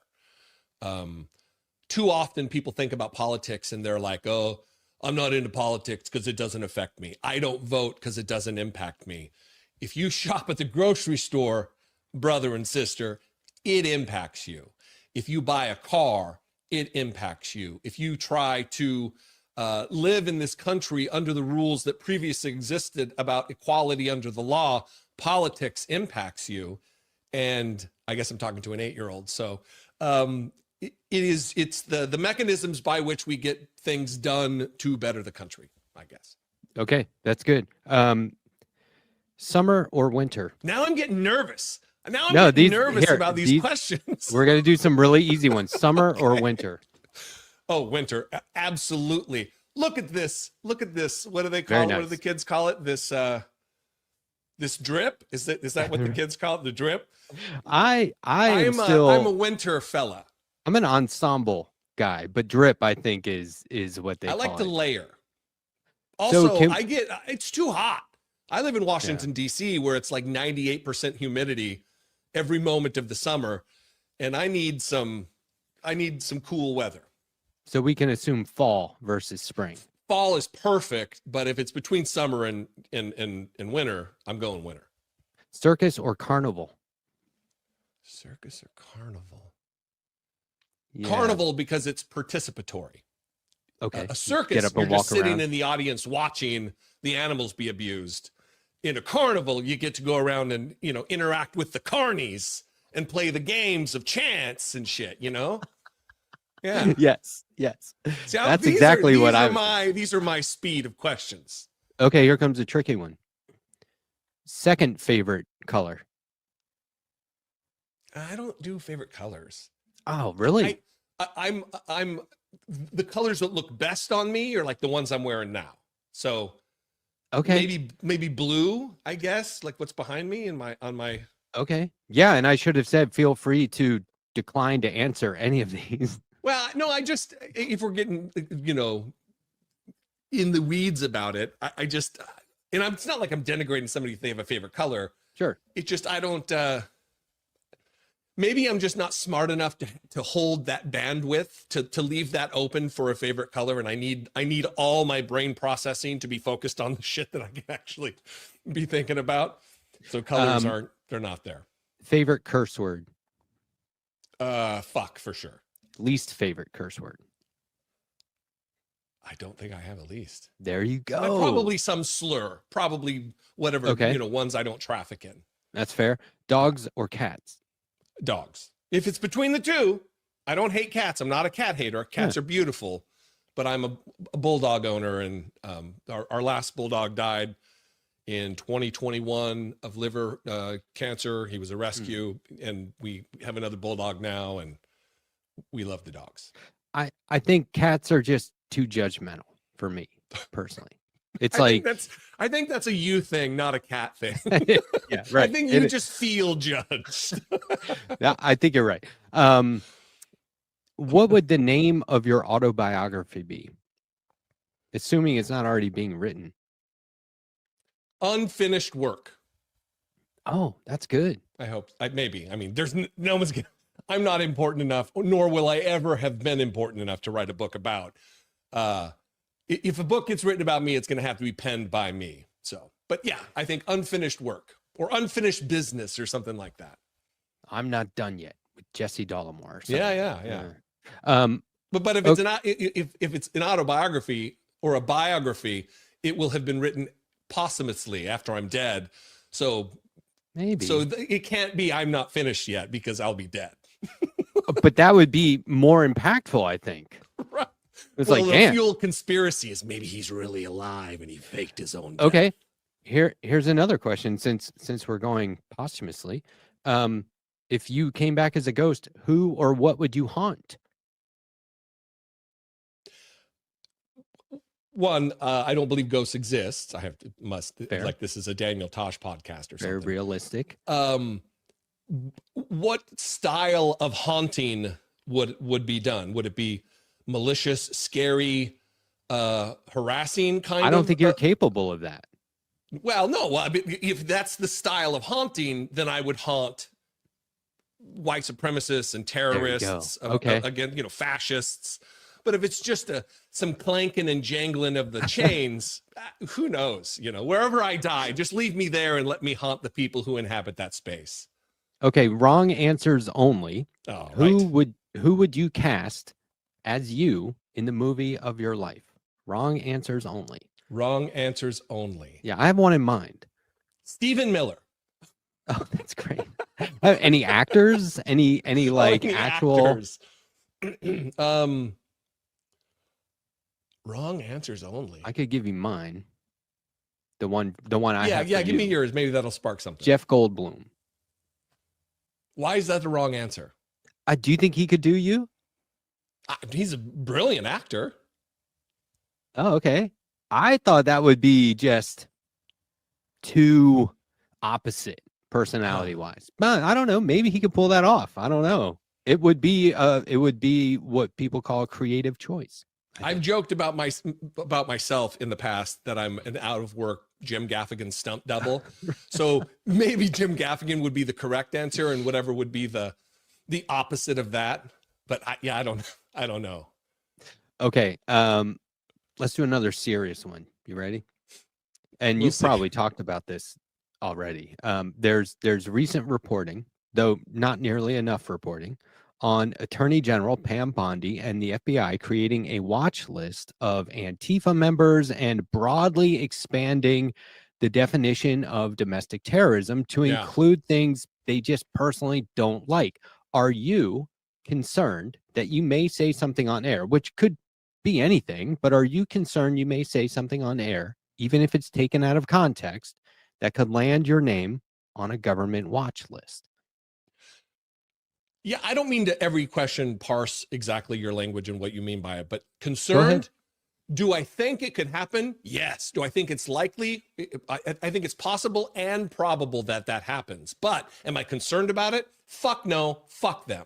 No, I'm not worried about it. Not concerned about it. That's what you said when you stated your question, you could tell I really get fired up when the politics comes up. Yeah. That Michael Glasheen guy that was testifying before Congress last week, when Benny Thompson, the vice chairman, the ranking member of the Homeland Security Committee, was drilling down on, so you're in charge of investigating Antifa in the country. Again, I don't think I need to say it for your audience, but for those who are here who might just stumbled upon, saw my dumb face or the handsome mug of the Mr. Letterhack here, and you don't know what Antifa is, it means anti-fascist. So if you are opposed to fascism, you're Antifa.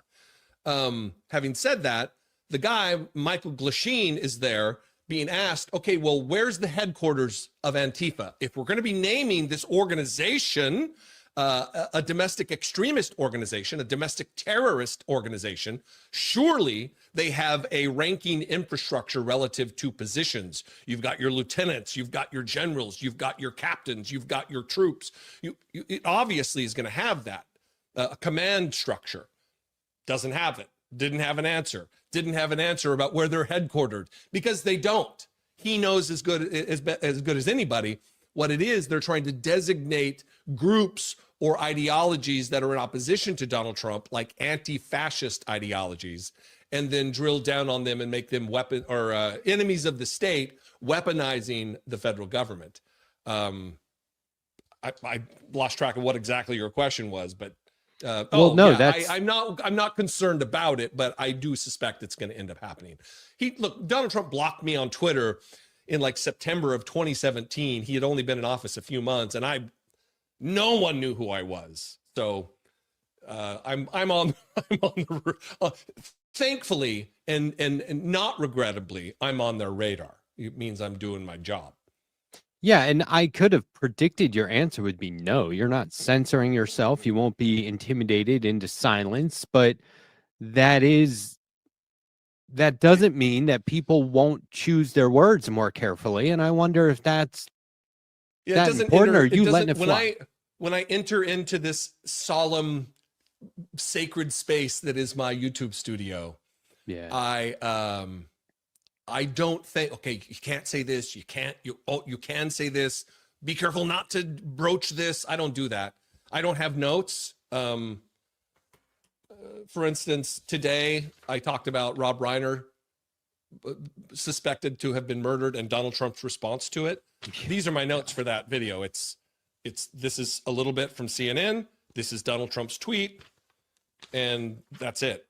So I'm not scripted. I say what's on my mind, and if the things that I say are dangerous or illegal, then I guess they're going to come for me. But I still cherish the First Amendment of the Constitution of these United States, and I can say what I want as long as I'm not inciting violence or harming other people. These free speech absolutists are only absolutely free speech unless it's the speech that they approve of. So exactly. It's kind of how they approach being like the party of the working class. That's right. As long as you make over $1 billion, you're working class. Okay. Well, after all, didn't John Jr. call or Dopey Eric, which one, called Donald Trump a blue collar billionaire? Oh my God. Right, That's bro. Yeah. Oxymoron is not a word that most of these MAGA folks will understand. Yeah. Do you have advice for a previous boss or manager? I know you were in the military, so I don't know if this. Yeah, I do. Well, I'm a very a great proponent of servant leadership. It's kind of like the golden rule. Whenever I've been in a position of management or authority or whatever, those years are long behind me. I've always thought about trying to treat the people that were under me, my subordinates, my employees, whatever, like I always wanted to be treated when I was an employee. I also, when I would go about, like when there was discipline that needed to be handed down, or like writing people up, or just counseling, I would talk about it from the perspective of, let me put it this way. If someone got in trouble or did some shit at work that needed to be addressed, I would wait for at least a day, maybe two, to go by, so I wasn't acting out of emotion and wrath and whatever. I would try to be metered and patient and calm when I made any decisions. Thankfully, I don't have to do that anymore, because it's, having no boss and being no one's boss is a lot better than the opposite of that. So yeah, but you don't think there's, I feel like I'm exaggerating, but these days, can you? Do you think there's a chance that there's some sort of like near future resistance where they're like, Jesse, we need you to take like a leadership position here?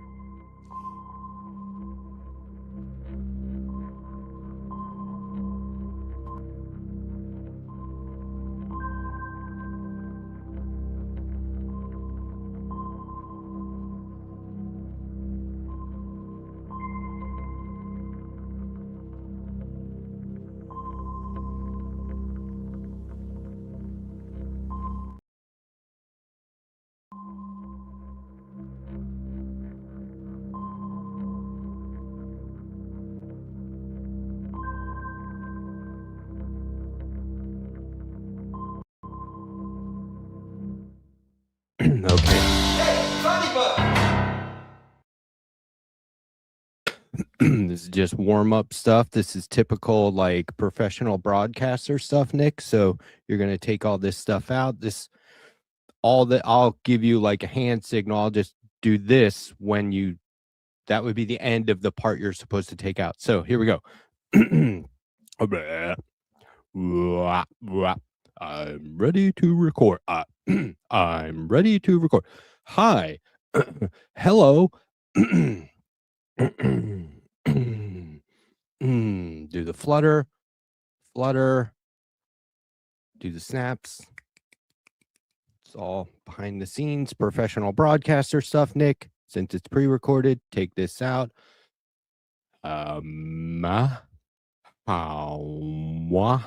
This space, this space, this space, this space, enunciate, enunciate, enunciate.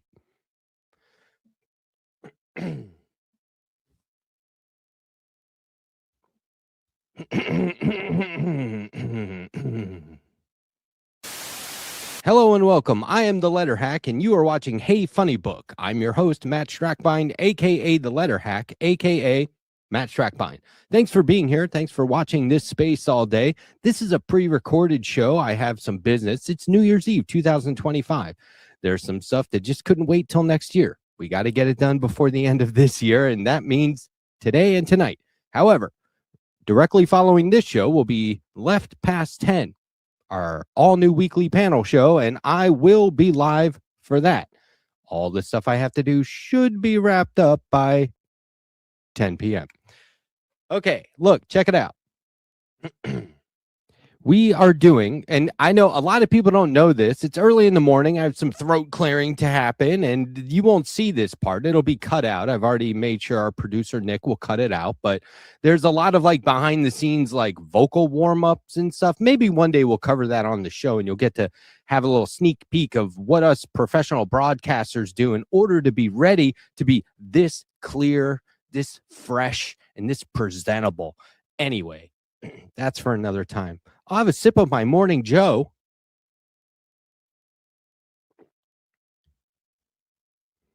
And now we're really ready to begin. Okay, look. At the end of every year, I like to do a best of comics presentation.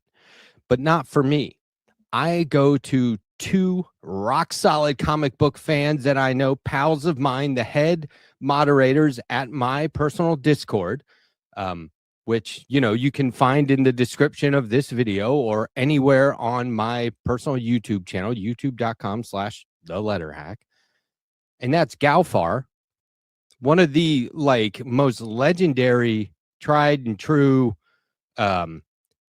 Discord moderators you'll ever come across, and our very own Latino Mufune. So I go to those guys. Sometimes I ask other people, but I always ask those guys to give me their end of the year review. Now, these aren't necessarily comic books that came out in 2025. They might just be comic books that they read in 2025 that came from a previous year.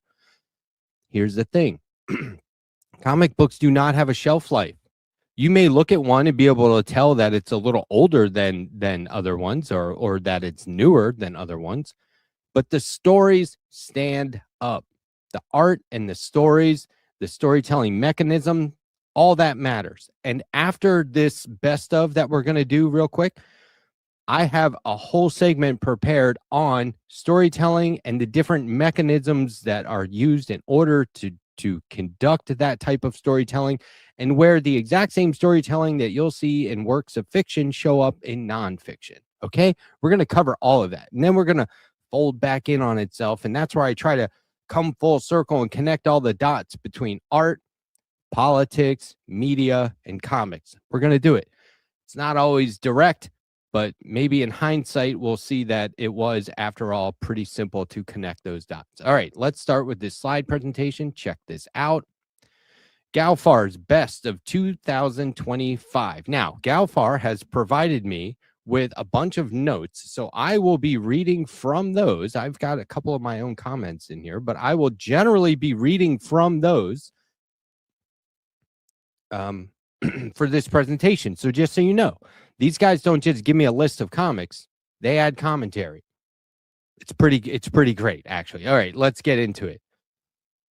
Starting off with DC Comics and the best series, there's a great new take on the DC mythos and these heroes. It's DC Comics Absolute Universe. Now, there's a prestige format of books that DC Comics will publish. They'll take a legendary run of comic books and put them in an oversized format, hardcover, lots of supplemental material. They'll put it in a slipcase and they'll call that an absolute edition. This is the Absolute Universe, not to be confused. Although, as you'll see as we go through, comics don't always make it easy to not be confused. That's why we're here. That's why we're doing this. We'll try our best to clear it up for you.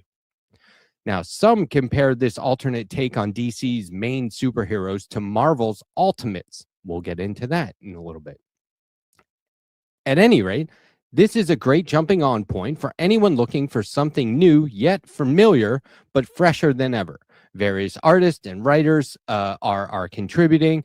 These are highly, highly acclaimed already, and they've just been underway for a year now.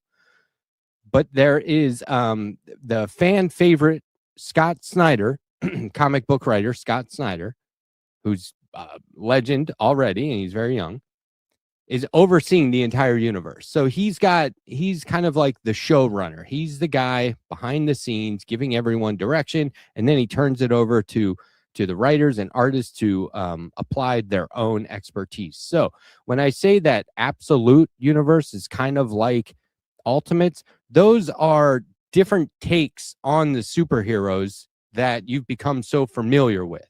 It's an alternate universe. It's like an alternate take. But like I said, we'll explain that a bit more in a moment. All right, and then Galfard's given us the best miniseries, Green Lantern Dark 2024. So this is from the previous year, or at least it started there. Comics, even miniseries, are multiple issues. So, you know, if it starts in one year, like you'll be reading Batman and they're like, oh, yeah, this is Batman 1939. It's like, it is? No, it just, you know, that's when it started.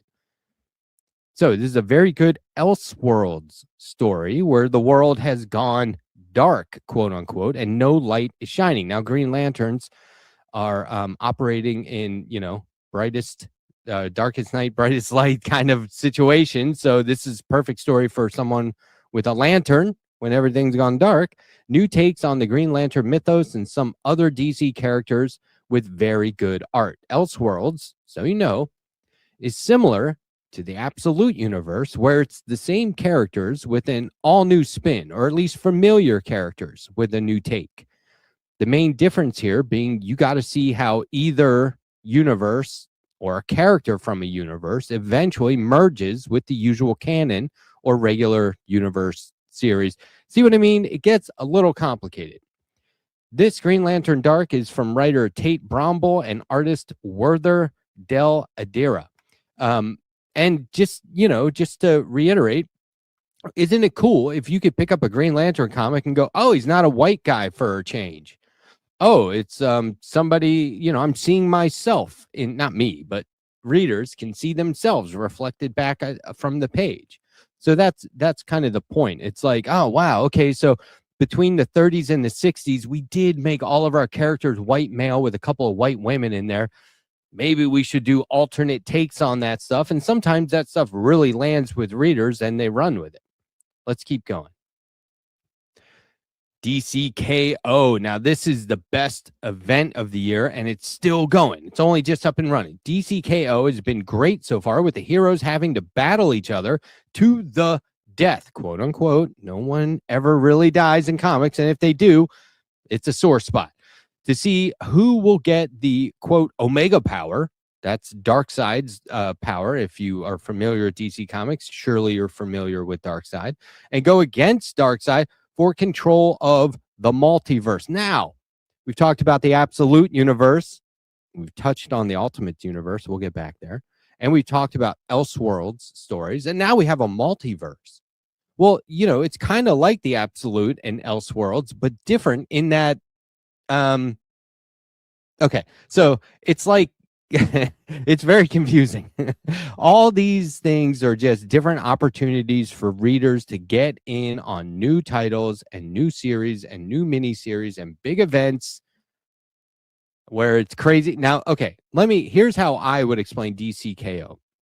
My very good friend Mark Tweedale and comics aficionado and Hellboy expert, Hellboy universe, Manolaverse expert, said that these events are like, when kids play with their toys and they're just smashing them together. Like, yeah, this is the fun part where you just smash all your toys together and you've got Matchbox and G.I. Joe and it doesn't matter. And you just smash them together. That's kind of what these end up being like. But, it's also a lot like March Madness, and that's kind of fun. And this is the very best part. There's, again, a bunch of various artists and writers, but fan favorite Scott Snyder is overseeing the entire event once again. Okay, moving on to Marvel. Galfar has listed Marvel Comics' best series as The Ultimates, which began in 2024 and is still going. The formation of the Ultimates and their failure and rebound and gearing up to stop the maker is underway.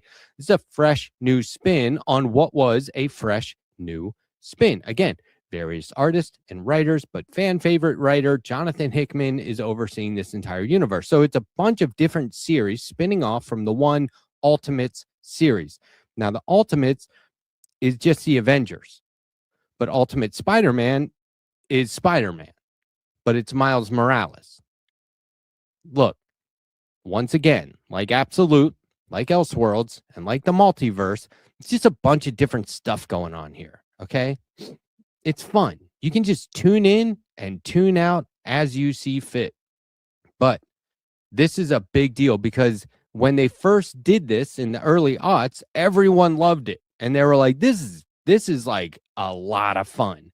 And the movies, the Avengers movies, were kind of based on the Ultimates. Like Nick Fury in the Ultimates comic book was drawn to look and be Samuel L. Jackson.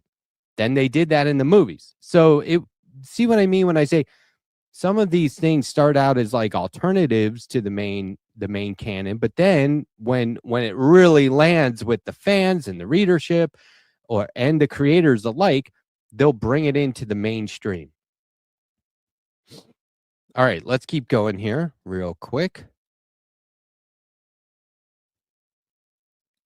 And here we go. Ultimate Spider-Man Incursion. This is the best miniseries, according to Galfar, from Marvel.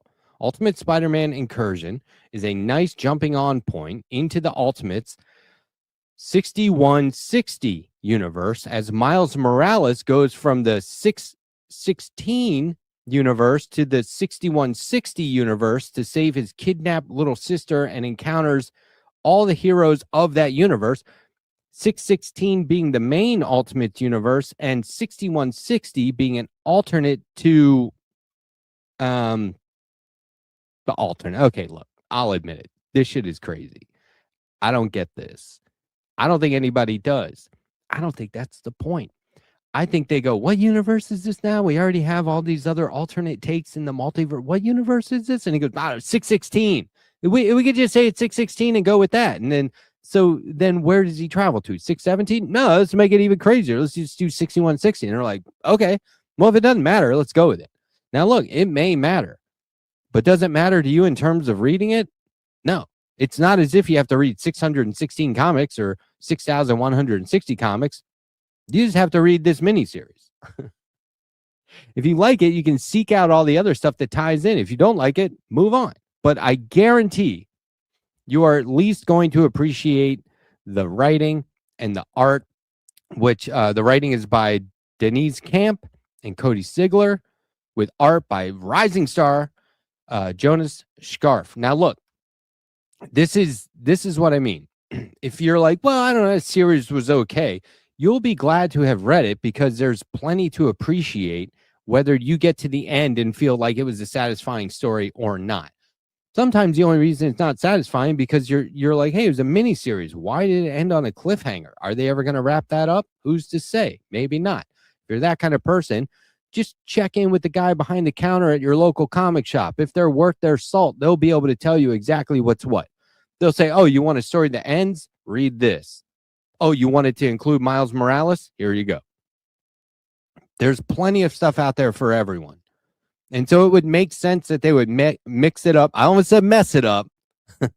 It makes sense that they would mix it up and that they would change things up and that they would be very fluid when it comes to using, alternate takes like Absolute Universe, Elseworlds Tales, the Ultimates, the Multiverse. This gives them the freedom to just go nuts and to explore. And it in the end offers a lot of variety. Now, one thing that kind of bugged me about the MCU was like they were trying to use the multiverse in a way that helped make everything make sense. I don't think that's right. I think you lean into the chaos. I think you stop reading comics for a few months, pick one up and go, I thought this character died. How come he has gray hair now? He's from the multiverse. Oh. And then that character dies and the original one comes back and you go, what was that? And they go, you're trapped in the multiverse.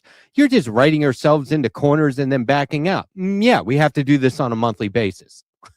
So one thing I appreciate about all of Galfar's picks for 2025, and there's more, is that these are being overseen by writers and editors, a main writer and a main editor in most cases, so that they can make sure everything is on track, at least to the point where it's coherent, where it's legible, where it's entertaining without, it's confusing without sacrificing the entertaining qualities of it, or it's entertaining despite being confusing, however you want to look at it.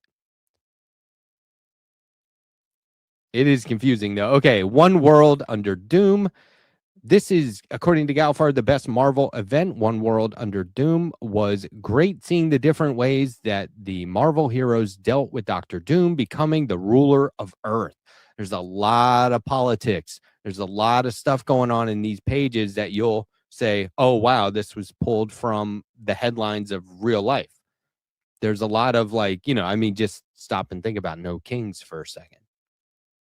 So he says it was great to see all the Marvel heroes, how they dealt with Dr. Doom becoming the ruler of Earth, but still allowing each country to basically rule itself like a state or province. See what I mean? States' rights. This is the big deal in Marvel books this past year, especially leading up to the big MCU project, Dr. Doom, with Dr. Doom in the Avengers. That's Avengers Doomsday. Again, various contributors with writer Ryan North and artist R.B. Silva and legendary editor Tom Brevoort it's spelled Brevoort. How would you pronounce that? I've always just said Brevoort. I know that's wrong.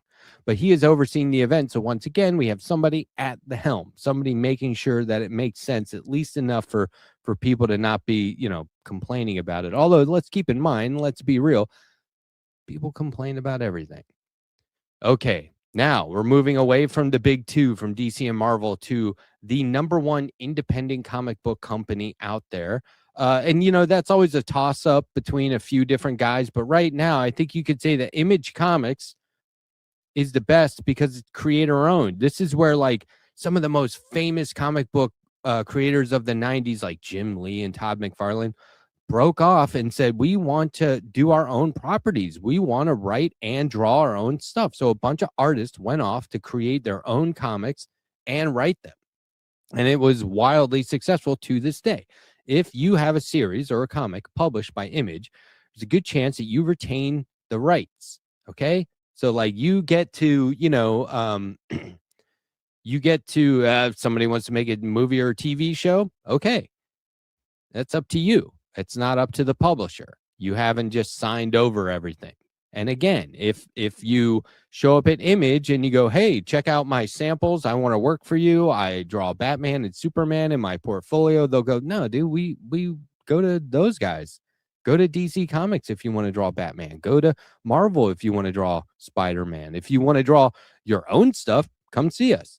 And so we have some very original stuff here. This is World Tree. It's Galfar says it's a great series I just found this past year about the Undernet, a dark side of the internet that is trying to take over the world from another dimension. Yikes, right? This is by James Tinian IV, writing. He's got a lot of his own original stuff. He's also been very successful writing like some of the big main stuff. I mean, he wrote Batman for years. So like this guy is doing it all. He's everywhere. And it's with art by Fernando Blanco. I think you can see from this image, it's very compelling. And it's going to be, I believe Netflix is turning it into an animated series. So if you do like the comic, check out that series when it comes out. Keep an eye out for it.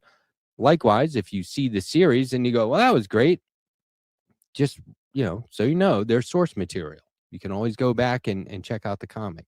All right, moving on. Best miniseries, Lazarus Fallen. It's a continuation of the Lazarus universe where corporations now run the world and a manufactured super soldier rebels and attempts to free people from the oligarchies. Now, come on. Galfar's a lefty. We're all lefties. This is great for us, right? And who doesn't like the ability to draw a two-dimensional image of a slow motion walking away from an explosion shot, right? This is killer. This is great stuff. I read the first couple of Lazarus miniseries, and they're fantastic. Now, here's the big deal. Even if you're like, okay, that sounds too much like real life, or I don't think that sounds compelling. This is a powerhouse collaboration. The writer, Greg Rucka, and artist, Michael Lark, have been working together for decades. They are a powerhouse. There's no other way to describe it. When a writer and artist work together and they have a shorthand and they have the ability to just immediately pick up where the other one left off, or they can rely on each other. There's a trusting relationship there that the other guy is going to do right by the first guy. That is worth checking out in itself. So even if you just pick up one issue somewhere in the middle, you're going to find that what I'm telling you right now is absolutely true. Okay. Thank you, Galfar, for those picks. I really do appreciate it. Another solid year, and some books in there I'm not reading.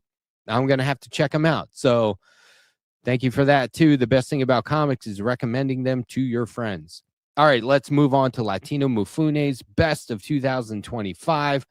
We're going to kick it off with Iron Fist, The Living Weapon. Now, this is from 2017. So this stuff holds up. This is written and illustrated by Carr Andrews, who is he has design sensibilities that allow him to change the way he illustrates from panel to panel, page to page, book to book. It is so fascinating. I met him one time at a signing. He was like a really young guy. I was like, wow, you were doing some huge, huge work for being like, a young guy. He had won like some contest that the publishers were doing where they were just doing like a talent search, and he had won, and he's been in the business ever since, and he's been setting them up and knocking them down. Iron Fist, The Living Weapon places Danny Rand, the main character, at a turning point in his life as the Iron Fist, a new lover, an impulsive warrior child from Kunlun. That's the secret temple where he learned to fight, and a formidable new enemy backed by armies of ninjas and Shaolin death monks. What is there not to like here? They all collide violently with his world, like his day-to-day. As the story unfolds, this mysterious nemesis proves to be deeply entwined with the origins of the Iron Fist himself, uncovering long-buried secrets and expanding the lore of the mantle. The result is a gritty, pulp noir-flavored urban martial arts fantasy that pushes Danny Rand into both physical and spiritual reckoning. So I love when they're not just doing right by the character by writing them properly, but you are expanding on the lore and the origins. That's great. All right, now this one was a treat for me because I read these issues when they first came out from 2003. This is JLA, The Obsidian Age, written by Joe Kelly and illustrated by Doug Mankey. Now, Doug Mankey is a huge fan favorite, especially when inked by Tom Nugent. And also, I believe it was colors and lettering by Yvel Gutierrez and Mark Probst. This storyline thrusts the Justice League into a confrontation with a threat born in the distant past. An ancient precursor to the League itself has traveled through time to the present day, pursuing purposes that are as ominous as they are unknown. As the Justice League clashes with the hostile League of Ancients, this is so good. This is just, you don't have to know what the hell any of this means. That's sort of the point. It's like, let's just throw it all at the reader and let them just enjoy it. They're also forced to contend with a devastating magical menace. The result is one of the most epic, brutal, and blood-soaked conflicts the Justice League has ever endured. When history itself rises in opposition, will the combined might of the Justice League and the intervention of its most powerful wielders of magic be enough to avert catastrophe? Now, you can just read that. You can pick this up collected and you can just read it one time and be like, that's all the Justice League I'll ever need. That might be the case. It's that good. Let's move on. All right. Spawn, the Complete Armageddon Collection, 2007, written by Todd McFarlane, David Hine, and Brian Hogian, with art by Philip Tan. Now, this hurls the titular anti-hero into a war in which absolutely everything is at stake. God and Satan have reappeared on Earth. You can only do this in comics. You can only get away with this shit in comics. And in a sharp subversion of familiar expectations about divinity, damnation, heaven, and hell, both are revealed as power-hungry tyrants. Heaven and hell alike emerge as imperial forces, each seeking to dominate humanity and claim Earth as their prize. Now, okay, you want to talk about contributing to the lore and the origins of a thing. We're talking about God and Satan at this point. They're just like, let's just rewrite that. Okay? Forced by circumstance, Spawn becomes the de facto protector of humanity and the planet itself. To stand against these cosmic empires, he embarks on a series of perilous quests to acquire the power necessary not only to repel the armies of heaven and hell, but to confront God and Satan directly. Epic in scope and relentlessly grim, this arc stands as my personal favorite Spawn storyline. That is good to know. Thank you for that endorsement, Latino Mufune, and thank you also Galfar for giving me these comics to share with everyone as your favorite reads for 2025. There's so much going on here, from stuff back in the day to more contemporary stuff, something for everyone truly, except I'm not sure if we've seen a lot of stuff for little kids here, but that Miles Morales stuff is pretty accessible. The Ultimate Spider-Man. Okay, now the Letterhack's best of 2025. Real quick, Nick, we're going to cut this part out. This is just, I'll do like I'll do here, right here. I'll do like that and we'll cut it. And if I don't do that, don't cut it, but we'll do that. So we'll cut it. I should have done this later or earlier, but I didn't. I just got to find a page in here that I want to read from. So we'll cut all this out.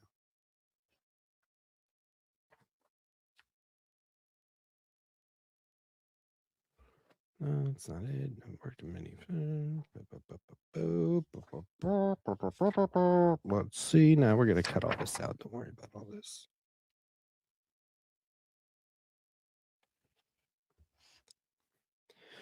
Okay, I got it. So here's the Letterhack's best of 2025. Now, look, I talk about a lot of comics on this show. There's no reason for me to rehash all of it.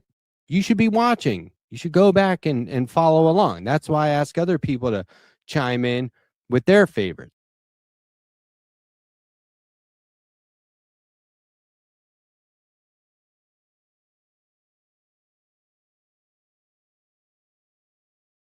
We'll cut all this out. Don't worry. We'll cut all this out. We'll cut all this out.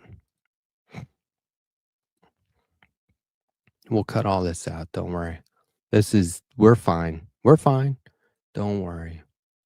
This is, so just so everyone knows, there's all this like behind the scenes stuff. Here's Galfar. There's all this. There's that. That was kind of confusing. We'll just get through this real quick. That was a little confusing because it went way back. There we go.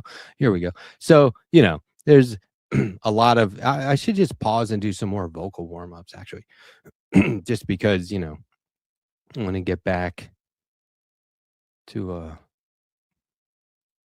where you were when you do the vocal.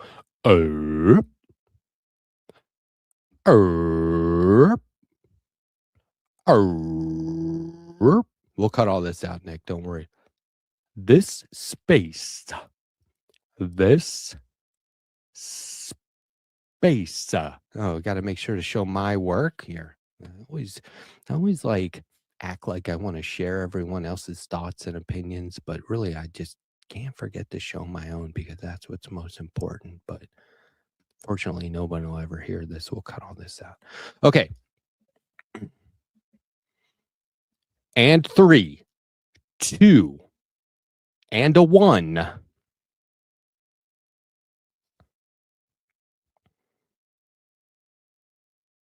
Where was I? Oh, yeah. So there was a book that I got for Christmas from my wife. It's a collection of comic strips. It's very old school Mickey Mouse comic strips. Now, when I say Mickey Mouse, you're going to say, dude, really? Are you serious? Mickey Mouse, like Disney? It's like a corporate conglomerate. They're disgusting. They're trying to own everything. They're trying to make everything dumb. We don't like Disney. They're ruining Star Wars. They're ruining Marvel, whatever. You may have all those opinions. Look, the Mickey Mouse comic strip was always separate from what they were doing in the movies. And this was just when they started doing like actual talkies, like having people talk in movies. Mickey Mouse was talking his head off in the comics. It was some of the most like anti-Mickey Mouse stuff you'll ever see. He shoots people with guns. They're fighting corrupt lawyers, landlords, and in a not so great twist, cannibals. Like anything can happen in the comic, and Mickey Mouse is a completely different character. But there's one reason why volume 1 and 2, this set right here, is remarkable to me. And that is because this is volume 1 and 2 of the Mickey Mouse comic strip by Floyd Gottfredson. There he is. This is him in the 70s. Now I'm going to read from some of the supplemental stuff in volume 1. Check this out. Though Walt Disney supervised all his cartoon shorts, they were still group efforts passing through many sets of hands and becoming diluted in the process. The Mickey Mouse strips, though, still produced by a team, were primarily the work of one man who at various times was responsible for plotting, drawing, inking, and editing. As a result, a single personal vision emerged. This one man was the main Mickey Mouse artist to draw the strip for over 45 years until he retired in the mid-1970s. Though it never bore his name, it always bore his mark. In the late 1960s, diligent fans sought him out, and he began at last to receive the acclaim he deserved. The man's name was Floyd Gottfredson. Now, look, let me just explain this because I have talked about this before. We've talked about this before. We have talked about having, we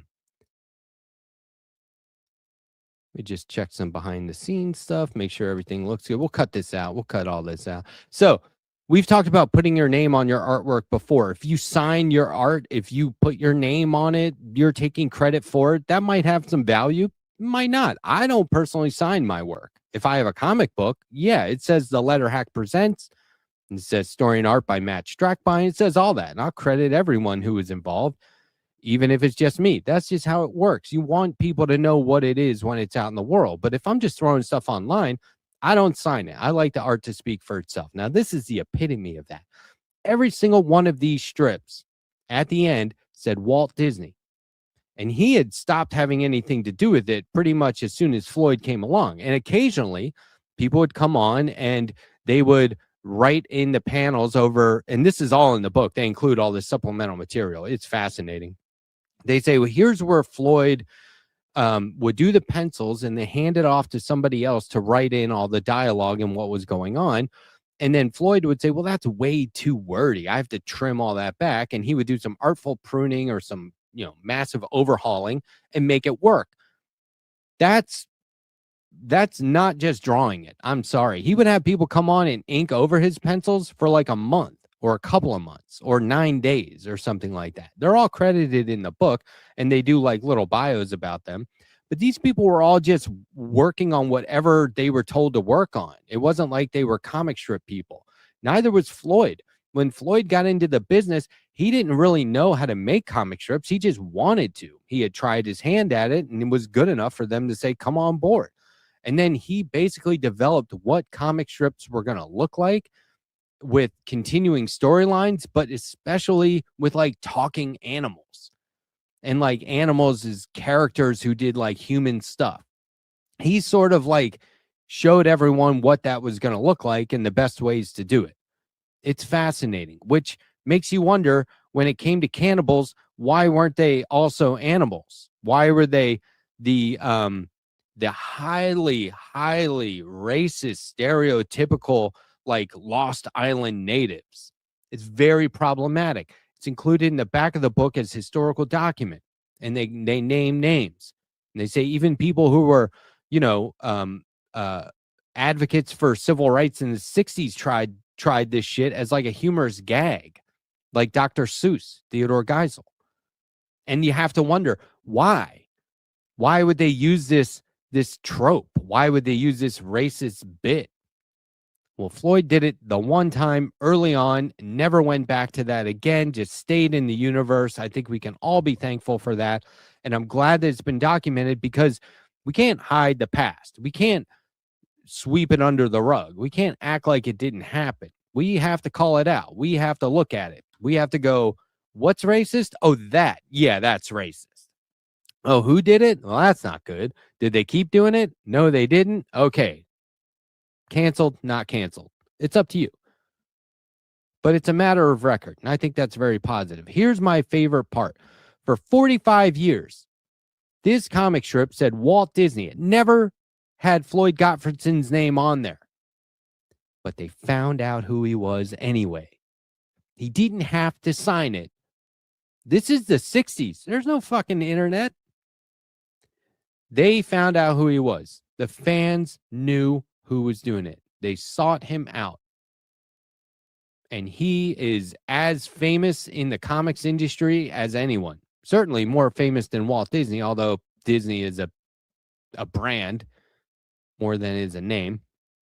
Just amazing, right? They never really reined him in either. It's kind of nuts. Now, Mickey Mouse, I'll go back to this image of Mickey. Mickey Mouse has always been, and is now more than ever, a brand and a symbol, more than he is an illustration. And that'd be true for a lot of comics and cartoon characters if you just think about it. Think of Pokemon and the ways in which those individual characters are easily iconic and became iconic so easily. You saw Pikachu, that's basically it. I know what that is. Nothing else really looks like that. And if it does, it's not Pikachu, it's not Pokemon. Just think of Pokemon and the ways in which those individual characters so easily became iconic. Just think about it. It was the same with Mickey Mouse. As soon as they saw him, they were like, we need a Minnie Mouse. What's she going to look like? The same. With a dress. See what I mean? Think about Pac-Man. Remember Miss Pac-Man? Just had a bow. It is the same. It's because they were designed to be more like a symbol or more individual, like a logo, than they were a detailed illustration. You could write these sorts of simplified designs off as dumbed down or simplified, overly simplified, which is true, but that's not accurate. They may have made them simple because they were going to be a cartoon and they were directed at younger audiences, but that's not dumbing it down. That's not oversimplifying it. It's a minimalist approach. There's a name for it. They put exactly all the right stuff included. They are created to be instantly recognizable and to be instantly distinguishable from everything else. Symbols stand out, whereas details draw you in. the famous designer Saul Bass, rest his soul, American graphic designer, said, symbolize, don't illustrate. Illustration shows what something looks like. Symbolization captures what it is. I've always tried to live by this rule, even in my own comics and illustration work. One of my favorite examples from my own portfolio is the Red Bench Bakery. Now, I did this logo here. They have I think they're up to 3 different places now in Minnesota. They said we have a red bench that sits out front of the main store, and we would like that included. Doesn't have to be that exact bench. And, we don't really have anything in mind. So I threw a whole bunch of stuff at them in the hopes that I could create something distinguishable from all the other bakeries in town. Not iconic, but in the hopes that, anything that's distinguishable could one day be seen as iconic. It works on the signs. It works as an embroidery perfectly, I might add. I gave them a file for the sign. I gave them a different file for embroidery. I gave them a different file for print. I took all this into account. It is what I consider to be one of my best works. I'm really proud of it. Here's the gang.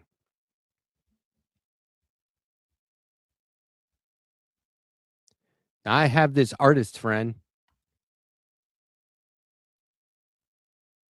You may know this guy.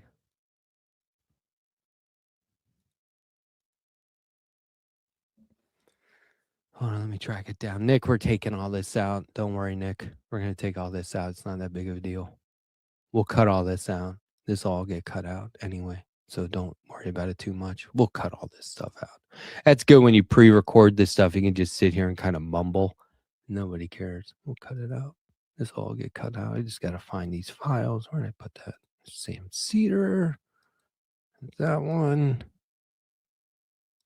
That one. Hold on. I got to find this file. It's right here somewhere. Hold on. There we go. Okay. All right. What was I saying?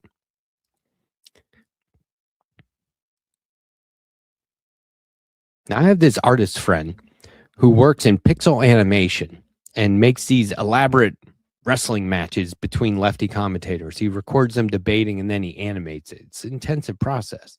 I would never play down the artistic talent at work in Jake's stuff. It's very creative. It's very well done.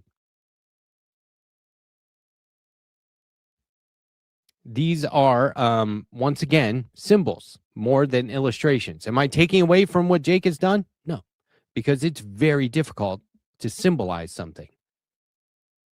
He works in, his work works in two-dimensional realms, but we see so much more than just, static images, because our brains are capable of illustrating from the point of the foundation laid by a symbol. We infer everything that's not being shown to you, but we couldn't do that without what's being shown to you. And the pixel art works so well because sometimes it helps to look through the real world with a lens that helps us recognize the things that matter. And so you include what matters. Now, well, let's look at some examples of illustrations that go in the exact opposite direction. This is where it gets crazy. Now, these are illustrations, not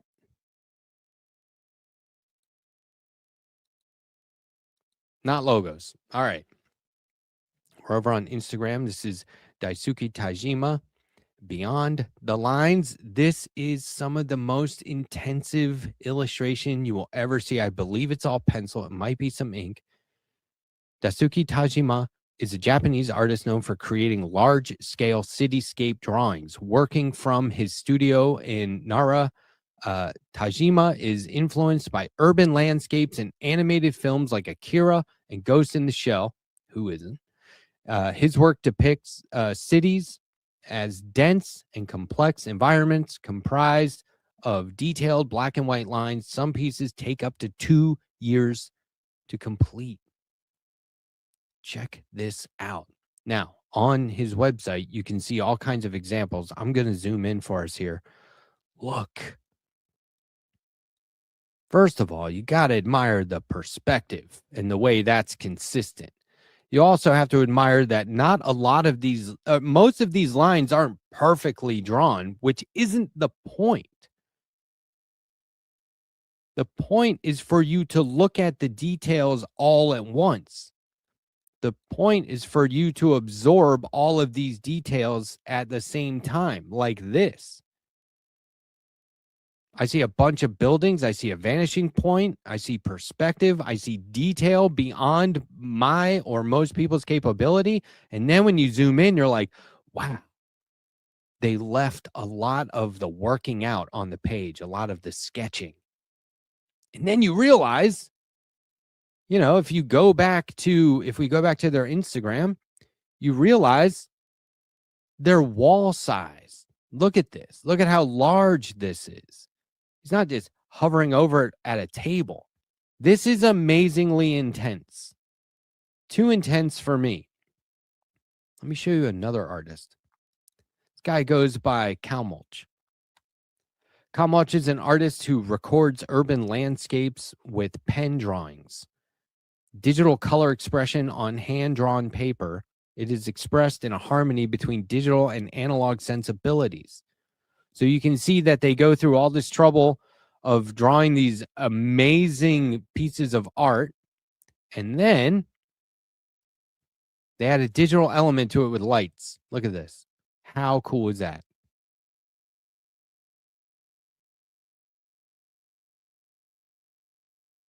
So, like, most artists would just do one or the other. And if it's going to be dark like this, maybe you wouldn't spend so much time in the black and white stage getting all the details right. But the art evolves. The art is meant to live in stages. I think that's fascinating.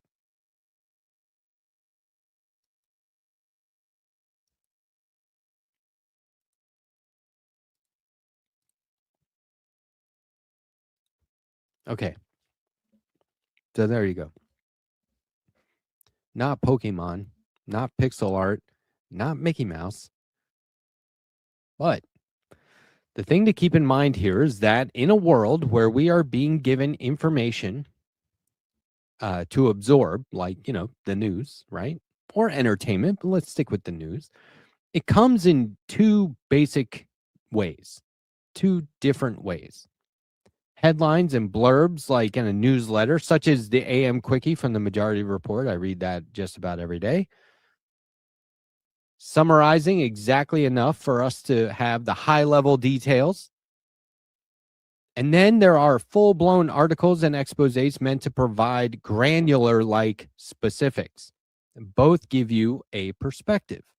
Both give you a sense of where the media outlet stands on the issue, or if they're neutral or whatever. And I bring this up because whether we are working with and likewise absorbing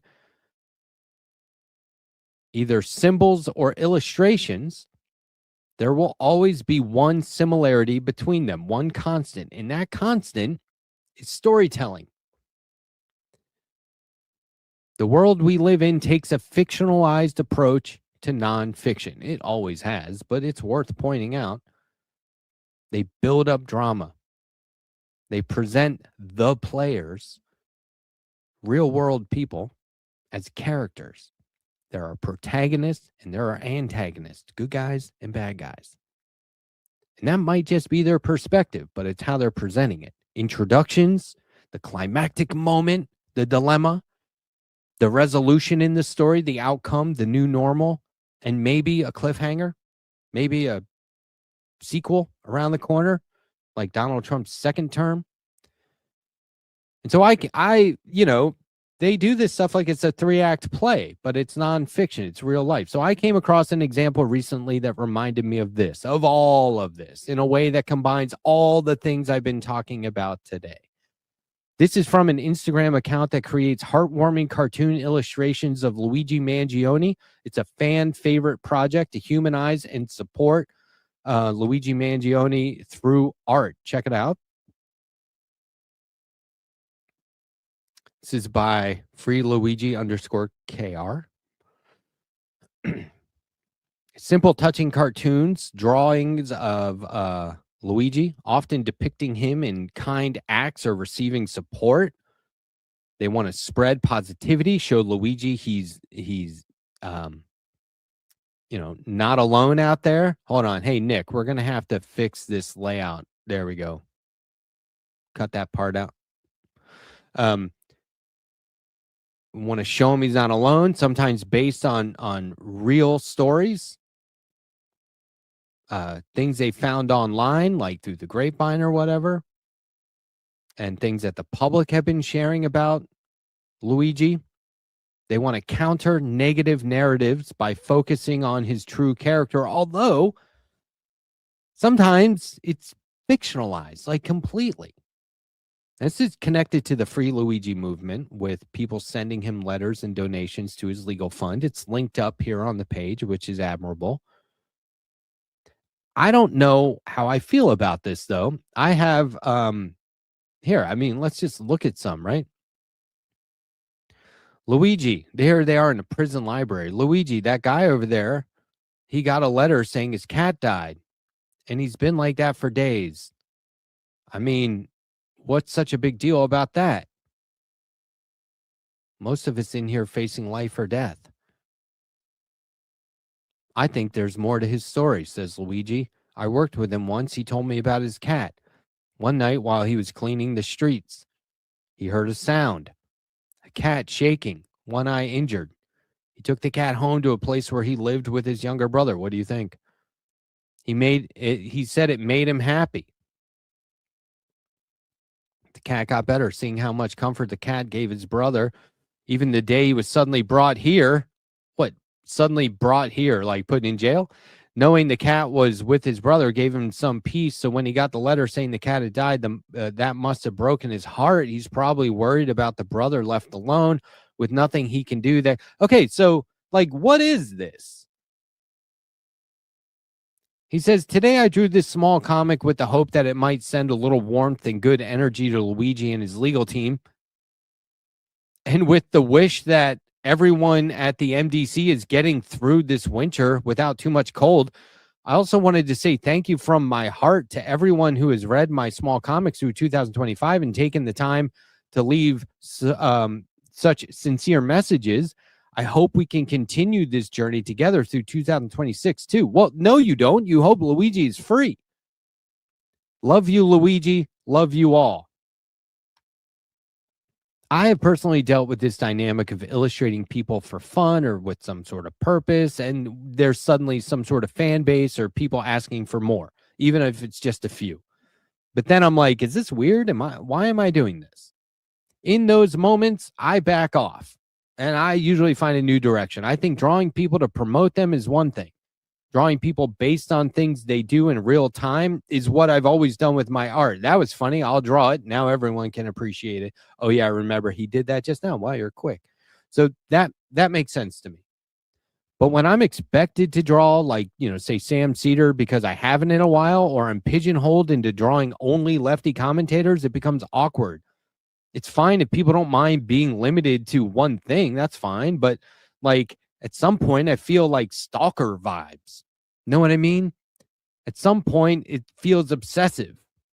At some point, you begin to contribute in other ways or, produce different work. So this is not unlike, all that, those saintly images and candles of Luigi. And I thought that stuff was real cringe. And this runs the risk of being cringe too. But look, here's the thing. These nicely drawn images that, use as few lines as possible to symbolize or represent people and things, illustrate what's happening in court and from stories throughout the grapevine in order to create a reality that may not be accurate or 100% real, and in some cases are deliberately fictionalized. Signing them by saying "Love you, Luigi" goes well beyond any sort of journalistic practice, so I'm not sure what that's all about. And so I also don't think these work as political or editorial cartoons even. Is it harmless? Probably. Could I criticize them more than I have? Sure. But why? And there it is. Why? As an artist, someone who makes stories for other people to, read and hopefully enjoy or get some meaning from, I don't consider why they would read it or discuss my art before, during, or after. But if they asked why, in terms of why bother, I couldn't help but consider that I may have made a misstep. I'm in the minority here. Tens of thousands of people have responded to this stuff and continue to respond to it. And he puts out a lot of art. So pretty impressive. I'd love to see what he would do outside of this theme. But, the problem is it's rare that you get the opportunity for someone to say, why? Why are you doing this? Why is this a thing? Is it because people responded to it and now you have some audience capture? So anyway, whether you're symbolizing or illustrating, at some point, stop and ask yourself the simple question, why? And look, this is the thing. This is the thing that nobody gets. And I've talked about this before, and I'll probably talk about it again. And it's always just right over people's head. There's always like a chance for people to hear this one thing and then they don't. And, I could seriously sit here for the next 4.5 minutes just talking about this. So, I will. So I will. And it should be plenty of time to make my point because, like I said, I've said this before, so I've got it down pat. I've rehearsed it enough so that, I can talk about this at length and people will be like, oh yeah, I remember this. I can kind of tune out now, or I don't remember this. I'll keep listening. And, he's been talking this long already. Maybe I'll just, keep listening. And what you don't realize is like there's a lot of like behind the scenes, like messing up and screwing around and just sort of like warming up that all gets cut out. So you don't have the benefit of seeing any of that, like, inappropriate, like behind the scenes clearing of the throat stuff that gets cut out. So when you're like, oh, wow, he's been just talking nonstop, it looks a lot more polished than it really is. There's parts where I have to find a file or, it's not as polished as it looks. Like when you're doing it live, you need a producer there. When you're doing it on your own, you just have to keep making like notes for the producer, cut this out.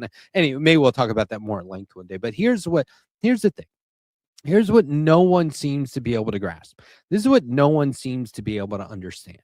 And like I say, I've talked about this a lot. And it comes in stages. There are multiple points to make. And I think that it's worth my time to compose my thoughts and have those points articulated in a way on the front end that makes it easier to convey them to you now, like in real time, like when the time comes. Like, okay, just imagine there's a stage. I'm center stage. The spotlight is shining down on me. This is my chance, like a TED Talk. I'll just say, imagine this is like a TED Talk. And I'm not TED, but I'm the talk. So anyway, you know what a TED Talk is. I'm doing a TED Talk. Imagine I'm doing a TED Talk and I'm sitting here talking to you now. I should probably have this shit prepared in a way that you would get it. And I've done that over and over and over. But here's what you guys don't understand.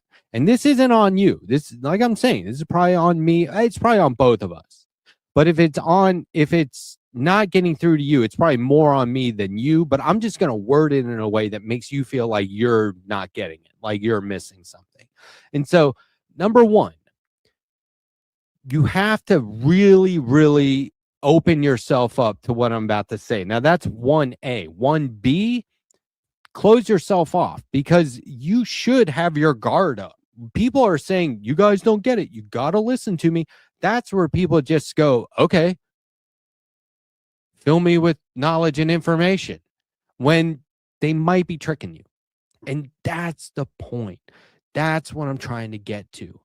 That's the part that I want you to finally understand. That's the part that I finally want to get through to you. Because as much as we say it, and I'm not the only one out here saying it, there's a lot of people saying it. You know who they are. And if you don't, seek them out. But I'll list them for you at some point down the road. But like, I'm not the only one saying this. And so I'm not the only one who's frustrated when this message doesn't get across, and that when people aren't picking up what I'm putting down. Like, if I take all the time to come out here and be like, you know, doing like a little mini TED Talk or whatever, you could at least give me some feedback and go, you know what, I got it that time, or I'm still a little fuzzy on this. What are we even talking about at all? Well, I don't really know, but I do know one thing. Left Past 10 starts right now.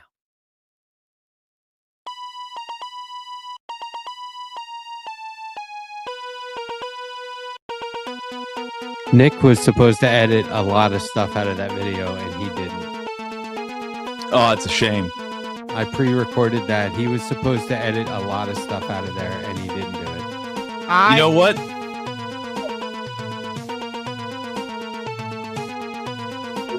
You know what we should In do? the old year, anything we screw up over the next 2 hours, that's all last year's problem. As This of the end of music the is show. horrible, by the way. I'm a fan. Oh. What are you talking about? Hold on, Terrible. real quick. Hmm?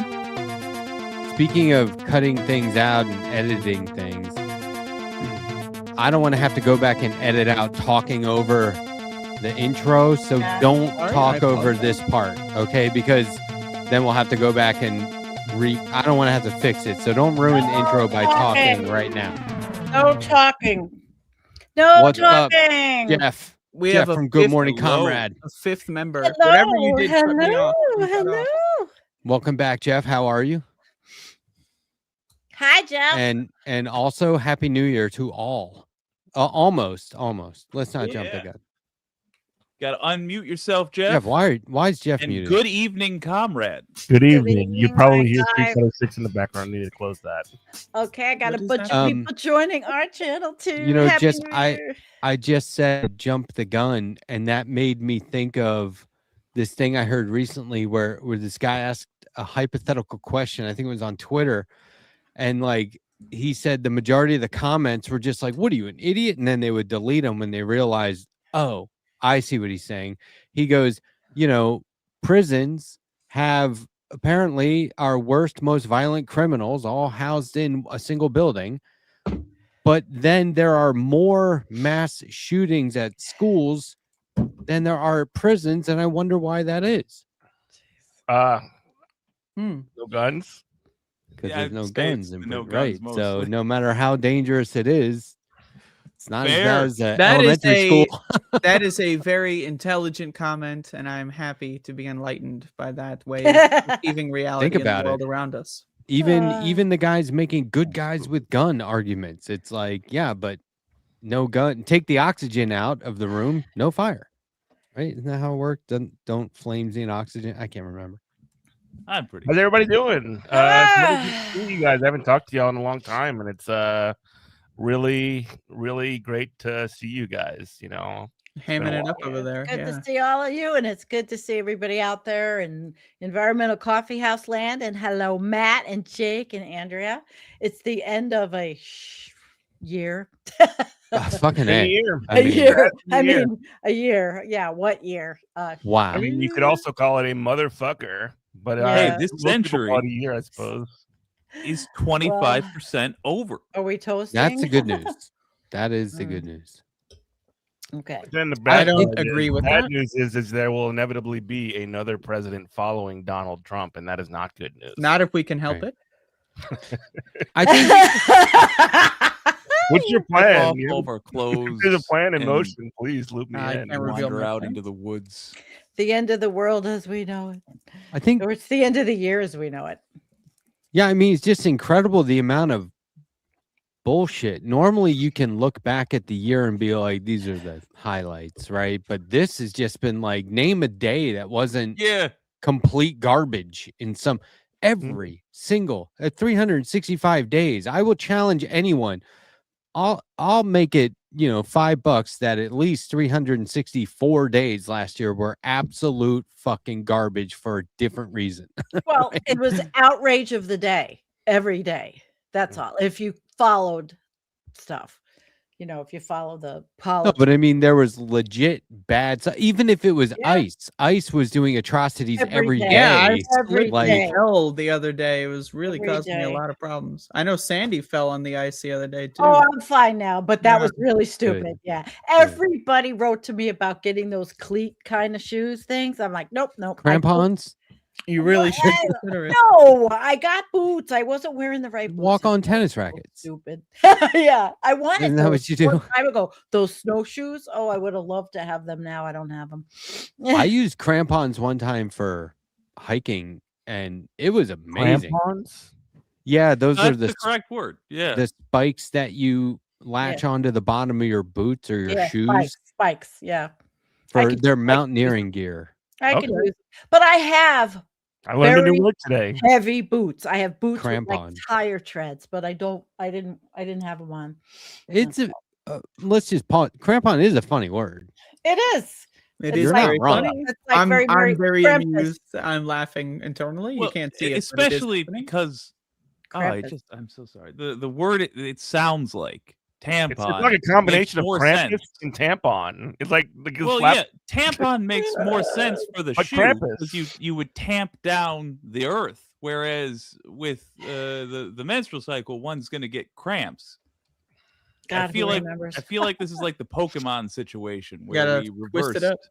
Yeah, Yeah. My guess is that it's not English. yeah, probably. Probably not. Sounds Dutch, something like or Finnish, maybe. Well, somebody Oh. could look it up out there in the chat land. We're certainly not finished with this conversation. That's for sure. Boom. Oh man, I heard that's how Bill Maher died. Oh, ouch. Look What at a your way to go. shirt, Jeff. The New York Oh, yeah, Post. yeah. Wow, way to Yeah, I was go. reading a shirt too, Yeah, but with the Bill Maher but it has thing the- threw me off. Oh yeah. I'm reversed. I'll make it easier to read. Hold on. There No, you I go. see it. It's the Now it's not You're not reversed. reversed for us. no, we see it. Oh, I mean, I was reversed myself. You're Oh, for reverse yourself. reversed. Let me see. It was making me crazy. Like I hate when it reverses. Yeah, that's yeah, terrible. on your Terrible. marks, get set. The New York Post just sucks. I mean, it just sucks. But it is what it is, right? Bad news. Yeah. Yeah. Bad I don't news, I gotta bad I gotta news. say it. This comes up all the time. It's a compulsion. I can't help it. It is what it is the You hate it. all-time worst expression Okay. ever. But I was Number talking one. about the New York I know Post. I'm with you on So the they sentiment. suck. I'm with you. Yes. But philosophy nerds are like, that's a tautology. Well, I just, Thank you, Jeff. That was good. hey, That was good. what are you guys doing for New Year's Eve? I'm did- doing a show called Left Past 10 instead of I anything did else. it. I did it. I already did it. I have some It's bourbon. French. Crampon is French. Dan It Marceau is. in our I have chat some said. So it's crampon. live it 18 year over here. Some single malt Ooh, scotch. And That's what I I have. have a little bit of rye behind me. I am have- consuming sparkling wine from I France. have Oh, nice. the Dirty Mayor. I also have As some a- absinthe. It's a, behind me it's as a well. Genuine beer, grown secret adult. beer. I've Yeah. got hot cocoa. Nice. And I'm, of course, That's good. sprinkling a little bit of salt in it. Oh, You have Oh, to. of You have to. course. Yeah, no, of course. I What do get you it. mean, of course? What Of is course. it? Yeah, no, that makes sense. You're What? like, oh, I'm an adult drinking Yeah. an adult drink, so I don't I get don't like that. sugar. I like salt. And then Salt- you further What are you, a confuse us. horse? Salt is really good. Essentially, salt I is love amazing. salt. Yes. I just I eat happen a to lot have of salt. this. I like to lick salt.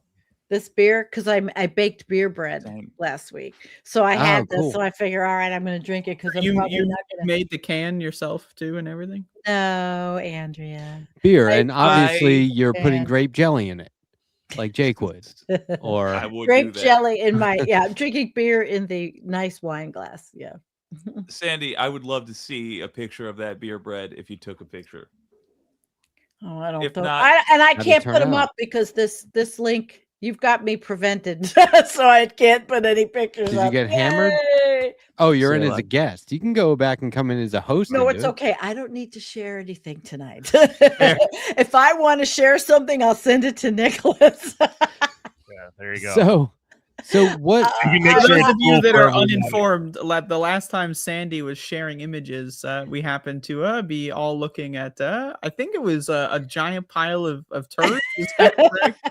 Something similar to that, animal or human. I thought it was our president. Yeah, I it think was something similar to that for sure. Is Yeah. you know, if you really squint, you'll see them in there. Kim's saying that's the first beer. It doesn't taste like beer, Kim. It tastes like cider, like a cider. It's really pretty good. Oh, like a spiked apple cider. Yeah, she's saying in the chat, it's citizen cider. Did the ginger infused dirty mayor? I guess I'm advertising. They don't. So are we beyond the seltzer phenomenon that kind of took over for about 5 years?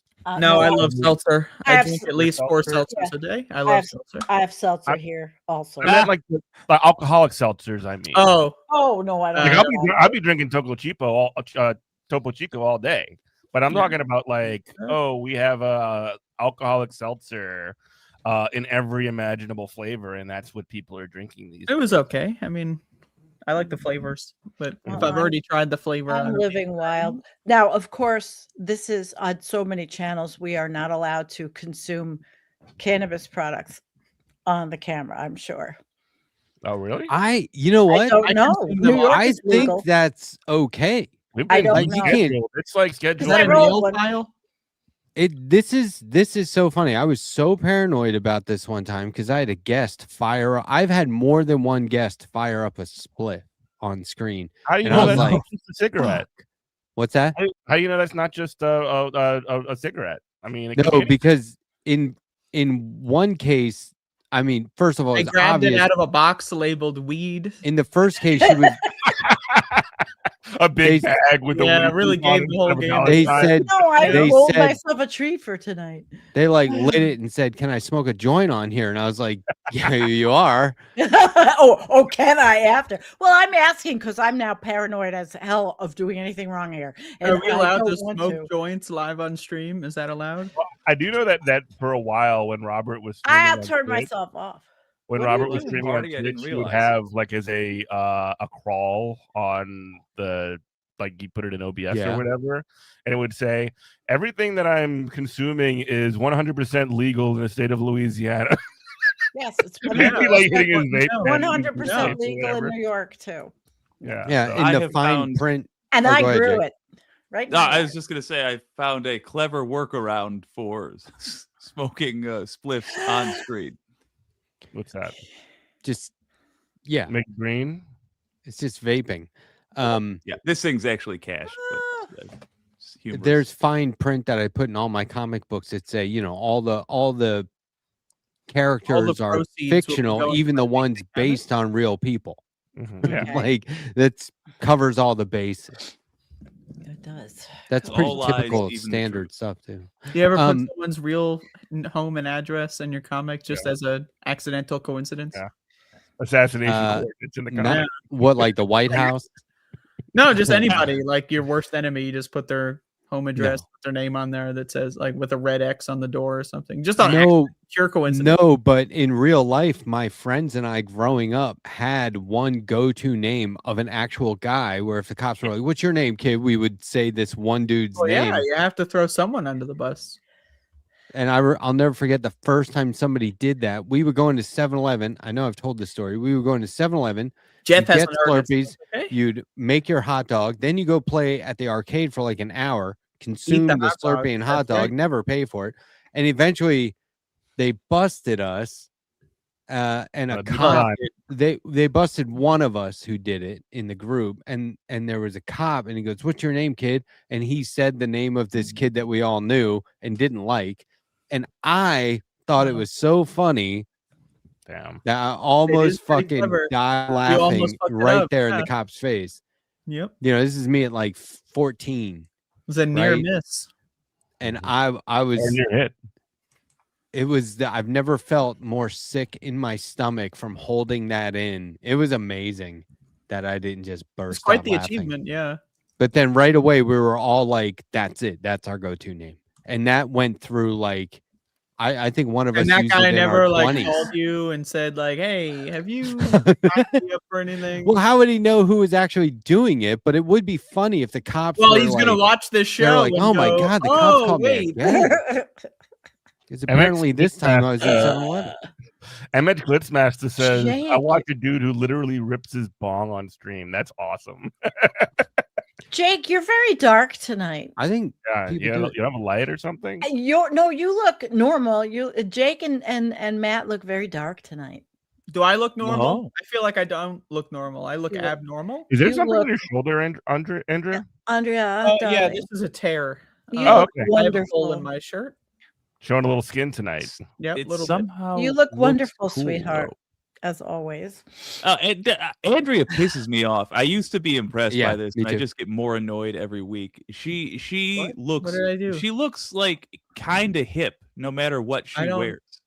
I wear the same shirt until it falls apart. It's got holes everywhere. I don't know. I know, and you look cool Andrea, doing it. I told you I had a box of clothes for you. You never. They're not my clothes. I don't know what to do with it. I wanted to give you. I have like really. They're not my really clothes. cool I don't know what shit. I don't know what you would give me someone else's clothes for. They're not mine. My clothes, and they Yeah. would be yours after me, and they're cool. You want me to hang them up on the wall or I what? want you to wear them. Oh well. I don't know. I don't know. Well, I Oh, had we told are you just this. cut. Oh, I from have a different guess. cloth. Yeah. All right.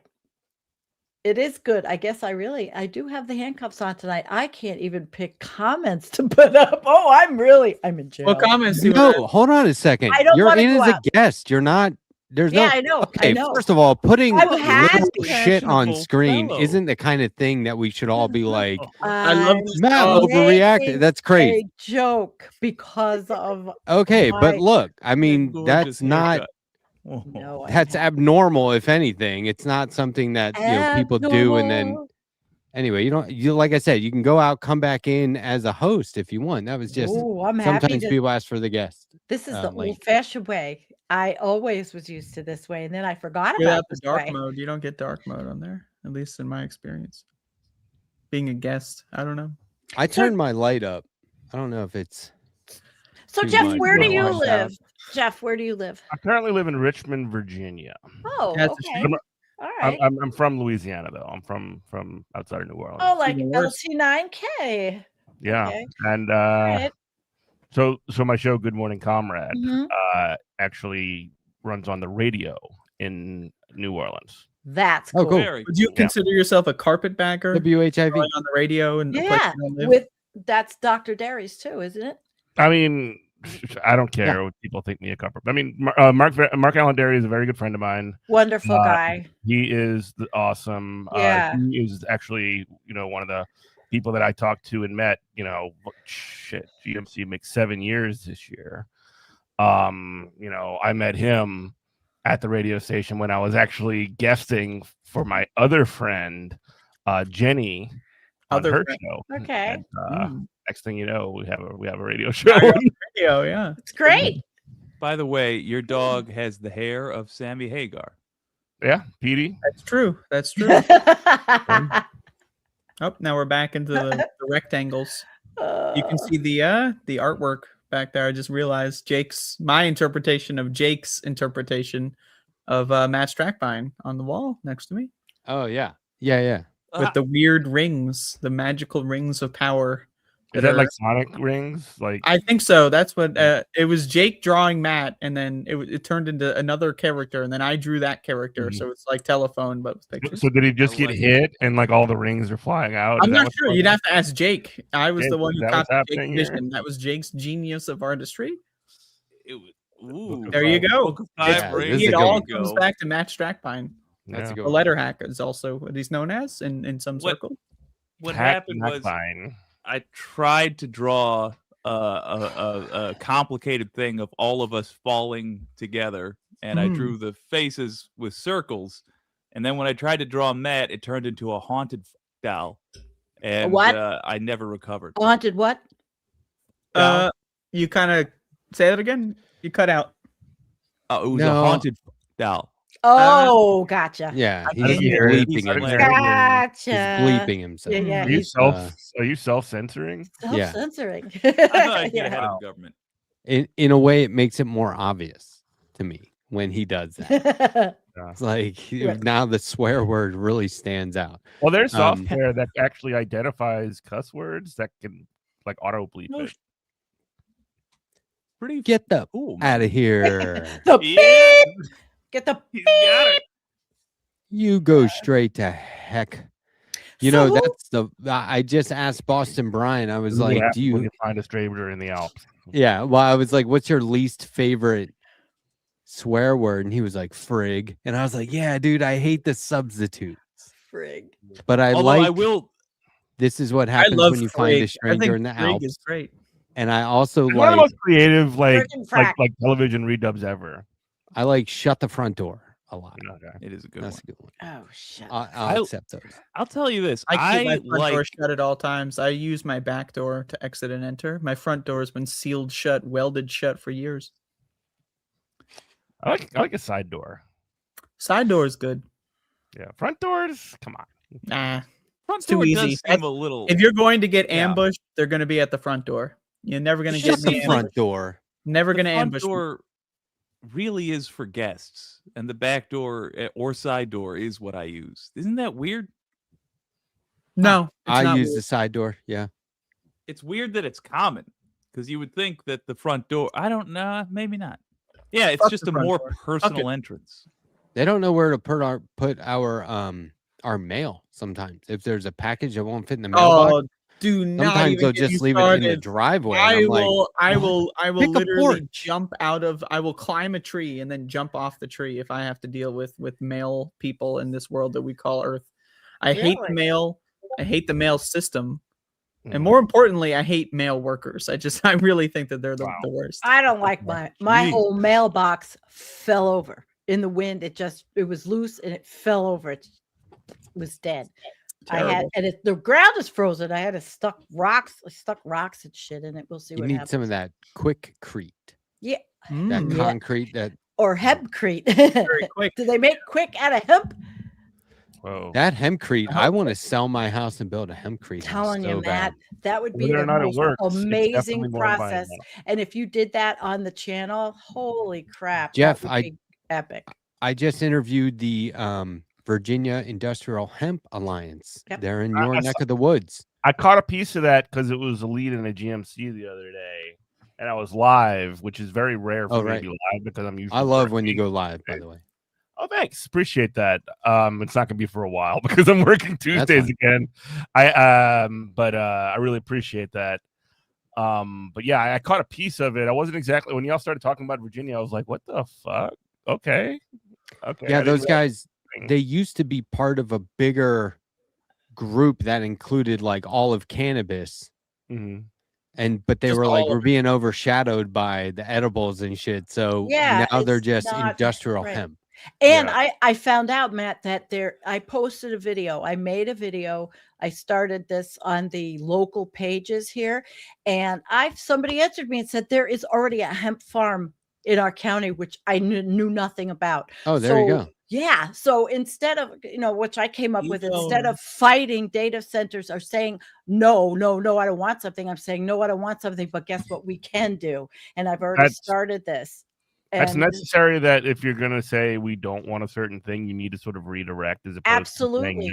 no. Which is Because I Grow mean, a bunch of weed. This is a great idea. yeah, and like the thing is that like a lot of the trades and the unions and stuff like that, they're going to be for any building project that exists, be it a data center, be it a hemp farm, be it a hotel. Or be it- mercenary But it's not just the hires. farm. People are Yeah. talking about jobs here. So the hemp industry, the farming, we are all farming here, but then there Love can to be, farm it up. they could get it processed. They can make it a processing hub and make things. I'm hoping that I get more people to join me. This county in the 80s, big activist movement, non-political, fought against a nuclear waste dump and won.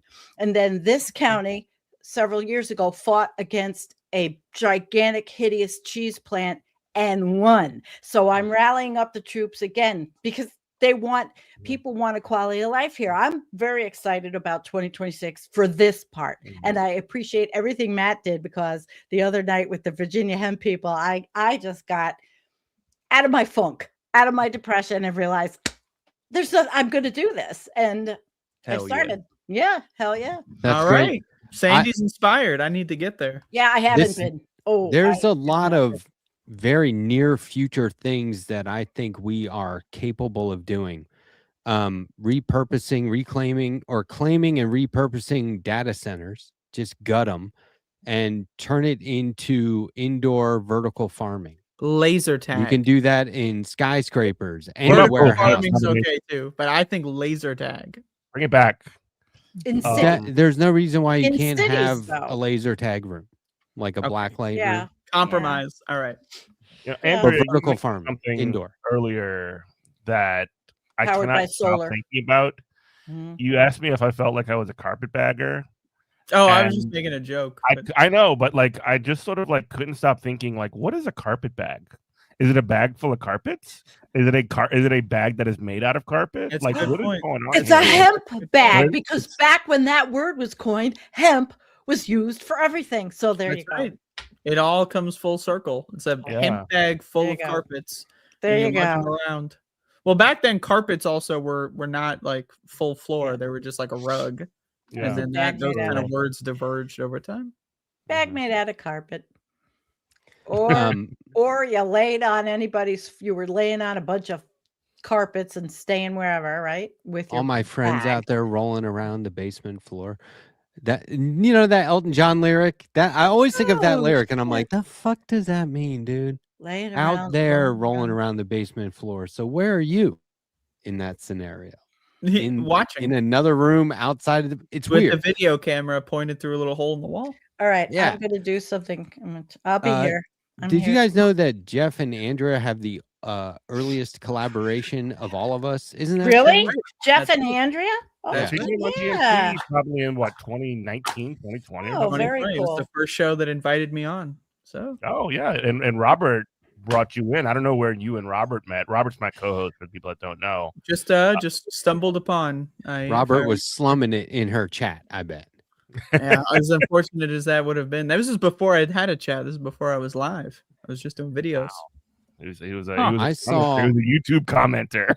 I saw Yeah. Andrea on Nomiki Konst on the Oh, Nomiki wow. Konst Yeah. show. That's I a was on wild Mickey's one. And that show existed one for time. that small blip in human history. You Oh, were wow. so what happened was this is how I remember it. And I was like, who the fuck is this? I love this. And it was like Nomiki would ask a question and Andrea would go off.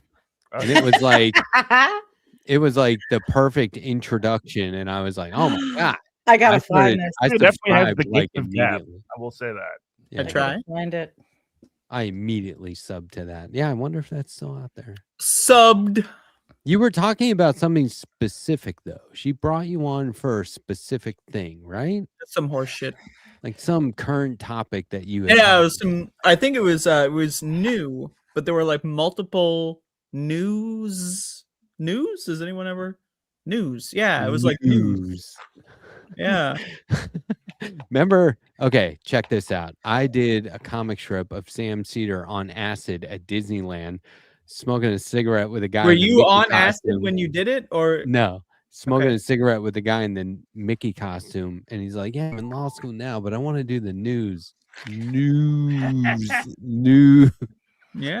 Link to the episode in. Oh the God! Oh private no! chat. Oh shit! Ooh, Should we watch terrible. this? Do not watch it. I will leave. I Yep. will leave and not come back. No, you can leave. No, I will leave and not come back. I will not handle this kind of behavior from my fellow co-hosts that allegedly respect me in my work. I do not consent. Just be known that this is rape culture. Oh my God. I Oh do yeah, not- Napoleon the Legend was on there. That's right. There's Andrew. Look at Andrea. This do is not awesome. consent. Oh. I do not consent. We gotta for look anybody that to one look at up. me. No we one have has to look it up. to look at me under any circumstance. If you look at me, I'm you looking will at be- you right now. I don't know why you would be embarrassed you're by not. this. This is not good. This is the part of the show where I leave to refill my alcoholic beverage. You just Goodbye. said, "I am so glad This I was me on discovered Nomiki you." as well. I was on Nomiki as well. Top Oh, you were comment. too. Thank you Were for ya? having me on the program. From Miss Andrea Rovenski. Yeah. I didn't mean to run her off. I'm just going I did through not the mean to email. do that. All Sorry. right. Oh, I'm watching that later. So I got a question. Yeah. Totally. Yes, I have ma'am. a question. Okay, so Mhm. these are matches. I don't use the plastic lighters or anything that's disgusting like that. But is this greenwashing bullshit? The green light matches. Wood for this product comes from responsibly managed FSC certified forest. What the fuck is that? What is FSC? I have no idea exactly, but it says our splints include wood from responsibly managed forest. You're still cutting everything down. Couldn't they be made of hemp? You know, I mean, seriously, hemp could be. I'm onto this stuff, Matt. You just got me going. It's the John Herrer. Is that the guy's name? John Herrer, Herrer. He said, Herrera? "Yeah, is that You what know, it is?" my crowd's going. There's no forest. Yeah, Hold on, I got to get the quote. In answer to your earlier question, it sounds like they're suggesting that it's a forest that they keep track of how much they are deforesting and plant in response to that. But it sounds like that, and it doesn't mean that's the way it is. Right. So hemp matches would be better, but this is better than plastic disposable lighters any day. I won't use that. Nope. No, I wish everybody would get rid of those things. They're awful. Here's this quote. I don't know if hemp is going to save the world, but I'll tell you this: it's the only thing that can. Well, I wouldn't use the word save the world, but I would sure say make it a better place. Absolutely. Make it a better place. One of many things we can do to curb the damage we're doing while we figure out how to fix the damage we've done. And in countries that have, we have to, of course, look at, I was with my friend today, Debbie, she's a master gardener, and she was talking about the hemp, but the soils, what kind of soils go with what. I mean, she'd be great in a team. Would you say that she is a soil goyle? Yeah, she's a soil goyle. Actually, I do have one person that contributes to our channel who is a soil scientist, real one. Yeah, so there's That's a the lot. guy who said that quote. Look at that. Well, I feel a lot better now because I have a purpose again, I guess. We just watched the entire clip, Andrea. You did great. Yeah, Andrea, you're she left. Damn it. Don't jakes it on us, Andrea. Yeah, it's so rude. Hello? Hello? Are we Hello? Hey, buddy. I have Oh more my sparkling wine from France. Cool. Oh, fair enough. Ooh. Okay, somebody looked it up. Forest Stewardship Oh, Council no. certified forest. Oh, this is a good app. I love this app. Exactly what you said. I love this app. Exactly what you said. You still have my the old same house. red mini fridge. Jake. You have the same one. Yeah, well, it's the same. Yeah, that was my old I think house. I bring Now- up the mini fridge every time. I'm pretty You like sure. the mini fridge? I think so. It's just easy to bring up a mini fridge in conversation for me. yeah. It's something A mini I've fridge. prepared for mini fridges. Yeah. But I is got a it lot more sustainable? crap. I got a lot more crap behind me. I do Crap like my behind- fuck yeah. ice sign right there. That's pretty cool. I got a lot of bullshit behind me too. It's not as good as the mini Yeah. fridge though. Some of your stuff has I do appreciate this I don't even know what I got. Respublica or Yeah. Respublica. I love the V Yeah. as a U. That's really It's a cool. good one. It's a lot Yeah, better. it's a class. It's old school. I stole Hey, my very old background school, from a actually. rival. Yeah. Thousands Matt- of years old school. Yeah, the batch sticks. I want to cruise through some gifted memberships and super chats, and there's one that's a Wow. question for the group that we can all take Okay. a shot at. Okay. Old Man House Phone. Wow. Great name. One letter. Love it. Wow. Old Make Man that House. six. Wow. Six total. Thank you. Thank you so much. Wow. I really do appreciate nice. that. Very, very Wow. cool. Thank you, Old Man House Phone, for the Letterhack memberships. You rock. Chazomatic. Wow. Thank you for the super chat. Chaz, that's my $5. buddy. Chaz is wonderful. Yes. Chaz Thank you, O'Matic. Chaz. Very Yeah, generous he's of you. great. Thank you. It He's might be great. for Sandee, actually, but Yeah, $10 from May he's Wormy. wonderful. This space Hey. panel, what is something you are looking that we're going to rename Left Past 10 this space panel? Right? yeah, left past. Can 10 is we just reboot on the fly? We'll change it Yeah. back later. What is something you are looking forward to do for you or your life friends/family in 2026. For example, a promotion, completing a book. I just did complete a book. Repairing a troubled relationship, etc. Love you guys. Love you too. Love you Thank too, you very man. much. Oh, I love What you, man. do you guys have anything specific that you're going to try and, I just said what I was achieve doing. in 2026? Yeah. I said it. I'm going to achieve getting everybody together in my county to not want a data center and communicate with the economic Oh, development. you think you board can and all do that? You think Hell yeah. so? I get launching that effort Yeah. in 2026 because that Yeah. would mean like tomorrow or in a Yeah. couple hours. But like Yeah. you plan on like accomplishing it. That's great. The whole thing, yeah. I start to hope finish. so. We did it before. We're going to do it again. Hey, you know what? Kick. I know. I'm happy. I Yeah. was not happy. I was very this time of year I get miserable and I get miserable. and now I'm not. That's why I always get a little drink I to wish I unwind could myself. get there, Sandy. I'm jealous. Well, I know I put it on you a little bit, Andrea. It's all good. That's I have a all little good. drink to unwind No. myself. What about you, Jeff? You got any ambitions? Mine is well, my ambition really is right now, and I can't really talk about it in specific because I don't talk about my job. I talk about my job just in Right. the broad sense of like I'm a union In a organizer. broad sense of like, I I'm talk to employed. workers. Like You're yeah. cool as shit, Jeff. But like Standing ovation. I will say this, and it is gonna sound canny and vague, but like I'm starting on a brand new national campaign for my job this year, and I'm extremely excited about it. Nice. And, if you want to talk about it, I can talk about it off air, but I can't talk about it on air. Right. Well, Cool. we could do that sometime. Mm. Congratulations, and that's good because in this fucked up, asinine, crazy world, it's always good to have something positive to work on. So more unions, more workers represented, more Yep. contracts, better lives Yes, for workers. yes, That's my yes, job. yes, yes. That's my purpose in life right now. My mic is too Love high. it. If anything. Love it. Well, Love that's it. great, Proud Jeff. to I'm be looking here with forward you, to Jeff. hearing more vague I'm updates in the future. very proud, actually. So that's good. I'm proud to be with all of you, though, and that's what I'm grateful for. I mean, I had a shitty year, but it's over, and I had you guys. I got my channel back. You did actually. You lost your miss- channel in the same Yeah, year. It's all in the but- same movie. but you missed me. Like in Rocky that 2 was when pretty Adrian goes to the good. hospital. It's a bad deal. Yeah. You did I was miss. sick. I had 3 surgeries. Oh yeah, everything was crazy this year. 3. Good God, that's right. Yeah, it was a mess. I had 0. I'm done. I'm fine. I'm perfectly. No more everything's- surgery? No, You're just I'm done with all the really surgery? healthy. Like Okay. everything's very good except a little pain in my arm. Chaz-O-Matic that did my super chat. He's my doctor online. Really? Okay, Well, wow. he is one. I could use a fine. doctor. Let me know. Yeah, so he's terrific. I now I He just want sent me something Chaz-O-Matic nice. to be his real name, Dr. Chaz-O-Matic. Right? Yeah, I that's a want great name. He I would sent hire to be Chaz real. so He mad. actually sent me a thing called hemp vana, and it's hemp Enough and, with the hemp and on. lidocaine, but he sent it to me and for You pain love for the hemp? muscle I messed up in my arm, and it works. I was Hell shocked. yeah, it does. Yeah. Oh, I was Regenerative. gonna have surgery, but then Dr. Chaz sent me some hemp.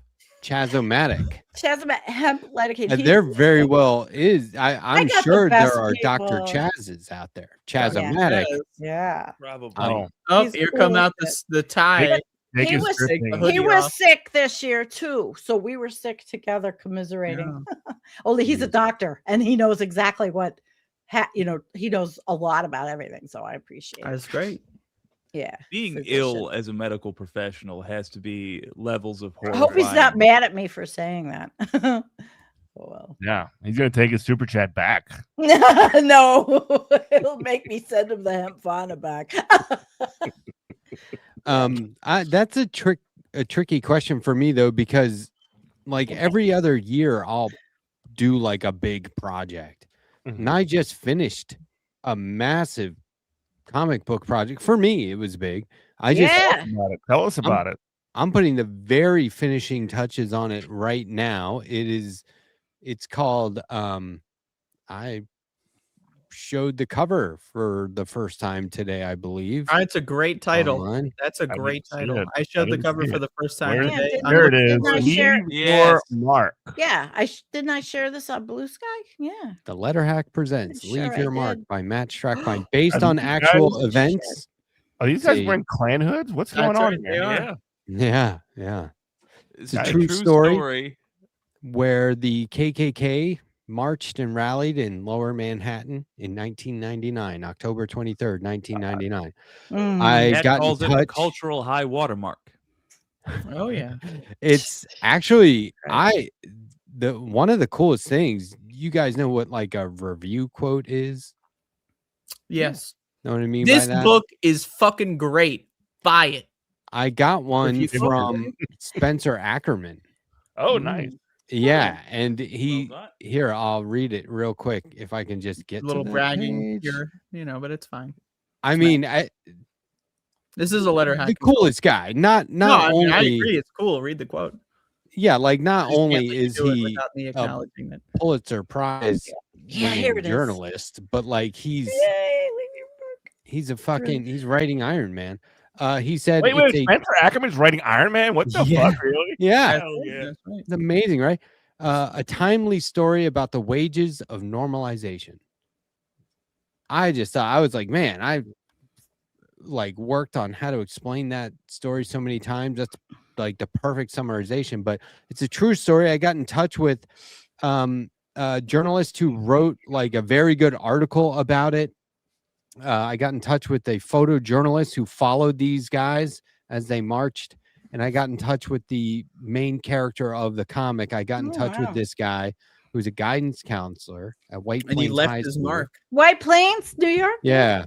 And I got in County. touch with him. He's like, I think he's 81 now, 82. But I got in touch with him, talked to him on the phone for a while, got his permission to tell the story the way I wanted to. It's not, it's not verbatim his story, but it's his story in the comic. So that's why I say based on actual events. But I'm very excited to get it out there. I'm going to most likely have to crowdfund it, but I finished it. So yeah, look at that kid. Are you watching some sort of stream on the other monitor there? What is that?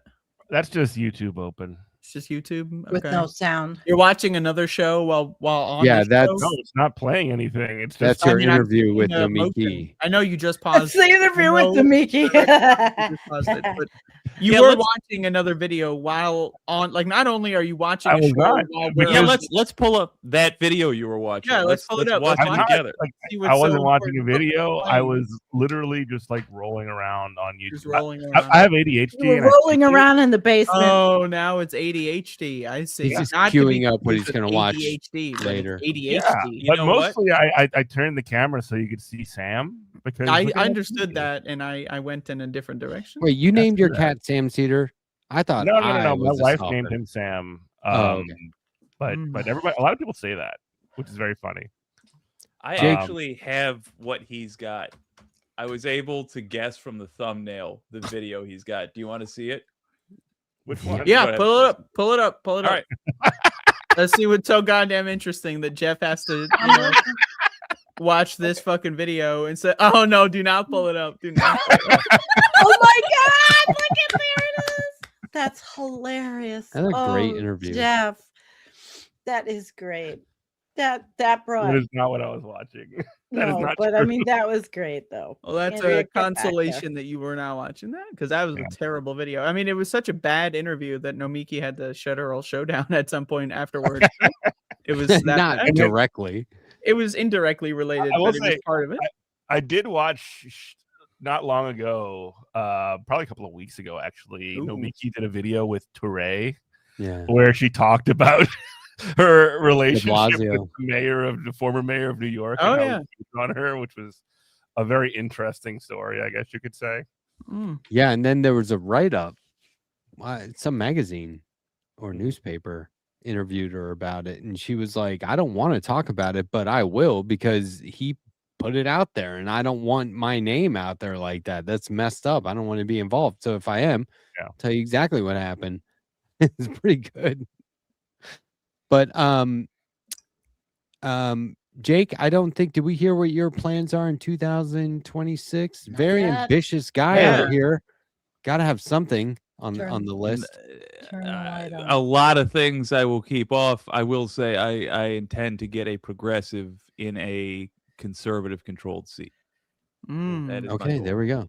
Is that going to be you? Are you running? Is this No, I think that's a scoop? terrible idea.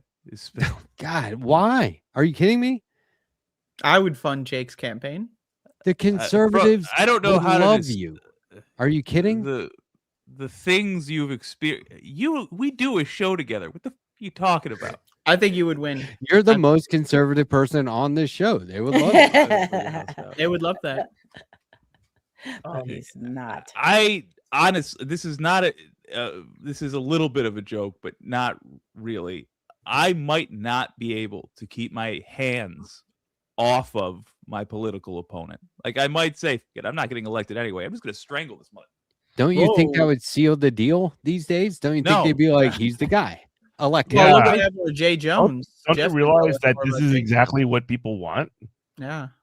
No, The thing is, I Jake is think just we kind of have to he have has a higher confidence issues. He doesn't think he can do it. It's a little imposter syndrome situation. And he can. You need the right manager. I No, believe. I think I'm a very effective person when I'm not pretending to be somebody else. And I want to go be an effective person for the sort of person who deserves to be a leader. I don't think I should be but this is my skill set. Boom. Hey, drinking good lager and talking into a mic.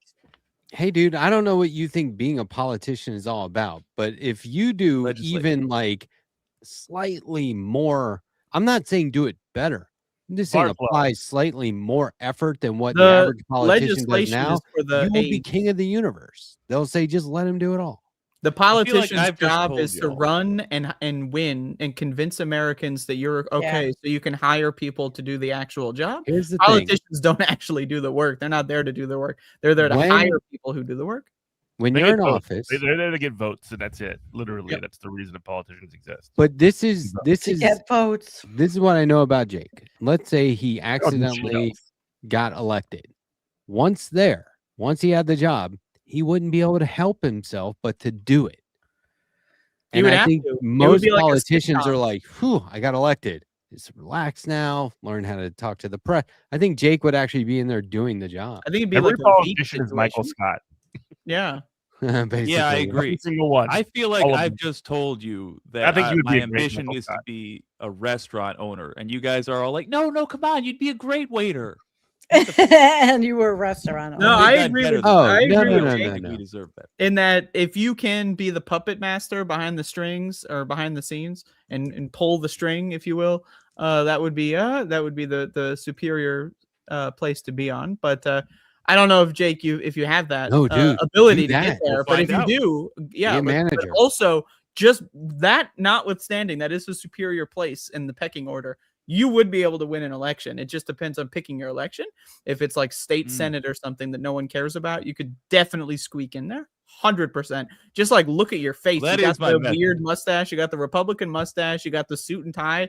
You're already at least got 40% of the vote. So really, you only need to get that other 10%, and you're pretty much in there. So You just got to get rid of that David Pakman background. yeah, But- it's really wrecking the whole vibe. It's. I want to defend. You could, but Jake, you could run a campaign for somebody, and they would only benefit, or you I'm could be trying involved. to ingratiate myself with a guy up north in Michigan because I think I think the state has a real chance to turn over a 50-year red seat. I Oh, will say good. though that right. Michigan. One thing I can say, and y'all have gotten rid of right to work in Michigan, which is a very good thing. No longer will anyone in Michigan have a right to work. No one has a right to work You all cannot work anymore. As everyone's starving to death, you little pieces of shit. Real John Lithium, that's the joke, Yeah. pal. That's the joke. We got rid of right to work because we had a massive wave of Democrats utterly replace the Republican-controlled legislature. Yeah. Had And you been forced Republican-controlled. Gretchen Whitmer to sign it, essentially. I mean, she was. Yeah, but let she- me I mean, get to she- the pertinent point here. Mhm. We got all of that because in 2018, a bunch of ambitious potheads got a proposal on the ballot to legalize weed in the state. And it was through all of the people that came out for their own selfish bullshit, that we also incidentally got these knock-on effects, basically. So if you are one of those states that has the ability to put something up for a vote on an election, do it and target an issue that's going to get lefties out. Run on weed. Run on weed. Everybody, everywhere. On weed. No, don't run on weed. Do not do that. There's no need to do that. No. But get weed on the ballot, or get something else that a lefty will care about on the ballot, so that people are going out there to vote about that issue. Yeah, something with healthcare too. Can we get like free Luigi on the ballot? Just like if this ballot initiative wins, Luigi will be freed. Listen to this news blurb. Iowa Democrat, this was yesterday, right? Iowa Democrat who campaigned on working class affordability wins state Senate and denies GOP supermajority. Renee Hardman, a West Des Moines council member and president and nonprofit executive, won nearly 72% of the vote in Tuesday's special election. Like, Democratic leadership, hello, line one. Wake what up. The fuck? Yeah, but you want to even lie about doing that shit? Maybe gotta get rid of Chuck Schumer. He has to go. Ugh. Well, that's the problem is that like the whole point of the Democratic leadership is to make good things seem impossible. That's their role. God, that's isn't that what sucky? they do. Like the reason that they push against even these sort of like social democratic reformers like Bernie Sanders or AOC or Zohran Mamdani, the reason why they give them so much fucking bullshit, we talk about this on GMC every day, is because they don't want to give any air. Their objective is to make it seem that there is no alternative. Things can only get worse, and you have to vote for the Democrats or things will get worse faster. Yeah. And if you vote for the Republicans, they'll get worse faster. And if you vote for us, they'll get worse slower. The Republicans say the same thing. They say the exact same thing. So it's just, they do. They say vote for. They do. They say if you vote for the left, everything will get worse. It's the same thing. Well, I will say this: that like they do that to a certain extent, but also they're like, hey, you know what we can do? What? Because and this only works because the Democrats roll out that strategy that is appealing to nobody. They're basically coming out and they're just like, hey, you know whose fault your life sucks, and you know whose fault it is? It's gay people, trans people, immigrants, black people, whatever. It's all their fault. Yeah. And it's definitely not the people who have all of the power in the universe. Othering. It is like every single person that is actually got more in common with you as a fellow worker than you do with a bazillionaire, with Elon fucking Musk or all these. What are we talking about? I got a little short-term memory loss. Are we talking about stupid ass Americans or what? Talking about Democrats running on things that Democrats want right. instead of trying to convince voters of what their donors are telling them they want. Democrats. And my point here is that like Democrats lose because the only strategy that the right-wing fucking racist bullshit would ever defeat is this strategy that appeals to nobody. That's the only thing that it beats. It appeals to the Baileys. They're having a great time. Oh yeah, the Baileys. I forget about the Baileys. Do you guys watch? How could you? They're the most important. You ever see clips from that podcast, the Red State Update? Do you know the Red State? I prefer the Red Fridge. No, these two guys from these two patriotic good old boys from Tennessee. Oh, Tennessee. It's great. And they are very like progressive. And they have a clip going around now where they're like, think of all the things Republicans say, all this Reagan era stuff about like, we don't want people to be here unlawfully. Right. And then that translates to the guys in the bar, their voters, saying, we know what they mean is the racist shit that we like. And he said, and so these guys on the podcast then go on to say, the problem with Trump is he's depriving the racists of the opportunity to be racist because he's doing it for them. And they go on this like tirade about how Trump Wow. just comes out and says it. And what are the racist guys supposed to do? Just put on the red hat, just like get in line. And they're Wow. just like illustrating the I can the join point ICE for that $50,000 a year. plus Sounds the- like a pretty interesting podcast, actually. yeah. What they're is funny. it called again? Red what- State Update. Red State Update. Thanks. Okay. I cool. mean, Red State They Update. sure look like a couple of good old boys. It's like, you know, they're Yeah. it's like a comedy. I mean, Yeah. they're real, but Yeah. they're yeah, being as funny a to comedy make a bit, point. that's I like good. it. Red. Yeah, it makes a good point. It's like because it I don't tells you think it's that true. no, but it tells you all the things that you know Republicans were Travis saying and the same Jonathan. shit was racist also, Yeah. even though they weren't being Yeah. blatantly racist. That's all the point they're trying to make. Welfare I just queen say is I always kinda- short. it's difficult to come up with a way to Jake, describe how that's stupid what they it is. start with. That's the very first word of the clip, welfare queen. So they break all that down, and yeah, but you know, I think Do you remember I actually when there used to thought be of you this right away, thing Jake. called do you remember there used to be this thing called dog whistles when people were afraid to appear racist? Oh, sure. Mhm. Old school. That's old school. That's like Yeah, the 2020 Democrats do that now. almost, I think. God damn. That's You know what? Yeah. Wow. God help us. Hey, here's some Democrats good have always news, done though. that, you know. You right now, it is probably the most in history where it has ever been, where it's been easiest to see who we need to never allow any power ever again. Make note of your Democrats. These people are career politicians. Let's end those careers because most Democrats we can get rid of and life will be easier. All Republicans, most Democrats. Just keep in your state. Consider that your territory. Look and see who we appeases got the Nazis. Chuck Schumer. Oh my God. Yeah. So you know you can get rid of him. Ugh. And again, your Hakeem situation Jeffries, locally may vary, but the one thing that does We remain have- the same is that no matter where you are, if you work at a place that does not have a union, you should organize with your fellow workers into one.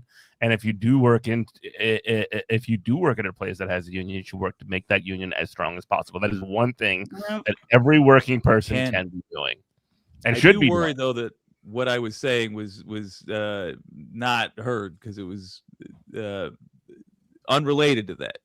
If you are in your area, it is your responsibility to be on the lookout for those who show themselves to be cowards, show themselves to be too naive, or show themselves to be too corrupt to do anything but fight MAGA with everything they've got. So if you see any collaborators, it's your responsibility to make note of it and tell the rest about it. That's all I'm saying. Okay. I personally love collaborating with the enemy. If any enemies are out there and would like collaboration, please send me a message. I will collaborate. Collab If you do a podcast with a right-wing person, are you technically a collaborator? If it's a I debate? ask myself that question every No, day. but you I could come be on an Letterhack- interrogator. Every You're day a I come on Matt YouTube Strackbein's collaboration. Letterhack controlled show. I feel that fucking burning and yearning in my heart. There's Letterhack controlled show. there's We've been letter hacked. and I never called it that. LT9K calls it that. I even corrected him. I don't He's know where silly with that. It's his joke. I guess. He thinks it's funny. Oh, but no, seriously though, that Red State update, that I thought right away, Jake, because I was like, this is exactly what Jake is talking about. Like, how the fuck do we reach these voters? Yeah. And I don't But know. calling them voters is a stretch. Well, but like, But they vote.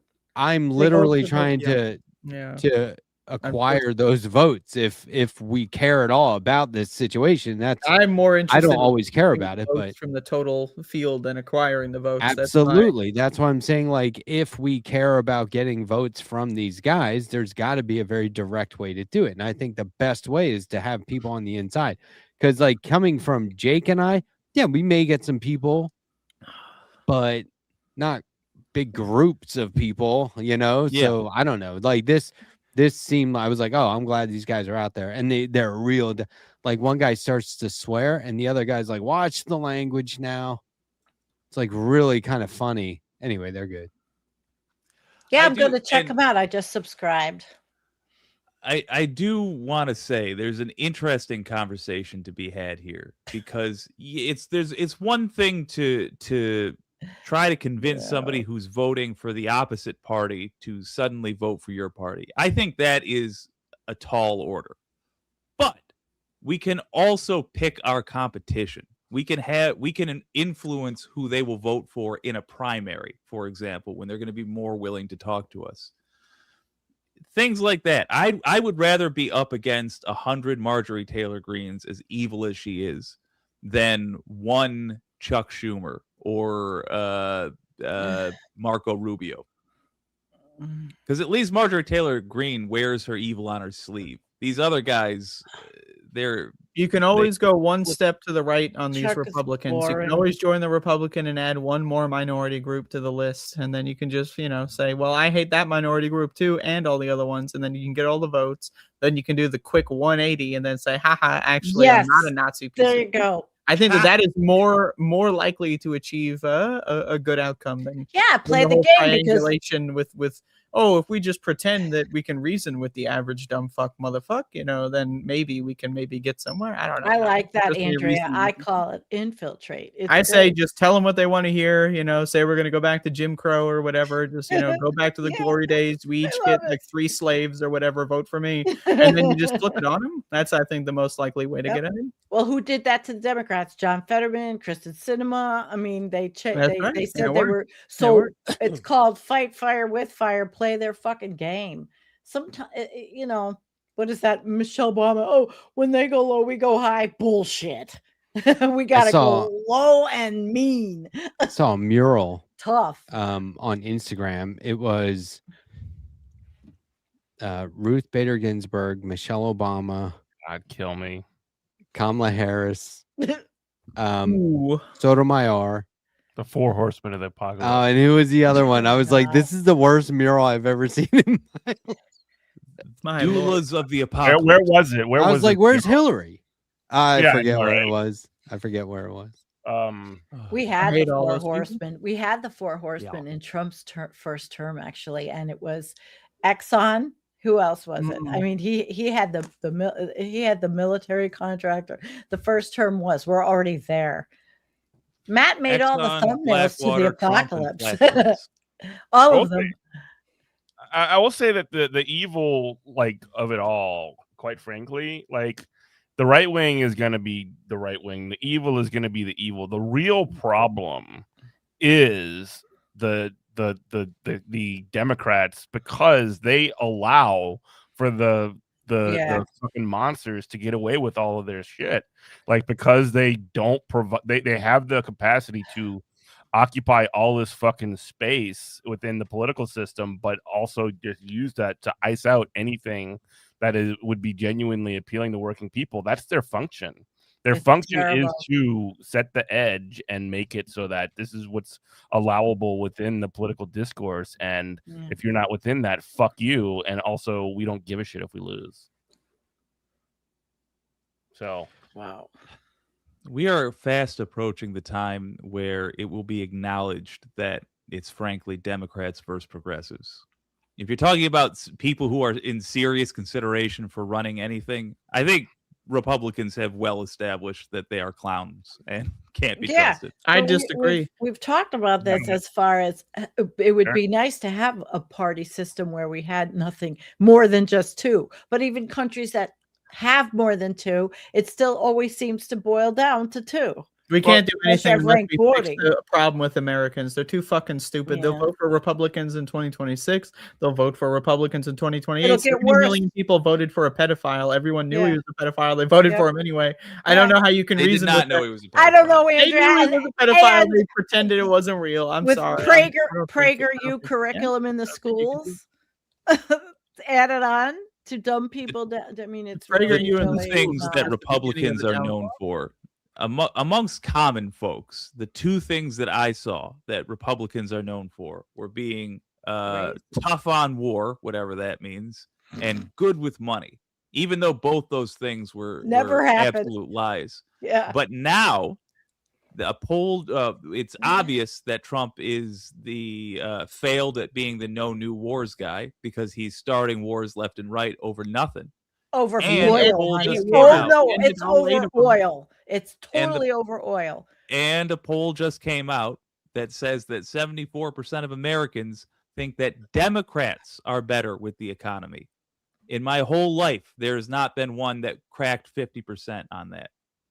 Well, they'll go right back once Democrats get back in power, and then the Republicans' bullshit fucking then seeps in, and Democrats don't actually fix it right away, and then they let all the Republican shit come in, and then Americans are fucking stupid. Someone just needs to go into their households and yell at them until they fucking figure shit out, because I don't know, like, you cannot trust these people. They're toddlers. I wouldn't want a toddler driving a fucking plane. I don't want a toddler voting. In order to be a democracy, people need to be educated. If they're not educated, it's not a democracy. They Well, shouldn't then have the we're right to fucked, vote. Andrea, because we're fucked temporarily, and I don't know how long that fuckativeness is going to last with what we've got in the Department of Education. I got And those like listen, 24/7, stimulators going in. I'm fucked all the time. I watched a video she showed about 25 clips of different teachers talking about how suck ass it is now to be a teacher with the students, the behavioral problems, the curriculum. It is overwhelming. I've never heard it this bad. man, the And teachers then are fucked. and then people put down the teachers unions. They have to fight. The teachers unions are the best thing for the teachers. And it is insane what's happening in that arena. Oh my God.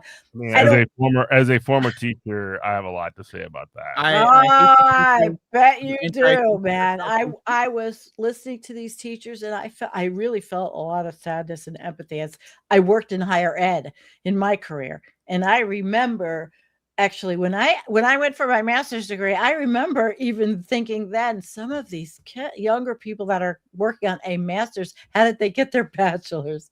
Oh God. Well, kids don't even know how to read. They don't know how to think. They don't know anything. They're basically just microbes. They're bacteria reacting to stimuli. That's the average 5-year-old now. Well, now we've got AI. Hey, I resemble that The comment. teachers are screaming that they can't compete. The kids say, well, why would I bother? I've got the computer. The phone's going to tell me. It's going to do it all for me. I don't know what the outcome is. I mean, as you know, I'm not the Well, the most outcome is optimistic millions of and millions people of illiterate zombies who don't know what the fuck they're doing. that are controllable. Okay, that's the doomer here. It's all coming out. Andrea and I seem to. I love Doom. It's one of my Well, favorite video games of all time. I know that's a video game, but you and I represent a different, sometimes a viewpoint that's a little less optimistic. Matt doesn't like that viewpoint. Is the most conservative. No, member that's of why that we need content. Matt, Matt's because very Matt gives me the feeling that I can do things and good things, and he's passionate about. That's all the true. right- Matt all the- is passionate. He's He passionate wrote a about whole all the book. right things. He drew a whole book. He did it all by he's himself. I mean, that's incredibly pretty impressive. talented. It's great. And Jake, I'm grateful for all of you. Matt, appreciate it. For New Year's Eve, it's gratitude night. And Jeff, you too. Even though I have to start really listening to you. Yeah, I appreciate Take Jeff. more time. I mean, I listen to you on this space, when I have it on Oh, yeah. all day and I don't chat, I just listen while I'm Yeah, doing yeah. everything Yeah, else. put it on the air. If Yeah. you want to go listen, I mean, I have 7 years almost of interviews that you can go back and look at. Okay, and I've got 9. And if you want to learn about how fucked we are environmentally, fine, join my channel. Oh no, I know how fucked you are environmentally. I love that. Oh shit, we have a sixth individual. I love that. What's up, guys? What's up, homie? This is Happy fun. New Year, now. everybody. Do finish your thought, Jeff, real Yeah, quick. please What finish it, you Jeff. love that? I was gonna say Before that. Jeff was rudely interrupted. No, son go of a ahead, Jeff. Go ahead. I'm like Wait, really. we need to pitch the this space wrestling show, Pep. We need to pitch that. As two grapple heads, we should definitely get on that. Hey, you just pitched it. Approved. Yeah. Let's fucking go. What are we talking about? Like, Is it glasses night? how hard do you I'm think still the listening. pitch process is, Jeff? Look, man, I think he's got a good idea here. Matt, you don't talk that much. I don't. You're a scary guy. You're very intimidating. Me? Yeah, you're scaring the shit out of me right now. Matt is a horrifying motherfucker. If you ever had a moment, I if you've think ever I'm laughing been out of caught fear in right now. Matt has a great safety. sense of irony humor. You guys. Yeah. Irony, solid. as in he will hit you with iron material. No, he can mess. He messes with my jacket. That he messes with. He's so good at it. Coming at you with some iron here. Yeah, he's good. So how are you, Pep? How's it How's going? everybody at home? How's it going, everybody? Give us a pep talk. I'm depressed. Yeah. Oh well, everything's going. You know what? I'm having a good old time. Okay. Wanted to come say hello. I'm having. How long were you on already? Oh man, tonight I did like 5 hours. I did like 10 hours last night.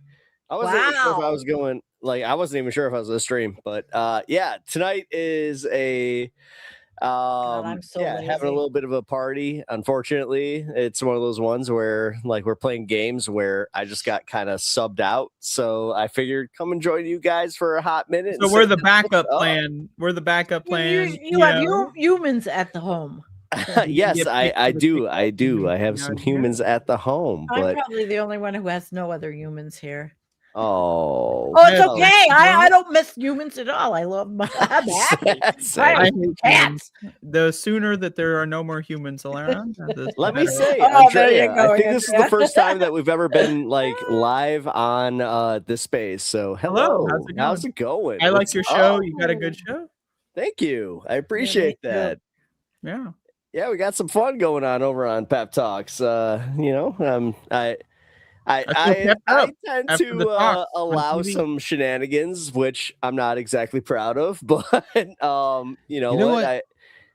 We have between you and Andrea, that's either end of the spectrum, I think, right? What do you mean? I think maybe that's not. either- Maybe not. either. Maybe Jake is one end of the spectrum. Andrea is like the extreme, like unfiltered, buckle up, right? Jake will literally every censor himself. Wednesday. He will literally censor himself. It happened on stream. He will say and pretend it was a But swear it's word. all, He's an idiot. but Andrea is like Oh, hey, all Jake, off the welcome back. cuff. And I get the impression that Pep has like a highly organized show. Am I wrong about that? Oh no, yeah, you're. Oh, I hate to no. say it, this is the first Oh, no. time, Matt, that no, I am not organized at Really? all. I But you have your appreciate clips? that. You usually have your clips. Yeah, you and- seem buttoned up. I guess Jeff Waldorf. No, that too no, would be. it's the way Well, that Pepper's I mean. looking Maybe I high was on. classically trained, but like Jeff understands when you work radio. for FM, you try to like do something that is coordinated. You have your 30 minutes to 60 minutes. That was how I was trained to do things. My show is totally different. Also, I apologize. I'm a little tipsy tonight. Yeah. Well, there's structure Hey. to the Yeah, improv. You are probably the most sober here, as far as Good I'm company, aware. yeah. Oh, he is. I mean, he's not. I'm not. This little shit amount of beer is not making me ridiculous.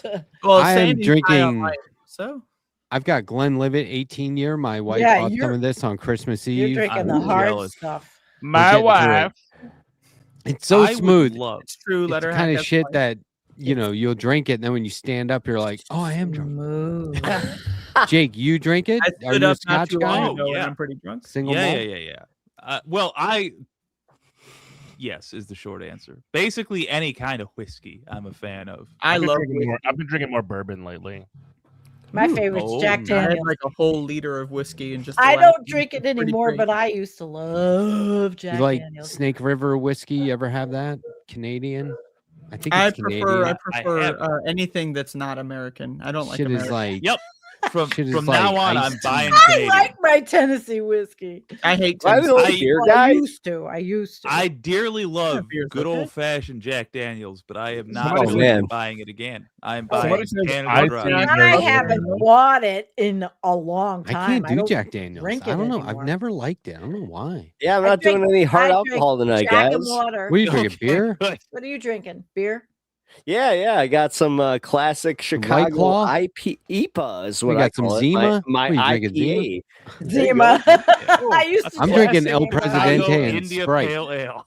El Presidente. Wow, that's a Dominican Jeez, beer. I only had one of these left. You It's a know, brandy. no, I El appreciate Presidente. that. There's a Dominican I'm beer gonna called need a Presidente. lot more alcohol. We never know. Hey, Andrea, what is Well, your choice? What is your choice of? I am drinking sparkling wine from France. Really? Oh. I got some people upstairs Okay. drinking some Parkland wine. That's funny. Andrea, didn't so you used funny. to not like wine? Didn't you think wine was gross sparkling. at some point? Now you drink wine. Oh, I feel like that about everything. But I do like wine. You literally just go into the store and grab wine. You're like, Well, "Right." I haven't been in a grocery store in years, but But yeah. like you're not buying a brand or a certain I usually only buy type of things I wine. haven't had before. I usually don't buy the same thing twice. Really? Wow. I try not to. I mean, you know. Wow. No, I respect the hell out of that. Variety is the spice of life. So Yeah, I'm very much Variety. like stick to the same thing. So I really respect that. I like to see, you know, one day I'll find something. I'm only 29. I figure by the time I'm 50, I'll have figured it out. You know, give I'm everyone. 38. By the So time you you're know 50, what? I'll be dead. You might have already figured it out by then. You know. Pep, as a Chicagoan who is also a wrestling fan, Yes. did you happen to go to AEW show the other night? Didn't know. Ah! I didn't know. Me and my friends were just talking about this. We did watch it live. We did. We What ordered happened? it. But Wrestling. It was wrestling. We love yeah, we wrestling. just couldn't go. It's the one. It It's was the a one real logistical sport. thing. But yeah, we did watch it though. You know what? Chicago Yeah, wrestling you is. can't- There's been legitimate scandals happening. You can't just say it's just wrestling. Didn't CM Punk get straight up fired for assaulting a dude? Yes. Speaking of getting fired, I'll be right back. Yeah, actually, the guy who wrestled this last Sunday or this last Saturday. Yeah, Jack Perry. Yeah, he got into big trouble with that. Let me thread a bit of a needle here. A friend of mine who is actually a former guest on Good Morning Comrade. He is a comic book writer, and his name is Aubrey, and he wrote this amazing comic, which is yes. And he What's signed that it for me. called? This is like love one of that my he's got favorite the comics loose ever. It's very like it's very treasured in my household, at least by me. The comic book story of professional wrestling. I'm gonna You check should that shit out. Absolutely check it out. You Aubrey's a know I fucking will. awesome dude. He does incredible comics. You should check him out. Just generally, look at that. 1000%, dude.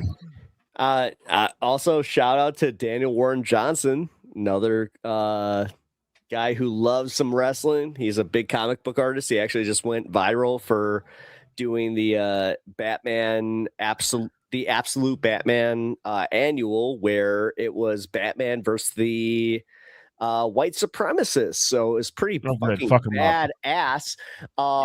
And he is a wrestling fan to the point where he had an extra ticket. This is one of my favorite things that ever happened to me. I was at a Comic-Con. He had an extra ticket to go see an AEW show right next door.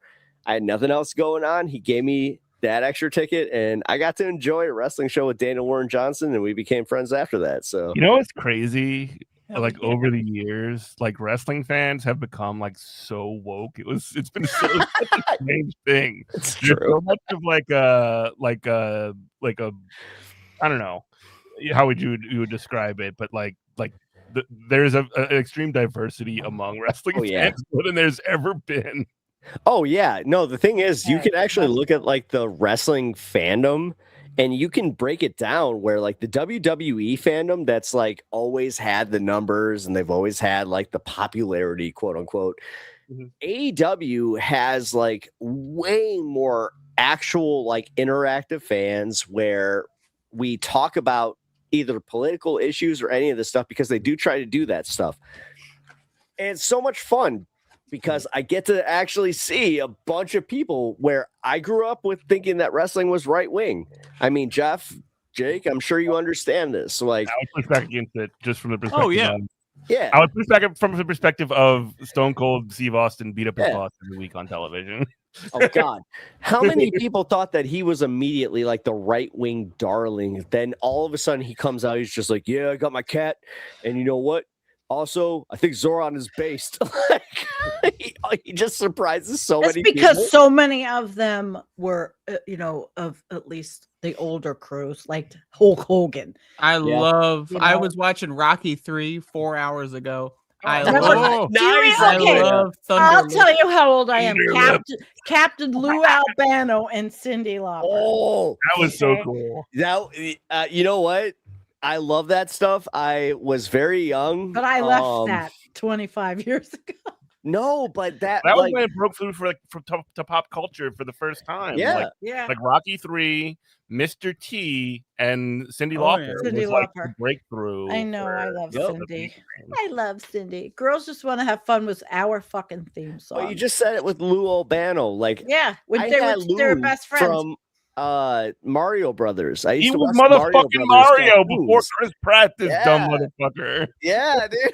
Like I used to have Lou Albano from like other shit. So it's so cool. I when do you have your enjoy favorite listening to wrestlers. you guys because I am so diametrically like different from anything that you guys are into or talk about, and that is I don't good. know shit. Yeah. It's good for me though, even I- though I'm- because you brought back a memory of a long time ago. Memory My first unlocked. husband liked the the wrestling shit. And he would First watch it on husband, by the TV. way. First Yeah, of multiple. first. I've had two. And but I remember though, I'd walk by and I'd go, my eyes would glaze over it. Once in a while I would sit and watch. I was more like, okay, you know that they're not really wrestling, right? Oh my god. Dude, you know, it's all art. and Andy, it was so close to my It mom. was so theater. Yeah, I I am hate to the say, my mom mom, here. she hated I'm the mom every here, minute of it. guys. My wife can't stand it. My wife can't No, stand I it. looked at it theatrically. Jake, do you get where I'm coming from? Right? Oh, Yeah, It's Jake. like the What do you think? theatrics of it. To me, it was like, look at them. They're all dressed up. The theater, the choreographing. It's it was athletic all- theater. Yeah. It's drag, Yeah. dude. It is literally wrestling is literally drag. There is Yeah, nothing it was on wild. this earth Yep. that is gayer. There's But the- nothing on this Right. earth that is Macho gayer. Man What with a im- little what chest. impressed Oh, me- yeah. Anywhere, fake fighting. It's Yeah, but awesome. what I love impressed me They're was literally the fake physicality. fighting and The- sucking up and licking each other's sweaty Yeah, but the buttocks. It is the physicality was gayest great. Shit They you've were ever seen in your life. great I love shape. it. I used Wow. to go to the gym thinking to myself in those days when I went to the gym how I wanted to have tones and all. And then they had the chicks. Remember when the women started? Oh So- yeah. oh my God. And it Yeah. was, yeah. So you just brought back some memories. That's all. Oh, I- Live stunts. I am How the can you not elder respect it? of all of this. Hold I'm on, the but this is the elder of cool the- part. I think that out of Jeff, Jake, and myself, we all grew up in the same era. Like as far Yeah. as WWE, where we had women's wrestling kind of being sprinkled in occasionally, even though in the early '90s it was definitely not great. No, it really wasn't. Did we ever think Linda McMahon would be the Department of Education? No, in I the One of didn't. the The United black thing is, I States? Department of want. Education league. I mean- brought this up actually earlier, Jeff. I think that it might have Wow. been on your show when we were talking about how Linda McMahon, she was in the middle of the ring, like, and there was that whole feud with Vince, and kicked like him in the how nuts? that's my memory of her. Where I'm like, wait a minute, I remember when Vince was like mooning you and like trying to tell you to kiss his ass, like, She kicks him in the balls. yeah, exactly. See? So it's like this combination of drag, a carny show, and like Carney's show is so ancient accurate. Roman fucking Yep. ancient Roman fucking Colosseum battles or whatever the hell. And a It's little bit Evil bizarre. Knievel, a little Evil bit Knievel. NASCAR. Yeah, Yeah. stunts. Watching They got the stunts. stunt man. You know, NASCAR. That was another one. NASCAR. I was Who the Who the subjected Blue to. Bomber's I going to was accidentally subjected kill to next? NASCAR. But I will say the one thing I did in Dumbest shit I've sports ever seen enjoy is was fucking NASCAR. going to see Jesus the Christ. Sabres. I like Sabre games. I did like hockey. We used to take our kid to hockey's Sabres. great. We Dude, went to hockey's all so the I like Sabres hockey game because in they Buffalo. admit what it is, and they actually just beat the shit out of each other. We They, had know, so much fun watching them. they know why they're And there. You're speaking And my language here, I love folks. Buffalo I is love me I some turned hockey. on, it was Buffalo is big and bad. Boston versus Montreal last week. Literally, they dropped the puck and motherfuckers just started throwing punches at each other. It was awesome. Yeah. Boston, Montreal is like having Blackhawks versus Yes. Detroit, where it's The just two teams that hate each other in the inherently most. there. It's like, Yes. oh, we know that we're gonna hate each other. It's like how I feel about a Green Bay Packers fan, where I'm just like, oh, you know, I don't like you Do you right hate now. the Green Bay Packers? Is that I'm a is that what I'm picking duh, up? Bears. I'm a But in the Chicago long boy. run, Like, come on. I don't. Come As on. someone who doesn't follow any of this, I don't understand. Is that like a you? Is this I like don't a either, Andrea. hundreds of years I ago, grew- your ancient ancestors or whatever? Yeah, I guess so. Like, no, my mom. Funny enough, my mom was from Wauwatosa, Wisconsin. Wow, Atosa. Yeah, she loved her some Green Bay Packers, but even she came around, and it was kind of funny to see like the whole rivalry kind of play out through my family, where I would like Is occasionally, it like when especially. a Jewish person marries a Catholic or whatever, and they have to convert or something? You know, it's not that. It is not that different. I hate to say, especially in Chicago, it's not that different. I was You having- almost I have was to make having that a sacrifice about where you this have to with my explain to your friend. family where you're like, you know, I used to be a Bears fan, but she sorry, taught me Buffalo Bills how are much worse. Wisconsin means to me. Oh my god. Hmm. I think it's all crazy. I was having a Buffalo Bills conversation are with a friend worse. of mine who's a Lions fan, and I was like, No making forgiving fun of that. him for how. Well, regardless, he's my friend. Burn your house down. But go ahead. But I was making fun of him for how their season ended, which was one of the most hilarious ways I've ever seen a team lose. And his wife that he just married like 3 months ago is a Bears fan, and he's like, "Well, I guess we're going to root for the Bears now." And he was like, "All thinking about it." I have a question. Is there an We're going to the playoffs, baby. Let's go. Are there elephants? Are there zebras? Are there dogs? Any teams related? The Browns are, I guess, kind of dogs. No, we kind have of dogs. We have Okay. bills. What about We have what the about Yeah, you got the Bills. Bills. dolphins? Yeah. Are there Bills. dolphins? Are there whales? Are bullshit. there? I mean, you just There's nailed the Dolphins. There's Dolphins. Miami Yeah, there's From a rep Dolphins. that's not a Okay. man. And I'm a this is Saints all fan. what I'm a sport I are we mean, talking Jake, about? We're are talking you a Tigers fan, or Is are this you a wrestling Tigers or a still? Lions fan? No, they're onto Yes. football, which No, I we're on to can't fake stand. sports. We're talking And about fake football. sports now. Stand football. Oh no, I'm talking Bill- Jake, well, though, football to our me Michigan now man. is $1 billion stadiums that Buffalo just built when half of the fucking east side is falling apart. I'm not. I could really put this whole I conversation. don't like to a- football because I am a Lions fan. Yeah, you probably hate yourself too. Perfect answer. Yes. You know, I played a little football Okay. when I was in school. I was kicking the ball Oh. around, and I hurt my ankle, and then I never played Ouch. football again. That sounds really bad. You were playing kickball. I was playing football. Foosball. Yeah. The I had a foosball. whole World Cup and everything. A whole World Cup. Yeah. I'll drink to that. That football, the one that's not All American. right. Well, I All don't believe in America. as a Next country. topic. Well, I Yes. was about We to say, haven't- we I haven't- popped in here just to say hello to y'all, fine folks. I love Hello. y'all. Why are they? Um, Are they thank calling you upstairs? Are they saying? They're calling you. I They're just like, want to "Pep say, talk." We're all with depressed. Grace- You need a pep talk? Yeah, Happy Andrea, New Year. Actually, no, for real, Andrea, I'm glad to be here with you because this is, I think, our first time being on this space What did you call together. her? I really, I Andrea. appreciate your Our good content. buddy I Andrea. always enjoy it. Oh, you Jeff, do? That's good. I'm glad. Yeah, Jeff, Jake, Sandee, I love y'all. Just gotta say thank you for just being rad this entire year, and yeah, you guys. I wasn't rule. rad most of the year. Just one Wednesday Yeah. every week. I'm rad.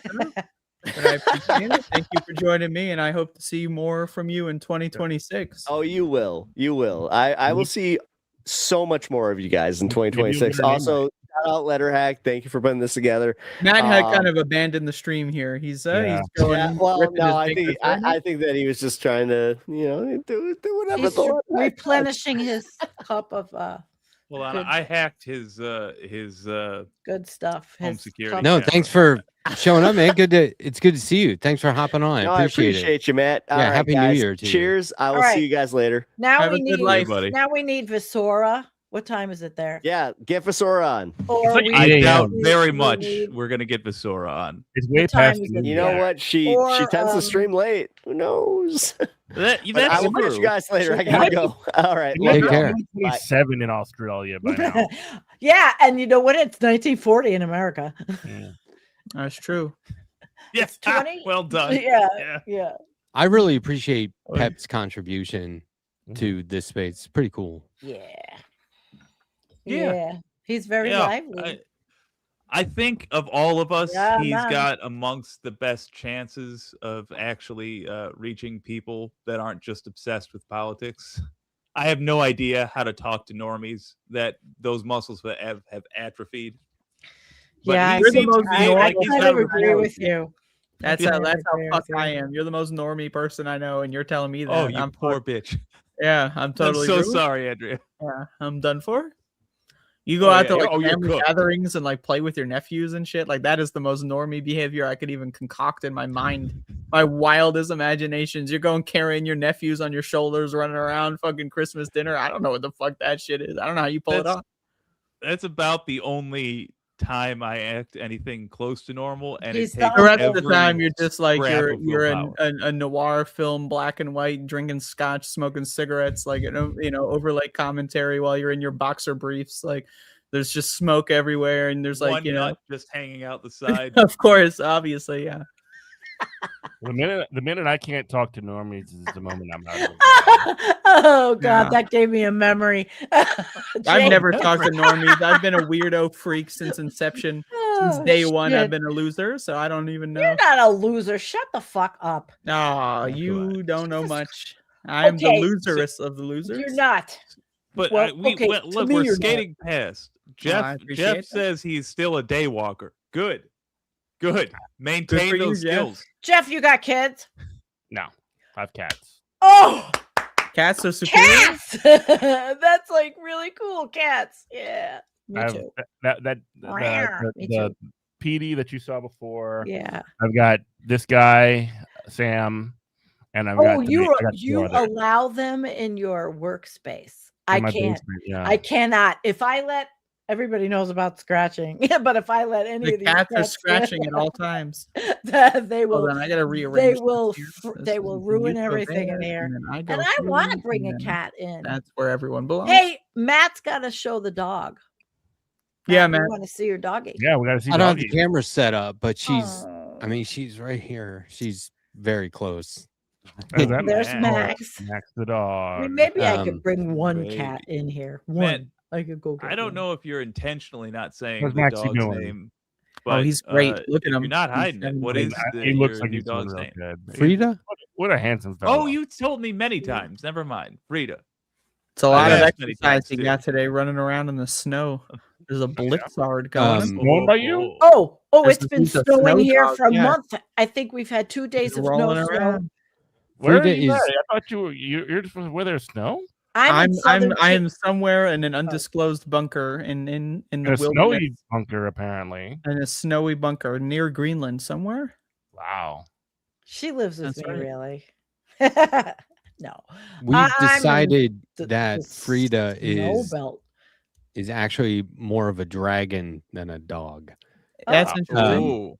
Yeah, like Frida. how dogs are. Look at this picture where she's looking at me over the couch. Look at that. Yeah, that's a good one. So What is that in the Some background? Avengers comic Power that I see Rangers? there. Avengers? Is that what that is? an 11-book Avengers box set. Oh, which 11? Which 11? That's a it's- good question. It I was starts last it's like through the ages up to I want to say like the 2010s. 2010. So like the first book is the first Avengers. set. Okay. And then it whenever it was released, it was up to date. And you got up So- until like what? Norman Osborn was in charge of everything. No, it's right before that, I think. Yeah. Right before that. So some very like stellar George Perez stuff like throughout, but especially like toward the end. So anyway, Neil Adams, all that stuff. I just got an X-Men book where Neil Adams like first drew the X-Men. It's amazing. So but that box set, the box itself had like a crack in it. Oh no. And so it was retailing for like $200 at the time, and they're like, "We'll give it to you for like 40." Oh fuck yeah! I was like, "You got to be kidding me!" So I won hardcover for that. So I keep the box down there, and the books are, and when the spine of the books spell out Avengers when you put them, so you got to put them together on the shelf, and I just put them up on the Nice. shelf. Oh, Yeah, I love that shit. I did love the idea, maybe not necessarily the execution of Norman Osborn being in charge of S.H.I.E.L.D., though, when that did happen. Yes. I thought it was a very funny concept. Yeah. That's when Remender was doing Punisher at the time. And He that was was? like Rick Remender. Oh, yeah. I And the saw Punisher with Dolph Lundgren. The Punisher ended up being fun. but have you seen Nick Fury with David Hasselhoff? I'm afraid not. I don't know. That's amazing. He did good. Actually have. Yeah, he did really I'm gonna good. be right back. Hey Jeff, But- did you know that your old pal Jake was in a Batman versus Superman film? He was actually in that movie. He was on set with Jesse Eisenberg and called him Michael Cera on set, and then got kicked off and edited out of the movie. Did you know that? I He's a did not huge know comic this. book fan. This is true? It is true. If you go buy the DVD of Batman versus Superman, you can see him in some of the behind the scenes clips. I actually have the That might be DVD and I've so. looked. So Did you actually do it? If you did, show it to me, man. I will. Is that- I will not answer that question because it's more entertaining if you don't know the answer to that. But I believe it. it is true. It is true. He was on set and he called Jesse Eisenberg Michael Cera, and Jesse Eisenberg then later referenced that in an interview, saying he gets confused with Michael Cera all the time, and surely he still thinks about Jake. Yeah, I am believe sure you. he forgot I about think me it's by one. Andrea because I believe women. That's good. That's good. And I'm also telling the truth. I'm at least partially, but not He the wasn't whole in the truth, because I He also wasn't in the movie? bothered Zack Snyder, I don't know who that is, so I'm less interested in the that director. Right. Well, I've never seen the movie, so I don't really care. Fair. The very controversial director. I will say, hey, Kat. That's Boots the baby. Boots the Oh, baby. This She is sits amazing. outside of the door. Hello, I didn't Boots the hear her. baby. She sits on a box with a carpet on it, This a piece cat of is going carpet to on commit it, murder? on the box, and she waits for me to finish. She's such a sleepy Yeah, little she's girl. one of the rescues that the Oh. babies I raised this year, and I kept her. My daughter got one, and her friends got the other three. Look how cute she is. She is adorable. Look how Okay. spotty she is. She what? She looks like a. She's very spotty. She looks like an ocelot. She It's does. true. Yes. She looks That's like a little true. ocelot. Ocelot. Yes. So there. She won't stay in here though. I'm not letting her stay. They'll ruin everything. You're not going to release this cat for. No, I'm for letting her anything go else? outside because This I'm is not letting her controlled wreck everything in demolition. here. If you let go of that cat, it's going to be a disaster. There's 6 Yep. more outside. There's 6 more, and they're waiting to get in for their No, turn. they're not. They're not allowed. They're not allowed. Yep. No. Goodbye. So Letterhack, you play any good Atari games recently? Yeah, what's that one called? Yar 3. Yeah, I she's love that one. crying now. That's crazy. So that one was better because in the arcade it had like the ball for a controller, and you could like really figure out how to the move that ball. thing around, and Right. it's not the same with the keyboard. So The keyboard, and you use the keyboard on your Atari because you're such an Atari fan. So you I don't use have the keyboard? console. Right. Okay. Just doing Oh. browser-based Atari. I don't. Where would I get the fucking console and games? Is that even a Buy them on thing the anymore? Atari, isn't that old? Are out they? of like it's collectors? Oh yeah. Well, what do those run? I don't know, like $30. Yeah, I'm not. Where do you get them on eBay? Oh yeah. Facebook Marketplace. Marketplace. $40 on a damaged comic. It was 11 books, Jake. That's fair. It's decades worth. Jake Wow. immediately concedes. Yeah.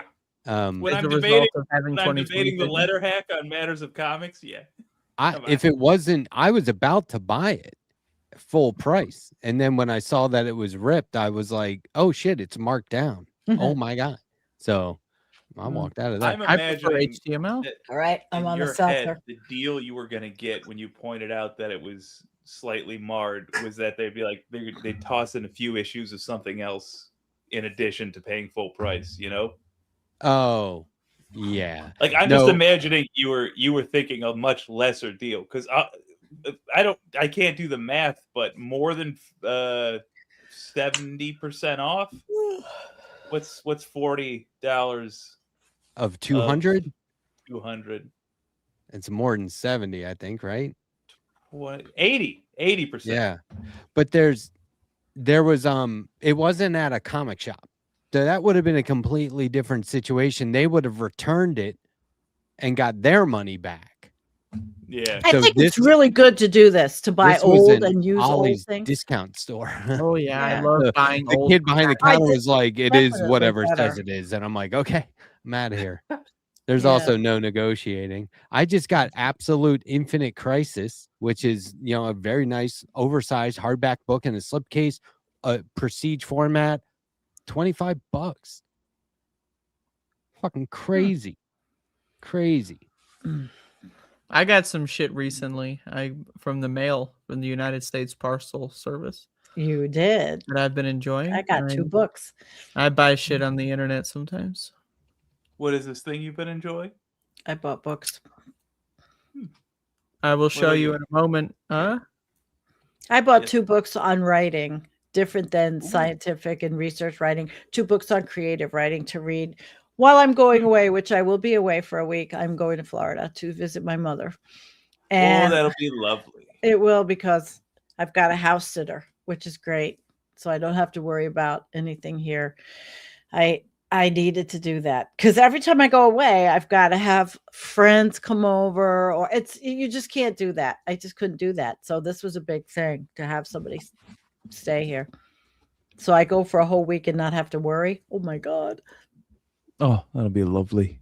Yeah. And the sun, when the rest of us are freezing, it's going to Yeah, be lovely to soak that up. I cannot believe that this is the worst winter since I've been down here 10 years. It used to be pretty bad Buffalo. I mean, they're getting feet of snow at where my ex-husband lives. And then my daughter's in Buffalo. She's going to see the ball drop in the city tonight. It's like friggin' 15 degrees.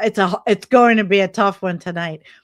It's probably 15 degrees up there and it's snowing. They got the winter warning, but the news had said that it would probably stop right around when they'll be all in the city. Well, she lives in the city. I mean, it's just down the street from her, but not me. Not me. Nah, Oy. don't go out. I don't. I'm envious, and I used to go out. you will enjoy Florida in a way that people from Florida can't, because you. Well, I'm staying at recently my experienced the mother's. cold. Yeah. Fair. Yes. Yeah. Jeff, I'm I wanna sorry. be Can at you the And I say will interview her too. anything into the mic real quick? Yeah, Well, we can't actually, hear you. I, Oh, there we go. As I muted myself on my board. How the on my fuck is she mixer. doing this with her witch magic? By the way, the fact that She you have a playing game- board what game is is very this, telling of your Andrea? radio career. This Not- is what I've been buying over the last couple days. What game is Is this? it looks like a Crash-esque thing, Mhm. like a That was a Nintendo Bandicoot 64 related. controller. That's cool. Meanwhile, I played. How old is that, Andrea? What's the vintage? This on is a that? game from 2001. Okay. So it's a Love you late too, Nintendo Kim. 64 game. Yep. It's better than manufactured. What is the game called? If you don't know, you don't deserve to know. Okay. What the fuck is the matter with you? It's called Game. I played Dispatch this past week. This is Weasley Woo. It is barely a video That's game. It's Weasley, basically a and TV show that's got. I'm gotta- throwing knives at these gotta sons of escape bitches. Woo. I don't know if you know that. Weasley Woo. I'm throwing What- these knives. These guys are trying to steal the goddamn. I don't know. They're trying to steal something. I skipped the cutscene, but I'm throwing knives at them. I hit one of them in the back of the head, I think, but he's still alive, unfortunately. Brutal. Somebody in the chat was referencing an old Captain America movie. Do you remember the really bad one where his ears were part of his helmet? The mask? helmet, yes. Remember The that? big round helmet? Yeah, the one they made just so they could keep the license. Absolutely. That's part of the Nick Fury Looney. Avengers. So It's kind of apparently, You guys are the Nicolas Cage Superman, right? The Nick Cage Superman. You know what I'm oh talking no, about? I'm talking Captain America. No, I'm talking about it. It's like a similar project, but it's like, well, we need to be developing a movie in order to. Oh, it was so like, they did the whole movie. They made the movie, and then they took the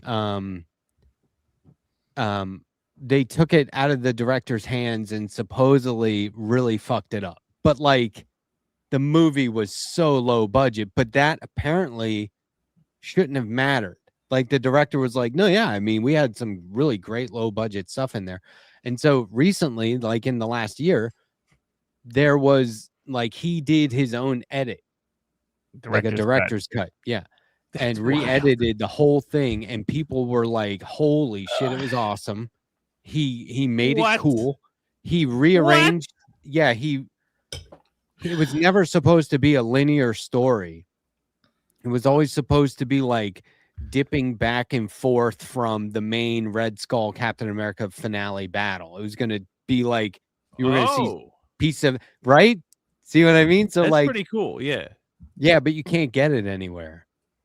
And I think You I can find it. tell you what happened, because the thing of the story is they only made the movie to hold on to the license to make movies for Captain America. And I'm sure that what happened is he got it all in the can. He got all the footage. And then they said, okay, and now we'll pay you to edit it for 5 hours. And he said, I need more than 5 hours to edit. Right. They're like, well, we're paying for 5 hours. Yeah. 5 hours of product, essentially. Yeah. There was a guy. This is true. I forget his name. I think he was an editor for DC. He went into DC in the 80s and realized that you could just buy the license for like the Batman movie for like $5,000 Wait, you can buy the license to Batman for $5,000 at the time. At the time, Jake, because people I know were you like, did we're a not going to be able Batman to. film where you were Batman at one point. Would you like to potentially shop that around? They're like, you're not going to gonna, be able to head out make a for a Batman moment. movie. No one thought that Batman movies would be cool. Nobody thought you could pull it off. Nobody thought they. That's I so mean, true. before that, all they had was like the 1960s show, Which And was so awesome, by the way. Like, what the fuck? I know. So he bought the license for that, and he bought the license for some other stuff too. I can't remember exactly The how the comics story for that goes. period were ass, but that TV show was great. Yeah, and I mean he just like, it was amazing. Like he just ran, you know, it I set have him up for life. I'm still gonna watch the Captain America All right, thing. Letterhack, as a comic books guy, what are your thoughts Yes. on? Before you finish that question, I hate to do this, but I Andrew, have to There's leave. nothing more important than whatever he was I have about to to leave, say. but I hate leaving without saying something. So Where I do you like have to go? It's bad manners. I mean, I'm gonna come back in 5 minutes, but I'm just gonna take a Oh. quick break. Just I hate to, and I don't want to, because then Matt's gonna answer. the Interrupted. question. Oh my god. I'm sorry. I'll be right back. But I'm looking at the video that Jeff put up in the chat. In the Okay. private Frank Miller. chat. I am still listening. Do please continue. What the hell happened to Frank Miller from his amazing ability to draw Oh. somebody like Wolverine to all of a sudden just drawing the worst garbage? Like I'm sorry, like, and maybe if you might not agree, but like the quality of his work from the 1970s when he was breaking in, and not even to talk about his stories or whatever, but the sort of deterioration. What happened there? Do you have any idea? Yeah, I think there's an interview that stood out to me in when he was doing the sequel to The Dark Knight Returns, in the early 2000s, where he said he wants to be able to cartoon these characters. And But I he did think- do that. He made them I- cartoons. Well, so when he first came on board with Daredevil and stuff like that, he was doing, and before that, Spectacular Spider-Man. Like And he was Wolverine, in, his Wolverine work, incredible. and so that was after though. But Okay. like even most of the stuff was inked by Klaus Janson or somebody else. He wasn't doing all of the art chores. And so when he really started to take that on himself, he got very artistic. Have you ever read Ronin? Yes, I have read Ronin. Okay, so like that to me was like he was going in a very edgy direction. Mm-hmm. And then he didn't sort of follow through with that exactly. It was like he took a minimalist approach to that, whatever that direction was, and he's still on that. Now he's also had substantial health problems. I don't know the details, but like I've heard about that too, which is unfortunate. that'll do it to you. And like people are, and I hear what you're saying about the writing and stuff. Like he became I'm like, that's a different question entirely. Yeah. I think. Yeah, that was like in holy line terror, with his what the fuck, politics you know what I mean? shifting. Yeah, Well, he he's got like, very. Well, the thing with that is too, like Maybe he he's was just trying more to- open about it. I don't know. Well, he's incoherent. Because like 1 minute he'll be like War on Terror, like I'm gonna make the most racist comic you can imagine, and then he'll do like other like basically anti-Trump comics, which is just like, okay, this guy's just a Democrat. You know what I mean? But and Pep Talks and I talked about this with John Romita Jr. and he said the same thing about his art. And I was like, that guy's been making comics since he was like 11. Yeah. Like he really has. He was doing Spectacular Spider-Man when he's 11, 15 years old. Something crazy like that. And like he's still going full bore. He's old. He's an old guy. Give him a break, right? Same with Miller, I think. He took a hit health-wise, but he's also he's been in the game for a long time. I don't know what I would expect. I've seen this with other guys. I've seen this with other artists, and it happens, but it's not. I don't know. John Severin, he did war comics and westerns and stuff like that. And then by the time he was doing like, stuff for Mike Mignola in the mid 2000s, it just wasn't the same. It didn't feel the same, but it was acceptable, I think, because he was on in years. But then you get guys like Walt Simonson who like maintain, like that guy only gets better. Like holy shit, he's amazing. He like comes on amazing, and he's still like firing on all cylinders. So I don't know what it is. Same with Mike Mignola. I wouldn't call him old, but he's been going with Hellboy for like 30 years, and he gets other people to draw it. And then when he dips in and draws it, you're like, this is so much better than everybody else. Oh my God. But like the other artists think that too. So yeah, I don't know. It's like, for me, I'm still trying to draw the way I see it in my head. And that'll never, the older I get, that'll never stop being what I strive for. And I think if my artwork seems to suffer somehow, the lines or the marks aren't as strong as I want them to be, I think I'll just draw less stuff. And like really put focus on what I am producing. But then Frank Miller, it's like, if I'm Frank Miller and somebody's like, can you draw Wolverine? I'm like, yeah, I'll draw Wolverine. Here's a 3-second Wolverine. Go fuck yourself. Where's my money? Yeah. You know what I mean? Like, do it. His output has never been like prolific, not since like Daredevil, right? He's never been putting out tons of comics. Right. He always gets these like extremely lucrative Elektra series projects and shit like that are high profile. Even and he's 300. Like, the most amazing thing about it, and 300, or like when he even did the freaking like he brought back even after the Dark Knight Strikes Again. I was amazed by this that he was allowed to do 2 more fucking Dark Knights after the Dark Knight Strikes Again.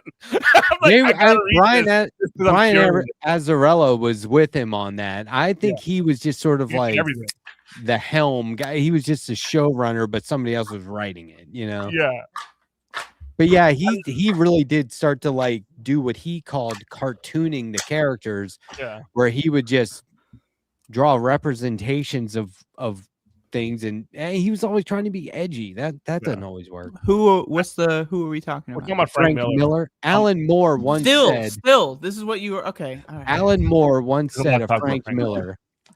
You know Alan Moore, right? He goes, yes. Somebody asked him about Frank Miller, and he goes, he does tough guys really well.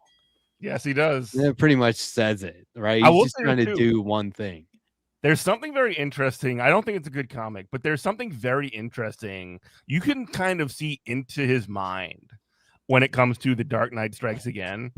Like you could see something weird going on with this motherfucker. He kind of like loses his entire fucking mind in the middle of that comic. Like when 9/11 happened, essentially.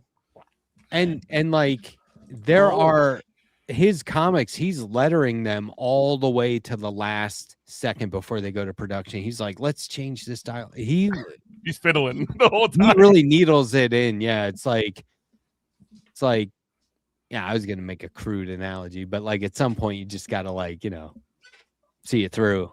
Yeah. No, I will pick that one up because I don't think it's a very good comic, but I do think it's a very fascinating comic because it's just like seeing a guy go crazy in print. You know what I mean? Like, right? Yeah, a guy lose his fucking mind in print. It's great. He had a very popular chat board or message board where he was chatting with people openly, publicly all the time. And there was like a day where it was like everyone was like, whoa, what are you, a hardcore right wing guy all of a sudden? It was just like overnight. And then he dropped off for a long time, a couple of years, I think. And when he came back, everyone was like, whoa, he looks different. And you could tell that he had some, I don't know if it was some sort of cancer or mental what. breakdown or whatever. Well, it was a health physical thing. deterioration, a physical deterioration as well. Totally different, like person, like aged decades. It looked like 7 whoa, minutes. dude. It was really weird, but Yeah. Oh yeah, we're getting there. 7 minutes. Every year happens again. Yeah, the ball drops. It's going to drop twice this year. They're going to drop it again for the 250th. Oh, birthday really? of America. Really? Yeah, so Really? balls are dropping I should pull up again. Oh, America's what? balls are dropping I'm sorry, I wasn't listening for the in past 10 Times Square. seconds. Yeah. You know the New Year's Eve ball that drops. I'm looking I at don't get Buffalo. it. Oh, the Drops. thing they do on TV that I've never It's- watched. Buffalo. I think it's never right. I think it's never done it twice, except this year they're going to do it for, like, it for me. I guess people like to sit there and have a physical representation of a countdown, but like I didn't understand that it was that big of a fucking deal that they were going to do it a second time. Like, I don't know. Why would they do it a second? For what reason? The America's 250th birthday. That's such a weird thing to do. Yeah, they're to gonna drop do the it at- ball and then raise it back up and drop it again. July Dropping 3rd. balls all over the place. July 3rd, midnight, July 4th, they're going to do it again. It's going to be Star Spangled Banner or, Star Spangled. I Stars and cannot Stripes handle. theme. I cannot. I don't even fucking start with this whole fucking America birthday. I can't do it. I've consumed an entire bottle of sparkling wine from France, by the way, and I cannot handle. I cannot handle this concept of the fucking quarter millennia from fucking America. What Donald Trump? and Can all- we see a ball drop, or is that a copyright? That's definitely a toss violation if I've Yeah. ever seen one. Though I believe that Even if it's like the Buffalo one. Well, the president has. Well, Andrew Jackson saw the buffalo, but not many people since then. I have a ball. I have a football right back there. I could just bring it down. I can't believe the weather up there is I like insane that. in Buffalo right now. They're having thunder, snow, blizzard, whiteouts, but then there's a snow band, and above it, it's not as bad. It's insane. Dude, we got snow twice. I don't even know what's happening. We got Oh, snow. We no. got snow with accumulation twice in Richmond, Virginia. Yeah. Before the new year, which is insane. That's never happened since I've lived here. Oh, it's all goofy, but I we can go into the jet stream. Snow. I love sitting in snow. I love Yeah, sleeping in that's the snow. outside. I is love all sleeping in snow. snow. I love lying in snow. It's I love all- eating snow. I Wow, love it's really breathing snow. I snowing love out there. looking at snow. I love seeing Me it. I love too. doing it.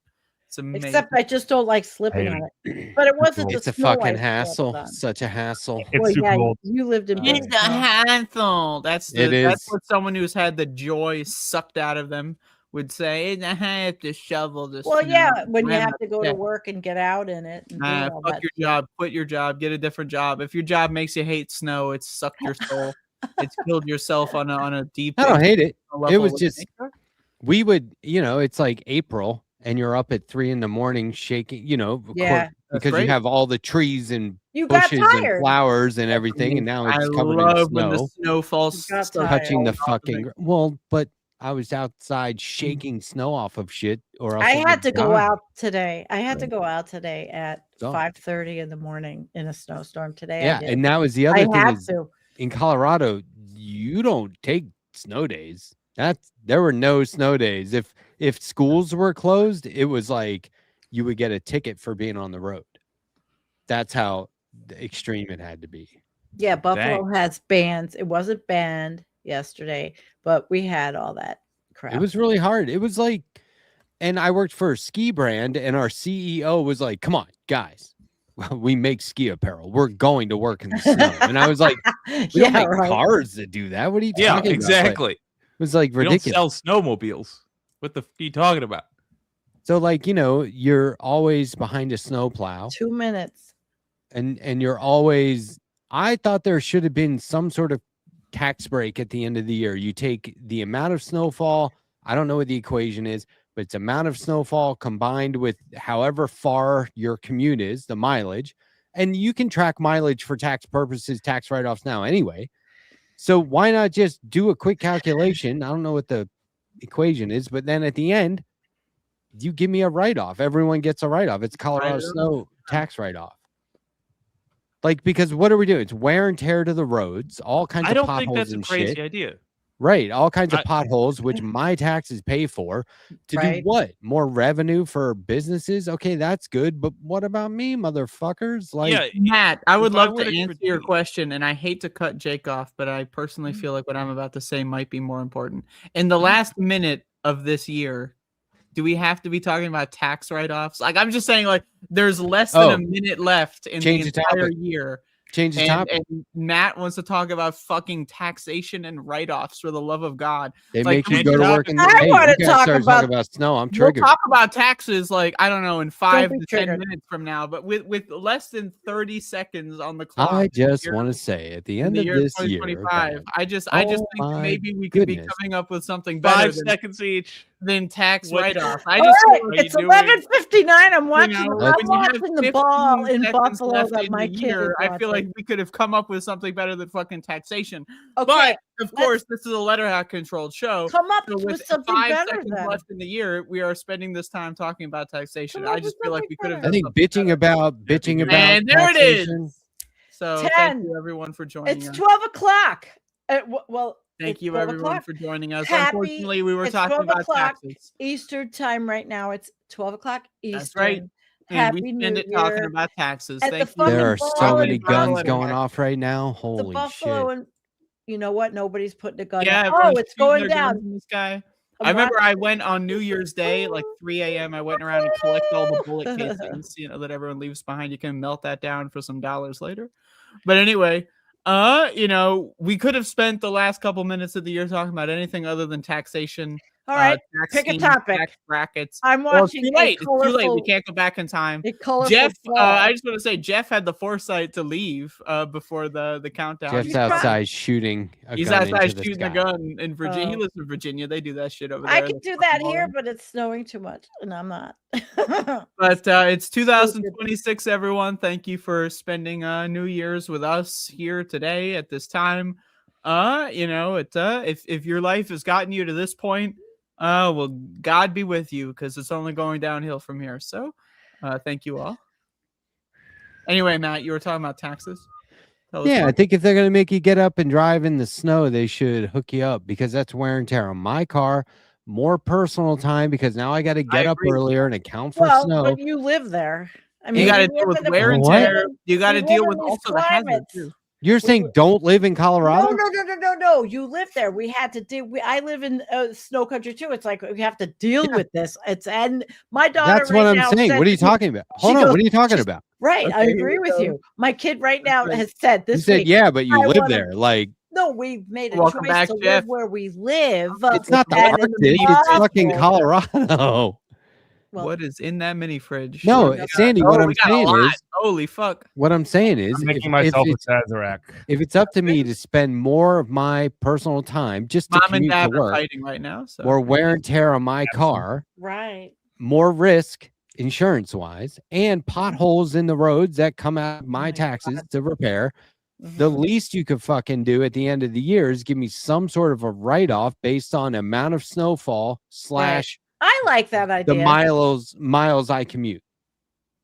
Buffalo Right? could That makes never- sense. Like, It why makes not? sense. Buffalo could never afford it to do that. Look, I grew up in Maryland where they say Yeah. it might snow tomorrow and they close schools right Everything. away.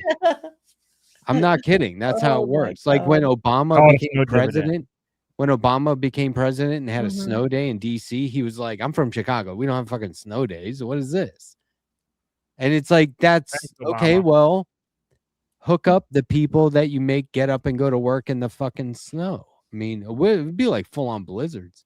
I don't know. I just feel like taxes are, I don't know. I agree with you. I agree with you, man. Colorado write-off. should give people some write-offs, but I mean, I just feel like tax brackets and tax write-offs and all that stuff is someone's got to be thinking about them. I'm thinking about how the hell we get to a position where we can get like useful tax bonuses at this I think point. you Like, how do we get start. there? I think you start by people being more 1099 and more contract work. 1099. And Okay. if we had universal health care, people could really afford to do that, right? Yeah, People that's could true. be, That's and true. more and more people who work from home than ever. So why not try to move that way? Actually, yes. Because you're not going to do one of those sharp breaks where you're like, starting tomorrow, we all get a break on our taxes. Like, that's not going to happen. Like, we got a segue. Segue. All right. So Pinkerbell wants to know what I was making. I'm Yeah, what do you making Sazerac, which is I don't have lemon, so it's not completely true. Oh, so this is some phony bullshit then. You don't have Rye lemons in your whiskey. mini fridge? What the hell? Rye whiskey. All right. Happy New Year. I got bitters and also Jake's. absinthe or any of these liqueur like absinthe or anything like that. Pour it over a sugar cube and stir it up, and you got yourself a Sazerac. And you're stirring it up currently? Is that what's happening? Can you show us the stirring? Show us the stirring. Okay. Oh, look at that. Right. Oh, don't spill it now. Okay, buddy. Hold it. Hold that with the other hand. You are rocking in there. What'd Okay, you I go can't out look and at this. shoot? This is rough. I cannot look at this. You were going to spill this. What did you Is go out anything and else? shoot? What did you go out and shoot for New Year's? I shot Him, Jeff. Oh, we were just joking. Oh, okay. I was Yeah, I really don't know for a serious. fact that he went out. My neighbors are not Yeah, my here. dog's all scared. Fireworks. She's no, all I don't- freaked out. Like No, I'd rather like, guns. Here, look, guns. it's way cooler to me to light $100 bill on fire than to light fireworks. I hate fireworks. I mean, you're doing the same thing either way, and one's But we're better in a than playing it. snowstorm, so there's One's better for no the fireworks. economy, getting rid of that disgusting difference. American currency, so the There's future one really historians and important difference, archaeologists will actually. never find it.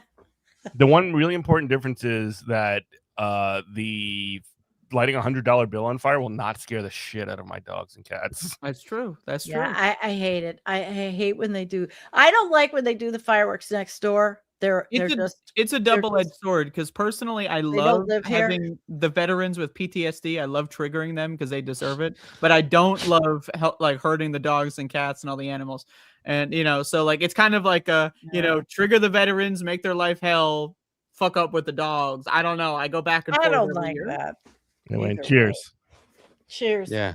I'm Back at probably ya. gonna go soon. I'm tired. I was up at 5:30 this morning. Out. Happy New Year, guys. Yep, I'm New sure it'll Year. be a good one. I'm looking forward to it. Now, those of you who are on my channel, you can go to this space TV or you could stay there. I'll leave it on my channel. Because honestly, I'm really tired. But yeah, good night, thank you for Jeff. It was a joining us. pleasure. It was a Totally. pleasure. Jake, where are you, Jake? He's on mute. I'll wait till he comes. back. Jake is currently he's doing a lot of drugs. I'll wait till he I comes noticed he was like doing this with his suit tie thing. He was kind of he was wrapping his arm like. So I think he's getting ready for some sort of intravenous situation. But Oh, come I'm on. sure Jake will come back at some point and clear it Yeah, up. But, we'll wait. either way, Sandee, it was a pleasure seeing you every Wednesday. Thank you for joining us this wonderful year, and hopefully next year you don't put any more poop on screen or get us banned or whatever. Because No, I otherwise haven't we can't so be here. far. I haven't so far. That's true. That's true. I took the scold and I learned. Yeah, that's great. Yeah. I will never take anything for granted. Sweared in. What? Zora Mamdani has been sworn in. Oh, that's Then, like cool. some You're watching ancient, that. like fucking, he's in like some subway tunnel from 1734 or something. He's just hiding out there in like the nuclear fallout shelter. On the Quran, by the way, can you believe it? I mean, that's not that much better. That's not. I saw him announcing his All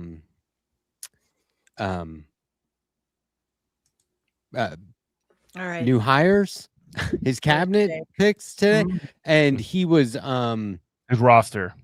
yeah, his roster, and he led off with the Du Bois quote about, if we're Starting so five. if we're so great, don't judge how great we are based on, this isn't the exact quote, don't judge America by how great they are based on the amount of millionaires, but the amount of poverty.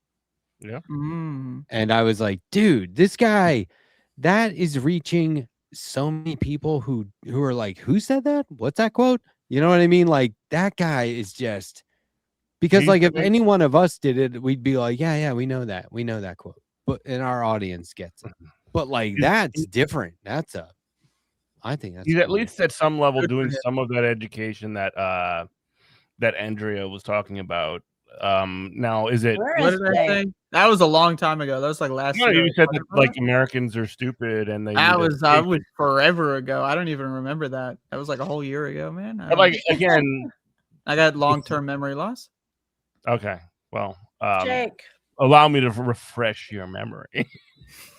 But like, no, like if there is going to be some kind of education of people, this is something that can be useful from some of these motherfuckers. Bare minimum. You need to go to school. It is the bare for 4 minimum. years. Right. Federally funded schools are 4 I'm out years of here. before you're Good allowed to night, vote. guys. Happy New Jeff, Year. it's Good been a night, pleasure. Sandy. I don't want to wait for Jake. I love him, but I'm very tired. Yeah, Jake's a piece Happy. of shit. So it's all No, good. he's not.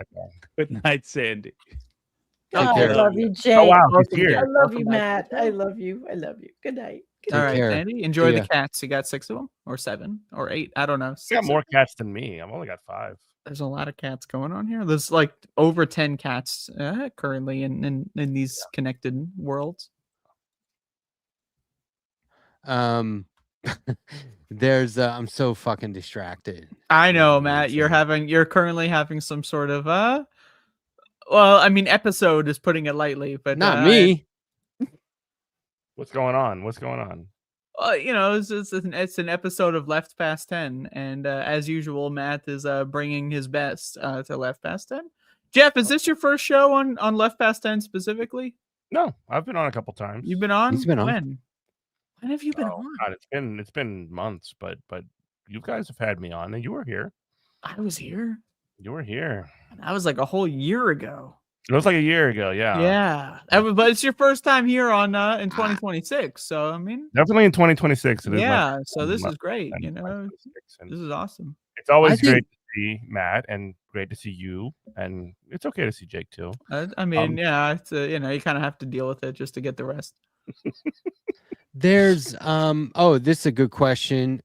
I have a fan going right next to her, and she's all covered up. My dog sleeps under blankets, like tucked under them, her head. So like she's safe. But What's your dog's name? Matt? Frida, that's right. Like Frida. I just want to say, Matt has another two dog. dogs. Matt has 2 dogs, but like Matt always says my dog in reference to one dog, which is kind of like choosing favorites. Sure, this new dog is like a new dog. for, My like, the last dog, couple months. I'm my just saying dog it's- Coda is my wife's dog, and my wife said like you finally got one. So okay, I used to have a dog that chose me. This was a border collie that was a stray we adopted. She was feral. She lived outside. Border collies are beautiful. Yeah, she was amazing, but she chose me, and there was an instant bond. And that dog for 15 years was my number one. Ride or Number die. one. Absolutely. And now we've adopted a stray pit bull. We're like just over a month in, and we were like, the only way it's gonna work is if I and she's got all kinds of worms, and we're curing her, but she still has heartworm. Lots and that's of like worms all that's over a process that'll take us through March trying to cure her, There's and a it lot of might not worms. work. Max the But- dog had a lot of worms too, and it took at least like 6 months minimum. So I was quarantined with her down here the whole time, and I was like, I guess I'm gonna learn to train a stray pit bull. I guess we're gonna try and we'll see if this works or not based on if she and I get along. And my wife said yesterday, she was like, well, that's your dog. You've bonded with her. You're the human that too late. she's gonna be Yeah. Can't undo it connected now. to. So it's great because like my wife will say something like no, and she'll look at me. Yeah. Not Like, my are wife. you the fucking dog. kidding me? Like, The dog looks at me like, am I in trouble? Are you gonna double confirm that? Or it's like, but- is this real? Is this happening right now? this is the key. This is because this is I was like, the only way this is gonna work is if I train the dog and acclimate her without being like, she was neglected. She had 2 big collars on, these huge metal clasps when she was just roaming around. outside, and like obviously she broke away from some place that she was being neglected. She has no chip. She has every worm you can think Well, of. people like, are going to see and recognize Freda from the stream. nobody ever clipped her nails. You know what I mean? Her claws. Like, it's insane. So now we have to clip them like way back. It's a whole thing. We're already thousands of dollars in, but like, I was like, I'm going to condition the dog to think, why would I want to run away from here? Why would I want to be mean to these people? Obviously, this is the best fucking deal any dog could hope for. Slot machines. Huge yard, huge house, jackpot. multiple, meals a day, treats galore. At least 12. Everyone's given nothing but love, right? And a lot of attention and feeling better because of antibiotics and dewormer. And so, we saw her turn a corner a couple of weeks ago where we were like, she fucking gets it. Now she gets it. Like, she had that I might bite you face, that look on her face. Like, she's a pit bull, so she looks like a pit much bull. Expression, right? But like, big dumb face. It's cool. It's cool. I like that. Yeah, she had like this look on her face, like, I might eat your whole face, dude. I haven't decided yet. And so I was always just trying to be cool, but in charge without being like a dick. Just trying to be like, no, you got to listen to me. I got your best interest in mind here, right? We need boundaries. We think she speaks Spanish, but we're not sure. So anyway, Max, we're talking about dogs. Anyway, we got to a point very recently where she's like, I'm going to be a domesticated dog. I think I get it. I'm just going to do this. I'm going to sit when you don't even tell me to. Yeah. Well, it's in their genes. Super cool and obedient. He's like that. He's like that. And he's also a rescue. He came from actually a very bad situation. He was abused by like some of the people that he lived with. And I don't know what the situation, how we got him out of there, but we ended up with him. And he is he's very dramatic. He's very annoying, but he is the most lovable dog you've ever seen in your entire life. He's a good boy. Not competing with the guys. They're grateful. Mm-hmm. Yeah, dogs are very social beings. Cats, fuck you. They're like, fuck you all the time. I respect it too. More importantly, I love dog. There's only one dog for me. Cats aren't like, thanks for rescuing me. They're like, you're welcome. I let you rescue me. Yeah. I mean, Sam was found in the street, in the parking lot of Louisiana Lafayette. Our other cat, Phoebe, one of the ways we got 5 cats is she had 3 kittens. And she was found in a dumpster. And she's like the snottiest, shittiest little bitch you ever saw in your entire life. It's awesome. Shit. I love her. Wow. Yeah. I love cats. I really do. But I don't know. I'm the kind of guy I had a neighbor who used to foster. And I'm like, how can you not keep them? Like, how can you not hold on to the dog? How can you let them go back to the Humane Society? Like, yeah, I have way too big of a heart. By the way, can I just ask, how much longer are we going to tolerate Jake's whole bit here? It's been like almost 20 minutes. Yeah. Okay. Did he leave? Where'd he go? I don't know, man. I don't know what we. He was in the chat. I thought he's unmuting his mic, popping in and out, like either shit or get off the pot, buddy. I don't know what else to say. Holy hell! It's Happy New Year. We get it. That was 20 minutes ago. It's a soft. You've moved on. It's 2026 already. Wait, is 2026 already stale? I'll come back. Yeah, it's over. It's cooked. It's chopped. Yeah. It's off. Nonsense. What? We're now thinking about 2027. Oh my god! What is Jeff? You're on the bottom now. That's okay. I've been told that I'm a very powerful bottom. That's good to know. Well done. That took me a second. All right, I will do a more formal Jake's it. The 2nd of 2026. I was delighted to spend New Year's with y'all. Thank you for fighting the good fight, and I'll see y'all next week. Thanks, brother. Yeah, I appreciate it. Oh, they're brothers. I was giving you a shout out in my show earlier. I don't know if you saw that. I did see that. I was tickled, and that was very sweet of you. And it was the shot of me eating an envelope, so that's fun. Fake chips. Yeah. I could go for thanks, some man. real Good chips. hanging out. Has anyone ever played Chips Challenge PC game? What is No. What is Chips Challenge? Disk operating system, Windows 95. I remember that. I remember Yeah. getting Windows 95. That was Chips Challenge. Bummer. Am I right, people? I don't remember Chips Challenge, but I do remember Windows 95. Yeah, you got to get Chips Challenge. That shit's on Steam now. Is it? Yeah. It's crazy what they put on there. Yeah. I got a Steam Deck. What's that? I got it for free. What is a Steam Deck? A Steam Deck is a handheld. So it's not like a Joe Rogan type experience. What does it got to do with Joe Rogan? Or it's like you go out and get like a Steam on the deck, you know, like and it makes remember you it's a- coming out of that tub. No. Steam Yeah. Deck is like a handheld video game console that just runs. right video games. Steam. Yeah. I get it. Valve. It's Steam. not like a sauna. You're not like undergoing some sort of I can go for existential a experience. Steam, but like not right now. Not on the deck. You're gonna do that in a building in an enclosed space. I see. Okay.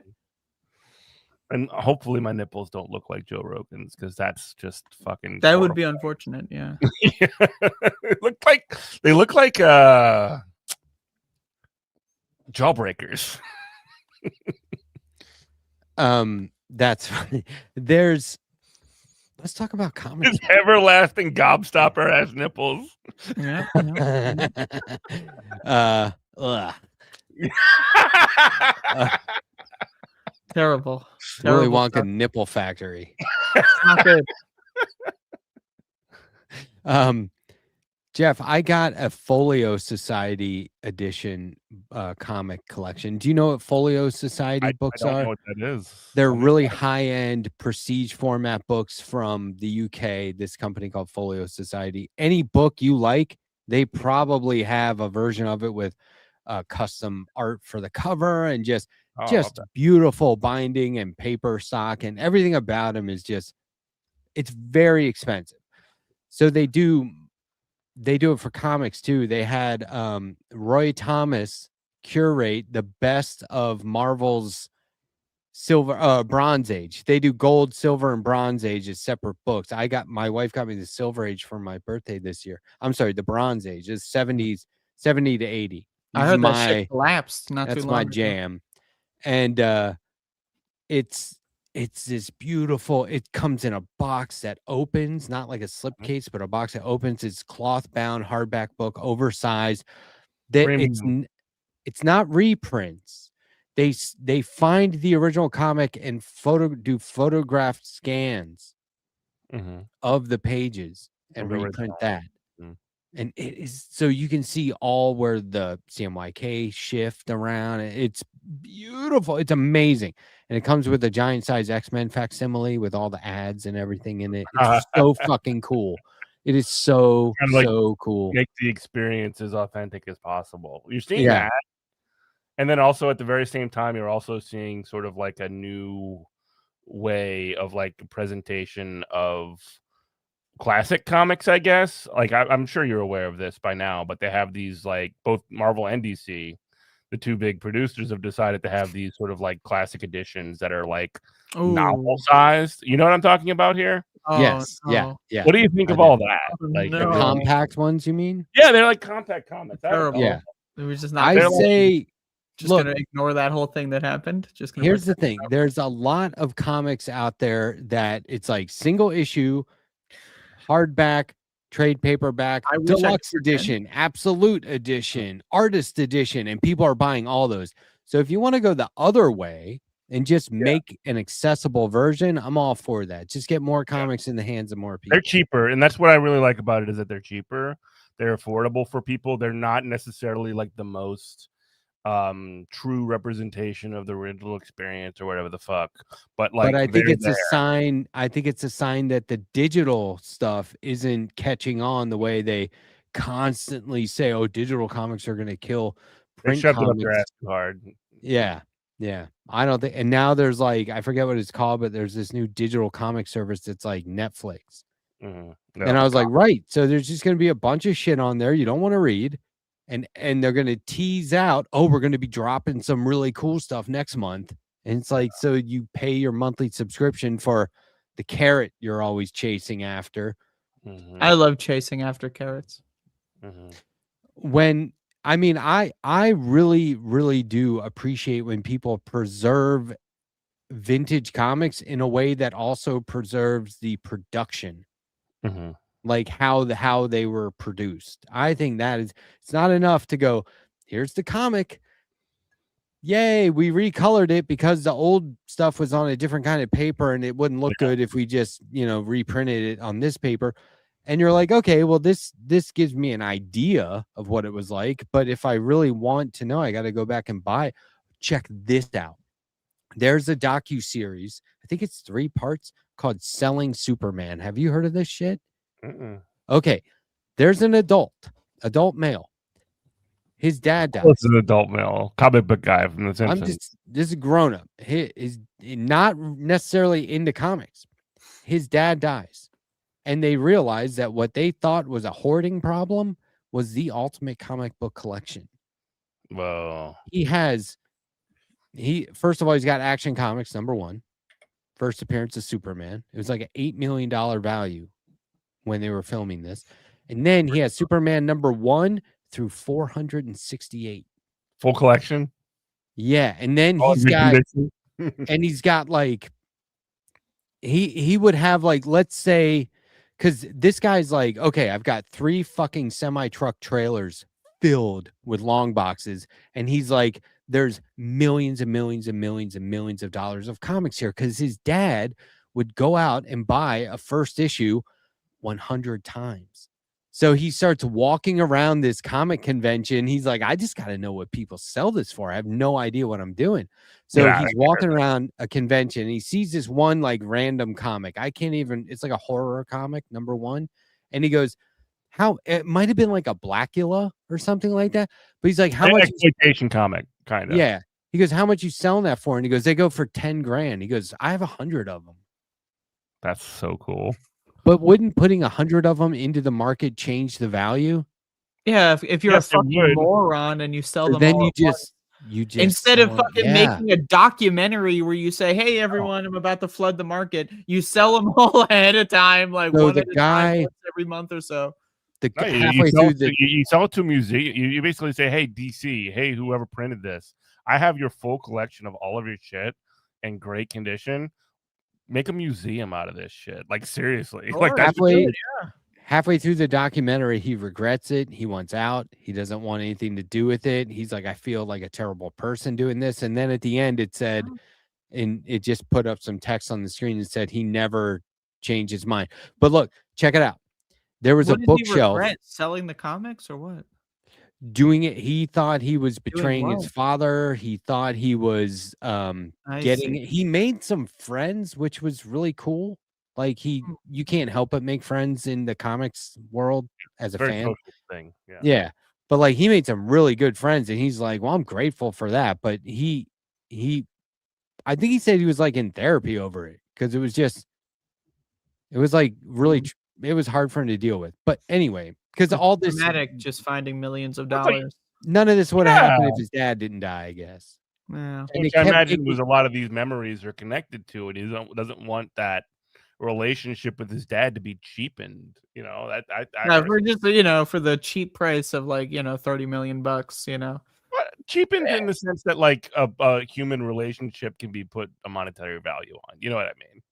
Yeah, I'd put my dad's monetary value on like $10. I feel like if I got $11 out of anything, I feel like I'm doing pretty good.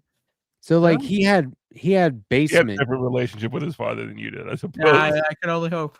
He had a basement with like boxes to the ceiling. This guy was a lawyer, like full Really? time.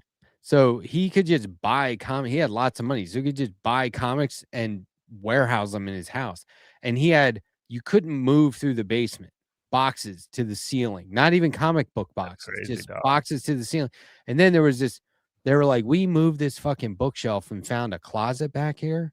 Mhm. And it was like Superman or Detective Comics #1. You know what I mean? Like the first Batman, and like they were like, we just went through that closet and we were like, holy shit. And this is the thing: is the guy put those comics in this closet and closed it and never went back in there for 40 fucking years. 40 years. And when they opened it, they were like, there was dust everywhere. And once we blew the dust off, we were like, holy shit. Yeah. So, some of this guy's buddies. It's like finding an ancient, like an ancient ruin that's got like documentation from a long lost society. Yeah. Yeah. That It would is- be awesome. Some of his friends are comic book collectors, and now their full-time jobs are sitting in this trailer just going through it all. And they're That's like, great. we're out here 12 Full-time hours a jobs, day. yeah. And then like we find out how much they're worth, research it, do the value thing, and then we sell them or not. So he makes friends with these two guys at a comic convention. And they're very cool guys. But they're comics guys, right? So he's like, you want to see what I got going on? And they were like, yeah, because people start to know who this dude is. They're like, that's the guy who walks around with the fucking camera crew who apparently has the greatest comic collection of all time that he didn't realize. So he's like, I want to show you what I got going on. So these guys, these comic fans are walking around these trailers like, holy shit, this is amazing. And he's like, look at that box down there. And they get down on the ground, the comics like over their shoulder, right? Like they're in the corner of this trailer looking at these boxes, and they pull out like, it's like Action Comics #1, Batman #1, right? And they're like, are you okay? And one guy turns around and goes, he said he might cry. Like it's the one guy, and I can relate. I mean, if you were holding Action Comics #1, you would be like, well, this is the where Holy it all Grail. started. This is The Holy like Grail. fucking amazing. Yeah. Did you know Nicolas Cage bought Action Comics #1 for like $150,000 I believe it. in the 90s, and then it got stolen in Ooh. 2000. Nicolas Cage ass story. It was already worth a couple million, I think. It got stolen. They found it. They seized a storage trailer, and they found comics in there, and his Action Comics #1 was in there, but he had already settled up with the insurance company, so it wasn't his, and it was worth $10 million at the time. That's crazy. I love Nicolas Cage. Do you know his story of buying the LaLaurie mansion in the French Quarter on St. Charles Street? Tell us. Yeah, I think I do, but refresh my memory. He bought like this haunted ass mansion that haunted, like obviously this is all like lore type shit, but like he bought this mansion that is supposedly haunted in the French Quarter called the LaLaurie Mansion. It's on Charter Street, rather, not St. Charles Street, Charter Street. And essentially like weird shit was going on and all this other stuff, and essentially he ends up purchasing, and if you go to St. Louis Cathedral #1 in New Orleans downtown in the French Quarter, you will actually see a giant pyramid that Nicolas Cage purchased that is going to be his final resting place, that he basically bought it to make a deal with whatever spirits or whatever the fuck were haunting him in the LaLaurie Mansion. I get it. All right.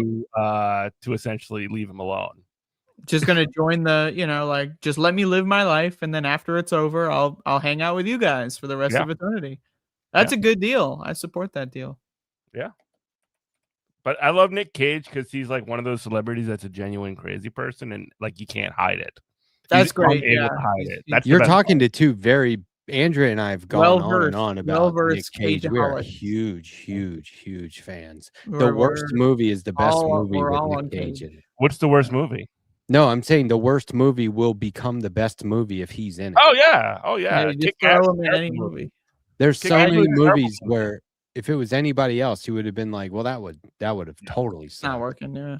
What was the one, the surfing one that just came out? That was amazing. I haven't seen it yet. Oh my god. It might have just been called The Surfer. I mean, Face Off is just like an all-time legendary movie because it was now him. you're It was talking him like and peak Travolta. You know what I mean? Like action phase where he was like Oh, a yeah. legit action hero. That was amazing, man. He was so good. He's done it all. David One of the Lynch. best. Yep. Wild Rip- at Heart. I R.I.P. watched to the recently. king, It's very good. I mean, it's like, well, wait, Andrea, did you ever see Moonstruck? Because I know at one time you had A while ago. with Cher. Jeff, familiar? I've never seen Moonstruck. He plays so Cher. This is a amazingly timeless movie. Like this movie doesn't get old. Cher's she's engaged. Nick Cage plays the brother who was already betrayed by his now engaged brother, and also has like lost his hand and has a wooden hand. Mm. And there's this scene where he's really emotional. He's like baking bread and he stops and he goes, "I lost my bride. I lost my hand." And like you could just imagine him with his wooden hand. He's like holding up this weird wooden hand when he says it. It is so fucking perfect. How about the Vampire's Kiss? Oh, that's great. Yeah. Where he may be a vampire, he also may just be going insane. He may just be having a great old time. Oh my Kind of hard to god! tell. He actually recently ate that watched, cockroach. He actually ate it, and he did it twice because they Yep. needed another take. I recently watched Peggy Sue Gets Married. Oh, that's really good stuff. holy shit! He's good in that with the fake teeth. Ooh, He's got fake teeth, and he showed up on set with fake teeth, and they were like, "You really gonna do that?" And he's like, "Yep." Fuck yes, he is. And he had like dyed his hair. that? Yeah, so amazing. It was all man. he's the best. That guy is great. One of the What best. was it? Absolutely. Pig. Oh You guys yeah, see Pig yet? I've seen it. Yeah, it's really good. So there's behind the scenes where, because he's like this amazing chef, there's behind the scenes footage of him in like an actual, I forget what the restaurant was, but a legit chef is showing him. Yeah, and he's how to cook practicing all two the- dishes. the Yeah, recipes, it's really cool. He's so good. And then Mandy, of course. Oh my god. Oh. Now I gotta watch it. It's 2026. That means I gotta get my rewatch in.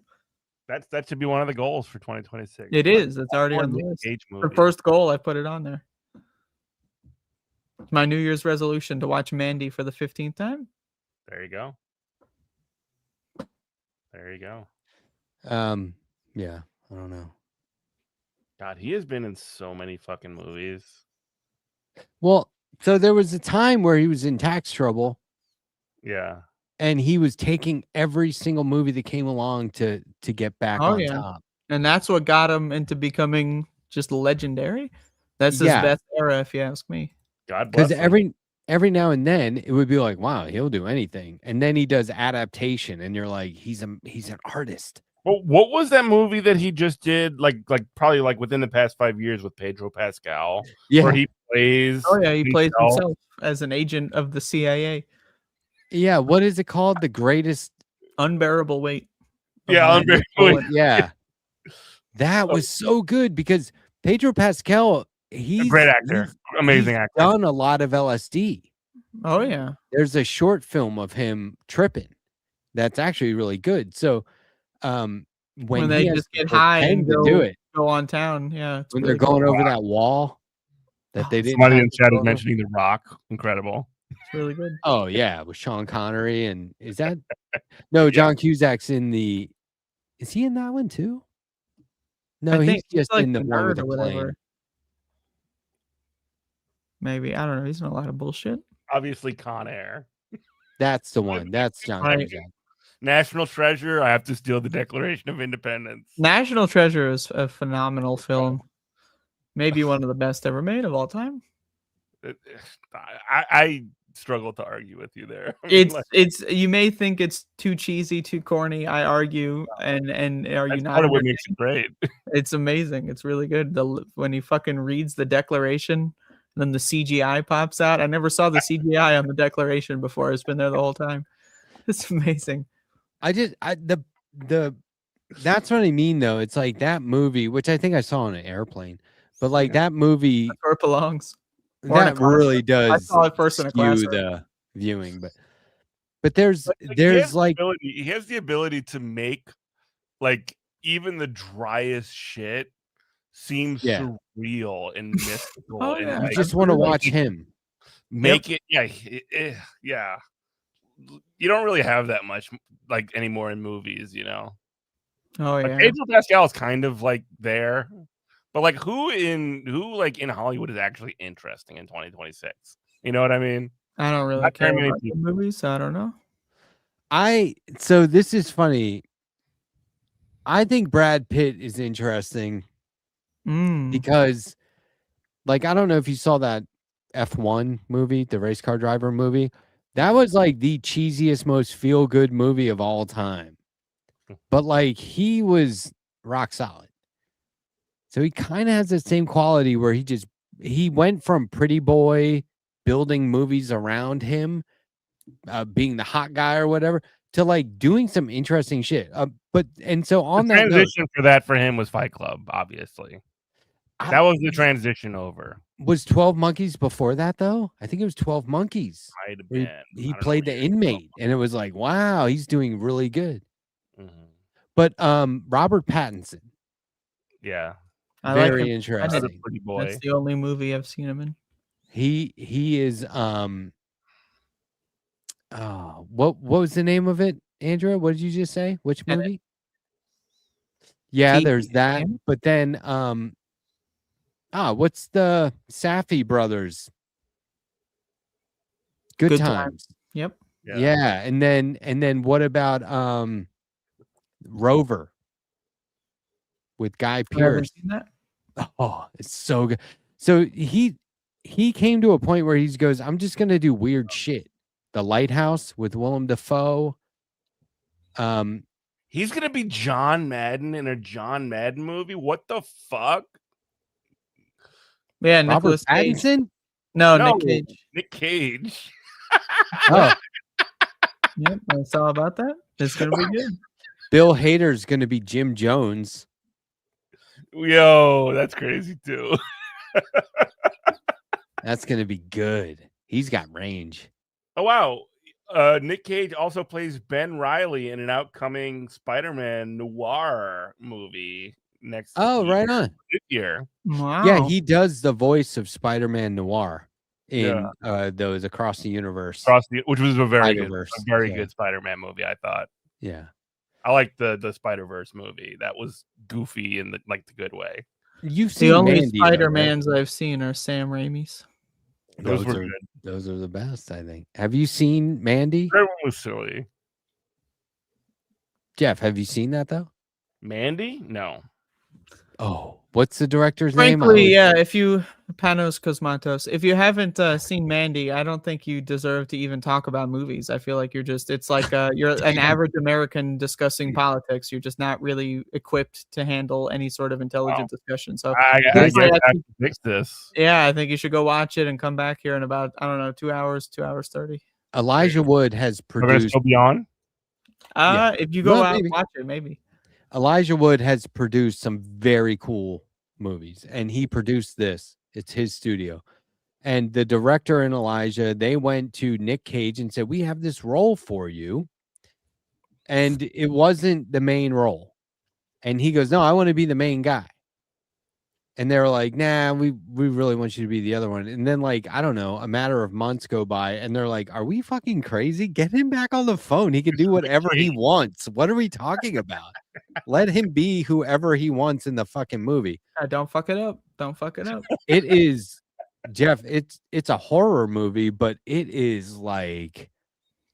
It's the best movie you've ever seen in your life, and you haven't even seen it yet, and that's how good it is. This guy did another one called Beyond the Black Rainbow that was it challenges the viewer. That one can be a little tough to watch if you're a little, you know. But put Nick Cage into that formula and it becomes totally watchable. Absolutely, yeah. I love both of them, for the record. I also love The Viewing, which is his short that he made for Guillermo del Toro's show. Yeah, that Netflix anthology series he had, that was also great. With Nick Robo Cage plays a lumberjack in Mandy. It's fucking God, so good. It's not the first time he's played a lumberjack. That's right. The best That movie, Joe. Good old I think he Joe. played a Oh, yeah, I've lumberjack. seen that one. Yeah, he's. I wouldn't say that Nick Cage is versatile, but I would say that he doesn't need to be. No, he's always Nick Cage. Like Yeah. that's the thing. He will do whatever character it is as Nick Cage, and it's fine. It's great. It's It's debatable, but I think he's the best actor of all time. Just on pure, he's willing to do movies. Most actors get too egotistical and they do these weird things in these games where it's like, I'm going to only do these hits and all this weird shit. He just does movies. He's in it for the love of the game. So for that reason alone, I think he's one of the best of all time, if not the best. I'm not going to argue with you. Yeah. Jeff, there's a book. It's called The Age of Cage. Okay.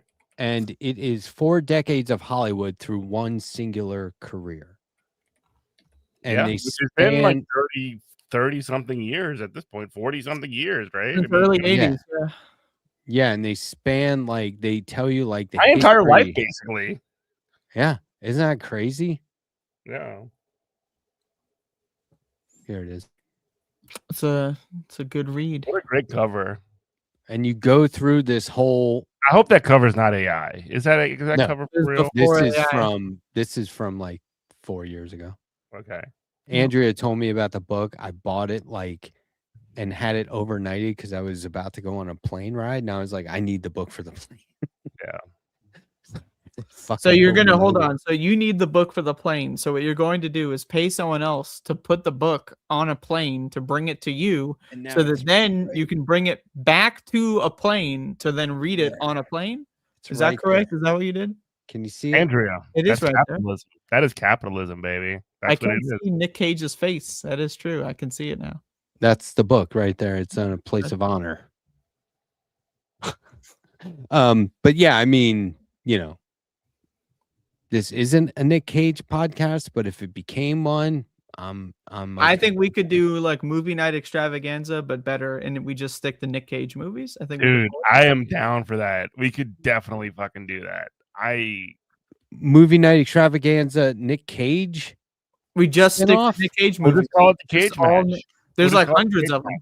It would last years. We could just do one Or every we could 2 just weeks. always, we could always horn in a slot on MNE by saying like, hey, once a month we want to do a Nick Cage movie. Absolutely. Okay, if we do that, I When? want to be the guy who's always freaking out, fanboy, pissed off.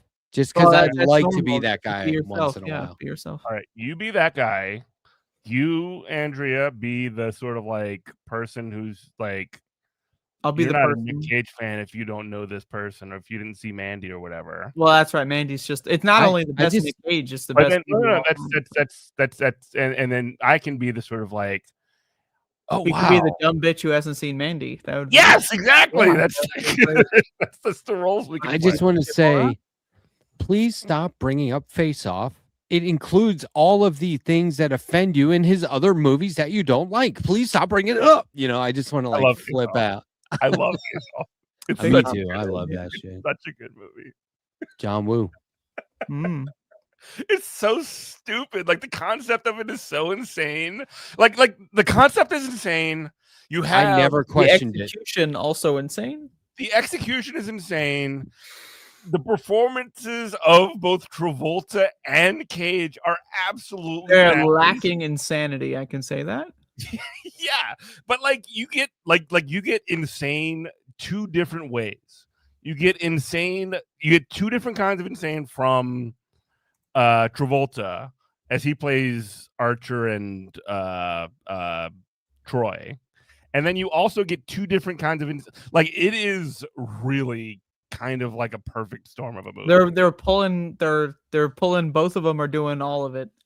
To the point where Travolta never really could recover. He hasn't really done a good movie since, I don't think.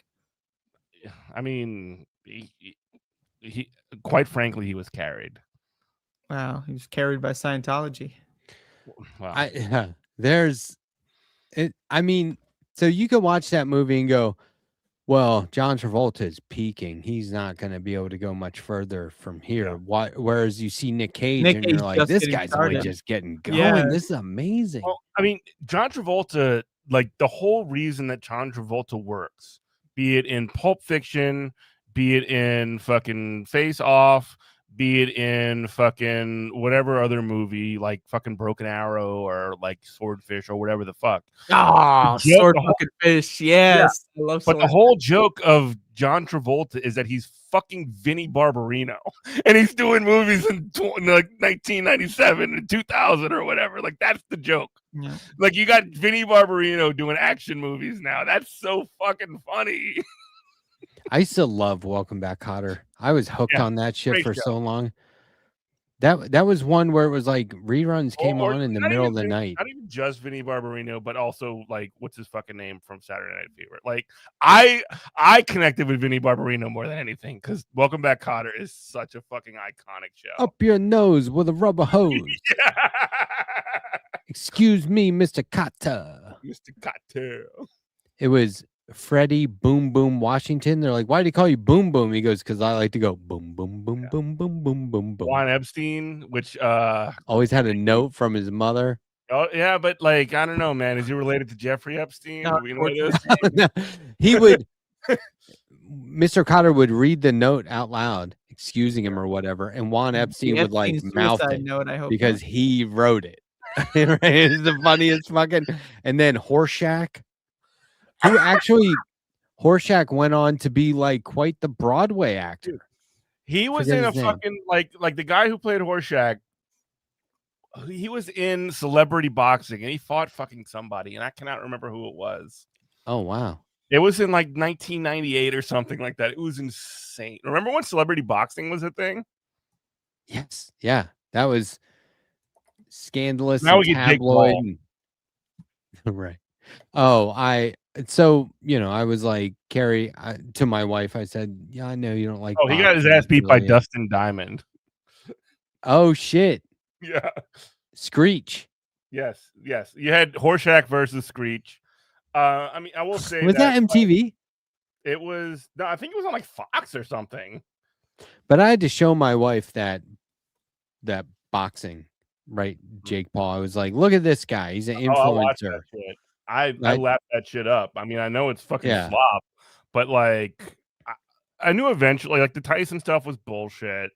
And like obviously he's laughing his way to the bank with the whole thing, but just seeing him get this fucking jaw broken is it's fine, you know. Oh yeah, it was amazing. Okay, so all right, first of all, Nick Cage played the bad lieutenant in Herzog's sequel to the Harvey Keitel Bad Lieutenant. It was a weird sequel. At the end of the first movie, he goes to New Orleans, so that's why the second one takes place in New Orleans. Now, he didn't appear nude, but what was the name? There's a real low budget movie he did where he's a truck driver, and there's a scene where he's basically wearing like a G-string, and it's like a leopard print, and he's like having an argument, and he's like, I think he runs outside, he's like chasing his girlfriend or wife or whatever outside in the argument, and she turns around and laughs at him. He's like, please don't laugh at me, but like it's so funny. I gotta look at this. Yeah.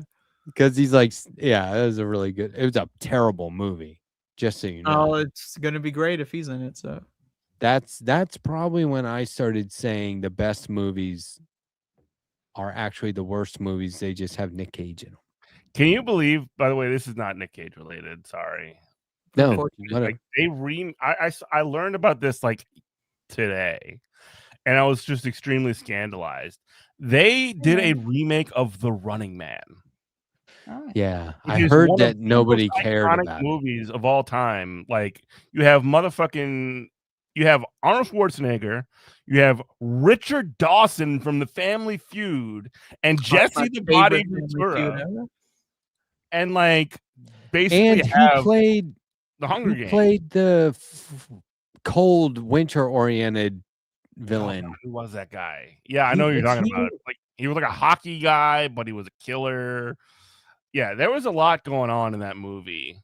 Yeah. But like the idea that you would remake something like that, also like I don't know, it feels sacrilegious in a lot of ways. Like also like that's how I feel about a lot of remakes. like remaking RoboCop without Paul Verhoeven, it is like you will never see heaven because you made this movie.